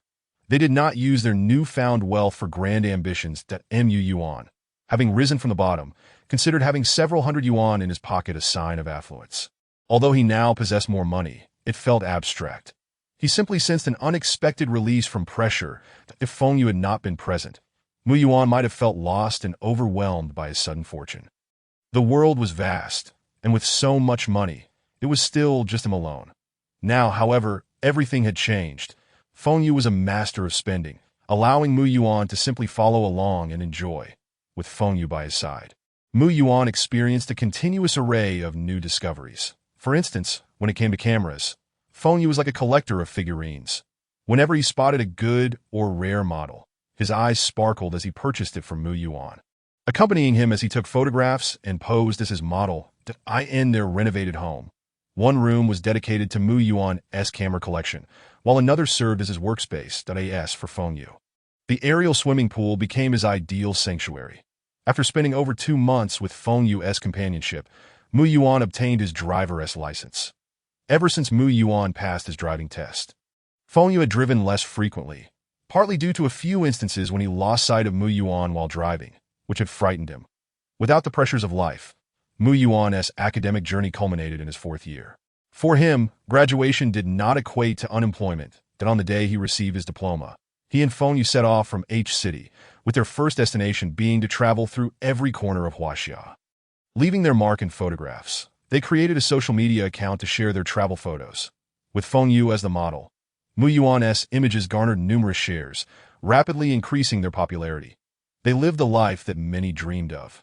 There were even rumors that Mu Yuan was the fortunate individual who had won a staggering sum, further elevating their fame. Until one day, they stumbled upon a series of photographs, one of which was not taken by Mu Yuan himself, but rather by someone else. The photographer lacked Mu Yuan's years of experience capturing Feng Yu's essence. Yet the artistry in the composition conveyed a profound ambience that resonated with viewers. The images formed a 9-square grid, with the center displaying their clasped hands, each adorned with matching rings on their ring fingers. Even without any accompanying text, it was clear to everyone that Mu Yuan had proposed, from the first image capturing the sunset over the sea to the sunrise on snow-capped peaks. They documented their journeys across the vast landscapes of the country. The Lucky Butterfly Koi and, Chapter 1. The whimsical cow Catvi at the eccentric escape room owner and a biting, frigid wind swept across a black and white head.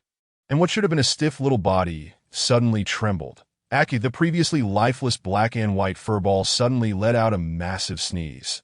Such a movement was ill-suited for a feline.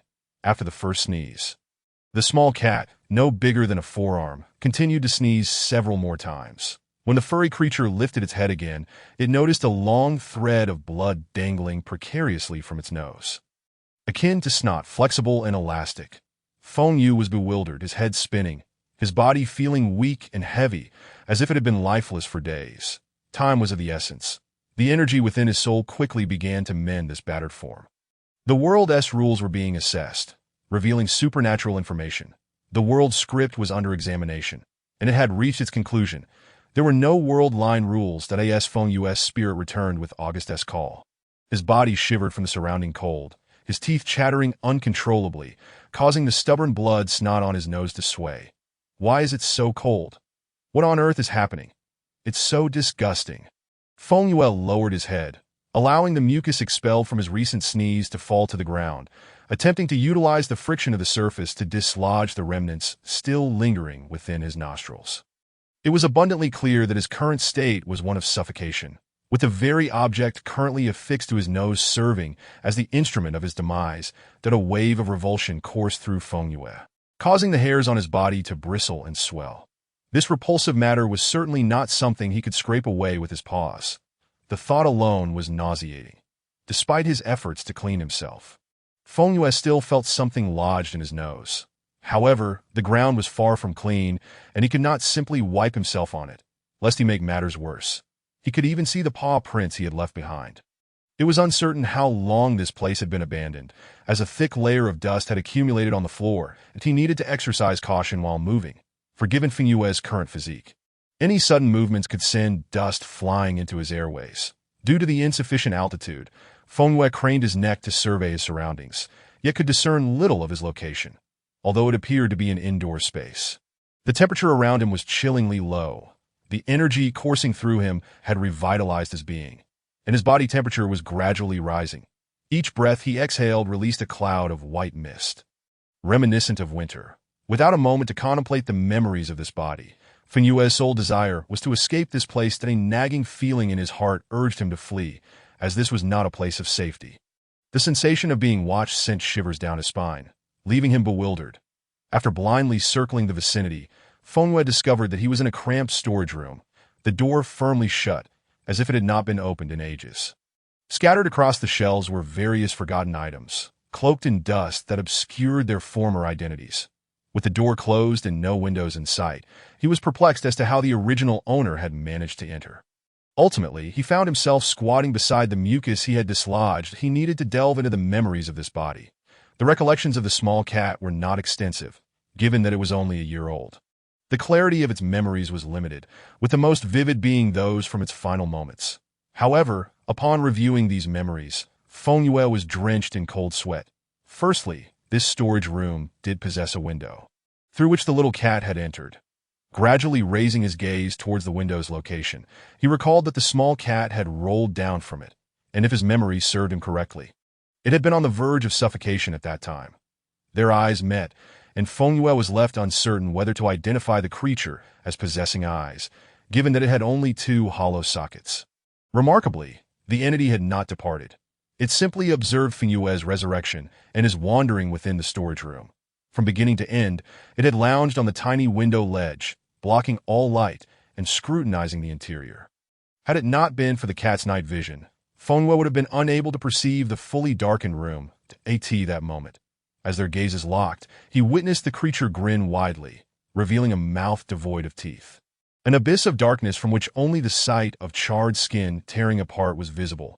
With one glance to the left and another to the right, the man instinctively turned his head to look behind him, only to catch sight of a small black and white figure dashing into the shadows, its back turned towards him. Almost immediately, a dark entity rounded the corner, pursuing him with fervor. Excellent. It has chosen the one with ample flesh. At this point, there was no need for contemplation. The only option was to flee. As Feng Yue took a couple of steps, he realized that nothing was chasing him anymore and gradually slowed to a halt. Panting softly, sensing his surroundings, he noted the eerie silence, which seemed to have warmed slightly compared to before. This change in temperature likely correlated with the entity that had been pursuing them. The corridor ahead was obstructed by heaps of discarded chairs, rendering it nearly impassable for an adult. Yet for Feng Yue, in his current form as a small cat, it posed no obstacle. After surveying the area and confirming the absence of immediate danger, Feng Yue finally had a moment to ponder the situation. He vividly recalled the report from the August system upon its activation. This place appeared to be a realm inhabited by supernatural beings, and it was clear that the narrative had concluded. Fortunately, the world's rules were intact, sparing him from the anxiety of narrative errors leading to catastrophic collapse. While this was a double-edged sword, Feng Yue had upgraded his system. However, due to insufficient energy, he could only ascertain fragments of the world's attributes, leaving him with an incomplete understanding of the events that had transpired. After all, there existed distinctions between happy endings and tragic ones.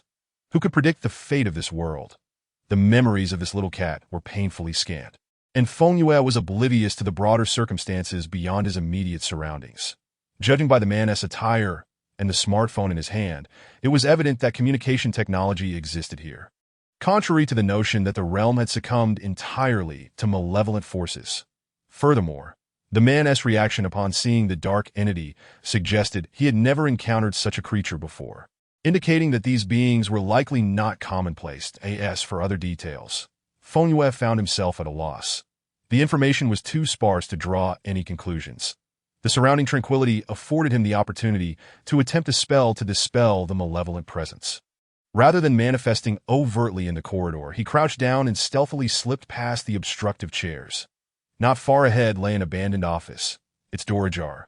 Peering through the crack, he observed an empty room strewn with scattered debris. No intact chairs were visible, only two legless tables leaning against the wall. There were no hiding places, and the room felt desolate, with moonlight filtering through the nailed-up gaps, casting the sole illumination within. Even the air appeared devoid of dust motes, rendering the space eerily still.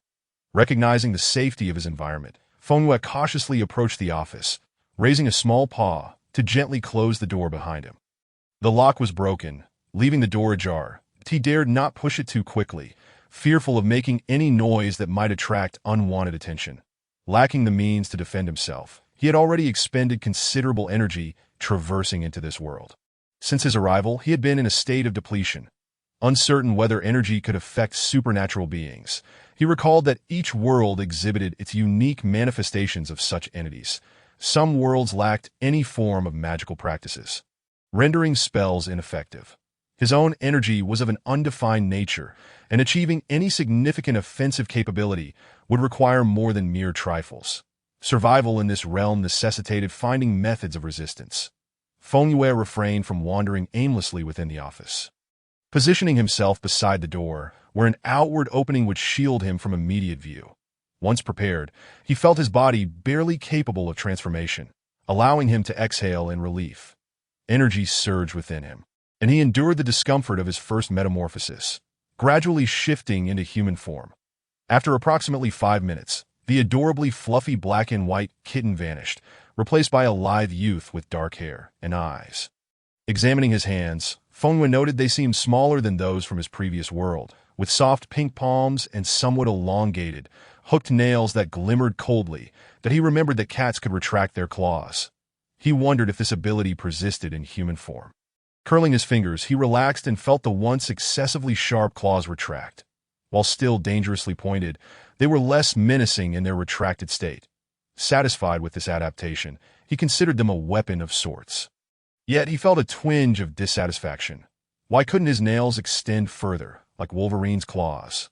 Metal would be impressive, but he dismissed the idea of replacing his bones with metal. Without superhuman healing, he would still need to locate his power source to mend any wounds. At that moment, Fengyue found himself entirely exposed, his bare feet pressing against the dusty floor, an uncomfortable sensation. Having lived as a feral cat, he recalled the desolate thickets surrounding him. He had inadvertently entered this place while chasing after a mouse. Having had little prior experience, naturally, as a wild cat, he was not pristine. Even upon transforming into a human, his skin bore patches of dirt, and shaking his hair sent clouds of dust into the air. In this state, he felt it would be preferable to revert to his feline form. As he suspected he might have fleas, that it was entirely normal for outdoor cats to become infested with parasites. Despite his disdain for his current condition, Fengyue could not afford to be choosy.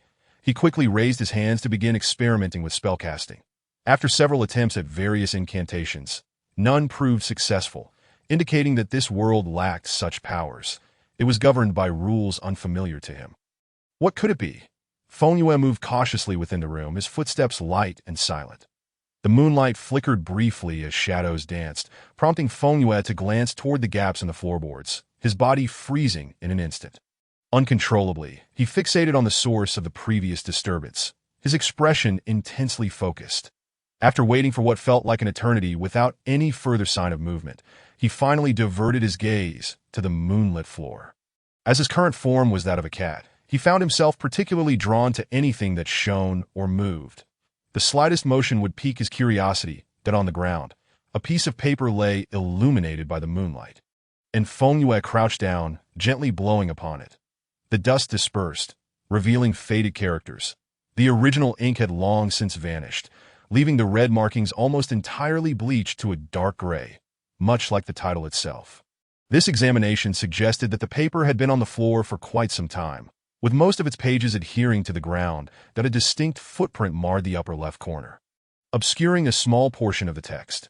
Initially, Feng Yue paid little heed to the paper, finding it unremarkable, but his attention was captured by a small black and white spider scuttling along the edge. The sight of something moving was enough to hold his fascination, and it was this little creature that made him sense something was amiss. Logically, this place did not seem to be a wealthy institution, and its current state of abandonment hinted at its dilapidation.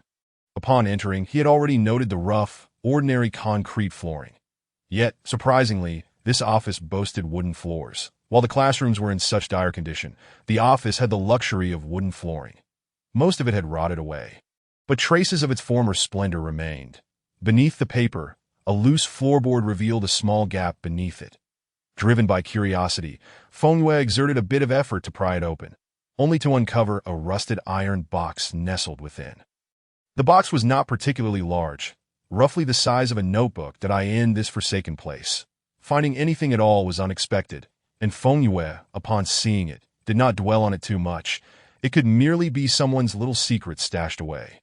He thought little of it, as a rational person would hardly hide any incriminating evidence. This was precisely the mindset with which he approached opening the box, with the aid of his claws. He required only minimal strength to lift the lid, that as it creaked open. A shower of rust fell from its edges, but it did not affect the contents within, which had been preserved fairly well despite the passage of time. Appearing only somewhat antiquated, inside the box lay a few items, all visible at a glance. A fountain pen, a faded photograph, and a notebook with a leather cover. The pen was no longer functional. Its cap slightly deformed as if it had been struck against something, leaving a dent that made it difficult to open. The photograph had yellowed with age. Feng Yue held it beneath the moonlight, revealing the image of a boy, around 11 or 12 years old, his expression serious, with long bangs that obscured half of his eyes, imparting a gloomy aura. Typically, photographs have inscriptions on their reverse side, and Feng Yue did not forget to check. 782 agreement. The meaning eluded him, yet he dismissed it as mere curiosity, viewing it as an amusing diversion.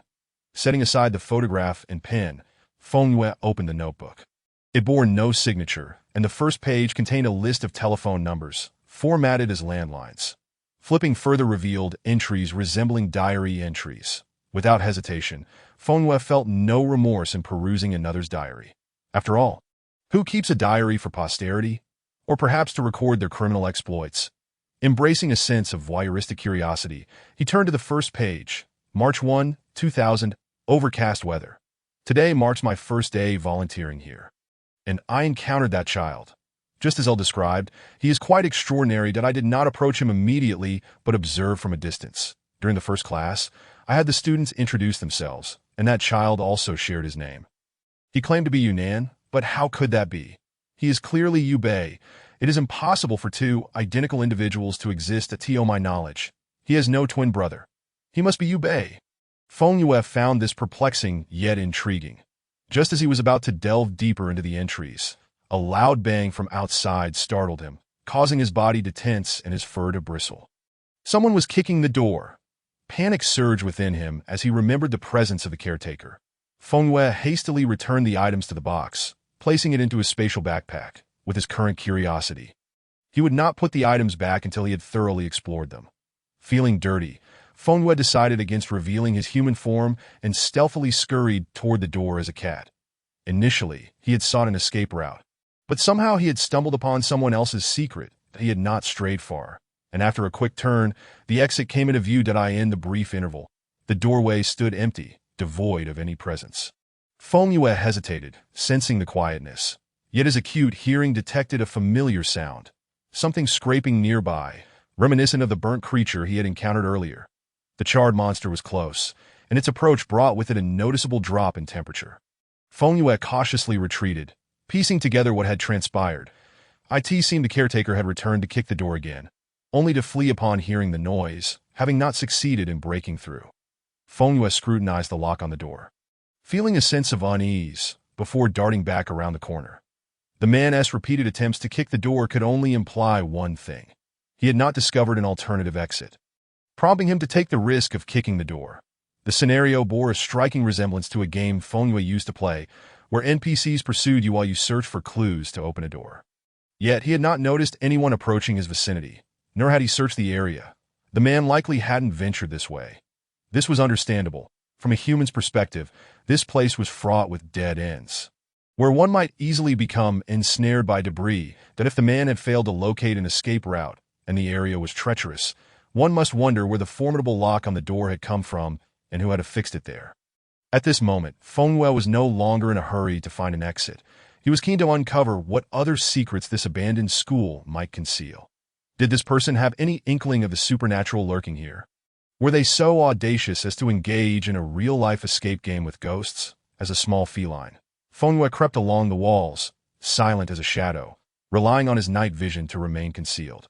His fur blended seamlessly into the darkness, resembling a sleek black bodysuit, with the only visible markings being the white of his paws. Aside from the disturbances caused by the man, the atmosphere was eerily quiet.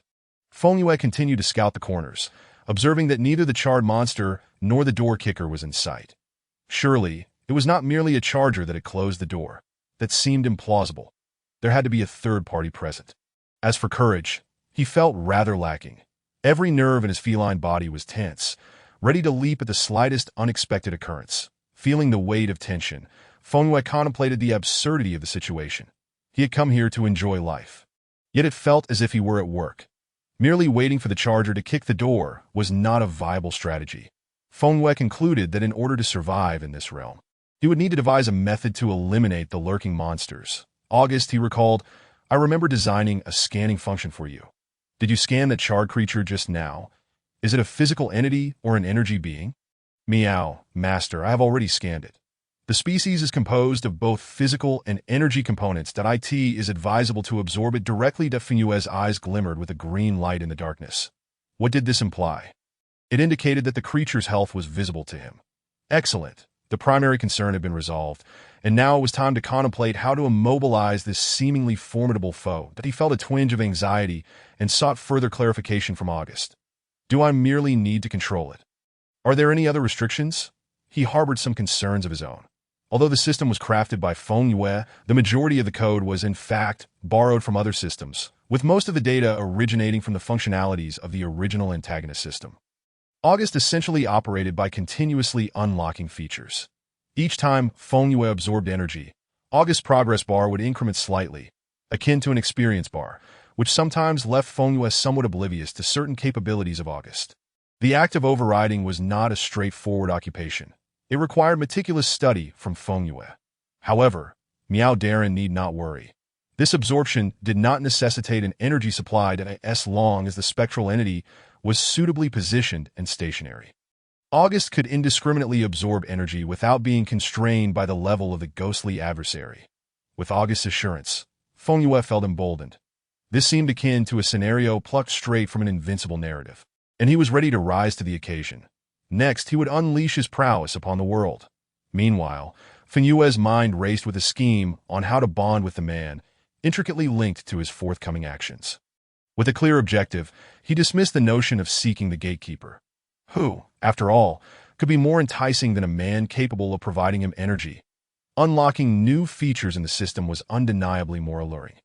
With his focus razor-sharp, Feng Yue perked up his ears to catch the sound around him. Cats possess remarkably acute hearing. They are natural hunters in the shadows, equipped with agile bodies and keen olfactory senses.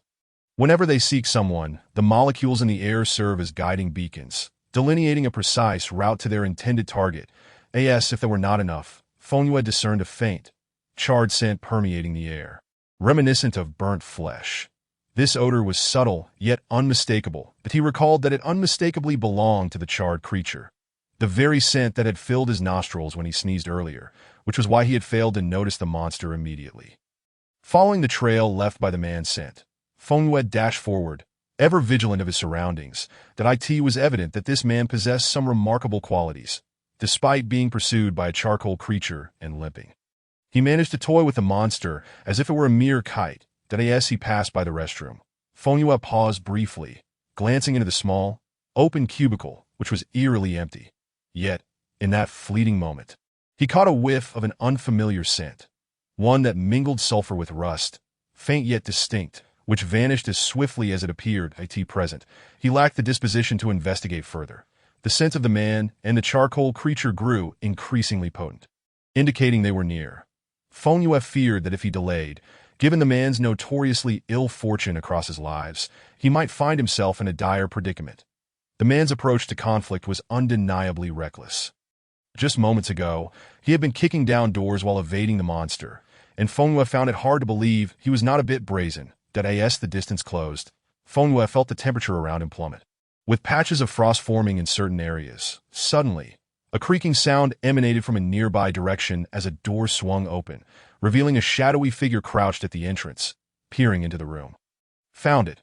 Recognizing that the creature was momentarily stationary, Feng wasted no time. He sprang into action with the agility of a cat. This was an opportune moment. The charcoal creature had yet to notice him. And if he could absorb energy while it was distracted, it would lend an air of grandeur to his entrance. Just as he was about to make contact with the charcoal monster, it finally became aware of him, swiftly turning around. Its pitch-black eyes exuded a sense of excitement, and its mouth gaped wide as if anticipating Feng to leap directly into its maw. Feng was not about to let this creature prevail. He exerted force through his hind legs and leaped over the charcoal head, using his claws to gain leverage atop that instant of contact. Feng felt his claws numbed by the creature's frigid temperature, a stark contrast to its charred appearance. As he leapt into the room, Feng inquired of August, "Is it possible to absorb now?" Absorption initiated. Absorption interrupted. Turning around, he noticed the creature suddenly springing into action, lunging toward him. Feng was no pushover. He raised his sharp claws and slashed at the creature's face. "Behold my invincible feline fist."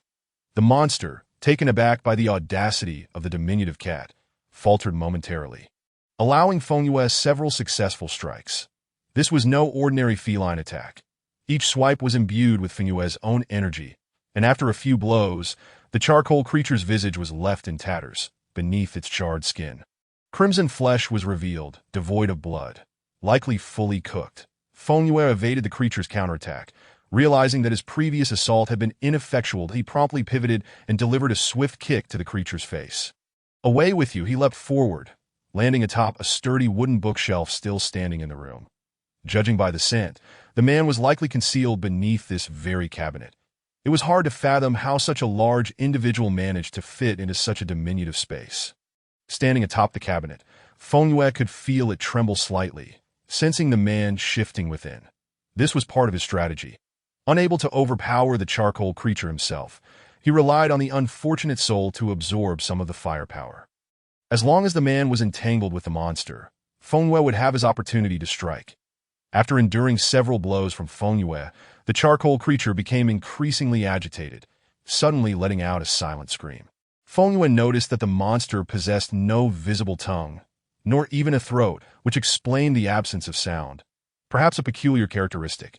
However, with its toothless, tongueless mouth, and its hands on the verge of being incinerated, Feng was at a loss as to how this creature could kill someone. The creature's speed had noticeably increased, and within a blink, it was upon the cabinet, attempting to topple it over. Feng swayed atop the cabinet, timing his jump perfectly as it began to topple, leaping to the windowsill a meter away. The entire maneuver was fluid, as if he were weightless, landing swiftly and creating distance from the charcoal creature. Having acclimated to his body, Feng had become remarkably agile. While Feng deftly navigated the situation, the man was not faring so well. The cabinet, already flimsy, succumbed to the charcoal creature's relentless shaking, shattering under the pressure. The man, hiding within, had no chance to evade. He was thrust into direct confrontation with the monster. The creature, seemingly surprised by the sudden appearance of another, quickly shifted its focus, abandoning Feng Yue to seize the man. Its cavernous mouth widening as if preparing to swallow him whole, akin to a serpent devouring its prey. The man, however, was not inclined to surrender easily. He braced himself against the charcoal creature's shoulders to keep it at bay, attempting to kick with his still functional leg. Feng Yue, sensing that time was of the essence, feared that if he delayed any longer, the monster might snuff out his power source. August, is absorption possible now? Absorption initiated. Absorption interrupted that a progress bar appeared before him, and the charcoal creature seemed to sense something amiss, swiftly closing its mouth and turning toward Feng Yue. Realizing that the creature was about to abandon its target, Feng Yue knew he could not allow it to move. He disregarded the discomfort of standing on the cold charcoal and began to leap atop the creature's head, deftly evading its flailing arms. With each jump, he ensured his claws sank into the creature's flesh to prevent his fall. The confrontation unfolded at lightning speed. The man, caught off guard, mistook Feng Yue's sudden assistance for an interspecies rescue. Seeing the man merely reclining and watching the spectacle infuriated Feng Yue.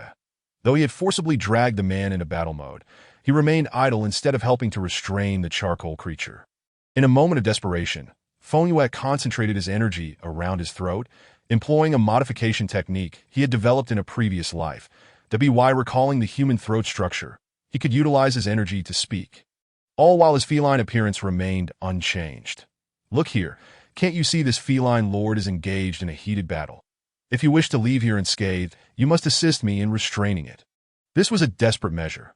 The charcoal creature's erratic movements made August's absorption akin to a sluggish internet connection, progressing only in fits and starts, which was exasperating for Feng Yue. What the hell? A cat can talk. The man was initially taken aback by Feng Yue's speech. Then his expression turned wooden as he replied, I want to help you, but my limbs are frozen and unresponsive. Feng Yue stole a glance at the man. Noticing that his face had turned pale and his hands appeared to be immobilized, moving only with great difficulty, that I asked the freezing effect truly that potent. Feng Yue took a moment to assess his diminutive claws.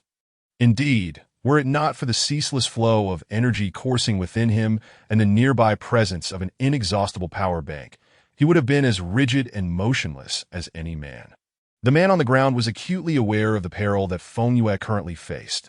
Though he remained oblivious to the intentions of this small, scruffy feline, he endeavored to restrain his own movements, awkwardly maintaining his grip on the creature's shoulder, immobilizing it to prevent any further thrashing. Upon noticing the progress bar beginning to advance, Feng Yue felt a surge of elation, the frustration of earlier suppression flooding back to him.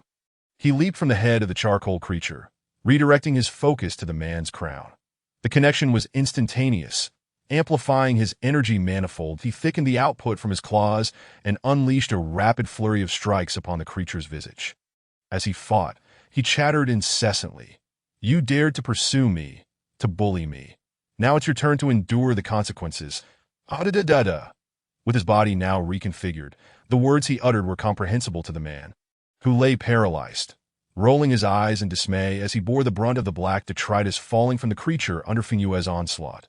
The acrid stench filled his nostrils, the very moment the progress bar reached its zenith. The creature let out a mournful wail, markedly different from its previous silent roars of fury. Both Feng Yue and the man on the ground heard the sound distinctly. The chill in the air dissipated rapidly, the temperature returning to a comfortable norm with each breath. The charcoal monster seemed to vaporize, its form disintegrating into fine particles that spiraled into Feng Yue's being. Feng Yue gagged. He had not anticipated that this energy would enter through his mouth, leaving a bitter taste akin to having consumed something charred. Before he could regain his composure, his nape was seized, rendering his limbs uncontrollable and suspended in midair, leading to an unexpected eye contact with the man. Being held in such a manner was profoundly uncomfortable, especially in a state of suspension, making him feel as though the skin on his neck would peel away. Release me. This is unbearable. If you do not let go, I shall take it upon myself to clean your ears. Chapter 5. The Foolish Cow Cat versus the Neurotic Chambermaster.